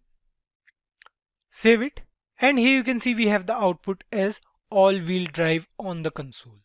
So let me give you a simple example of drag and drop elements first. Here we have two different folders. One is where we have all our JavaScript and HTML files we have worked on till today, and the other one is an empty folder with no file at all. Now drag and drop means taking something from one place and leaving it at another location. For example, select a file from this folder. So let's say we are selecting this file and try dragging this file from here. You can see we have this file stuck with our mouse cursor. So wherever we are taking our mouse cursor, the file is going with it. So we can place it anywhere until the left button of our mouse is clicked. And the moment we unclick the left mouse button or put our finger away from the mouse is where the file will be located from now on. So if we move this file here and if we put away our finger from the left button, so you can see the file is located in this folder now. So the file will now move to this new folder, and this refers to drag and drop in real life or the computer world, we can say. Quite an easy task, right? We already know much about it. Now what we'll do today is we'll try to achieve this same thing using JavaScript. So let me close these two tabs for now. Now let's start with the programming part and we'll see what we can do to achieve this drag and drop elements in JavaScript. First of all, we'll try to do some part with the HTML and CSS in which we'll add some specific space in our web page, like 2 boxes or something sort of that, so that it'll become easy for us to track the drag and drop effect. So let's write some code now. Enough of this theoretical part we did. Now what we'll do is we'll write here inside the body tag.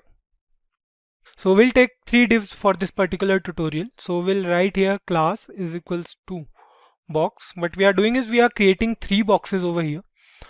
So we'll close this div and we'll copy this whole statement from here and we'll paste it twice again. Now what we are doing is we are adding 3 boxes to a web page. So we have added 3 div tags here. We can say 3 boxes as well. So let's add some style so that we can identify the 3 boxes. What we'll do is we'll use inline CSS, or we can say we are defining our CSS part in this particular HTML document. We are not going to use a separate CSS file for styling. So what we'll do is we'll move to our head part and we'll write here style. So this style tag is what we are using for our CSS styling. Now our primary focus will be on the JavaScript part, so the styling will be limited. So what we'll do here is we'll define this box class. We'll write here dot box, and inside this we'll use some CSS properties. So we'll write here float and we'll give the value as left. Then we'll write here background color, and the background color is, let's say, this one.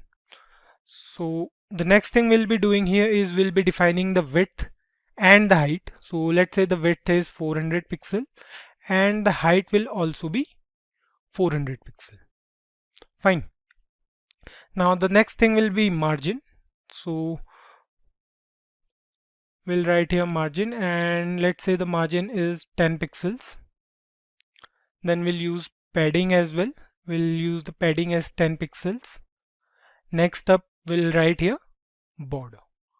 So the border will be 1 pixel thin, basically a thin border. So we'll write here solid. We'll use the solid border and the border color will be, let's say, black. Fine, save it, and here you can see we have 3 boxes over here in a web page. Next up we'll add an image to the first container so that we can drag that image from this container to other 2 containers.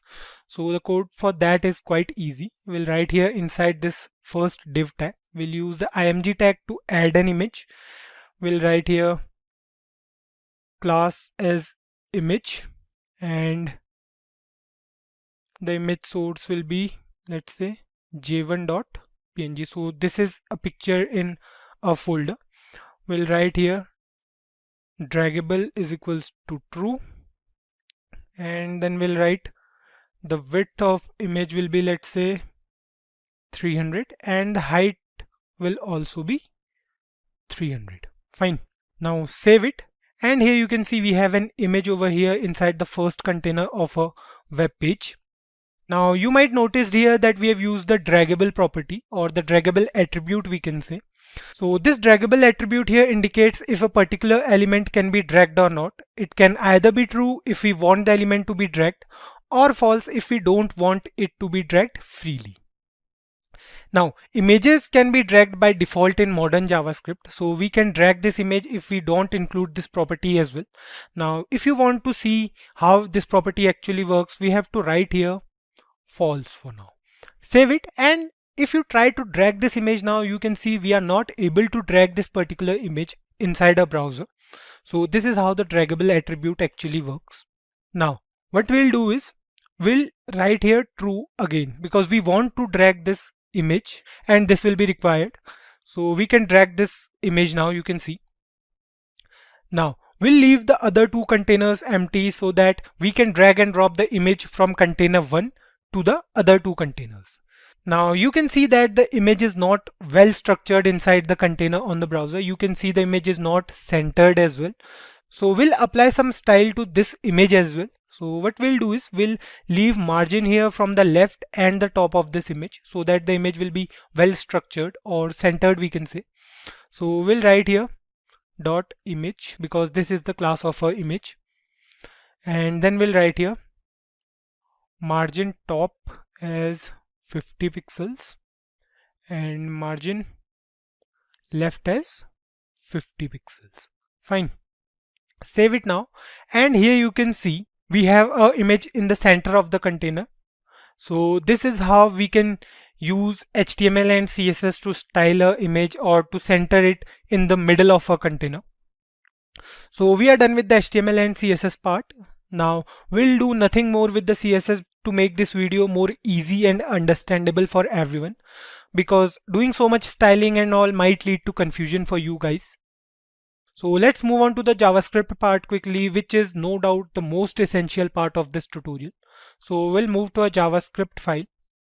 Now before we begin, let's discuss something. The logic is simple. We have to drag this image from here and drop it in another box here. Right, we have to drag it from here, we have to drop it here. The logic seems easy to speak, right? So let's start with the coding part and we'll see things in between. Now, first thing first, we need to access two HTML elements for this, the box and the image inside it, right? So for that, we can either use the ID attribute, we can use the tag name or the class name method as well, or we can also use the query selector method. It depends on you totally what you want to do here. For now, we'll use the class name method to access both the elements. So what we'll do is we'll write here const image is equals to document dot get element by class name, and the class name for image is image, and we'll write here again const box is equals to document dot get element by class name, and the class name is box. Fine. The image variable holds the image tag which we used in the HTML file, and the boxes variable holds all the three boxes within it. So what we'll do is we'll write here const boxes instead of box. Next up, we'll add event listeners to our JavaScript file. Now we have already been through event listeners in the previous videos. So event listeners are predefined events used to perform some specific task in JavaScript. So here we need two event listeners, drag start and drag end. Now the drag start event will call a function. That function will create separately, and the drag end event will also call a function. So we'll create those functions separately. First of all, we'll add events. So we'll write here image dot add event listener, and we'll write here drag start, and the function name will be drag start. Fine. So you can see the difference between the function name and the event name. Now next up, we'll write here image dot add event listener. We'll write here drag end, and the function name will be drag end. Fine. Now remember that we are using these events on the image only for now to drag this particular image from one place to another. We could have done it on the HTML file as well, wherein we can include these events inside the img tag like we were doing in the earlier videos, but it can be confusing because we have to include so many functions there, which is a bit confusing. Now moving ahead, we'll create these two functions now, the drag start and the drag end function. So the drag start function will obviously start the dragging part, and the drag end function will stop it. So for that, we'll write here function drag start, and then we have the body of this function. Similarly, we'll create another function which will be drag end, and we have these two functions here. One will start the dragging event and the other one will end the event. For your ease, we'll write here for now console.log, and we'll see when the functions are being called. Fine. So we'll write here console.log, and inside this we'll write dragging, and here we'll write console.log and dragged. Fine. So let's understand the working. Save it and we'll open our console. So let me zoom this for you. Now what we'll do is we'll open our console, and here you can see it says add event listener is not a function. So we have done something wrong here. Now what we'll do is we'll check what we have done wrong in a JavaScript file. So is nothing wrong here, but let's do one thing. Let's try to access this image with the help of document.getElement by id method instead of this class name method. So for that we have to move to a HTML file and we have to write id as, let's say, img1. Fine. Save it here and we'll move back to a JavaScript file and we'll write here, instead of document.getElements by class name, we'll write here document.getElement by id, and the id we have given is img1. Fine. Save it now, move back to console, and here you can see the error is gone. So it was because of the document.getElements by class name method. Now once you start dragging this image, the drag start function will be called, and you can see here it says dragging, right? The drag and function will be called once we leave the image somewhere. So if we leave this image here, you can see it says dragged over here. Fine. So these two functions are called when we try to drag an image and when we leave an image anywhere in the web page. So these two functions are working totally fine. Now we want to drag this image in such a way that there remains nothing left behind in the first box. So the first box should be empty. Right now if we are dragging this image, you can see the image is still there in the first box and we don't want that, right? So for that we have to move to a CSS file, or we can say we have to add a style property in the CSS part. So what we'll do is we'll move to a HTML file and we'll write here, after this image we'll write here dot invisible, and we'll write here display is, let's say, none. Fine. Save it now. Now this invisible property will make the space empty. It will make the space in the first container empty after dragging the image from that. So to give this class to the image, what we have to do is we have to write inside the drag start function. Fine. So what we'll do here is we'll remove this console.log first and we'll write here this dot class name is equals to invisible. Fine. Now save this HTML file, save this JavaScript file, and let's try to drag the image now. You can see on dragging the image it becomes completely invisible. So we don't want that to happen. What we want is we want this image to disappear from the first box with a minimal delay. So what we'll do is we'll use the setTimeout method for that. We have already been through this method. So what we'll do is we'll write here inside this drag start function setTimeout, and inside this setTimeout method we'll use a callback function. So we'll write here this and we'll cut this piece of code from here and we'll paste it inside this setTimeout method, and the time will be 0 because we want minimal delay, right? Now this will work totally fine. Save it and move to console. So we'll open console and here you can see now this is working totally fine.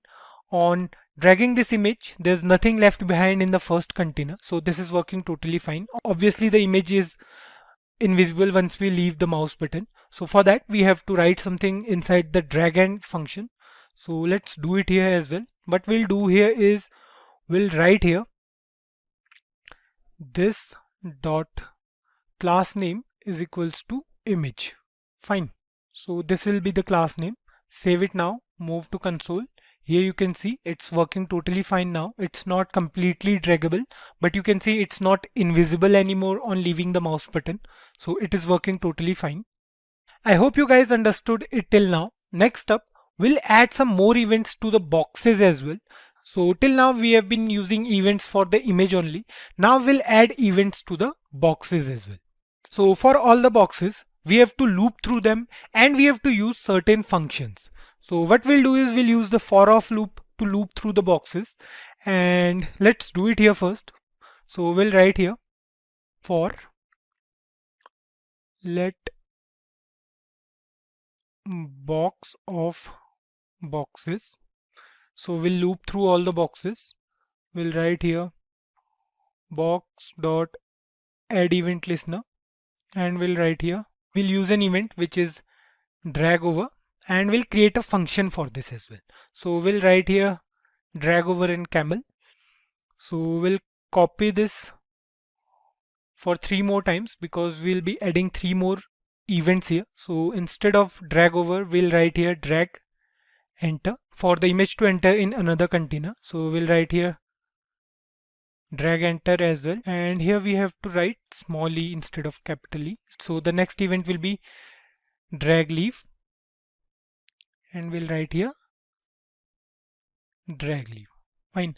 The last will be drop, and the function name will also be drop. Fine. Save it now, and it will create no change in the web page. So here we are adding 4 different events to the boxes for 4 different scenarios. Now we have to declare these functions to achieve the drag and drop part altogether. So you can save it once and check on the browser. You can see it says drag over is not defined.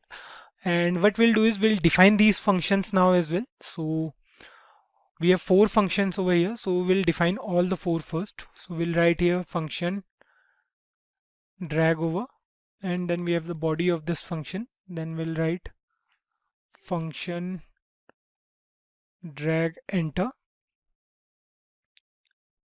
Then we'll write here function drag leave, and finally we have function drop, right? So we'll write here function drop, and then we have the body of this function. So these are our 4 functions, and there's one more thing we have to do, and we are almost done with the video. So let's start defining these functions, and we can see what we can do with them. We can also see the functioning of these functions real quick. What we'll do is we'll again use console.log and write something inside to check when these functions are being triggered. So we'll write here console.log. For the over function, we'll write over. For the drag enter, we'll write console.log enter. For leave, we'll write console.log leave, and for drop, we'll write console.log drop. Fine. So save it and go to the console. Now start dragging this image, and you can see the different functions being triggered on various events. You can see when we take this image over another container, the drag over function is being called. When we take it out, the leave function was called, and then the enter function because the image entered in a new container. So this is how these functions actually work. Now the drop function will not even trigger. We'll see why. So now we have to cancel the default working of this drag over function, drag enter function, and the drag leave function, because we want to assign a particular task to the drop function and we don't want them to follow their default behavior. So what we'll do is we'll use the event listener parameter for it along with the prevent default method. So let's do it first and then I'll explain it to you. We'll write here inside the drag over function, we'll write here e. So e will be the parameter. We'll write here e dot prevent default. Fine. We'll do the same for drag enter and drag leave, and we'll pass e as the parameter for both the functions as well. Save it now, and we'll move back to a console and start dragging the image, and you can see the drop function is being called now. So this is why we have used the prevent default method. This prevent default method is used to prevent the browser from executing the default action of the selected element. Next up, we'll move to the drop function quickly, and we'll see here. So here we are inside the drop function. Now, if you are changing the style of boxes on certain events like drag enter and drag leave, then remember to change the styling back to the original one while dropping the image to another container. So for that, we have to use the class name again. So what we'll do is we'll write here this dot class name is equals to box, and we are good to go. So the last thing we are left with is the image on the new box. For that, we have to append the image to a box on dropping it, right? So what we can do is we can write here this dot append, and we'll pass image as a parameter now. Fine. So the image here is the class name and it will append this image to the box. Save it, go to the browser, close this console here. Now start dragging this image, drop it here, and you can see we are good to go now. We can drag an image from anywhere and we can drop it on any of these containers. We can drop it here, we can drop it back and forth, we can do anything. Like we can add one more container here. For that, what we have to do is we have to move to a HTML file, we have to copy this line and we have to paste it 2 times, let's say. Now here you can see we have 5 containers. We can drag this image and drop it on any of these. So it is working totally fine. We have come across almost every important topic in JavaScript, whether it is an important one like regular expressions in JavaScript or the one mainly asked in interviews like promises in JavaScript. Each topic has its own value in JavaScript and every topic is important. So in today's video, we'll come across 2 different types of games. The first one will be the one wherein we'll recreate Flappy Birds using JavaScript. Now many of you guys must have heard about this game already. If not, we have to take a bird through a space between 2 walls in this particular game. So let me just take you through the game once. And here we are. So this is our game. You can see we have a bird over here. And we have to take this bird through this yellow hole present in between the blue color, right? The yellow holes are random, and if the bird strikes the blue wall or maybe at the bottom of the screen, then the game will over. Fine. So I hope you guys understood what we have to do in this particular game. Now we have to press a key from the keyboard to make the bird jump repeatedly. And we have to make the bird jump so that the bird will go through the hole between the walls without touching the boundaries of the wall. So I hope you guys must have understood the task here. Now let's try to recreate this game again from scratch, and we'll do everything by ourselves. We'll go through the HTML part, we'll go through the JavaScript, and we'll go through the CSS as well. Both HTML and CSS will play a vital role in making this game, along with the JavaScript part obviously. So let's start with the code. We'll go back to VS Code, and here you can see we have a HTML file named flappybird.html. So we'll change the title of this as well. We'll write here, instead of document, we'll write here Flappy Bird. Fine, save it. Now, first of all, we'll take a container for the game to run. So as you can see here, we have a container over here. Fine. So this is our container. Now we have to create this whole container. Now what we'll do for that is we'll go to the body tag and we'll write here div ID is, let's say, game, and we'll close this div. Now inside this particular div, we'll create 3 more div tags. So we'll write here div ID is equals to block, or we can write here pipe as well for the wall or for the pipe we can say. The next we'll write here div ID is equals to hole, that is for the hole, and the last one is for the bird. Fine. So we'll write here div ID is equals to bird. We'll close this div, and a fundamental task is done here. Now we have a container for the game. We'll put the game inside one single container. The next thing we need in a game is a block which we'll use to create the walls in the game, followed by the hole in the block for the bird to go through it, right? And the last thing is the bird itself. So we'll add an image here for the bird. So let's do some styling for all this that we have written over here. So what we'll do is we'll move to a CSS file. So this is a CSS file, and we'll write here for the whole document the margin will be 0 by default. Okay, so we'll write here 0, and the padding will be 0 as well. Fine, we are good to go. That's a common thing. The margin and the padding will remain 0 for the whole HTML document. The next thing is to create the background of whole document. So we'll do something creative here, something different from what we did till now. So what we'll do is we'll create the background with 2 different colors. Now You might be thinking of what these two different colors are. So what we'll do is we'll write here body, and then we'll write here background color. We'll take any background color. Let's say we are taking cadet blue. Fine. Now save it. Save this part as well and open this on live server. So here you can see we have a background. We have the background of a HTML document as cadet blue color.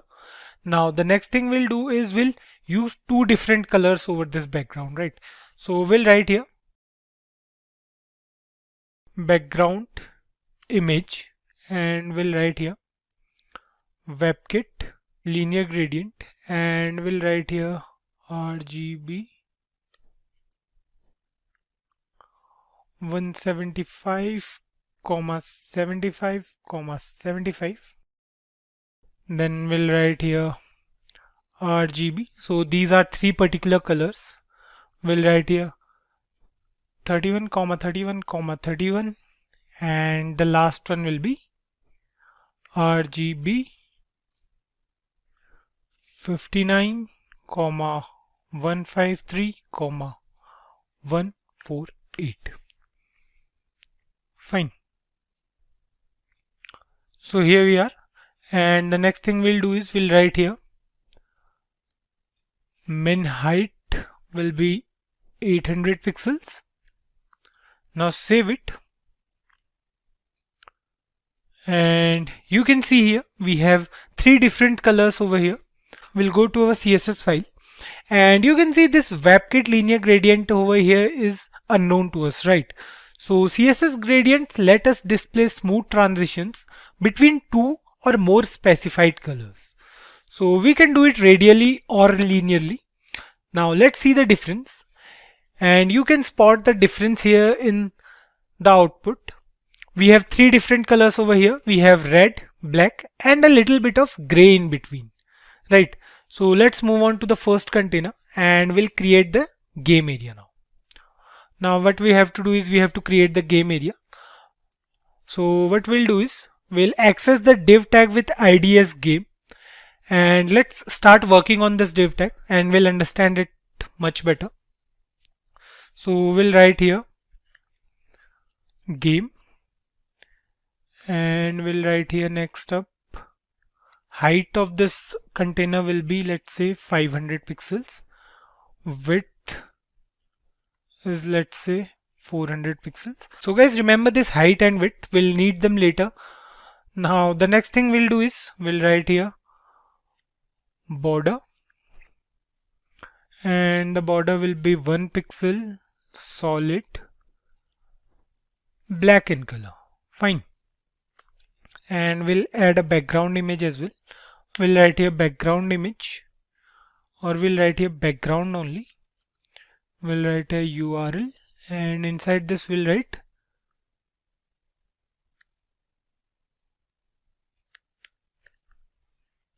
fine. Save it now, and you can see here we have a container over here.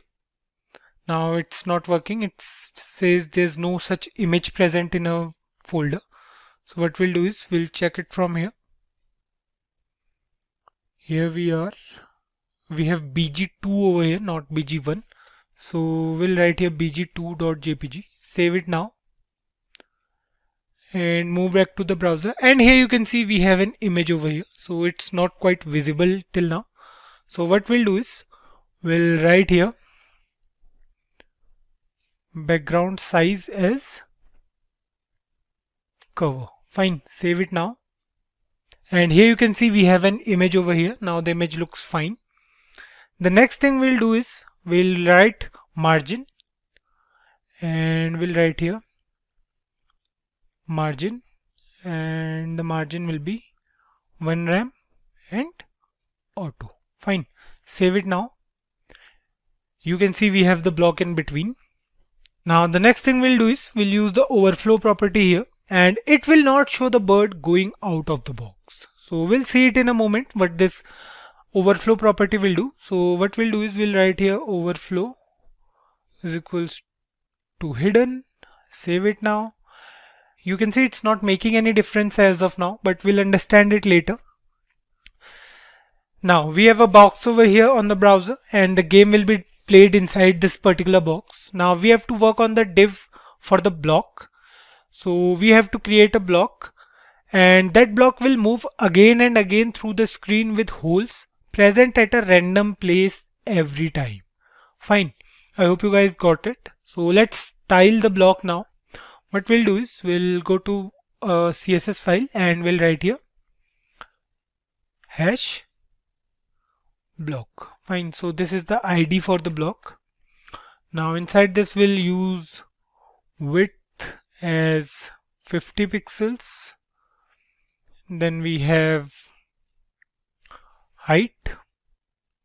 So the height will be 500 pixels equal to the height of the whole container.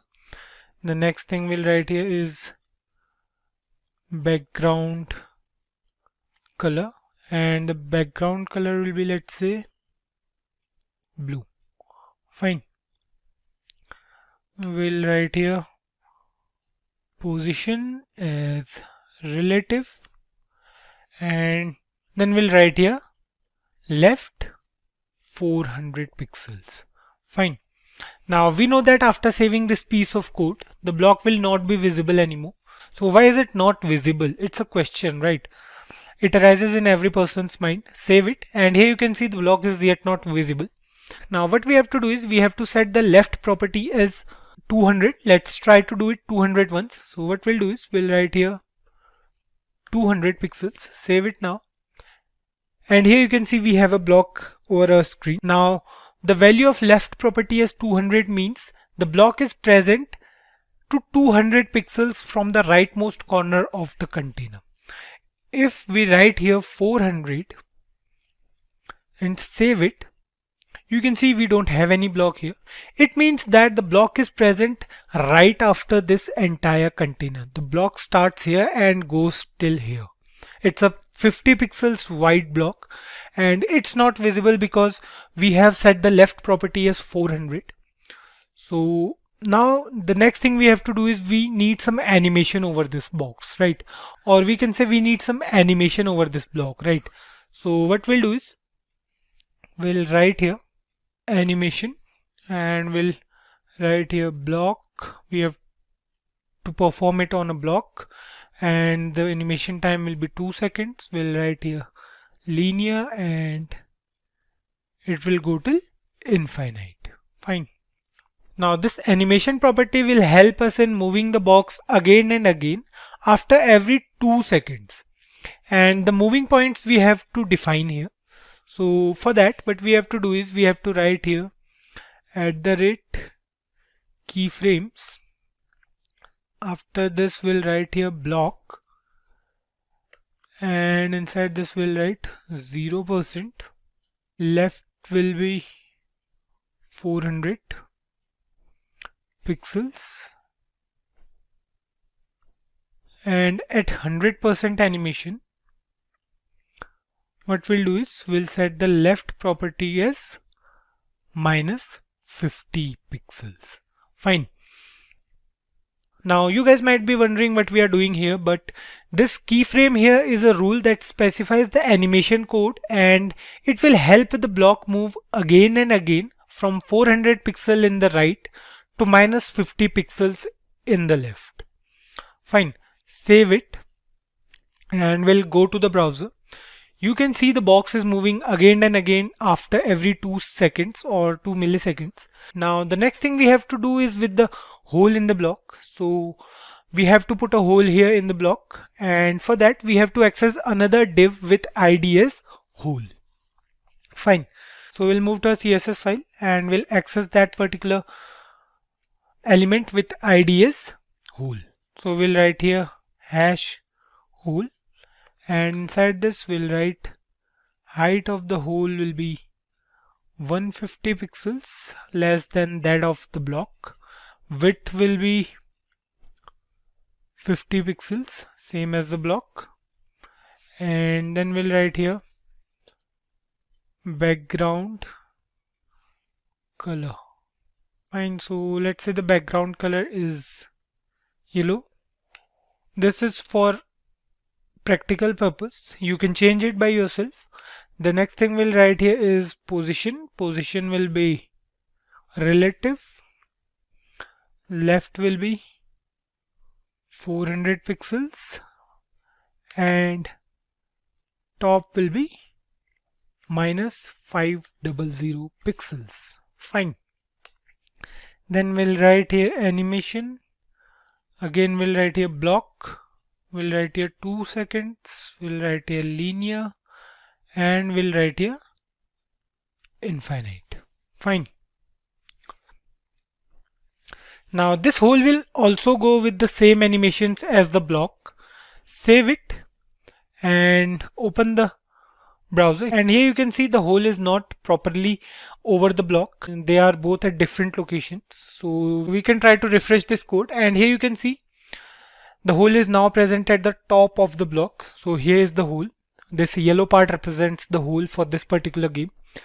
Now it is working totally fine. And this is an empty space. To make this whole randomly come anywhere in the block, we have to do some magic with JavaScript for that. So we'll do it later in this video.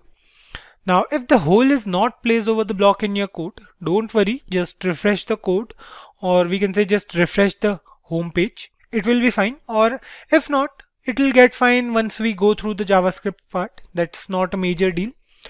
So let's move on to the bird now.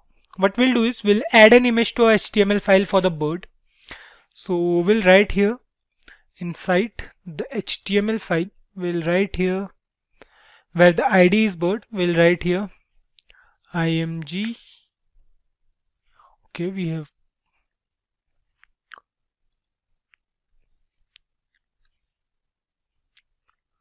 we'll write here src is equals to bird 1.png. So let me check if this file exists in a system or not.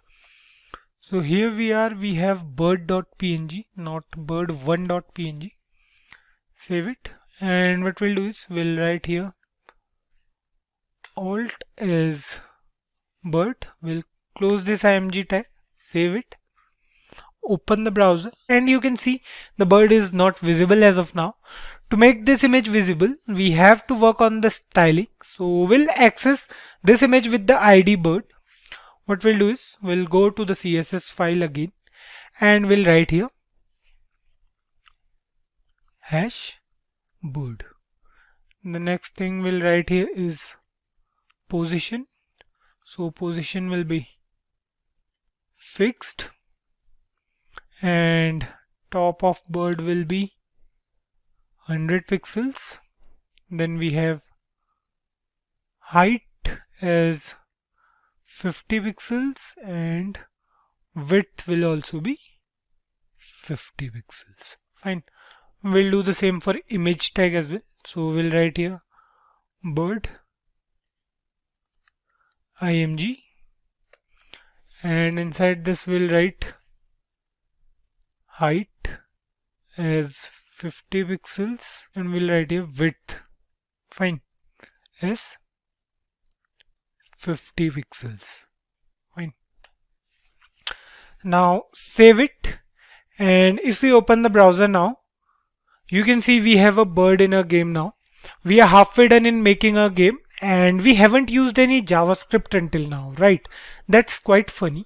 So we'll use JavaScript now. Let's move on to the JavaScript part. We'll go to the JavaScript file first. Now, first of all, we'll access every element of a JavaScript file that we can access. So we'll use the getElementById method to access every element of a HTML file. What we'll do is we'll write here where whole. So whole is the ID of whole present in the block. So we can access that div tag here. We'll write here document dot getElementById and we'll write here whole. Fine. The next thing is we'll write here where game is equal to document dot getElementById. The ID will be the ID will be game. Fine. So for now we need to access these two elements only. We'll add some more elements later and then we'll access them. So for now let's focus on these two only. Next up, we need the hole to be placed in random places in the block every time. For that we need an event listener. So we'll create a function that will change the location of this hole every time. It will change the location on every iteration of the block. Fine.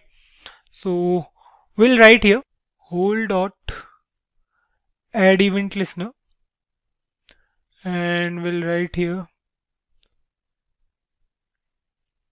animation iteration. So this is a event listener, and we'll write here a function name. So let's say we are writing here ran hole. Fine. So this is a function. It's random hole. So we'll write here ran hole. Now we'll declare this function as well. We'll write here function ran hole, and inside of this function we'll take a variable random, let's say. So this is a variable. We'll write here minus math dot random. So this is a function, and we'll multiply this value by 350. So this means that it will take any random value between 0 and 350. Fine. And then what we'll do is we'll add 150 to that particular value, and the whole value will be changed to minus. We'll see it in a moment why we are doing so. So the next thing we'll write here is whole dot style dot left. Now whole dot style dot top is equals to random plus pixels. Fine. I hope you guys got it till now. So this math.random function will pick any random value between 0 to 350, and 150 will be added to that particular value because we don't want the value to go down as low as 10, and the whole will go out of the container's borders. So the initial value of the whole was, let's check it out. So here we are in a CSS file. So you can see the initial value of whole was minus 500 pixels for top. Fine. So the new value will be random plus pixels. The value was 500 because we wanted the whole at the top of the block, and now it will take any random value and the whole will be placed according to that particular random value. So let's save it, open the browser, and here you can see the whole is moving randomly now. You can see it was initially present at the top. Now it is at the bottom here. So it will change the location randomly according to the random number picked up by the math.random function. So let's get back to the JavaScript part. Now, before we move on to the fall and game over function, let's discuss the game over scenario first, and we'll finish out all the necessary HTML and CSS tasks for the game over.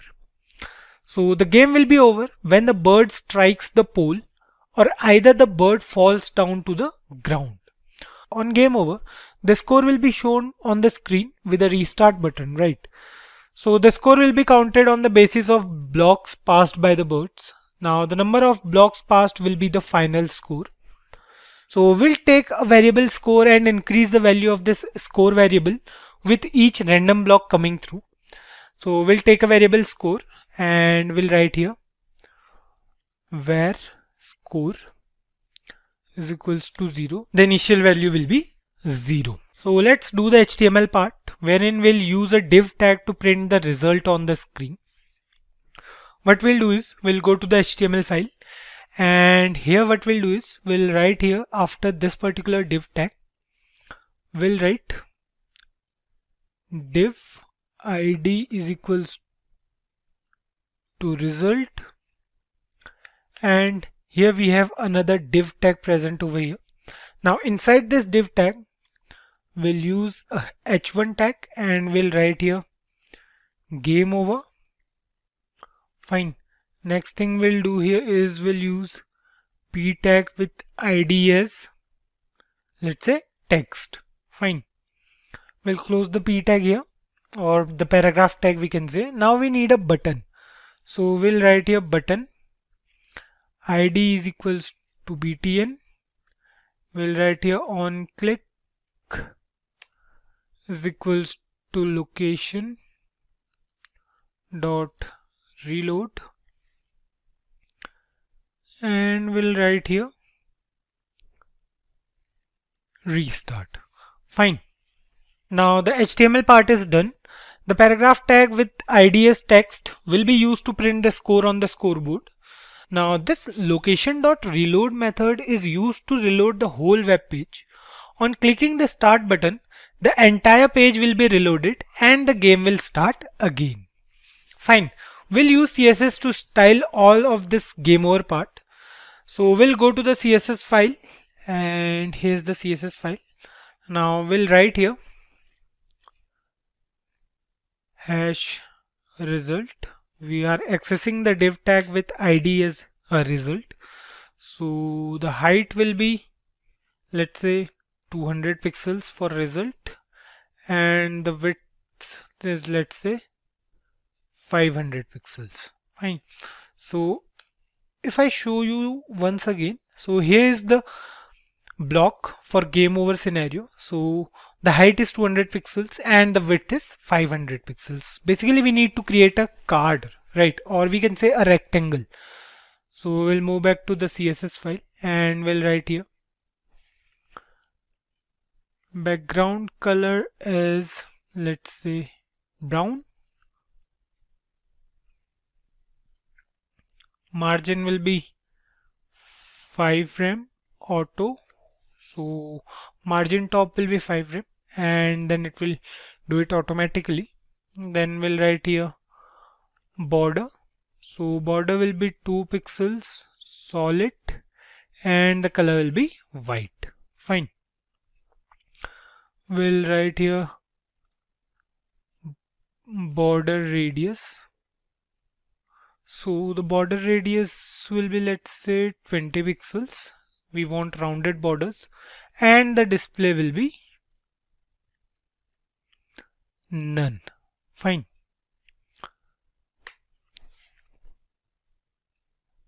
The last thing we'll do is we'll write here text align as center. It will align the text in the center, and the next thing we are left with is the button. Fine. So we'll write here hash btn, because the ID of button element is btn. So we'll write here padding 0.5 rem and 1 rem. Fine. The border will be none because we don't need any border for this button. We of course want the button to be round from the corners, so we'll write here border radius is 11 pixels. Background color is green. Color is white. Font size is 1.5 rem. We'll write here text transform uppercase. We'll write here margin top 1 rem. So guys, you can see we are using this rem again and again. So I might wonder that if any one of you knows the exact definition of this word rem. If yes, then do let us know in the comments below, and let's see how many of you guys know the actual definition of this term. So the last thing we'll do is we'll write here cursor is equals to pointer, and we are good to go. Fine. The next thing is we'll write here hash text margin top will be 1 rem and font size will be 2 rem. Fine. We'll do one more thing. We'll write here color is seashell. So this will be the color of our text. So we are now totally done with the HTML and CSS part. The only thing remaining now is the JavaScript part, and we have to work on that only. So just a few more if else statements and all, and we are done with the game. Now moving back to the JavaScript part, but before we go there, let me just show you how this works. Save it and go to the browser. So this is our game, and you can't see any game over scenario here, right? So for that, what we have to do is we have to go here in result and we have to comment this particular statement. Fine. Display as none, we have to comment out this statement. Save it now. And it's not working now as well. Okay, here's a mistake in this div tag.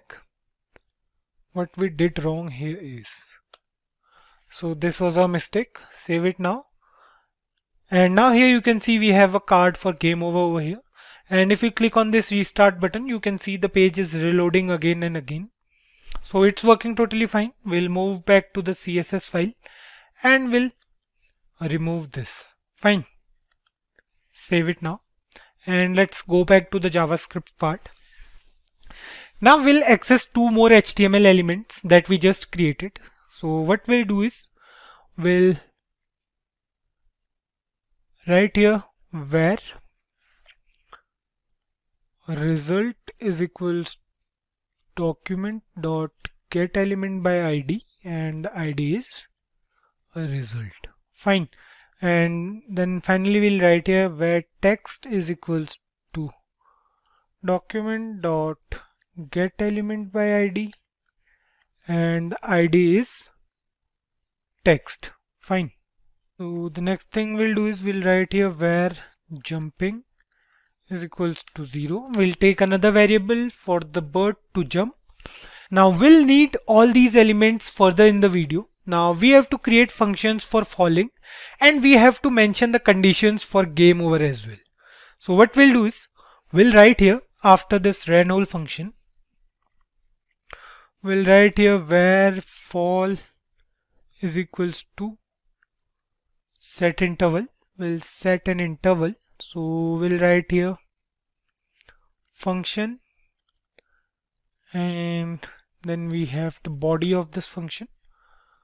So the next thing we'll do is we'll write here where bird top is equals to %. We'll write here window dot get computed style, and we'll pass bird here. Then we'll write here dot get property value, and the property value will be top. Fine. Now the next thing we'll do is we'll write here if jumping is equals to 0, the body of if statement, we'll write here bird dot style dot top is equals to bird top plus 2. After this we'll make them in pixels. Fine. Now we have to mention the time in milliseconds here, so we'll write here 10, and we are good to go. So here in this function we are using the top value provided to the bird. So we have used these two functions, window.getComputedStyle and getPropertyValue, to get the elements style property with ID as bird, and the top value we need will be passed to the following function. The value of jumping is 0, so the style.top will be set to bird top plus 2 pixels. Now the initial value was 100 pixels from the top, and 2 pixels will be added to the value after every 10 milliseconds now. Save it, and here you can see a bird will fall eventually. Fine. So what's happening here is 2 pixels will be added to this value of top after every 10 milliseconds now. Fine. Now we have to define those conditions here, wherein we'll check if the bird touches the ground, then game over. For that we have to write inside the same function only. So we'll move back to a function and we'll write inside this particular function only. we'll write here where block left will take the left value of block, and we'll write here %window dot get computed style. So we need the computed style for block now, and we'll write here dot get property value. Fine. So we'll write here left because we need the left value, and the value will be stored inside block left, and then we have where whole top. Fine. We'll write here %window dot get computed style. We'll write here whole, and then we'll write here get property value, and we'll write here top. Fine. Now what we'll do is we'll write here where htop. So this is another variable. So the value of htop will be 500 plus whole top. So any value returned to the whole top variable will be added to 500, and that value will be assigned to htop variable. Fine. Now we have to write here conditions. So the conditions will be if bird top is greater than 450 or block left. So we have made a mistake here. We have to put one more bracket over here, and then we'll write here block left is less than 50, and then we'll write here block left greater than -50. Then we have bird top is less than htop, or bird top is greater than htop plus 100. Fine. I'll explain it to you in a moment. Now what we have to do is we have to write here result dot style dot display. We have to change this style to block now, which was none till now. So then we'll write here text dot inner text is equals to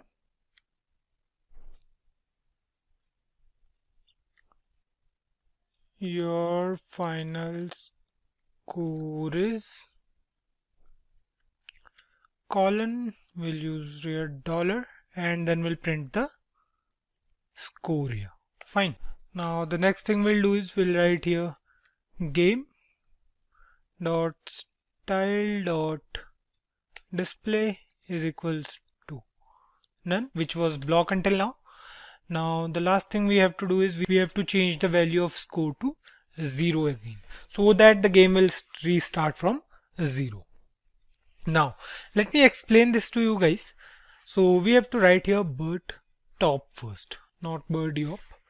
So now if bird top is greater than 450 means that the bird is touching the ground, or we can say the bottom part of the container.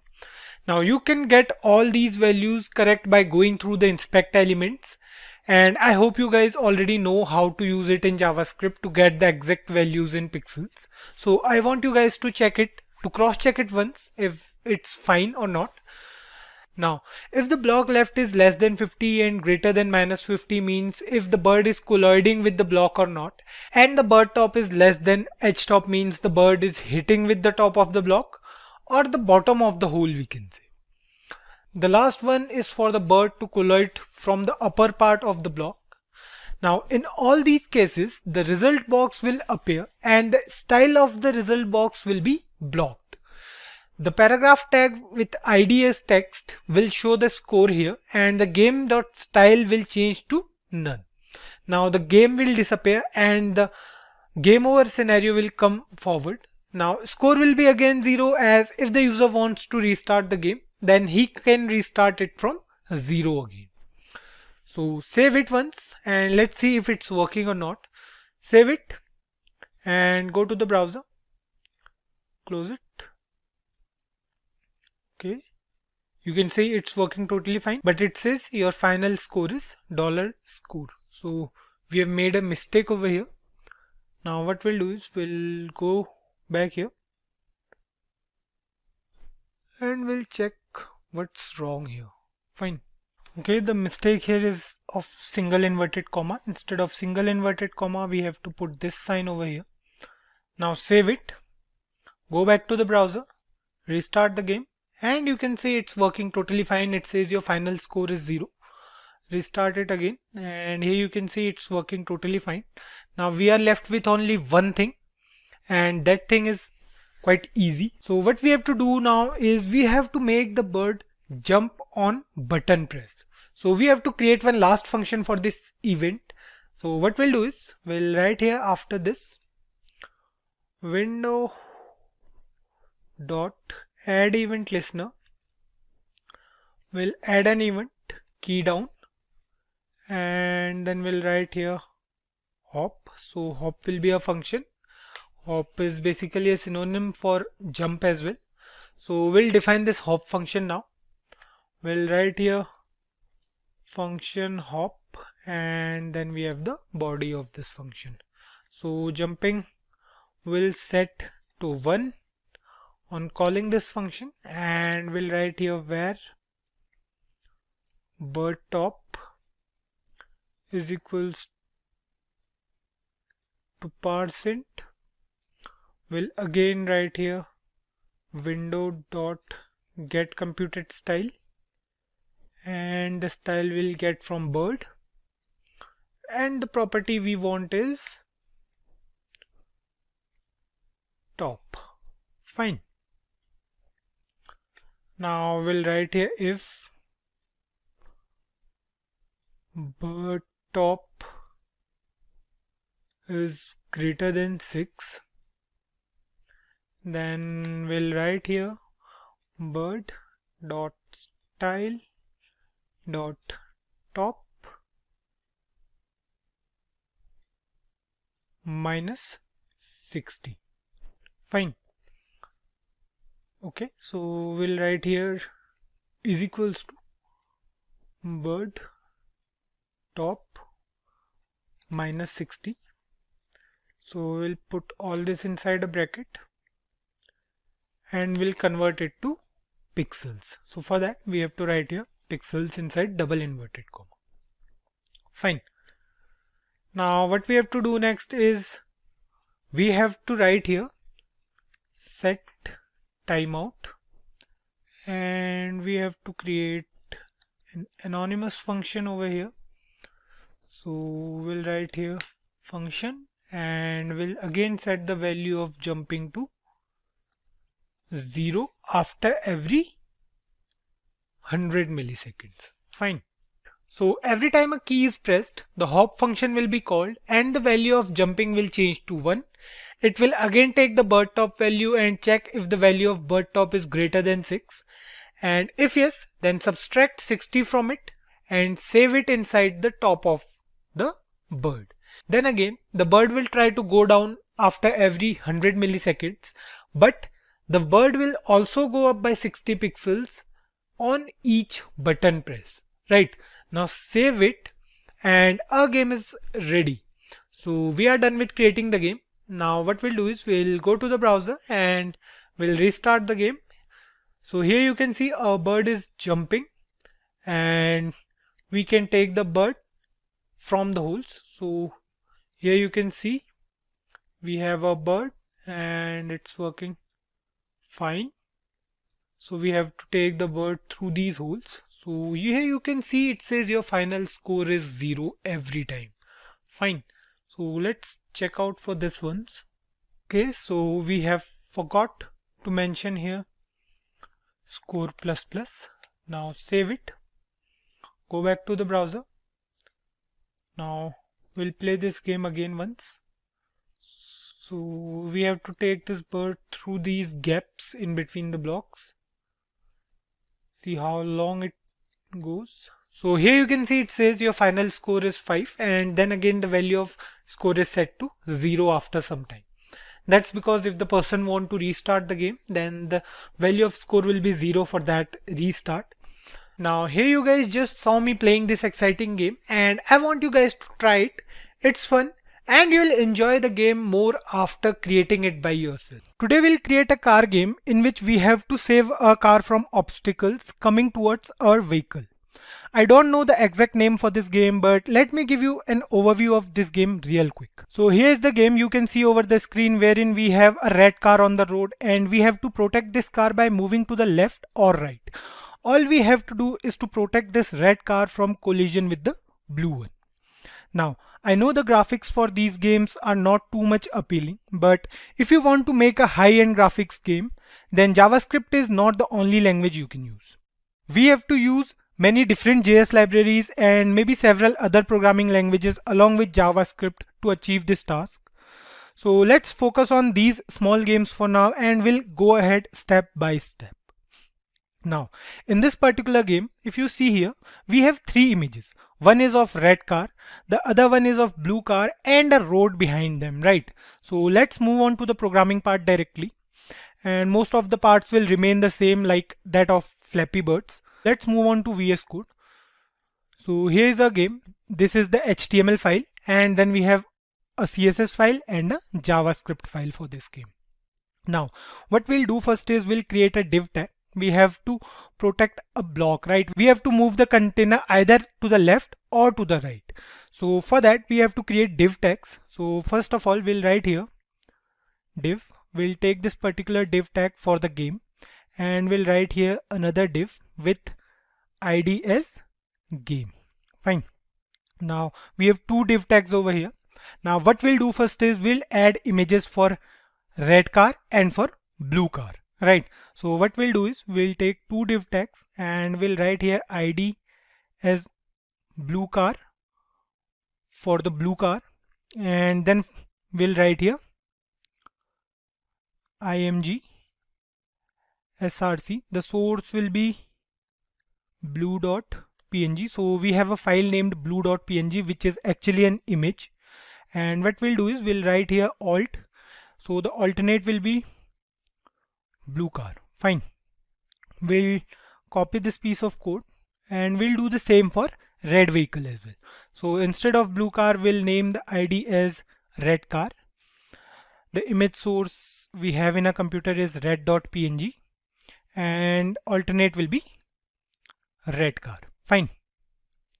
Now we have added the 2 cars to our div tag, or we can say to a HTML file. Save it, go to the browser. So this is our document. You can see here we have a blue car and we have a red car. You can see we have both images over here, but the size is different.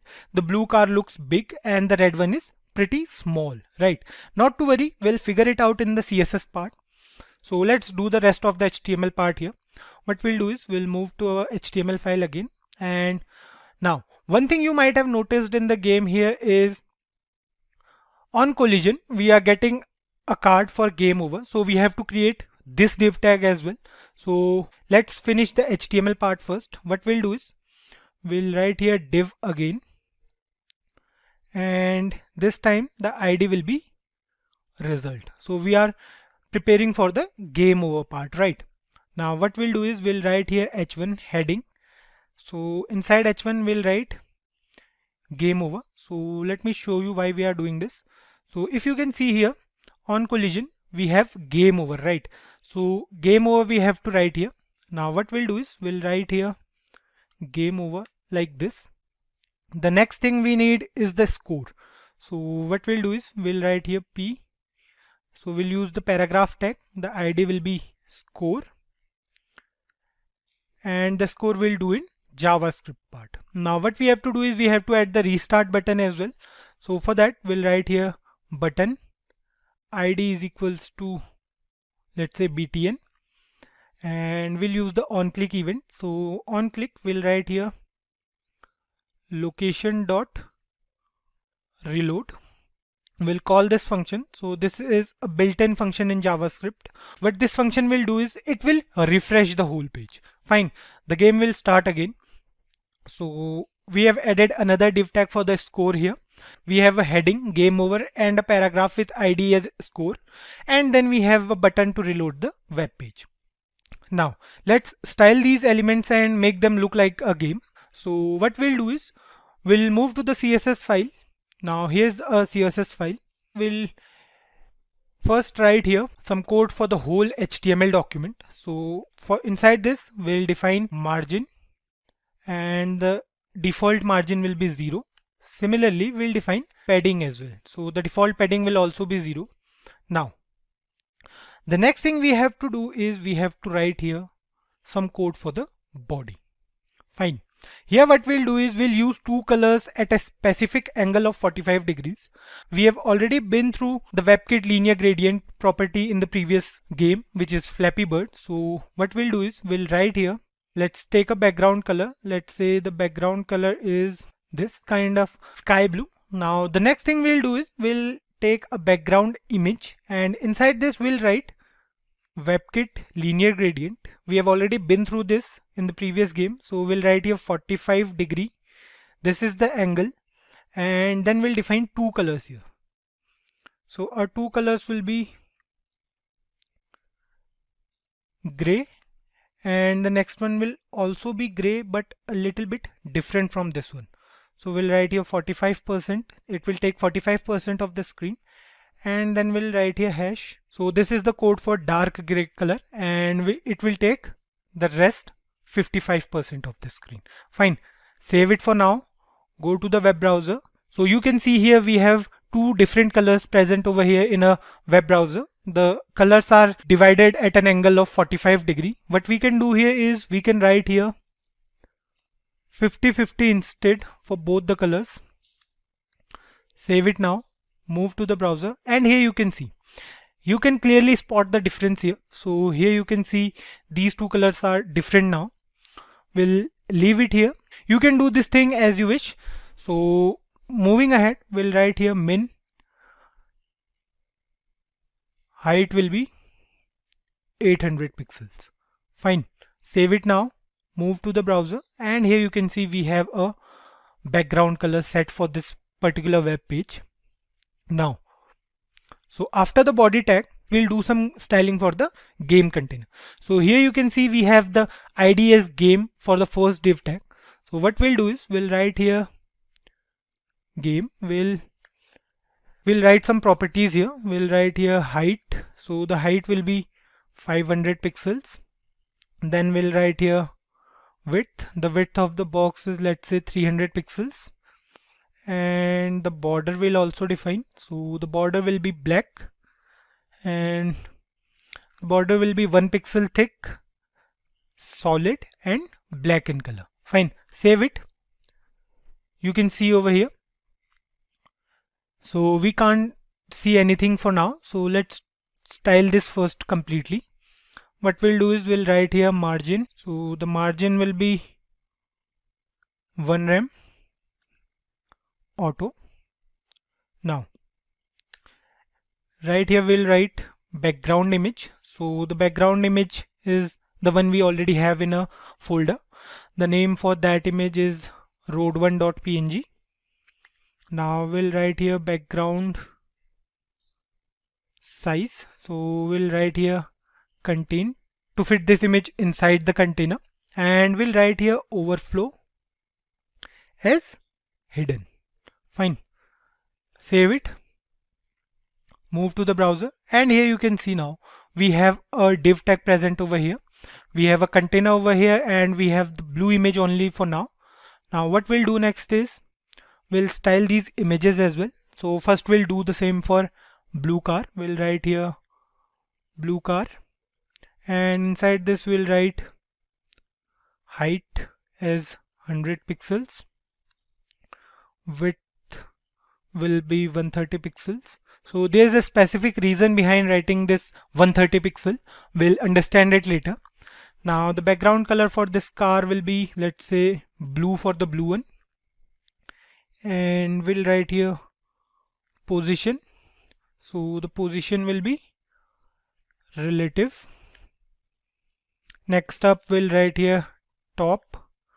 top will be 0 pixels. So remember the value for these properties. We'll need them later in the JavaScript part. Now what we'll do next is we'll write here left as 0 pixels. Now next up we'll write here text align as center and animation. So this animation we have already been through it. Now what we'll do is we'll write here move. After 1 second the animation should be linear and it should be infinite. Fine. Now this animation we have to define, but before that we'll write here blue car img. So here what we'll do is we'll define the height of image.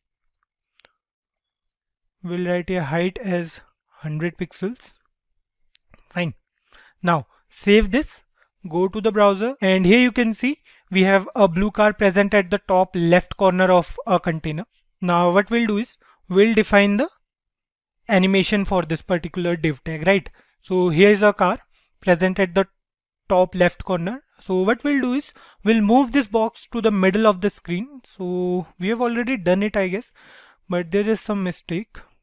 So here you can see we have given space between one rem. Save it now. And here you can see we have a box present at the center of a screen. Now we are good to go. Next up we'll define the animation.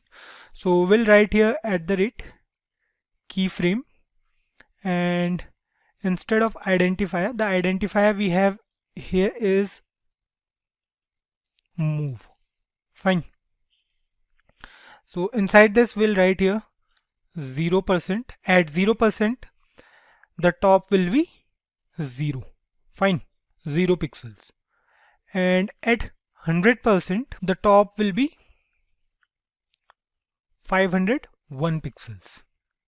Fine. Now one thing to notice here is the total height of the container is 500 pixels and the animation will go till 501 pixels. Save it now. Move to the browser, and here you can see the car is still not moving. So we have made a mistake here. So here's a mistake. We have to write here move only. Save it now. And here you can see the animation is going swiftly now. So the car starts from 0 pixel and goes till 501 pixel. So it will happen infinitely because we have used here infinite inside the animation property. What we'll do next is we'll do the same for red car as well. Fine. So here you can see we have a red car. The ID is red car for this. So what we'll do is we'll write here #red car. And we'll start styling this red car as well. The height will remain the same. The height will be 100 pixels. And then we have the width. The width will be 130 pixels for this car as well. The background color will be red because the car color is also red. Position will be relative for this as well. The top will be 250 pixels, let's say. And the left will be 130 pixels. Fine. Now what we are doing here is we are taking the left as 130 pixels. Why so? Because what we want is we want the car to be present at 130 pixels away from the left corner of the box. So that's why we have written 130 pixels over here inside the left property. Now the next thing we'll write here is text align, and text align will be center. Fine. We'll do the same thing for red car as well here. We'll write here red car img. We have to write here hash as well. Now inside this we'll define the height of this image. We'll write here height as 100 pixels. Fine. Save it now. Go to the browser, and here you can see we have a red and blue car over here. Now the box seems to be a little bit less wide for these two cars. So what we'll do is we'll write the width here as 390 pixels so that it will be divided equally in 3 parts. Save it now. And here you can see now this box looks totally fine. We have a red car present in the center. We can move it to the left and to the right. So we are done with styling these 3 images. Next up, we have to style the result part as well, right? So here you can see in this particular game, we have a card over here with a different background. The game over color is white and this color is gray, I guess.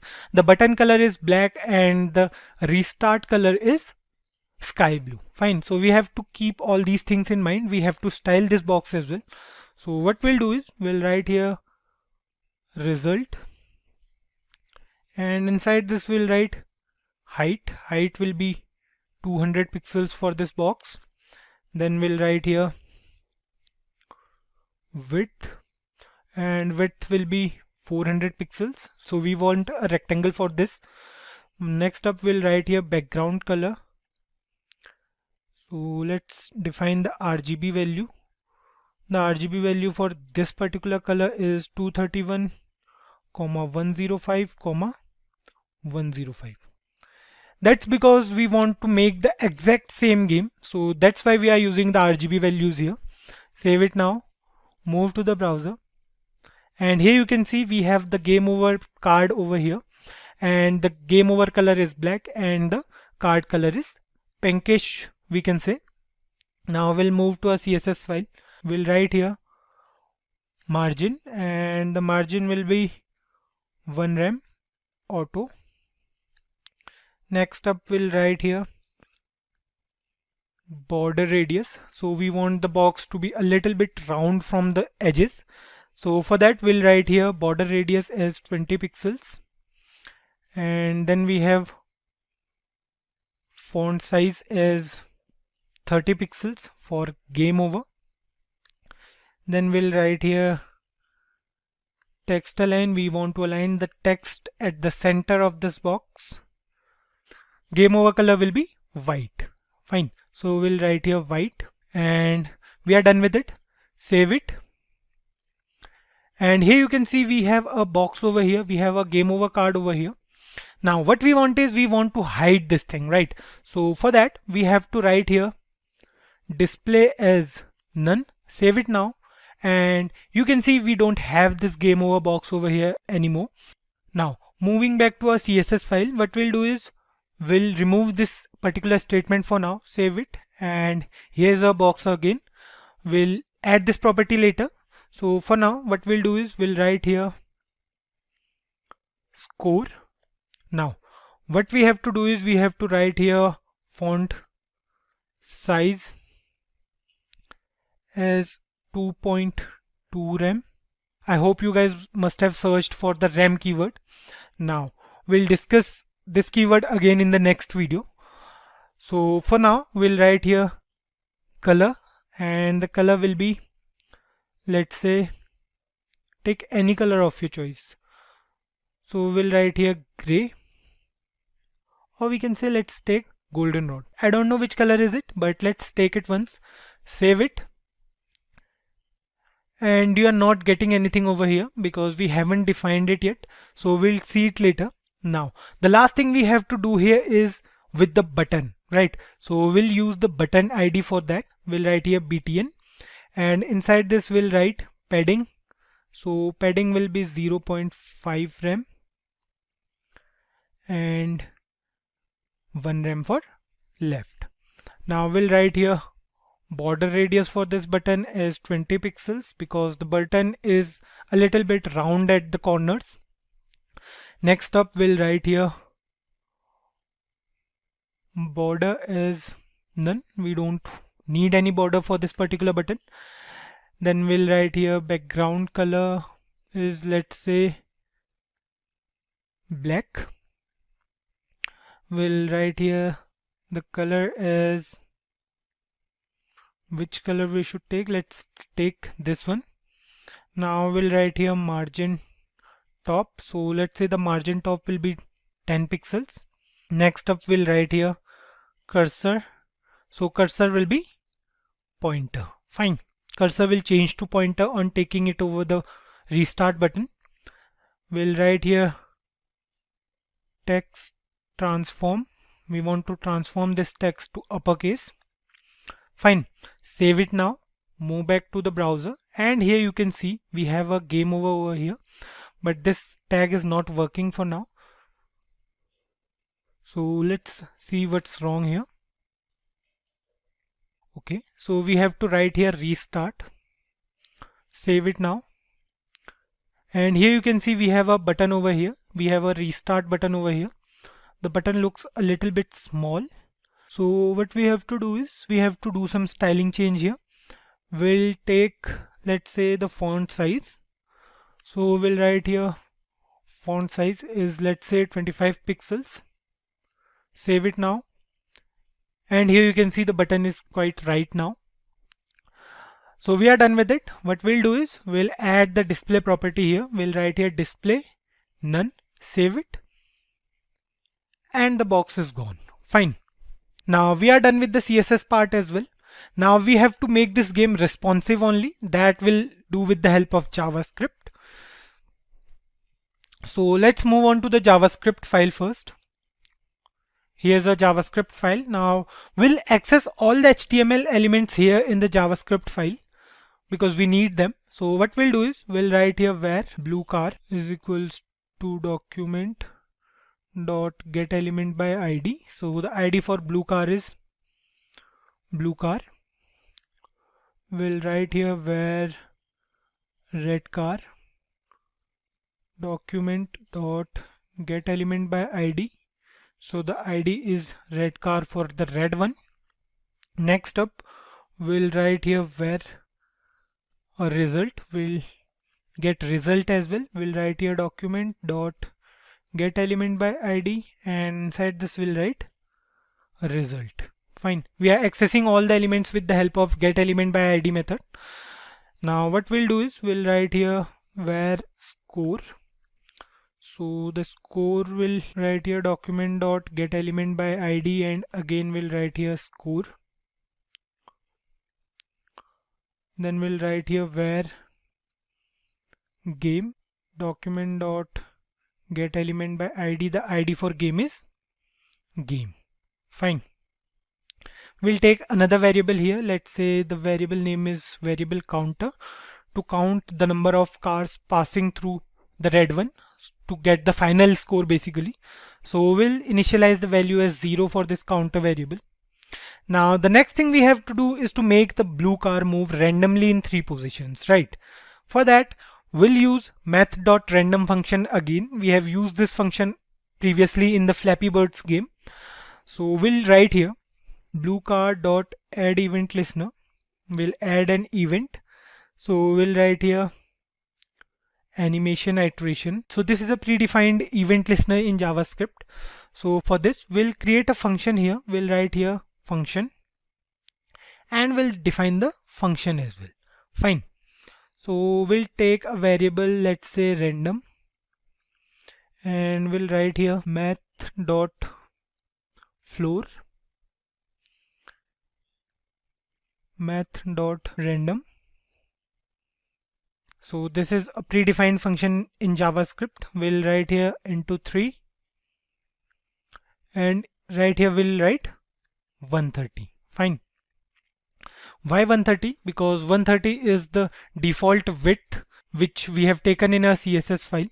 So we'll write here blue car dot style dot left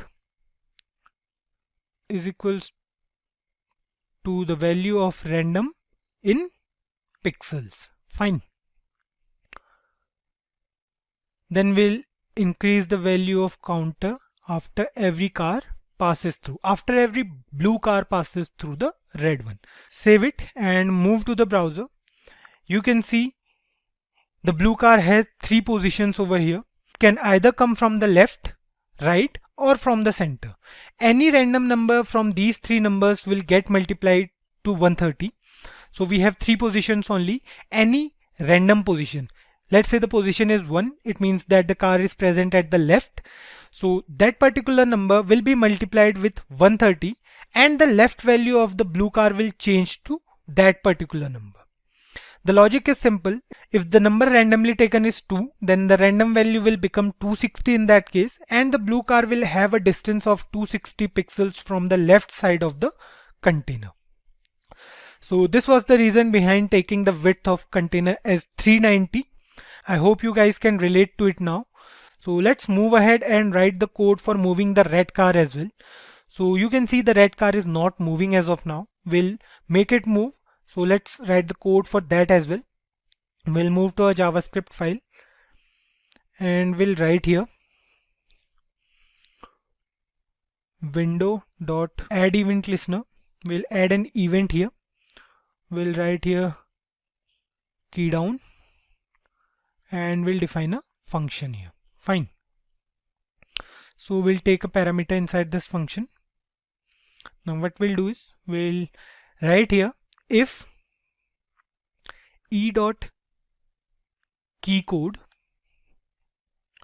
is equals to 39. Then what will happen is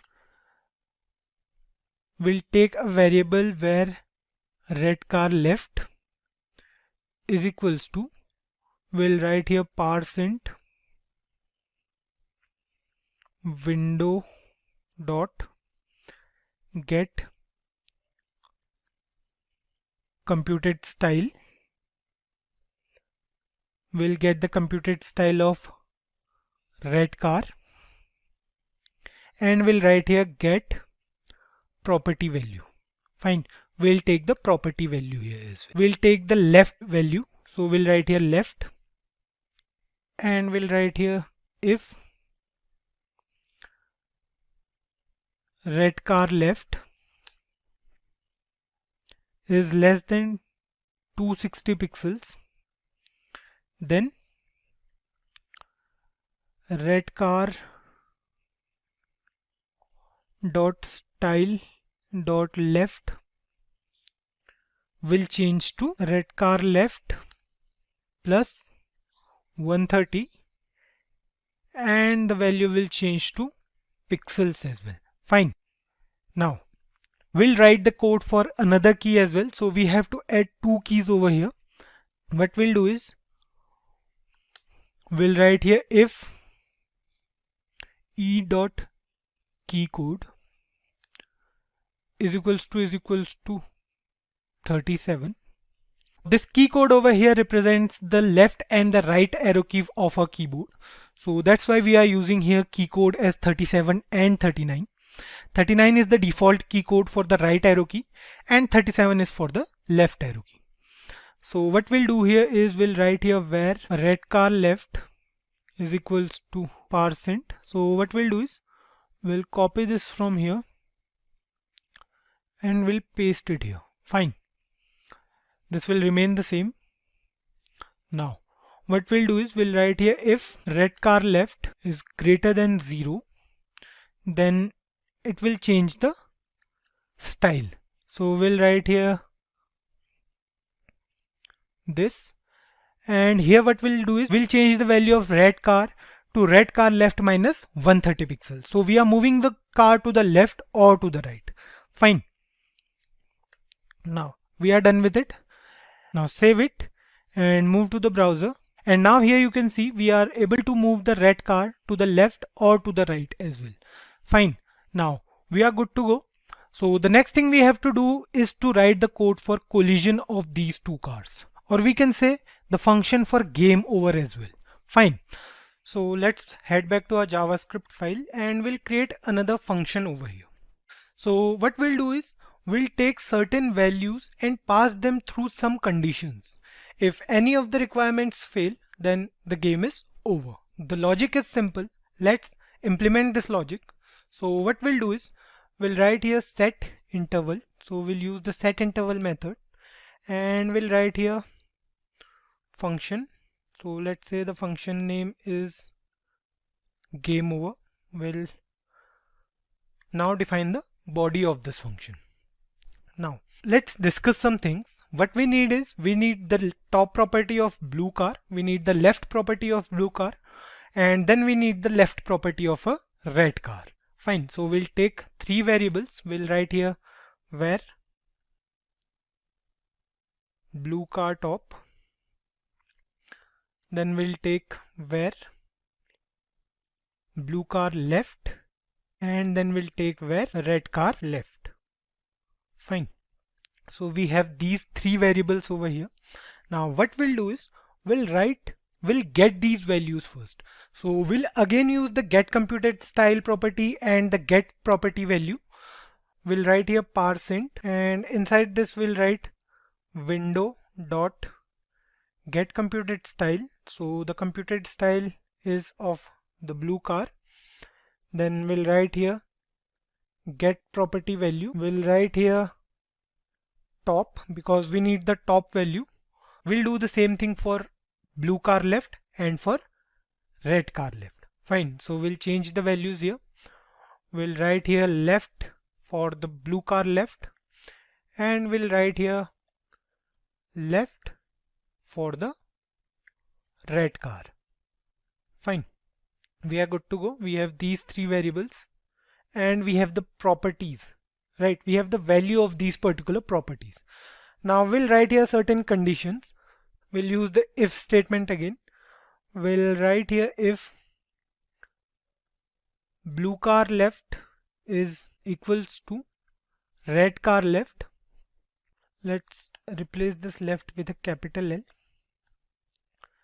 And we'll write here and blue car top is greater than 250 and blue car top is also less than 450. So we need the blue car in between 250 and 450 for collision, right? What we'll do is we'll write here result dot style dot display. So we'll change the display property of a result element. We'll write here is equals to block. Now we need a game over card over the game, and we'll also change the display property of game as well. We'll write here game dot style dot display as none. Fine. We don't want the game for this. Now the next thing we'll do is we'll write here score. So for that we'll write here score dot inner HTML is equals to, let's say it says your score is, and we'll write here dollar. We have a variable counter, right? We'll print the value of counter here. Fine. Now there is an error over here, you can see. So what we have to do is we have to put them inside this. We'll not use the double inverted commas. We'll use this instead. And you can see the error over here is gone now. So we are good to go. Now after that we'll change the value of counter to 0 again. In case the user wants to restart the game, the value of counter will start from 0 again. Now we want to call this function after a certain interval of time. So we'll write here 10 and we are good to go. So the set interval method will be called after 10 milliseconds. Now the same thing we did for Flappy Birds as well. So some conditions here are almost same and the output is also the same as we had for Flappy Birds. Now save it, and you can see on the browser that our game is completely fine now. It's working totally fine. So we can play this game. Now let's play it once. So here you can see we can move our red car and the blue car is coming randomly from any of the three directions. It means that it can either come from the left or from the center or from the right. Fine. On collision, you can see it shows that the game is over and the score is 13. Now on clicking the restart button, we can restart the game, the page reloads again, and it's working totally fine now. We have to create this particular game and we can see that the game is completely done. We can play this game anytime and it's fun as well, of course. So we can do certain things with the graphics as well. I want you guys to do that thing and let us know in the comments below what else can we do to make this game more appealing to the user. Let's start this session by taking an overview of our website. So let me zoom it. So this is the website we are going to create in today's video. Here you can see we have an HTML web page with a navigation bar to take the user to different sections of our website. I hope you already know that we have to create several web pages for a single website to make it a fully functional website. We have to create these pages separately in different HTML documents, and then we have to provide the links to this particular home page for directing the user to various locations of our website. If you see here in the navigation bar, we have several options starting with our company's logo. So Comfort Learning is the company's logo. Here we have an icon of the book to let the user know that this website is for learning. So we'll see further in this video how we can use these logos and all. Then we have links for several other web pages of our website that are not working because we haven't added these web pages till now. The reason for this is we don't want to make this project a long one. We want to finish it quickly and we want to give you guys a basic idea of how to use JavaScript and other technologies to create a fully functional website. Next up, we have a cart button over here. On clicking, it opens the cart with items present inside it, and the user can either clear the whole cart or proceed further to buy all the things they need. Right. Following this cart button, we have a background image over here with a cart present over the image. The cart says find your favorite course here. Now, you guys might have guessed that this website is for buying courses and the user can buy some courses here which they want to study. This Shop Now button is completely working, and if we click on it, it will take us to the courses catalog where we have several courses present to choose from. We have 8 different courses present here. You can add as many courses as you want or as many products as you want. So we can add any of them to the cart. On taking the mouse cursor over any image, you can see it gives us an option to add that particular product to the cart, right? If we click on this add to cart button, you can see it says in cart. It means that we can't add any specific course to the cart more than once.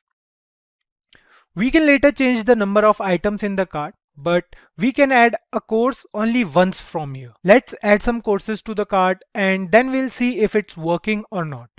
So we'll add few courses. We'll add this one. So it says this course is already present in cart. Similarly, this course is also present and we can add this course. Now we'll move to the cart. We will click on this cart button and you can see we have all the courses present over here. Now, if you notice here, we have these small arrows present, right?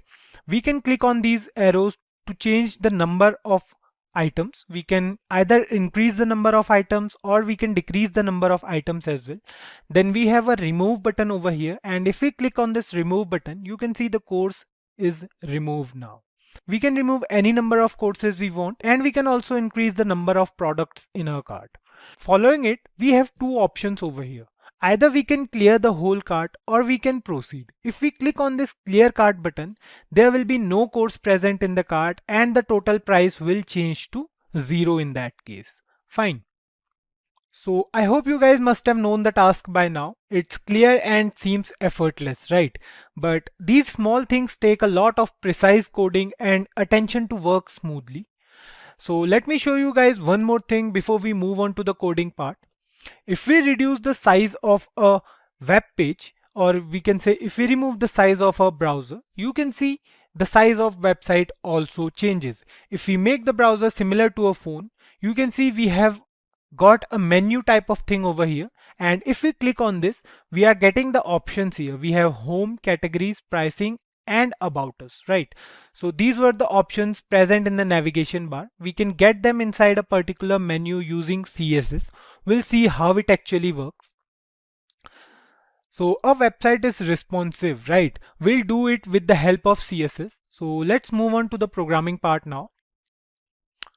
So here we are in the VS Code. We have all the images already present inside the images folder in our system.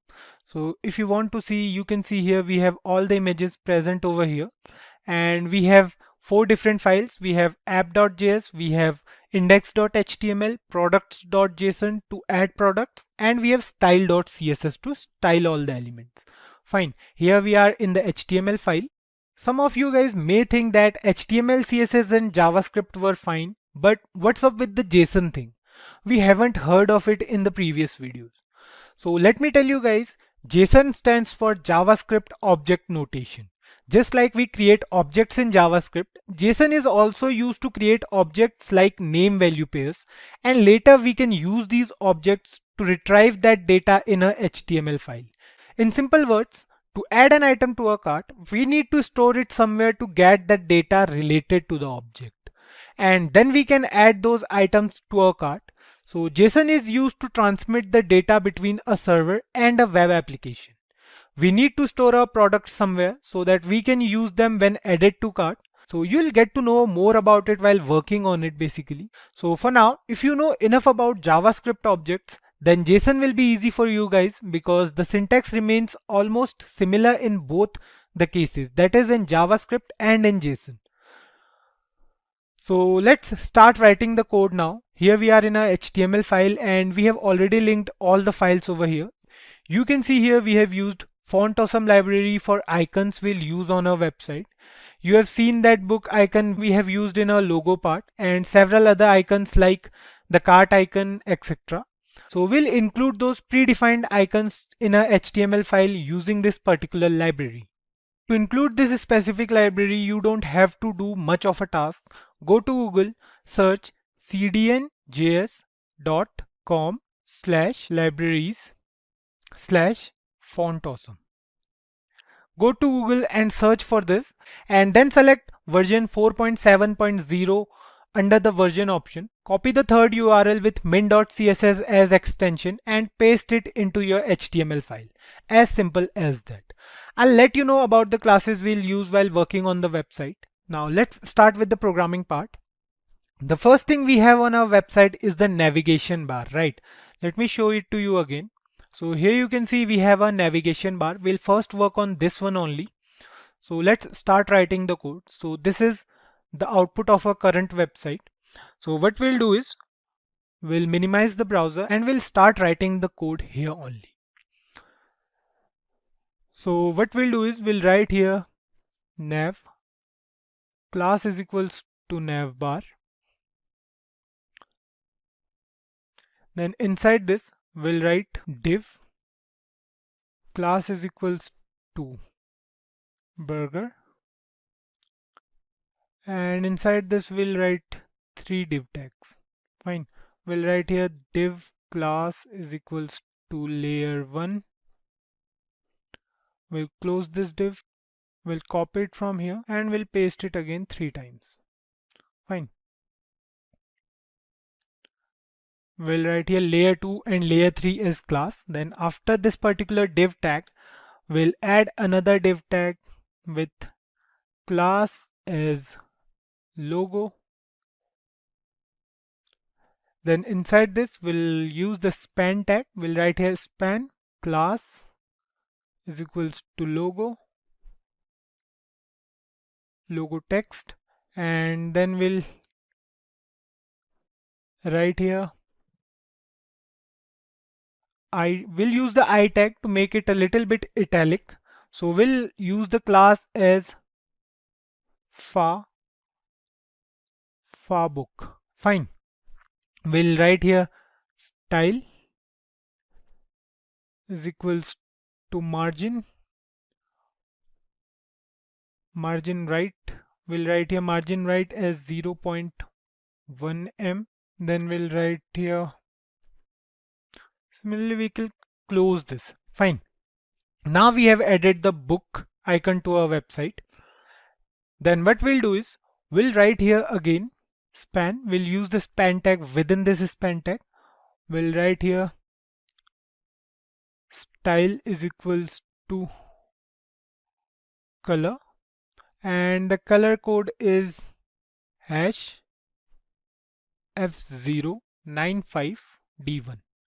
So these are the color codes for this particular website. We'll use them. We have written here F09D51. Fine. Then what we'll do is we'll write here font size as 1.1 em, and what we'll do next is we'll write here before the span tag closes, we'll write here learning. Fine. Okay. So what we did wrong here is we forgot to mention comfort here. Now we are done with the logo part. Next up what we'll do is we'll write here div class is equals to menu bar. We are working on the menu bar for the hamburger menu. So what we'll do is we'll write here ul So UL stand for unordered list. We'll write here class is list, and inside this we'll use li tag. So we'll write here class as, let's say, list items. We'll write here a href is equals to hash, and here what we'll do is we'll write here home. Fine. We'll copy this piece of code. We'll paste it again 3 or 4 times. We have 4 different options. We have home, we have courses, and then we have pricings, and finally we have about us. Fine. So we are done with menu as well. Next up, what we'll do is we'll write the code for cart now. So we'll write here div class is equals to cart, and inside this we'll write I class is equals to fa shopping cart for 1x. So here we have used this special class to include the cart icon to a web page. Now next up, what we'll do is we'll write here div class is equals to number of items, and then we'll write here span class is equals to, let's say, noi. Now what we'll do is we'll write here 0 inside this. Fine. I hope you guys understood what we did till now. We are working on the navigation bar only. We have created the navigation bar. So this is the code.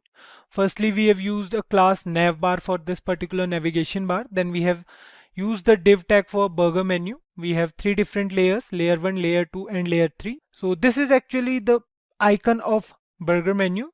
You can see here if we reduce the size of our website. So we have defined this burger menu, and inside this we have 4 other options which we defined later here inside the menu bar, and we have 4 options, right? We have home, courses, pricings, and about us.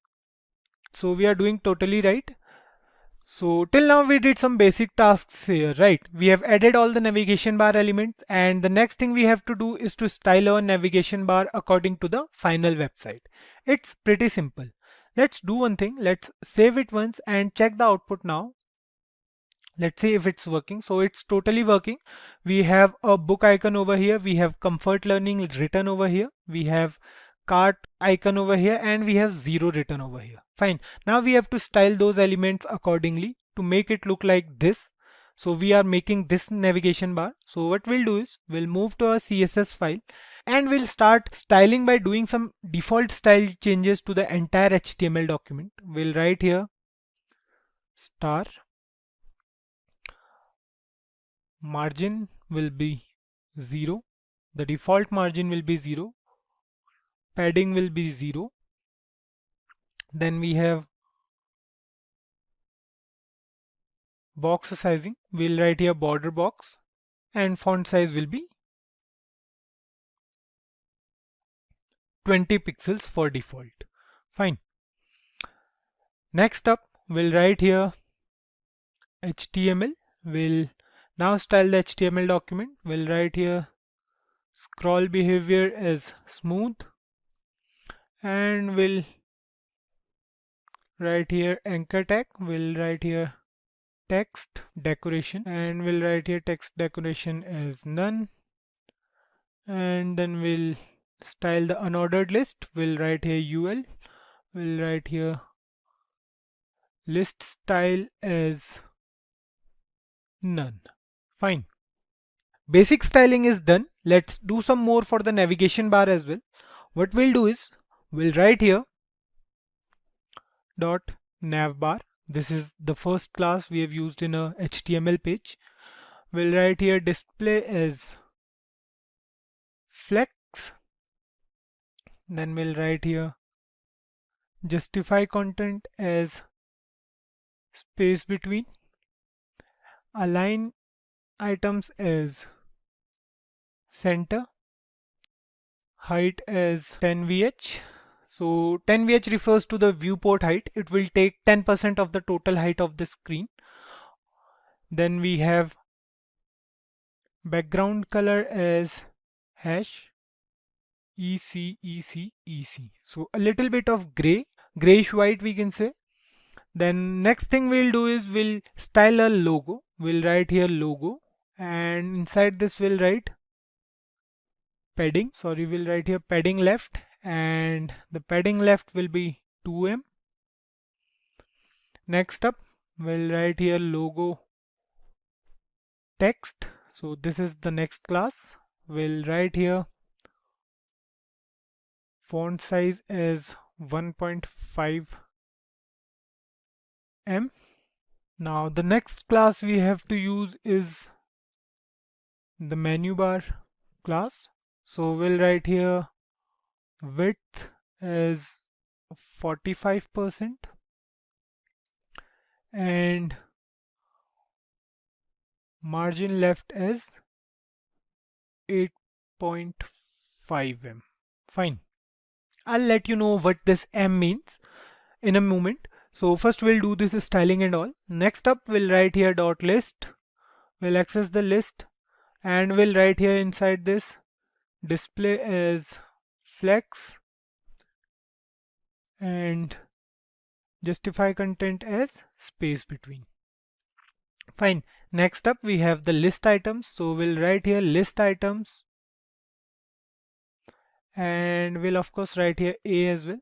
We'll write here color and the color will be, let's say, black. Next up what we'll do is we'll write here font family as sans serif, font size as 0.9em. So you must have noticed earlier that the default font size was 20 pixels. So keep that in mind. I'll let you know the use of m in a moment. Next up we'll write here transition as 0.4 seconds and we are good to go with it. Next up we'll write here list items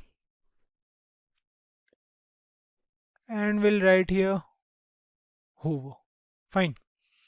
Then we'll write here color as black. On hovering, the color of the list items will change to black.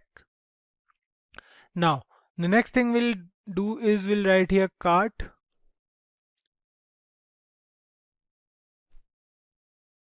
padding right will be 2em and position will be relative. Fine. We are done with the cart. Next up we'll write here cart number of items. Fine. We'll write here display as flex, cursor as pointer. We are styling two different classes here. We are styling the element with class as cart and the element with class as number of items. Fine. We'll write here justify contents to center, align items to center. We'll write here color is white, position will be absolute, and then we'll write here left as 18 pixels and right as we'll write here left as 18 pixels and top as -7 pixels. Next up we'll write background. So the background color will be hash F09D51. So this will be the background color. We'll define the height and width as well. So height will be 20 pixels and the width will also be 20 pixels. Fine. The last thing we have to write here is the border radius. So keep one thing in mind, guys, while you are styling all these elements, do check the website after every styling event. because this will let you know what this particular event does or what this particular styling property does to that particular element. So do it when you are writing this code. Next up, we'll write here dot number of items space dot noi. So noi was the class we have already declared. We'll write here font size is 0.7 em. The next class will be styling is the shopping cart. So we'll style this icon as well. We'll write here font size is 1.5 em. The font size will be equal to around 30 pixels. Then we'll write here cursor is pointer. Then we'll write here burger. We'll style the menu as well. We'll write here height. Height will be 28 pixels. Width will be 32 pixels. And then we'll write here display is none. Then we'll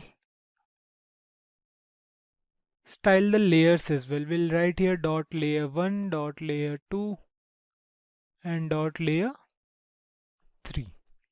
Now inside this we'll write background as black, height as 4 pixel,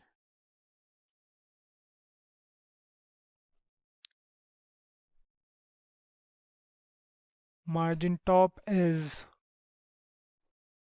4 pixel, width as 100%, and we'll write here border radius as 10 pixels. Fine. You have seen that hamburger menu, you have seen that icon, we were styling that till now. Now you might have noticed here that we have used m here in this CSS file. So I'm talking about this particular m, or we can say em as well. Until now we were using rem or pixel to define the size of anything while studying. But today we are using m because m uses the font size. For example, if the font size is 30 for the parent class, in this case the font size is 20, the default font size is 20, and the padding is defined as 2em, then the padding will be 40 in that case. It uses the font size to determine the size of the property. That's why we are using m, and if you try it yourself you'll get to know better. So just try using m, and you can also use rem or pixel in this case, but for now we'll use m. So this might be a little bit new for you guys, but try it and you'll understand it much better.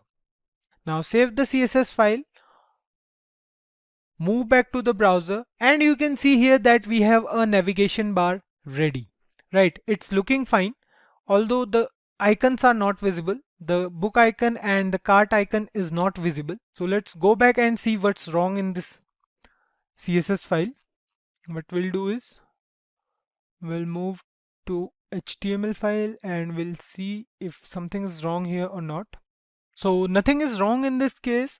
The error is because we are not connected to internet. So if this error continues, just try to connect your laptop or your PC to the internet and the icons thing will work fine. So you can see here we have our icons over here. We have the book icon, we have the cart icon, and what we have to do is we have to increase the size of this logo and text a little bit, right? So here you can see the Comfort Learning is a little bit small when compared to this particular website. So what we'll do is we'll move to a CSS file and we'll write here instead of 1.5 rem, we'll write here 2m. Fine, save it. And here you can see it's looking fine now. Actually it's equal. The difference is because of this scroll bar. We don't have this scroll bar in our website until now. So this is why it looks a little bit different to you guys. It's working totally fine other than that. So let's move on to the next part. And the next part of our website is the background image with the card present on it, right? So let's write the code for this section as well. What we'll do is we'll move to our HTML file and right here we'll write section class is equals to section1. So we are using the section tag to define a particular section in the web page. Now we'll write here div class is equals to banner, and here we'll write inside h1 tag find your favorite courses or course here. Then inside this, what we'll do is we'll write here a href is equals to products. So the products file will be using JSON for this, so leave it for now. We'll write here shop now. So shop now is actually not a button. What we'll do is we'll use a link and we'll define it later. So let's save it and move to the browser. Open this website and you can see here it says find your favorite course here, and it says shop now. It's not inside the banner because we need to style this particular section to make it look like a website. So let's do the styling part as well, and then we'll talk about it. So we'll move to the CSS file now, and here what we'll do, we'll write here dot section1 height. We'll use the calc function and we'll write here 100 vh minus 10 vh. So what we are doing is we are reducing the navigation bar's height. We are reducing 10 viewport height from 100 viewport height. It means that from the whole screen area, it will reduce 10 vh and give it to that particular image. Fine. So next up we'll write here width as 100%. We wanted to cover the whole home page, so that's why we are using width as 100%. Background. So we'll add the background image. We'll write here URL, and inside this we'll give the path of our image. We'll write here images back1.png, and we'll write here center cover. Fine. Let's do some more things. We'll write here top as 0, left is 0, z index as -1. Fine. Save it now, move to the browser and see if it's working. So here we are. We have our image over here, but this banner is not here till now. We'll style it. So you can see the images over here. And one more thing guys, we have 2-3 images over here inside a images folder. I'll let you see all of them. So here are the images, and this is the third one.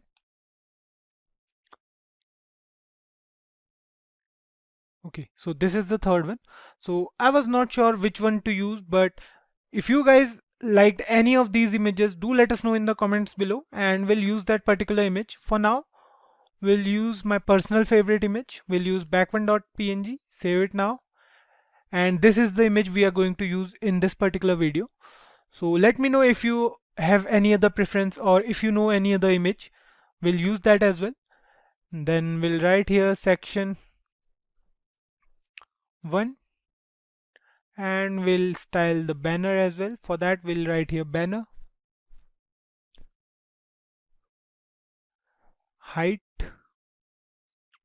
is going to be 170 pixels, width is going to be 600 pixels, background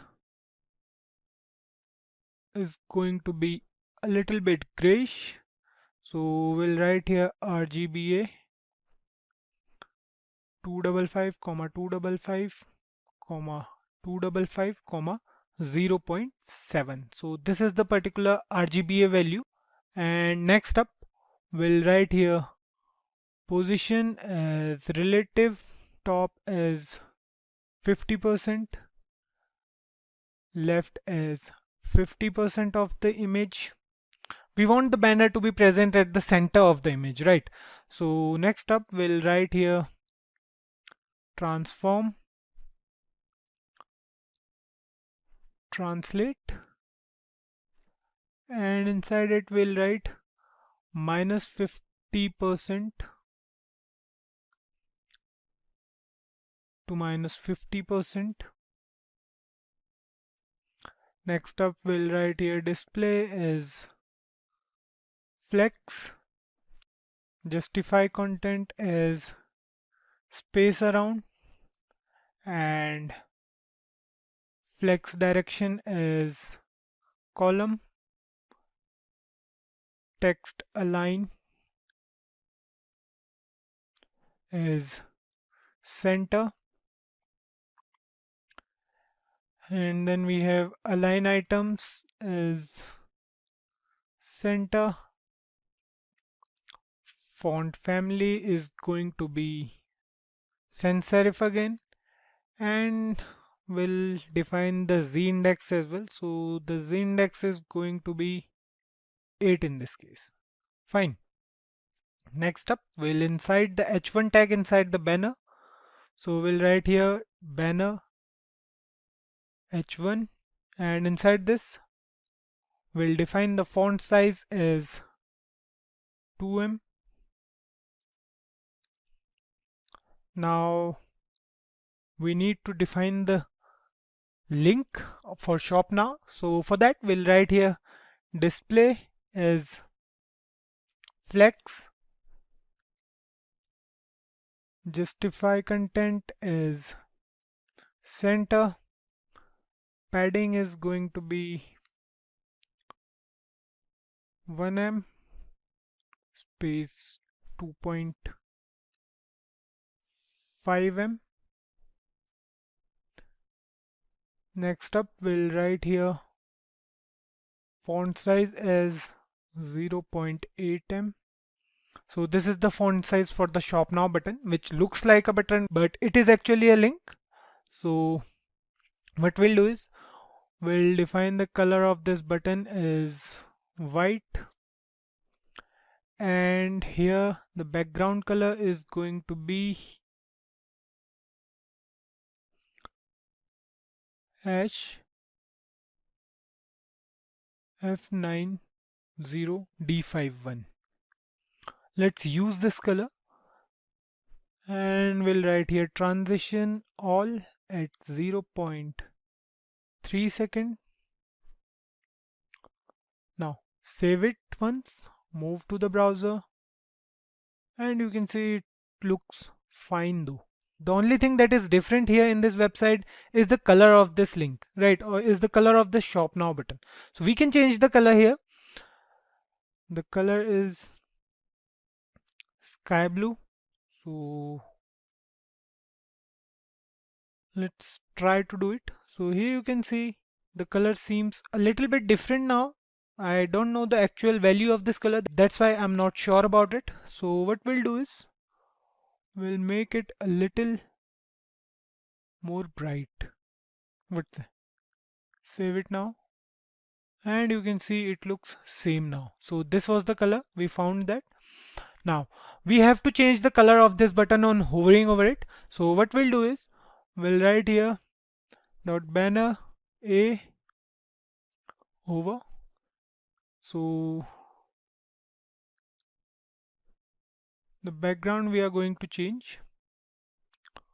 We'll write here hash D476E1. Okay, 1E. The color codes are pretty hard to remember, so we are not using this particular color, so we'll change it to a little bit blue. Save it now, move to the browser, and you can see it looks nice, right? In the actual website it's a little bit dull, but in our website it looks nice, right? It's a little bit dark than the original color. So that's fine, you can change the color according to you. So you have seen that this part is also done. It looks nice, right? Till now, the task we did was quite easy. The next thing we have to do is to add products to our website, which are the courses. We'll add those images to our website using JSON only. So let's do the HTML part first. Let's finish up the HTML part and then we'll move on to the JSON part. So we'll move to the HTML file again, and inside this, now what we'll do is we'll define the section for products. So we'll write here section class is equals to section 2 and ID is equals to products. Fine, we'll use both the class and the ID attribute for this particular section. We'll write here div class is equals to title, and here what we'll do is we'll write here h1, and inside this we'll write courses we offer.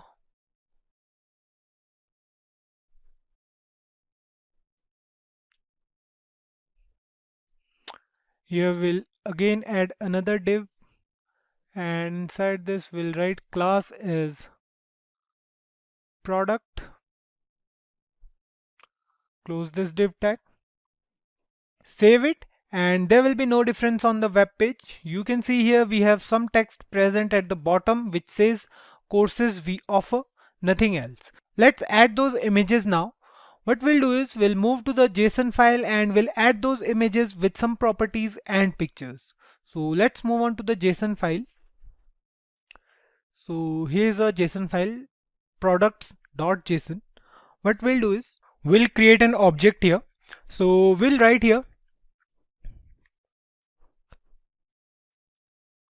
items and then we'll use square brackets. Now one thing to notice while working on any JSON file is that JSON doesn't let us use single inverted commas, or we have to use double inverted commas for JSON file. So if we write here items like this, it won't work. See, it says this is an error. So in JSON file we have to use double inverted comma or double quotes, not single quotes. So now inside the items, what we'll do is we'll create the object for first image. So we'll write here sys, and then we'll write here ID. So ID will be 1. We have to use commas to separate the properties.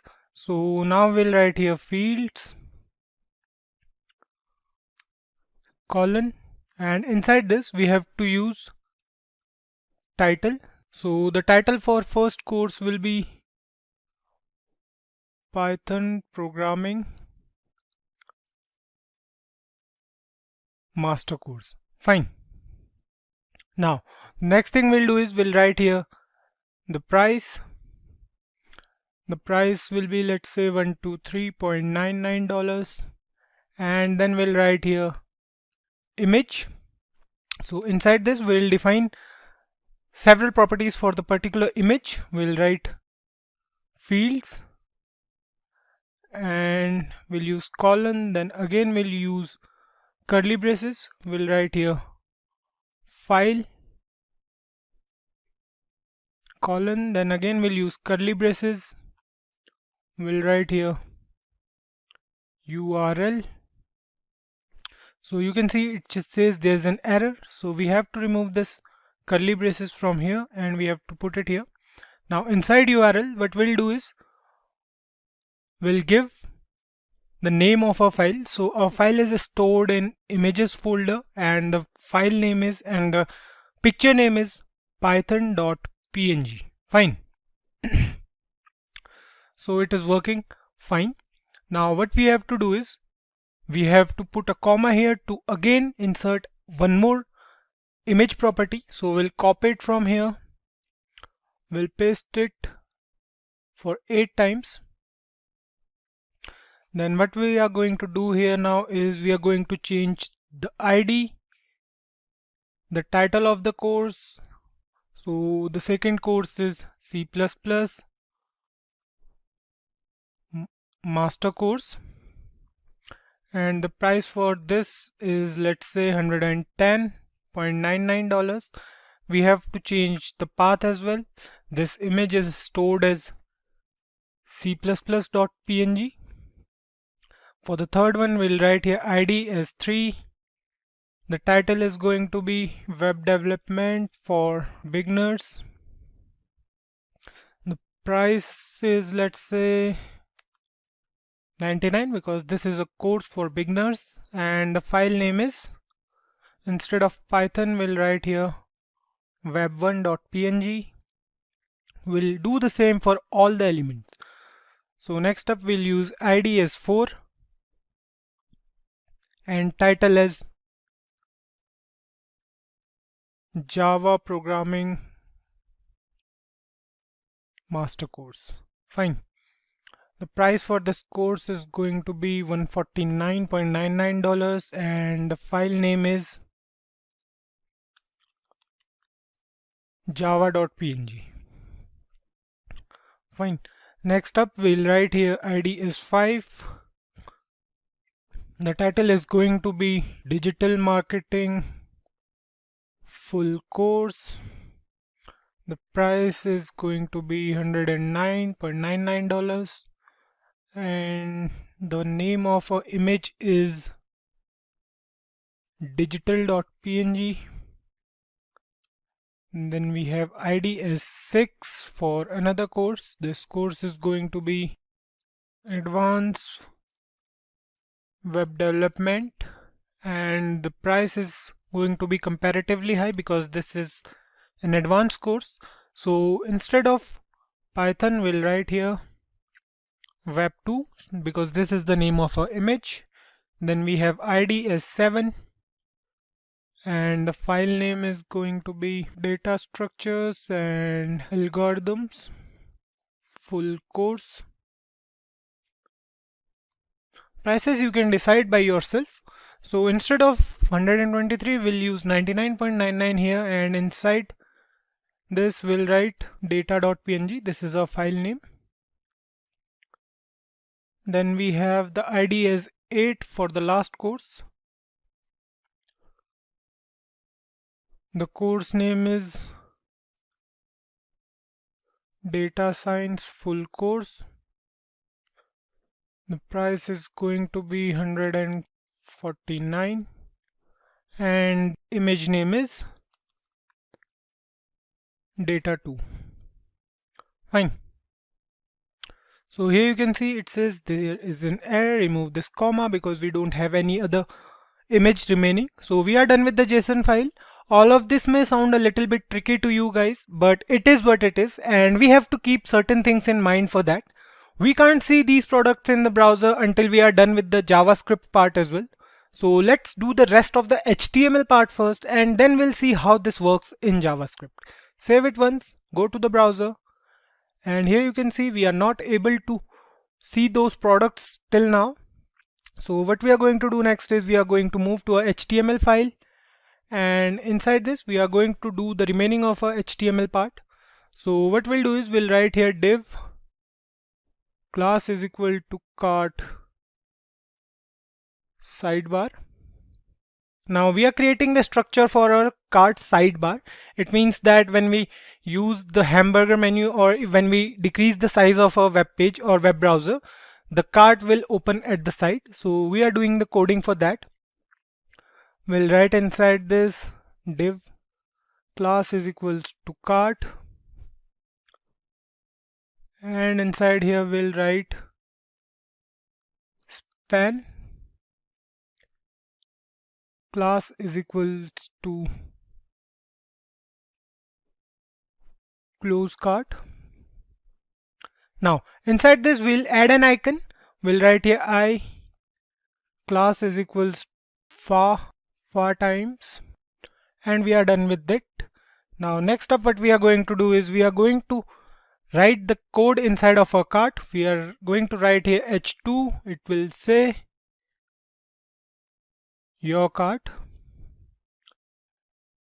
and inside this we'll write div class is equals to cart content. Next up we'll write here div class is equals to total sum, and we are going to use dollars, right? So we'll write here h1, we'll write here your total, and we'll use the dollar sign here. After this we'll write span class is equals to total amount. Let's say we are going to change the class name, it will be total amount. We'll close this here, and inside this we'll write 0 because at the start there will be no element or no product present in the cart, so the total price will be 0 at the initial point, so that's why we have written 0 here. Now we are going to write here div class is equals to clear cart, and inside this we are going to create a button. So the button class will be btn clear cart btn. So this is going to be a class, and here what we'll do is we'll write here clear cart. Fine. We are going to do the same for proceed button as well. So we'll write here div class is equals to clear cart. We are going to use the same class for both the buttons because I'll let you know why we are doing this at the end of this project.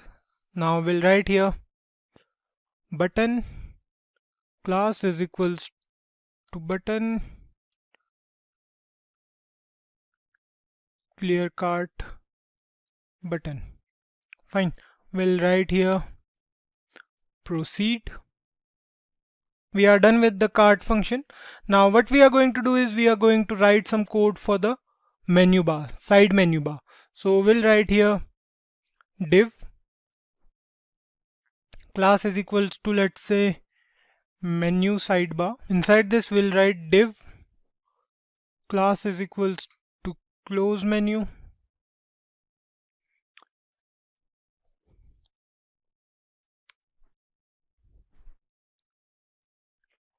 and we'll write here I class is equals to far times, and we'll close this I tag over here. Next up we'll write here after this class we'll write div class is equals to menu. Let's say this name is menu bar, and inside this we'll write here unordered list. Class will be menu list. We'll write here li class is equals to menu list items, and we'll write here a href is equals to hash. We'll write here home, and we are good to go. Fine. We'll do the same for categories, pricings, and about us. So we'll copy this statement, we'll paste it for 4 times. Here we'll write instead of home categories, pricings, and about us. Fine. So we are done with the whole HTML part now, and we are left with CSS and JavaScript only. Let's do that as well. Let's move on to the CSS part first and do the rest of the styling except for the products. We'll do it for products at the last. So let's move on to the CSS file first, and what we'll do is, so that it will not create any confusion, we'll write here menu bar, because we have to write the code here between this banner style property and this menu bar for the products section. So that's why we'll start writing the code from here, and later we'll add a code here in between. So we'll write here dot menu sidebar, display will be none, and then we'll write here dot cart sidebar, background is going to be hash ec, so a little bit grayish white we can say. We'll write here position as fixed, right as 0, and top as 0. So these are the properties we are defining in our CSS part. Then we'll write here width as 450 pixels and height as 100 viewport height. Fine. We'll define the z index as well. We'll write here z index as 10. Transition is all at 0.3 seconds, and the transition will be linear. Fine. Next up, we'll write here transform, and inside transform we'll write here translate x. Fine. So inside here we'll write 100%. It will go along with the x-axis, that's why we have written it over here. We'll write here overflow scroll.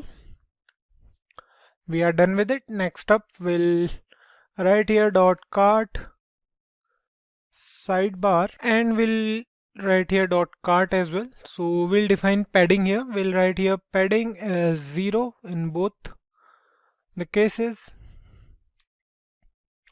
Next up, we have dot cart and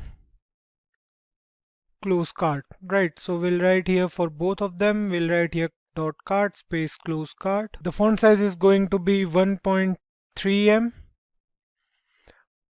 Padding is going to be 1 em, and cursor is going to be pointer. Fine. We'll write here dot far times. Inside this we'll write margin top as 0.5 em, and we'll write here cart h2 is text. Text align will be center for the heading of a cart, which is your cart. So we'll write here width as 100%. Margin bottom is going to be 1 em. And what else we have to do? We have to include the font size as well. So we'll write here font size is 1.1 em, slightly bigger than the default font size. Then we'll write here font family. Let's use only one. Fine. Let's use Verdana only. So we'll write here Verdana, and next up we'll write here dot cart product space dot product dash image space img. Now we are going to write here something. Now we are going to write the code for all the images present inside the cart. So that's why we are writing here width as 130 pixels.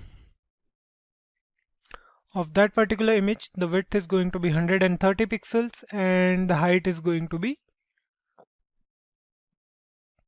90 pixels, let's say. Fine. We are done with this as well. Next up, we'll write here dot cart product content. Fine. Now we'll write here display as flex. Flex direction is column, and we have justify content as space around, and align items at the center. We'll write here margin left as 1 em and height as 80 pixels. Fine. We are done with this as well. We'll write here dot plus dash minus. This is for increasing or decreasing the product number in our carts. Those arrows you must have remembered, which we have seen in the website. Let me show you again. So these are the arrows I'm talking about. Let me add a product. Now go to cart, and these are the arrows I'm talking about right now. So we are going to style those arrows as well. So we'll write here display as flex and transform. We are going to rotate them, so we are going to write here rotate at 90 degree. That will look cool. So we'll write here color is again hash F09D51. So this is the color code for a particular color. We'll write here font size is 1.5 em, and we'll write here cursor as pointer. Next up, we are going to do the styling for total sum. So we'll write here total sum, text align at the center, and margin is going to be 1 em, 0, 0.5 em, and 0 again. So it's for top, bottom, left, and right, everyone. So we'll write here next clear cart, text align at the center, and we'll write here clear cart button. Now for the clear cart button, we'll write here background. So background color is going to be again that same one, orange we can say, or little bit of orange as well. I don't know the exact name for that color, but it doesn't matter, right? We can do anything. We can use any color. So the font color is going to be white.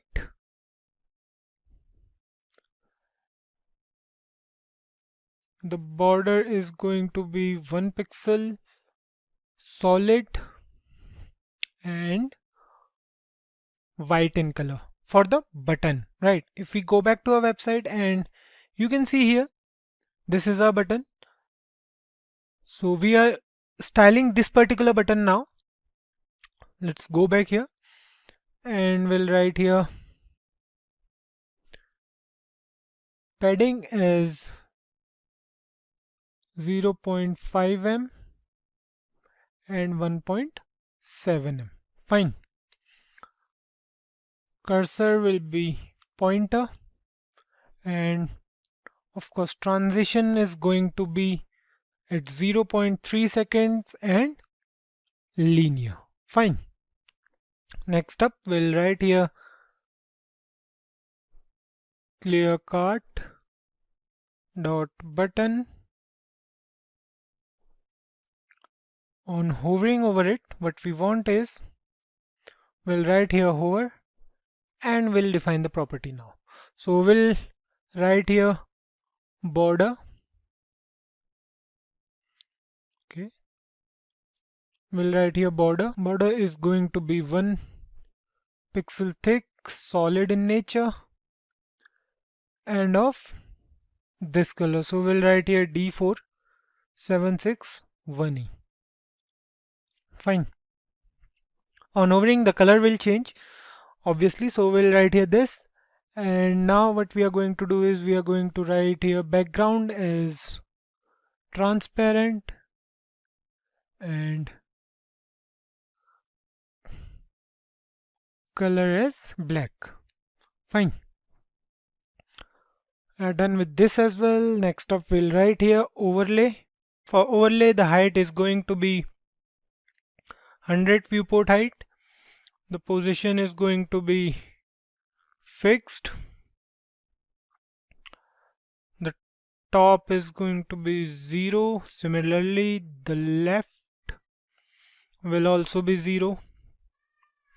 We'll define the z-index as well. We'll write as z-index as 9 and width as 100%. The background color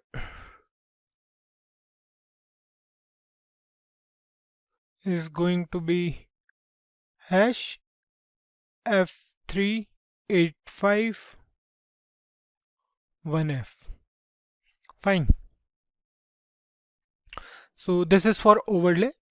We'll write here opacity as 0.3 and transition is all 0.3 seconds and linear. Fine.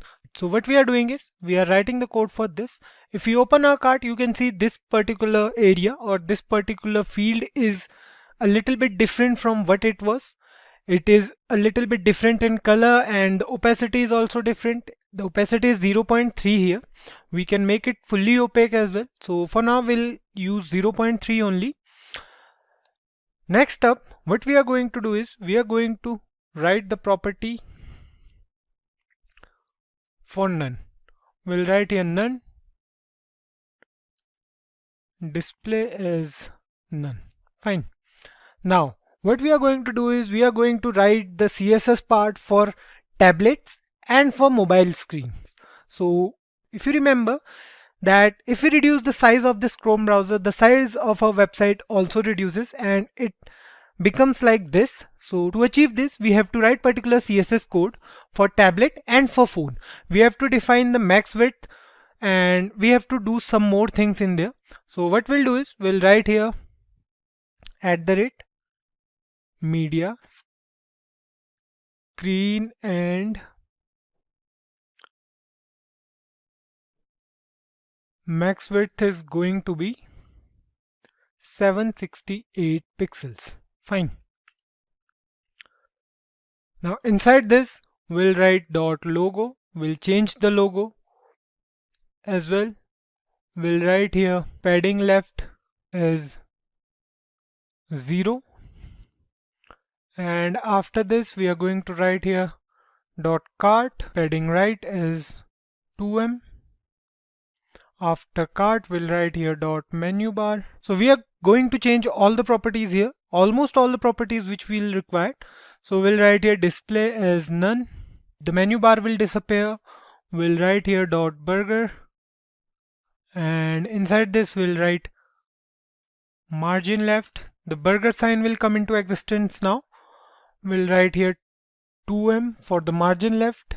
For display we'll write here block. Next up we have to do something for section 1 and for product section as well. So we'll write here section 1 and we'll write here banner h1. So we'll write here font size is 1.5em and we'll write here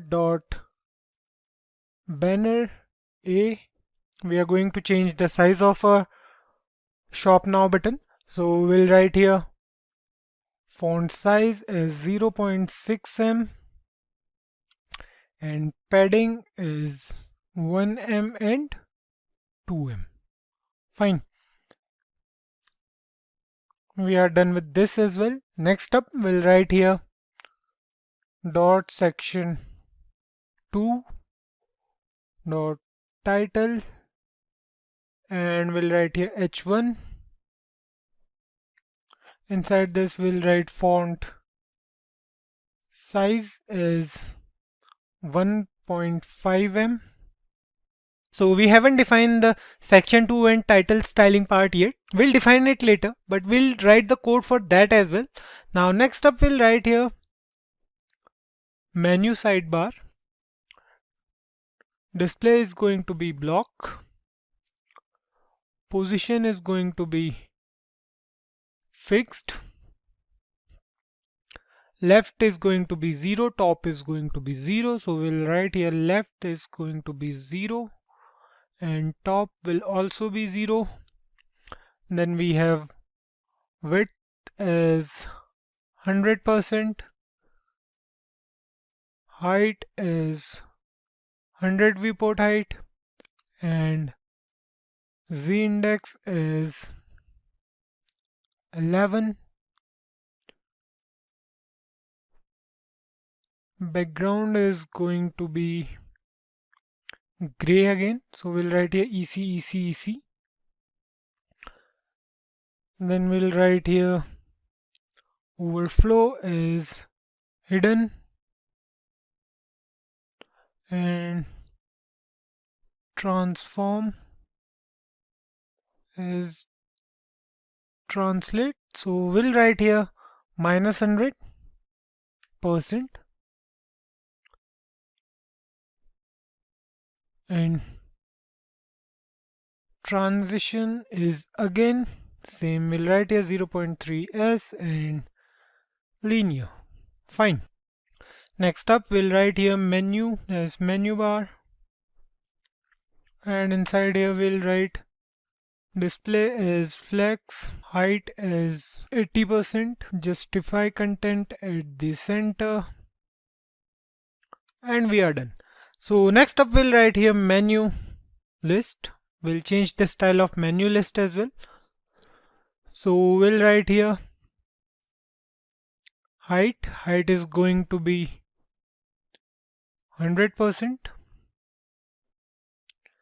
Then we'll write here display as flex. We are rewriting the code again and again, but each time we are doing it for different class, we are doing it for different element. So keep these things in mind. And we'll write here flex direction as column, align items at the center, and justify content. Justify content as space around. Now it's time to do it for menu sidebar, and for close menu. Both will use the same styling properties. We'll write here position as absolute. Right is going to be 30 pixels. Font size is going to be 1.4 em. And after this we'll write dot menu list items,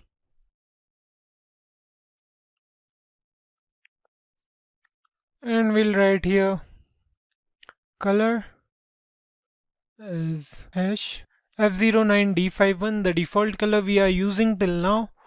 And lastly we'll write here dot menu dash list items space A on hover. We'll write here color is hash F57B09. Fine. So here's a mistake. We have placed colon here twice. We'll remove it. And now we are done with the tablet part. So we have to change the style of almost all the elements. We are done with the tablet part. Next up we have to write the same code for mobile part as well. And we'll write here @media screen. So we'll write here and max width is going to be 480 pixels. Now what we'll do is we'll write here asterisk font size is going to be 16 pixel. Here we have changed the font size for the whole entire HTML document. We have done it because we have used M in place of rem or pixels in this case or in this video. So that's why we have changed the size here, because we want the screen to be smaller in size, right? If we go back here, you can see the font size is 16 by default, and if we do it, you can see the font size changes for each and every element, right? To achieve this, we have to use M in place of pixel or rem, we can say. Now the next thing we are going to do is we are going to write here dot section 1 dot banner, and we'll write here width as 280 pixels for both, and we'll write here height as 100 pixels. Fine. You can see here the height of this image is 100 pixel, or we can say the height of this banner is 100 pixel and the width is 280 pixels. So this is why we are changing the style of all these elements, because we want all these elements to fit inside a smaller screen. That's why we have to change the height, or we have to change the width as well. Now what we'll do is we'll write here section 1 dot banner. We'll write here h1. Inside this we'll write font size as 1.2 em. Display is going to be, no, we don't have to use display here, I guess. Let's leave it. So we are done with this. Next up we'll write the code for burger. We'll write here burger, margin left is going to be 1em. For mobile the display is going to be block, and the width is going to be 30 pixel. Fine. We'll do the same for cart sidebar. We'll write here width as 100% of the screen. The cart will take whole screen, and we'll write here at the last for product. So for product we'll write here margin is 0, display is flex, justify content at the center, align items at the center, and flex direction is going to be column. So we have covered almost every HTML element in the CSS file. We are done with the styling for everything except products. We'll style them later. Let's move on to the JavaScript part now and see how we can fetch those products. So we cannot witness every style change right now, but we'll witness them while covering the JavaScript part. So let's move on to the JavaScript part first, and we'll start with the cart section and the hamburger menu thing. So save it, and if you want to witness the changes we made, you can go here and you can see the cart is not opening because we need to write the JavaScript part for that, and everything else remains the same. If we reduce the size of our browser, you can see we have a menu over here. We can increase the size, and we have our image adjusting itself accordingly. So we can use it, and it's quite responsive as well. Let's move on to the JavaScript part now. We'll open the JavaScript file, and first of all, we'll access all the HTML elements with the query selector method. So we have several HTML elements, right? Here you can see we have several elements present in our HTML file. We are going to access few of these elements. So what we are going to do is we are going to write here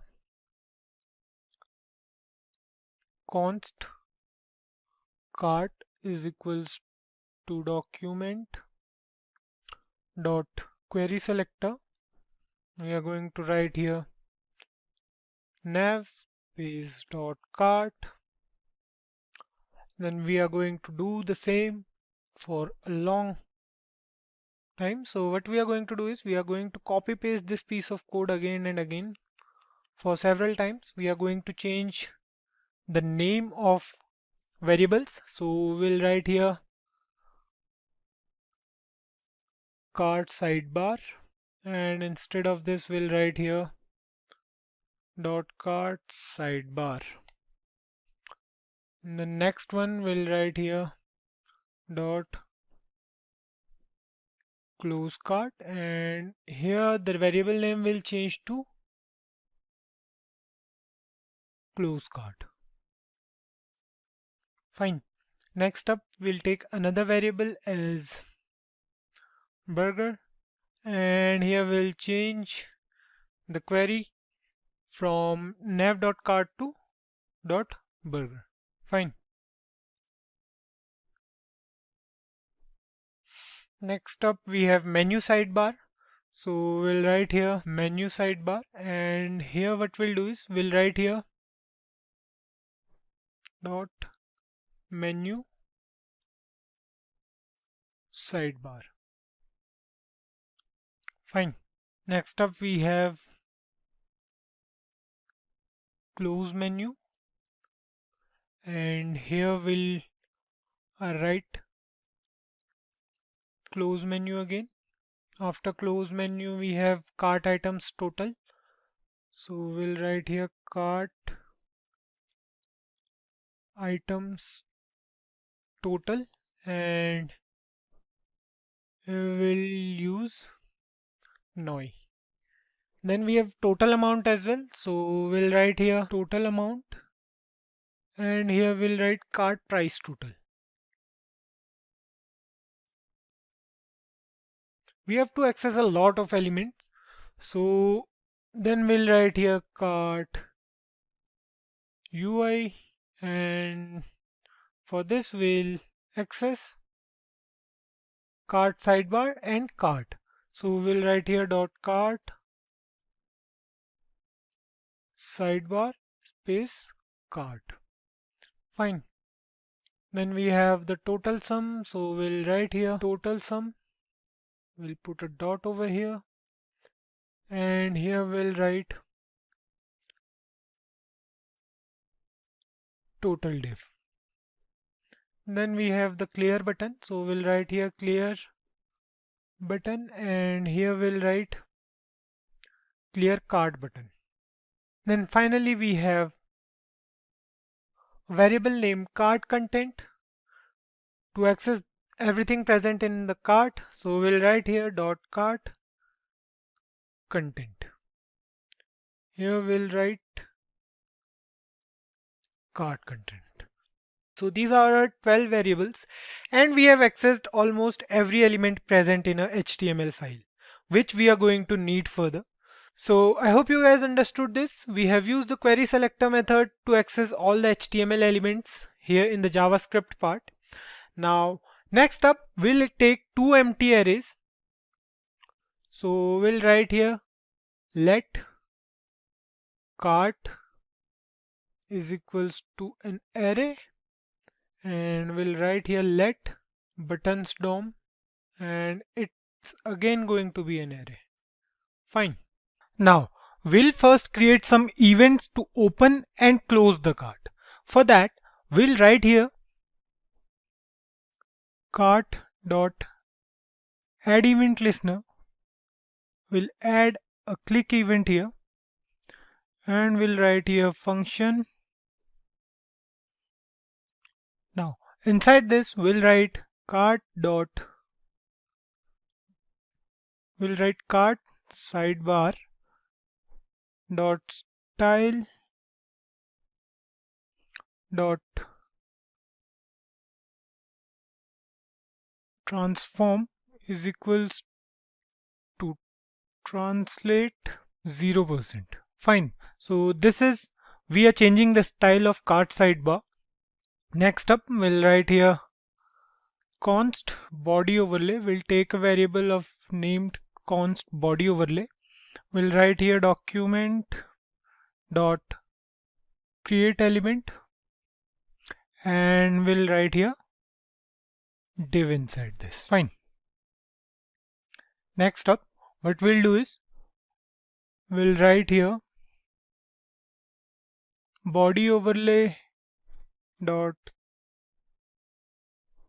class list dot add and we'll write here overlay. Fine. We'll use the set timeout method. So we'll write here set timeout. Okay, we have written here SST. So we'll write here set timeout. Then we'll create an anonymous function, and inside here what we'll do is we'll write document dot query selector, and inside here we'll write body. Then we'll write here append, and we'll append body overlay here. So we'll write here body overlay. Fine. And the time we'll pass here is going to be 300 milliseconds. We are done with this function. We'll add another event. So what we'll do is we'll write here close cart dot add event listener. Now we are closing the cart. So we'll write here click, then we'll create a function, and we'll write here cart sidebar dot style dot transform, and again we'll translate it to 100%. Previously we did for 0%, and now we'll translate it to 100% again. So we'll write here translate, and we'll pass 100% inside the brackets here. Next up, we'll again use the body overlay variable. So we'll copy this from here and we'll paste it here. We'll of course change the create element value. So instead of create element, we'll write here document dot query selector, and we'll write here dot overlay. Fine. Next up, we'll write here document dot query selector, and we'll write here body dot remove child. We'll remove body overlay from here. So we'll write here body overlay. Fine. We are good to go. Save it now and go to the browser. So here you can see on clicking the cart, our cart is working totally fine now. We are in this particular program. So we are in our website which we are creating right now. This is the original website. This is the final product. So leave it, and we are going to work on our website only. So here you can see our cart is working totally fine. Now we can open or close our cart, and we have two options over here. One is for clearing the entire cart, and the other one is for proceeding further. Next up, we'll add some more events for the hamburger menu. Now how to open or close that menu and all.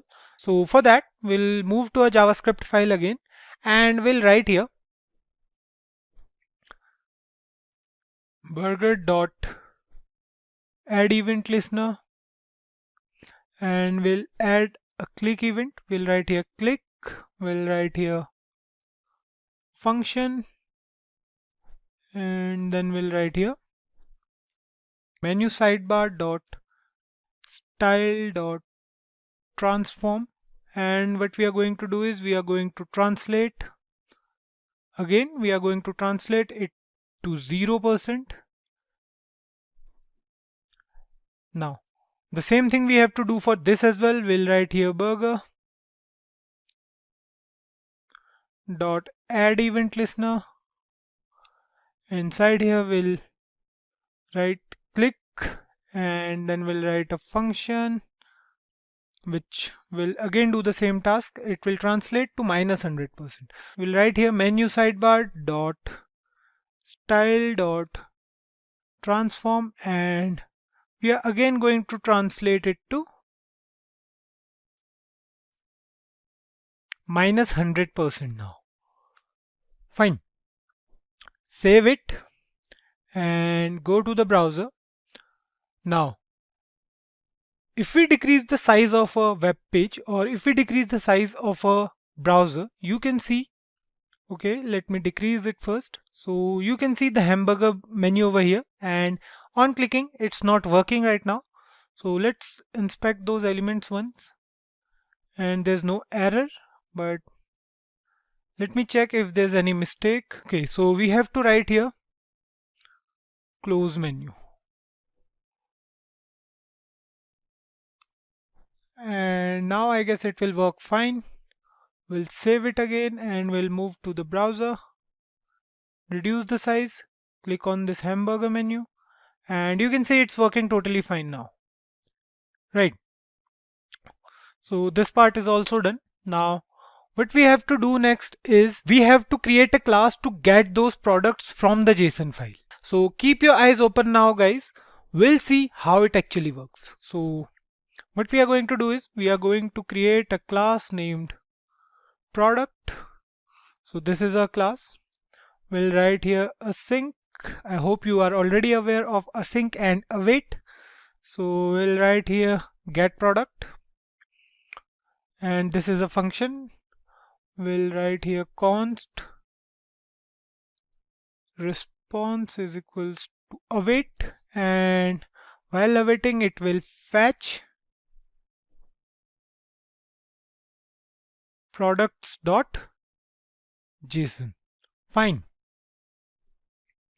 Then we'll create a variable. We'll write here const data is equals to await response.json. Fine. Next up we'll write products is equals to data.items, and we'll write products is equals to products dot map function we are going to use. So we'll write here again item, then we'll use arrow function. We'll write the body of this function here. We'll write here const. Inside this we'll pass title and price of the product, and we'll write here item dot fields. Fine. Similarly, we'll do the same for ID as well. Inside curly braces we'll write ID, and we'll write here item dot sys. Then we'll write here const image. Now we are fetching the image, so we'll write here item dot fields dot image dot fields. We are actually giving the path, right? If you see here in the JSON file, you can see inside items we have sys fields, then inside fields we have title, price, image, and then inside image we have fields, file, and URL. So we'll access each of them. Now we'll write here after fields dot file dot URL, and lastly we'll write here return title, price, ID, and image. Fine. Finally we'll write here after this return products. Cool.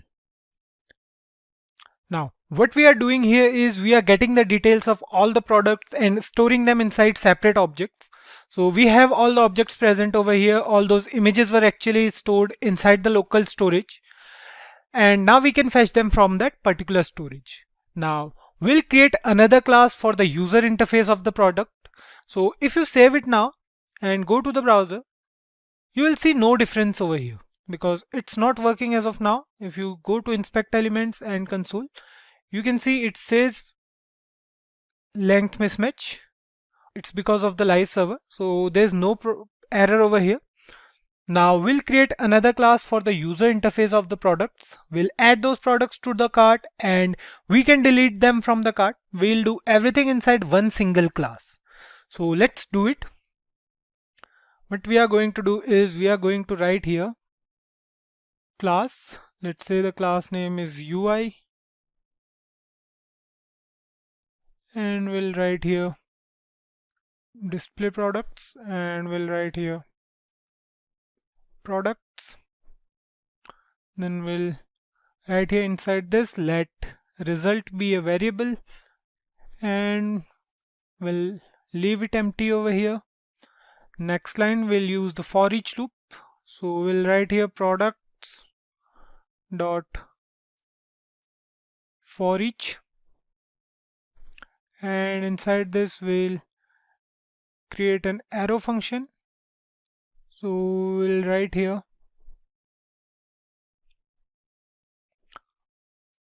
const product div, let's say, is a variable, and then we'll write here document dot create element. Again we are going to create an element, so we'll write here div, and after this what we are going to do is we are going to write here product div dot inner HTML is equals to, now the main part starts. So inside these we'll write div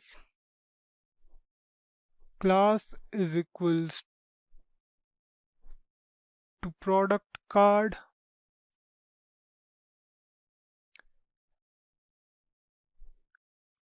and then we'll write img, we'll add the image. So here we'll write img src is equals to dollar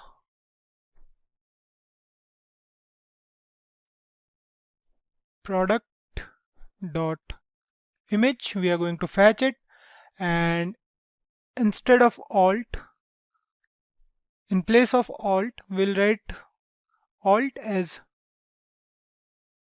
product.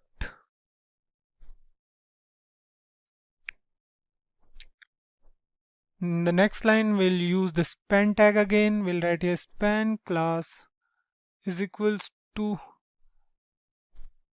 add to cart, and we'll then write here data id is equals to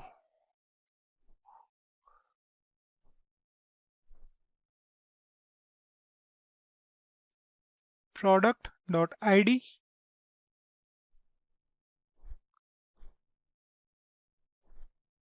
We'll close this tag, we'll close this span tag, we can say. In the next line we'll use the I tag. We'll write here I class is equals to far cart plus far1x. Now what we are doing is we are going to show the number of items present in a cart over the cart icon. That's why we are doing all this. So here what we'll do is we'll write style is equals to margin dash right. Margin right is going to be 0.1 em, and font size is going to be 1 em. Fine. Close this as well, close the I tag as well, and in the next line right here add to cart. So the span tag is finally, we are going to close it. Now this is a single tag. I have written it in such a way because I don't want it to create any sort of confusion for you guys. So the span tag starts from here and goes till here. Now we are remaining with some more part of it. So in the next line what we are going to do is we are going to write here div class is equals product name, and here we'll write dollar product dot title, and we are going to close this div tag. In the next line we are going to write div again, class is going to be product pricing, and inside here we'll write product dot price, and we are going to close this div tag here. Close the first div tag as well, and we are good to go. In the next line, what we are going to do is we are going to write here const p is equals to document dot query selector, and inside this we'll write dot product. We are going to access the element with product as class, or we are going to access the product query. Then we'll write here p dot append equal to product div. What we are doing is any item we are adding to cart is we are going to append that item inside the cart. So that's what we are doing till now. Now the next thing we are going to do is we are going to write here a function get buttons, basically a constructor we can say. We'll write here const buttons. We'll write here const buttons is equal to document dot query selector. We have to write here query selector all, and then we are going to write here inside this dot add to cart.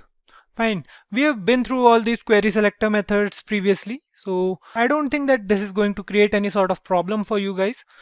So let's move ahead and we'll write here array dot from, we'll write here buttons. Then we'll write here buttons dom is equals to buttons. We are going to pass the value of buttons to buttons dom. Then we'll write here buttons dot for each, and inside here we'll write button, and we are going to create an arrow function over here. Here what we'll do is we'll write here let id is equals to button dot dataset dot id. In the next line we'll write let in cart is equals to cart dot find, and we are going to pass item to this function. So we are going to write inside here item, and again an arrow function. We'll write here item dot id triple is equals to id. Fine.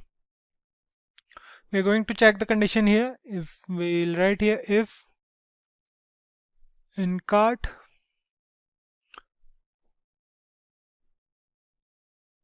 then we'll write here btn dot inner html is equals to in cart. So what we are doing is if we have added the product to cart already, then the button will change, as we have seen earlier that on adding the product once to the cart, the button will change to in cart from add to cart. So this is what we are doing here. Next up we'll write here button dot disabled is equals to true. We are going to disable that button once the product is added to cart. Fine. Next up we'll write here button dot add event listener, and we are going to create an event. We'll write here click, and we'll write e here, then we'll use the arrow function, and we'll write it here e dot current target dot inner html is equals to in cart. Then we'll write here e dot current target dot inner HTML. Okay, we'll write here e dot current target dot style dot color is equals to white. E dot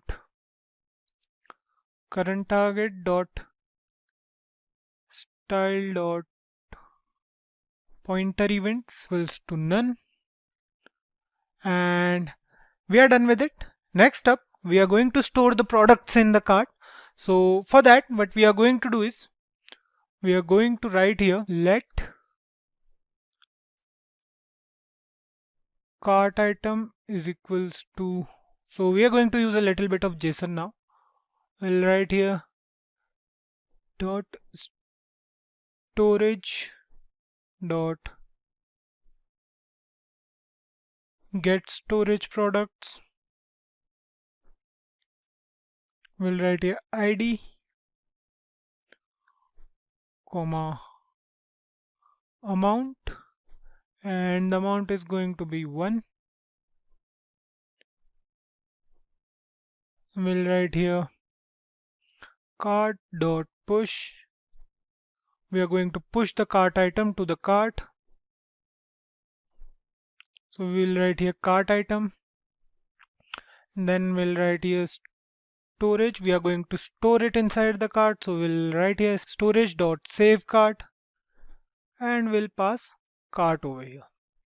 Fine. Now we have to calculate the total, and we have to set the total items as well. So for that, we'll write here this dot set cart values. We'll write here cart, and to display those cart item, we have to write here this dot add cart item, and we have to add that cart item. So we'll write here this dot add cart items item, and we'll pass cart item over here. Fine. We are done with the working of cart as well. Next up, what we are going to do is we are going to change the total value of cart. We are going to change the value of cart on increasing or decreasing the cart products. So first of all, we have to write here set cart values, and we have to pass cart over here. We have to write here, let's say we have a variable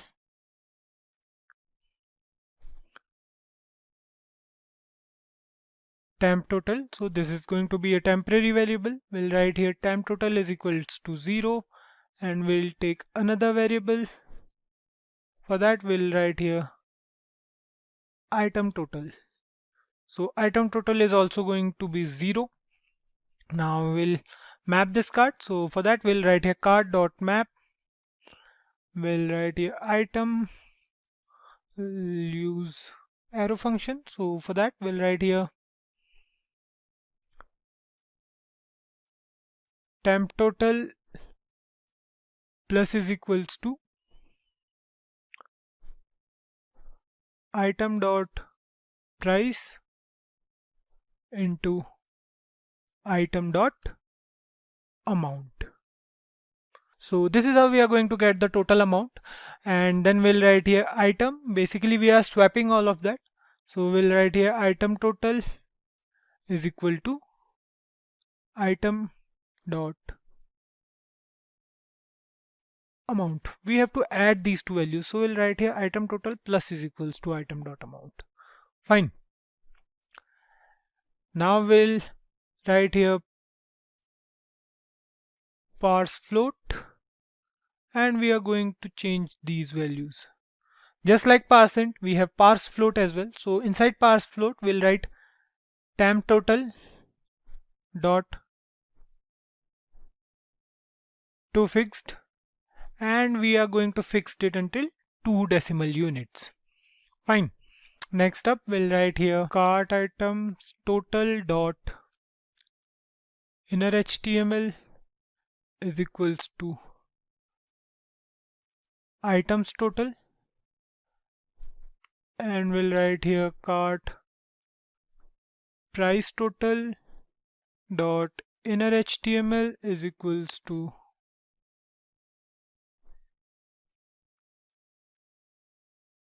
parse float. We'll write here temp total dot to fixed, and we'll fix it up to 2 decimal units. Fine. Next up, we'll write here add cart item. Now we'll write here cart item, and inside this we'll write let cart item UI is equals to document dot create element. We'll write here div. We'll write here cart item UI dot inner HTML is equals to, we are again going to do the same task. So we are going to use the backtick for that. So here we'll write div class is equals to cart product, and we'll write here div class is equals to product image. We'll write here img src is equals to, we are going to fetch the image again, so we'll write here dollar, and inside this we'll write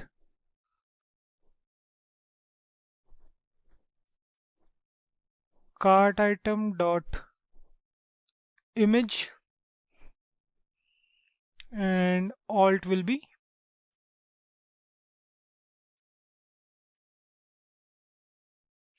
product in this case as well.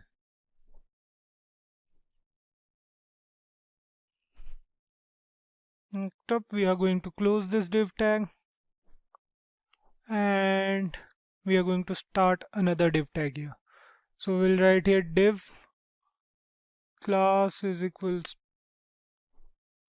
to cart product item, sorry, cart product content we can say, and then we'll write here in the next line div class is equals to cart product name.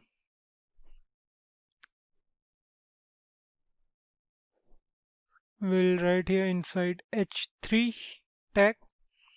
So inside h3 tag we'll write dollar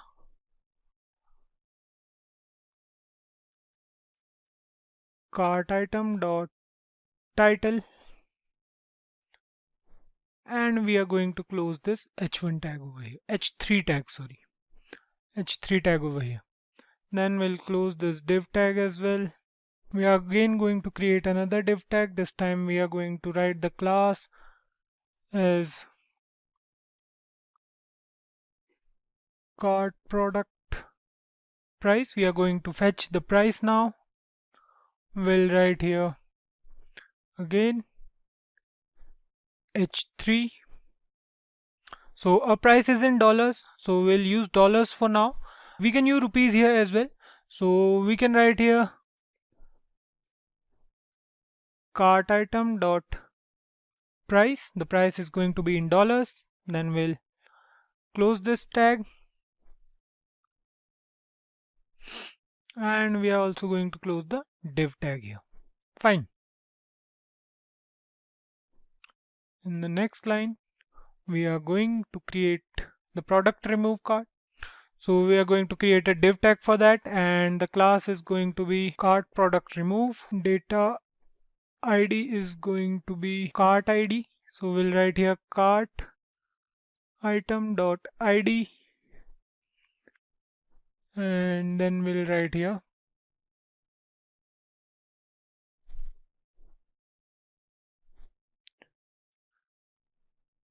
href is equals to hash and style is going to be, color is going to be red.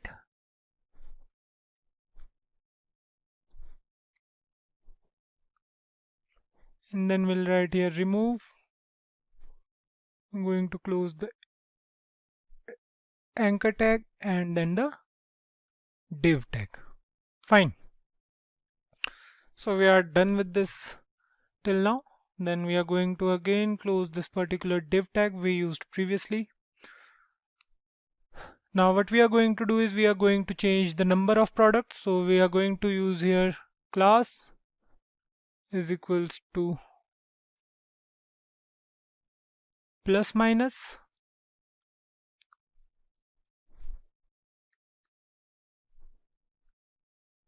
and here we'll write inside the I tag class is equals to far angle left add amount. Fine. This is going to be the class, and the data ID is going to be cart item ID. So we are going to write here data ID is equals to $, and inside this we'll write cart item ID dot ID, and then we are going to close this tag and we are going to close the I tag here. Fine. Next up we are going to use the span tag. Again we are going to write here span class is equals to number of items, and we'll close this tag here. We'll write $ cart item dot amount. We are going to close the span tag here, so we'll write here slash span.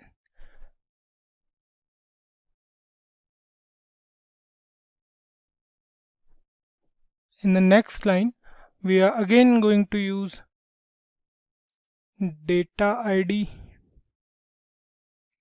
and here what we'll do is we'll write here $ and we'll write here cart item dot ID. We are going to close the I tag again, and in the next line we are going to close the div tag and one more div tag. Fine. Now we are done with it. Let me close this first, and next up we'll append this cart content to the cart item UI. So we'll write here cart content dot append, and inside this we'll pass cart item UI. Fine.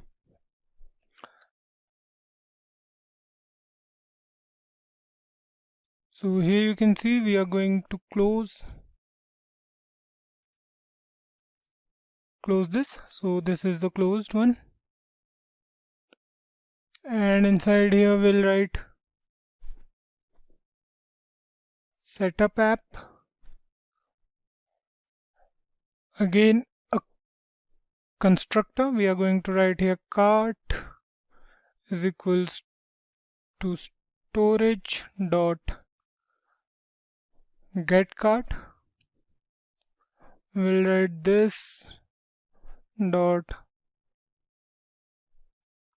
set cart values cart here, and then we'll write cart dot map. Inside this we'll write item,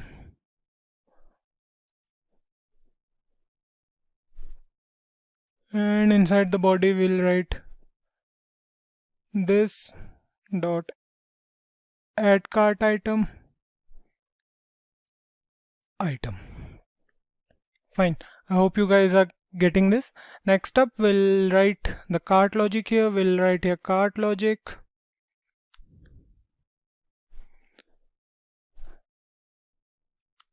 And we'll write here clear button dot add event listener. We are going to create an event again. We'll write here click, comma a function. Inside this we'll write this dot clear cart. We are going to call this function over here. Now we have to write the logic for remove button. So we'll do it here. We'll write here cart content dot add event listener.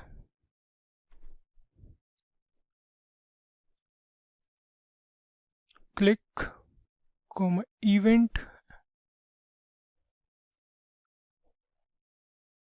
and we'll write here inside this if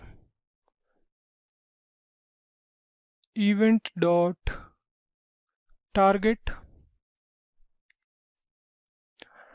dot class list dot contains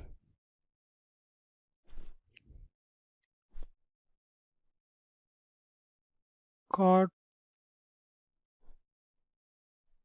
product remove.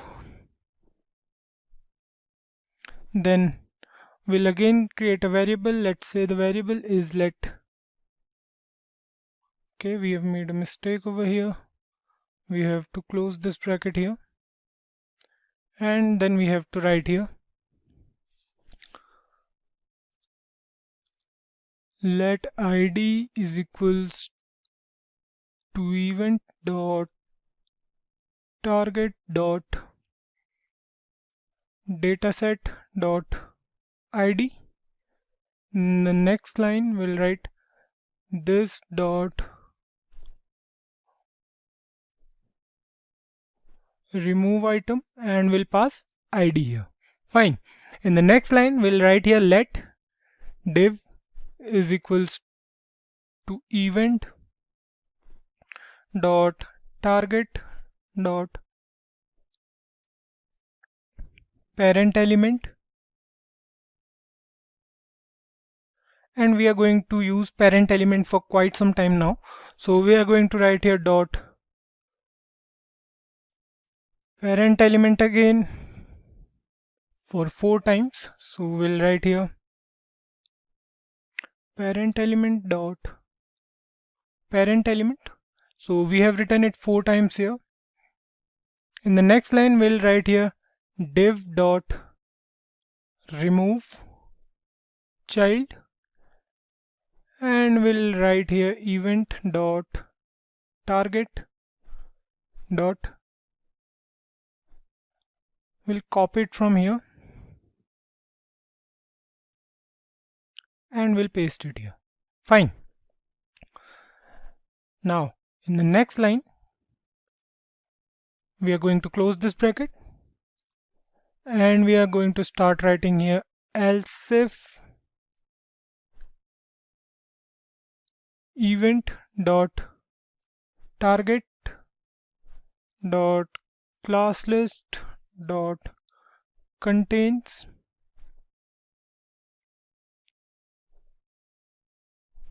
add amount.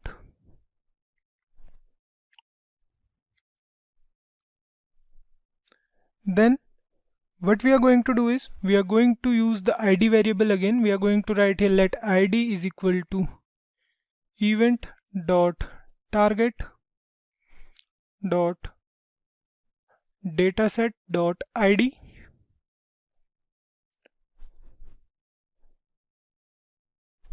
let item is equals to cart dot find. We'll pass item here, and we'll use the arrow function. So we'll write here item dot id triple equals to id. Fine. Then we'll write here item dot amount plus plus. So we are going to increase the amount of items. Then what we are going to do is we are going to write here storage dot save cart, and we are going to pass cart here. We'll write here this dot set cart values cart.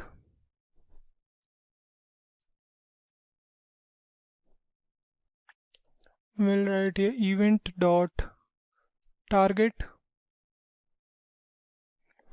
dot next element sibling dot inner HTML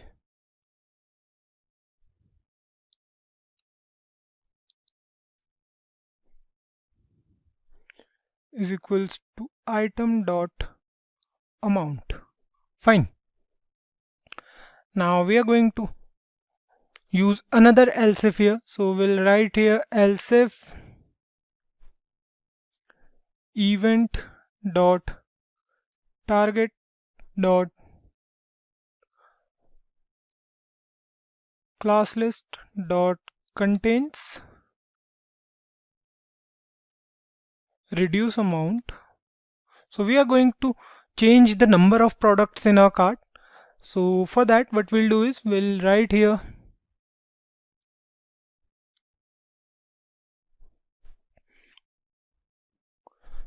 let id is equals to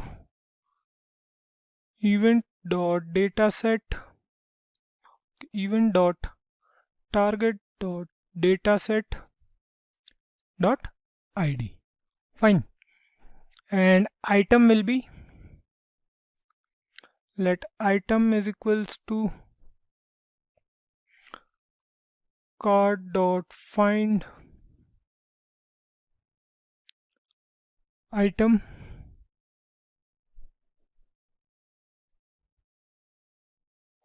item dot id triple equals to id. If we are again going to use an if statement, so we'll write here item dot amount is greater than 1. If the number of items is greater than 1, then item dot amount minus minus, and store it inside the cart. So we are going to write here storage dot save cart, and we'll pass cart here. Then we'll write here this dot set cart values, and we'll again pass cart here. In the next line we'll write here event dot target dot previous element sibling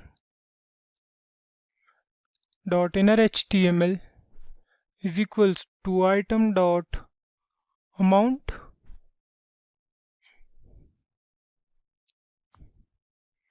and finally we'll write here else, and inside the else what we'll do is we'll write here this dot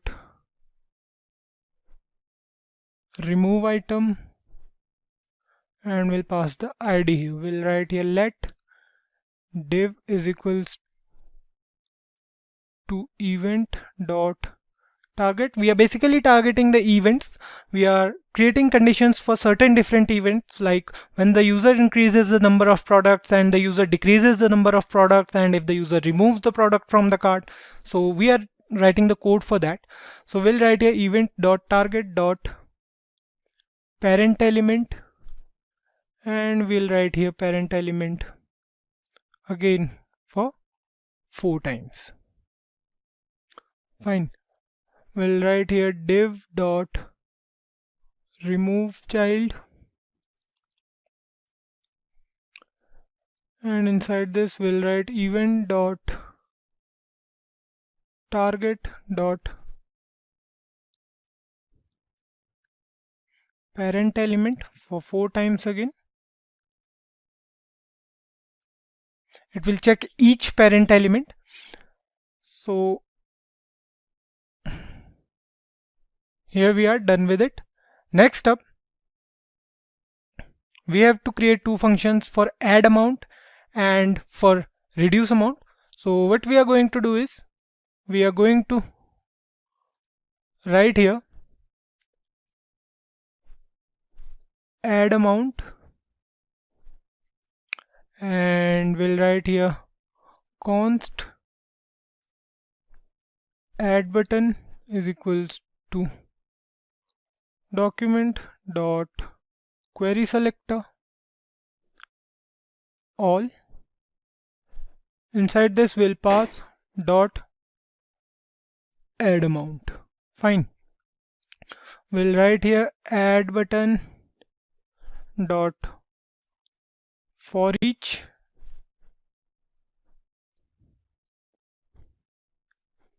and we'll write here inside this button dot add event listener, and we'll add an event over here. We'll write here click comma event, we'll pass event here, and then we'll write here like this, let id is equals to event dot current target dot dataset dot id. Fine. We'll write here cart dot map, and we'll pass item over here. We'll write here again arrow function, and inside this what we are going to do is we are going to write here item dot amount plus plus storage dot save cart. We are going to pass cart here. We'll write here this dot set cart values. We are again going to set the cart values, and we'll again use amount UI, a new variable, and we'll write here event dot current target dot parent element dot children. Fine. So we are targeting the parent element along with the children. So we'll write here amount UI dot inner HTML is equals to item dot amount. So we have forgot to mention here if item dot id is equals to id, then do it. Fine. Now we are going to do the same thing for reduce amount as well. So we'll write here reduce amount, and inside this we'll write const reduce button is equals to document dot query selector all, and we are going to pass here dot reduce amount. Fine. We'll write here reduce button dot for each, and then we'll pass button over here, and we'll use the arrow function again. Finally we'll write here button dot add event listener, click event,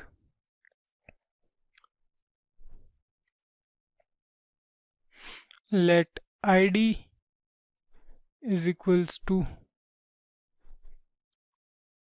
event dot current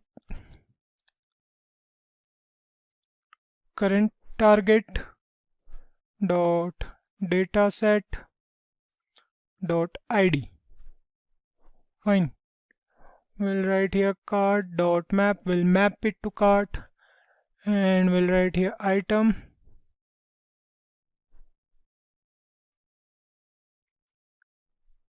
Then again we'll write here if temp item dot id triple equals to id.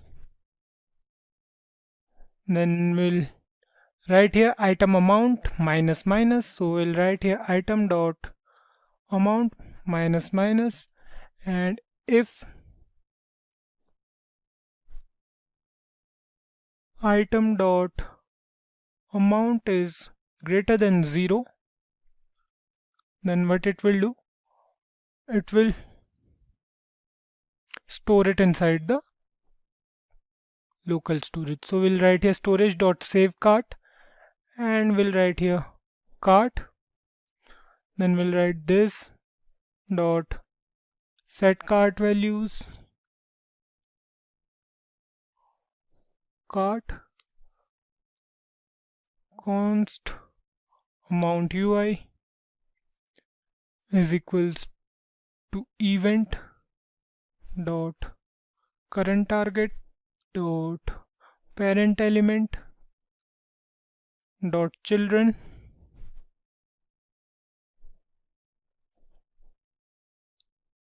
amount UI dot inner HTML is equals to item dot amount. Fine.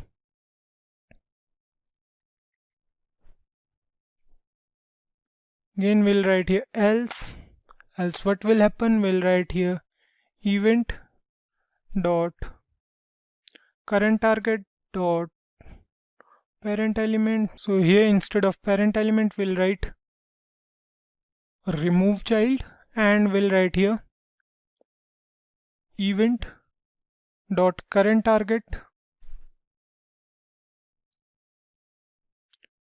dot parent element dot parent element. Fine. In the next line we'll write this dot remove item, and we'll pass id here. We are done with this part as well. Next up we have to clear the cart. So for that we'll write here clear cart. We'll again do something for that. We'll write here let cart item is equals cart dot map. Inside this we'll write item implies item dot id cart item dot. We'll again use the for each loop here. We'll write here this, then we'll provide id here, and we'll write here this dot remove item. We'll pass the id over here. Then we'll write here const cart product. We'll create a new variable here. We'll write here document dot query selector all, and we'll write here dot cart product. We'll write here cart product dot for each item. What we are going to do is we are going to create an arrow function here, and we are going to write here if item is true, if item is there, then item dot parent element dot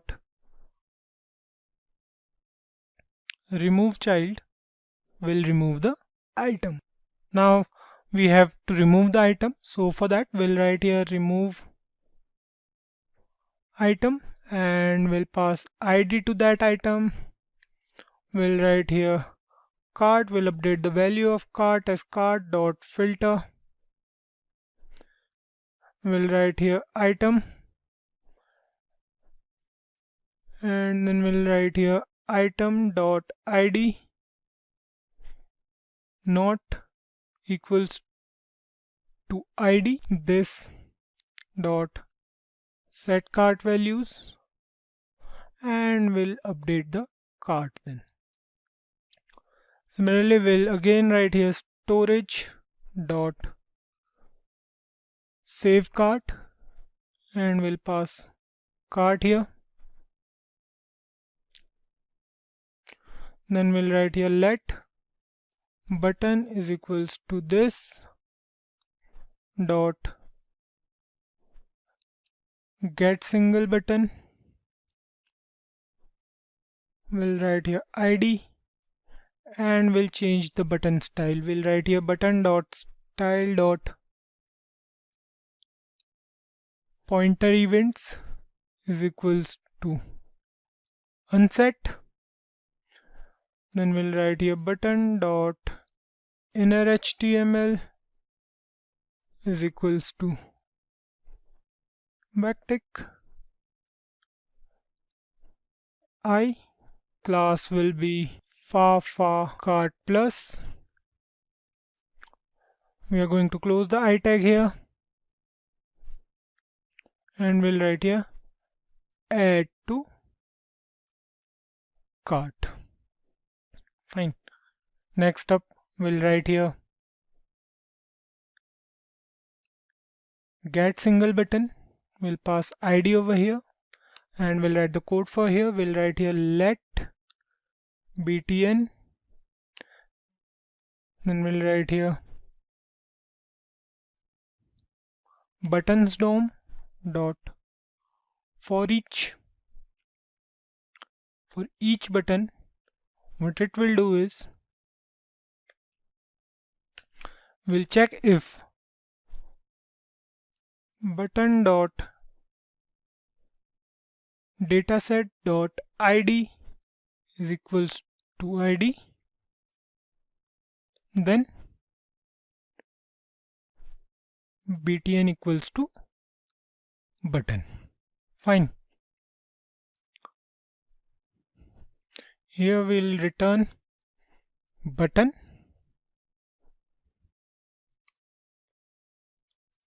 Now save it. Save this program. Go to browser,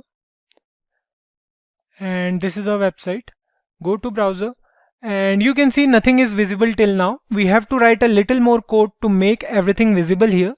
Now we have to store the data in local storage so that on refreshing the web page we don't lose the data.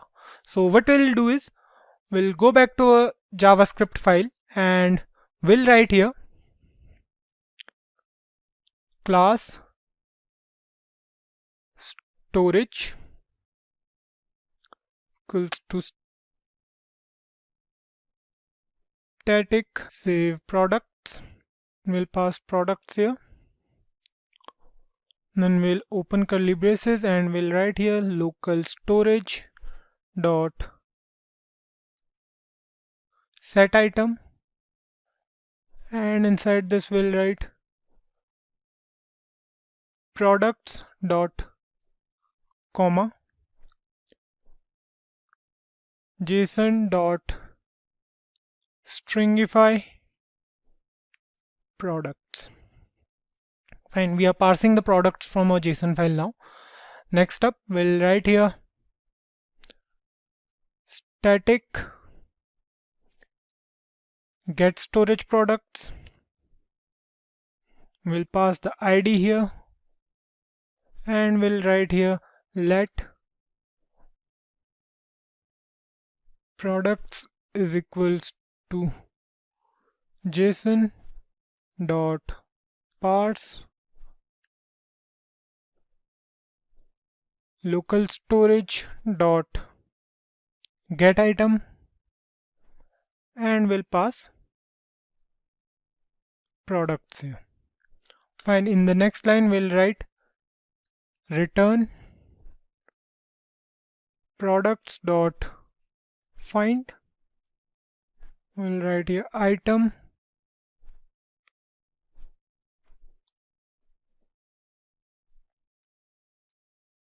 dot id is equals to id.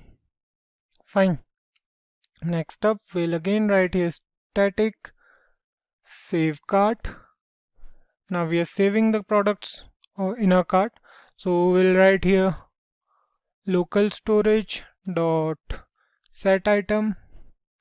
Inside here we'll pass cart, and here we'll write JSON dot stringify, and we'll pass cart over here.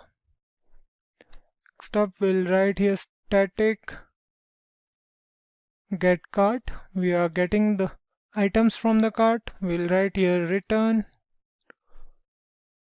local storage dot get item cart.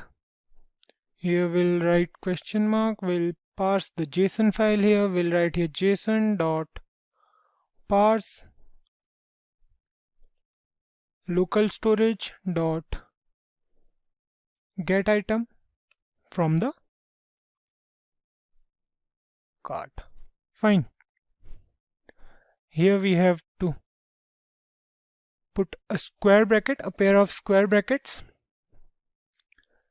And lastly, we have to write a few lines of code. So we'll write here document dot add event listener, and we'll write here DOM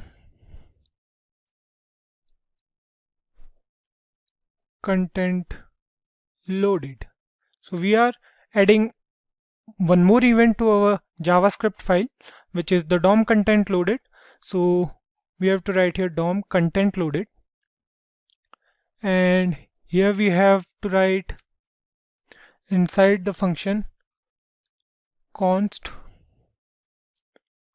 products is equals to new product,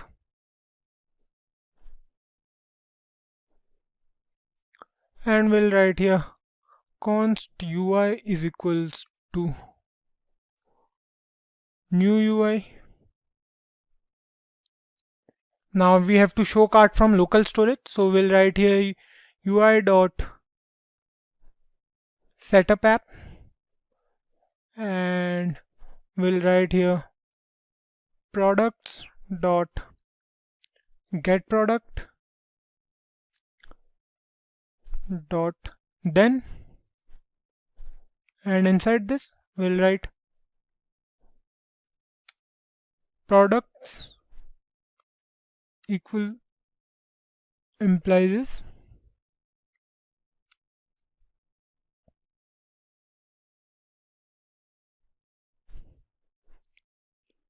UI dot display products. We'll write here products storage dot save products, and we'll pass products here as well. Fine. We'll write here dot then. We are using promises, so here we'll write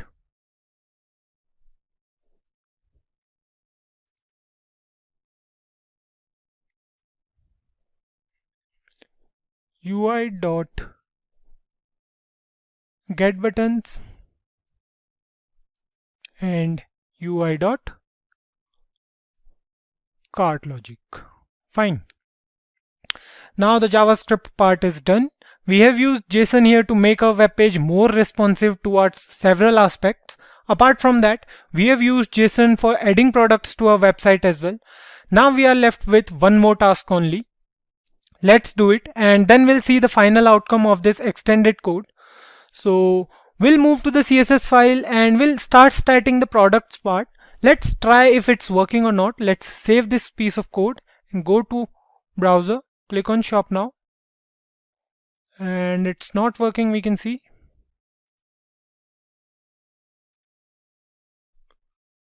Okay, it says it's failed to load the resource.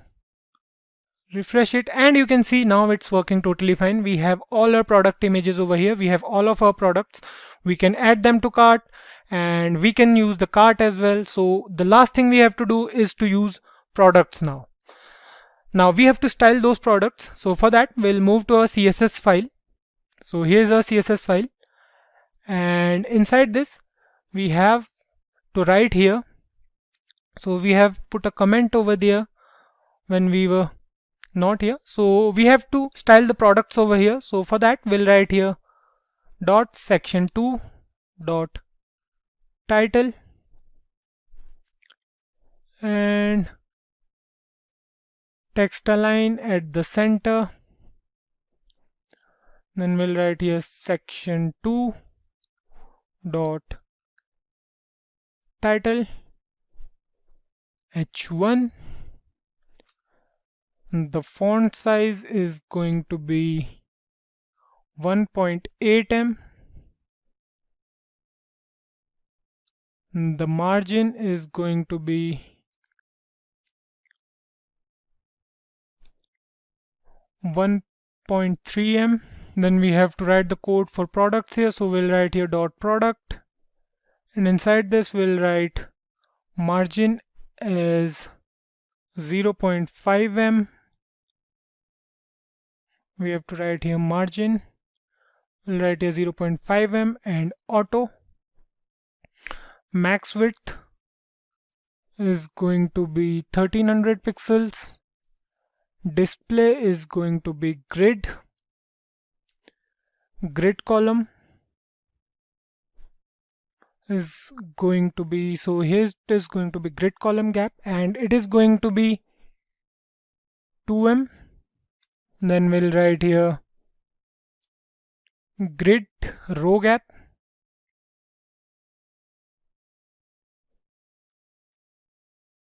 and grid row gap is going to be 2 em as well.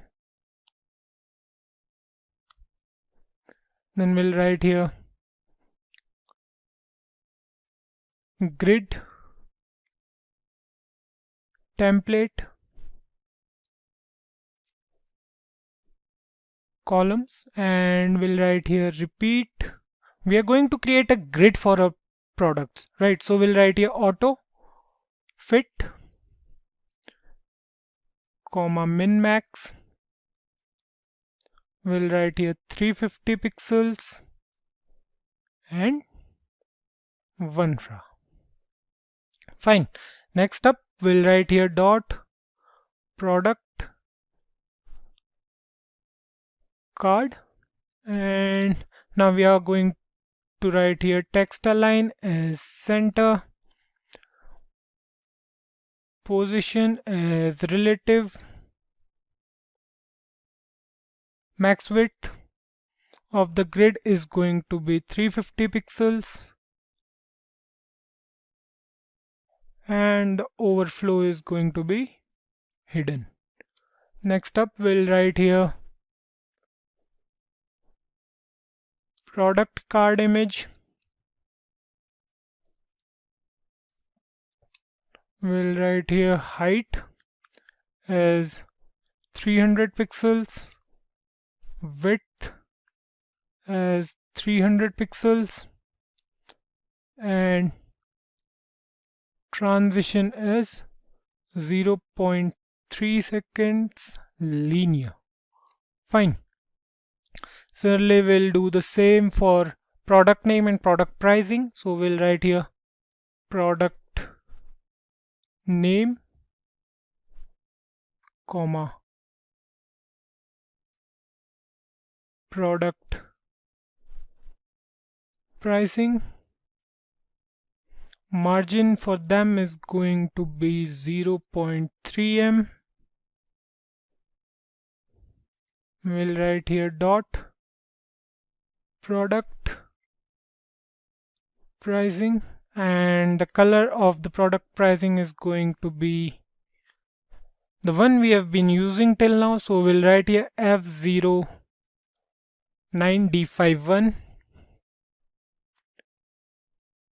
Then we have to write the code for add to cart button. So we'll write here add to cart. We'll write here align items to the center, justify the content to the center, and color is going to be white. Padding is going to be 0.2 em and 1 em. Fine. Height is going to be 30 pixels. Background is going to be the same, F9 D5 position is going to be absolute, right is going to be 0, transform is going to be translate along the x-axis to 100%, bottom is going to be 80 pixels. You have to put a comma here. Bottom is going to be 80 pixels. Transition is going to be 0.3 seconds again, and linear. Cursor is going to be pointer. Fine.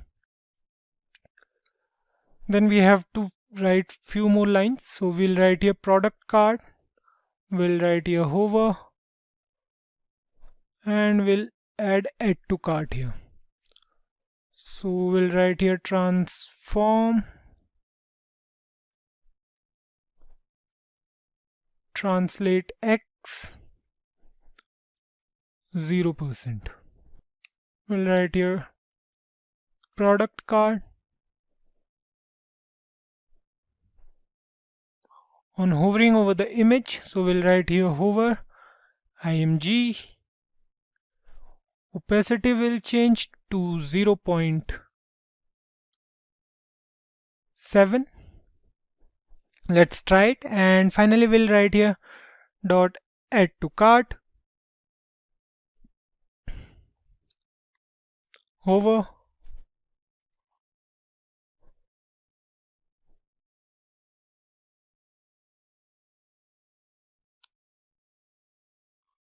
and here we'll write color as black. Fine, we are done with it. We have styled the products as well. We are now done with the website. Save it, move on to the browser, and let's face the truth now. So you can see it's not working as of now. Refresh the web page and the products looks really big now. What we have to do is we have to move over here and we have to see what's wrong over here.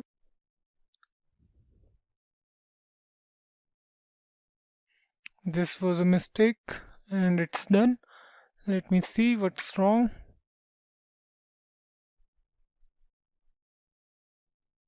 Something is not right here. Everything seems fine, but we have to search for the error. So if we see here, max width is fine, the max width for product is fine. Let's try to do this thing. We'll write here this, save it now, and I know that this is the error we did. So such small errors sometimes cost us way more. Go to the browser and you can see our website is fine now. Try adding the products to the cart. You can see the products are in the cart. We can increase the number of products. The total is increasing with that.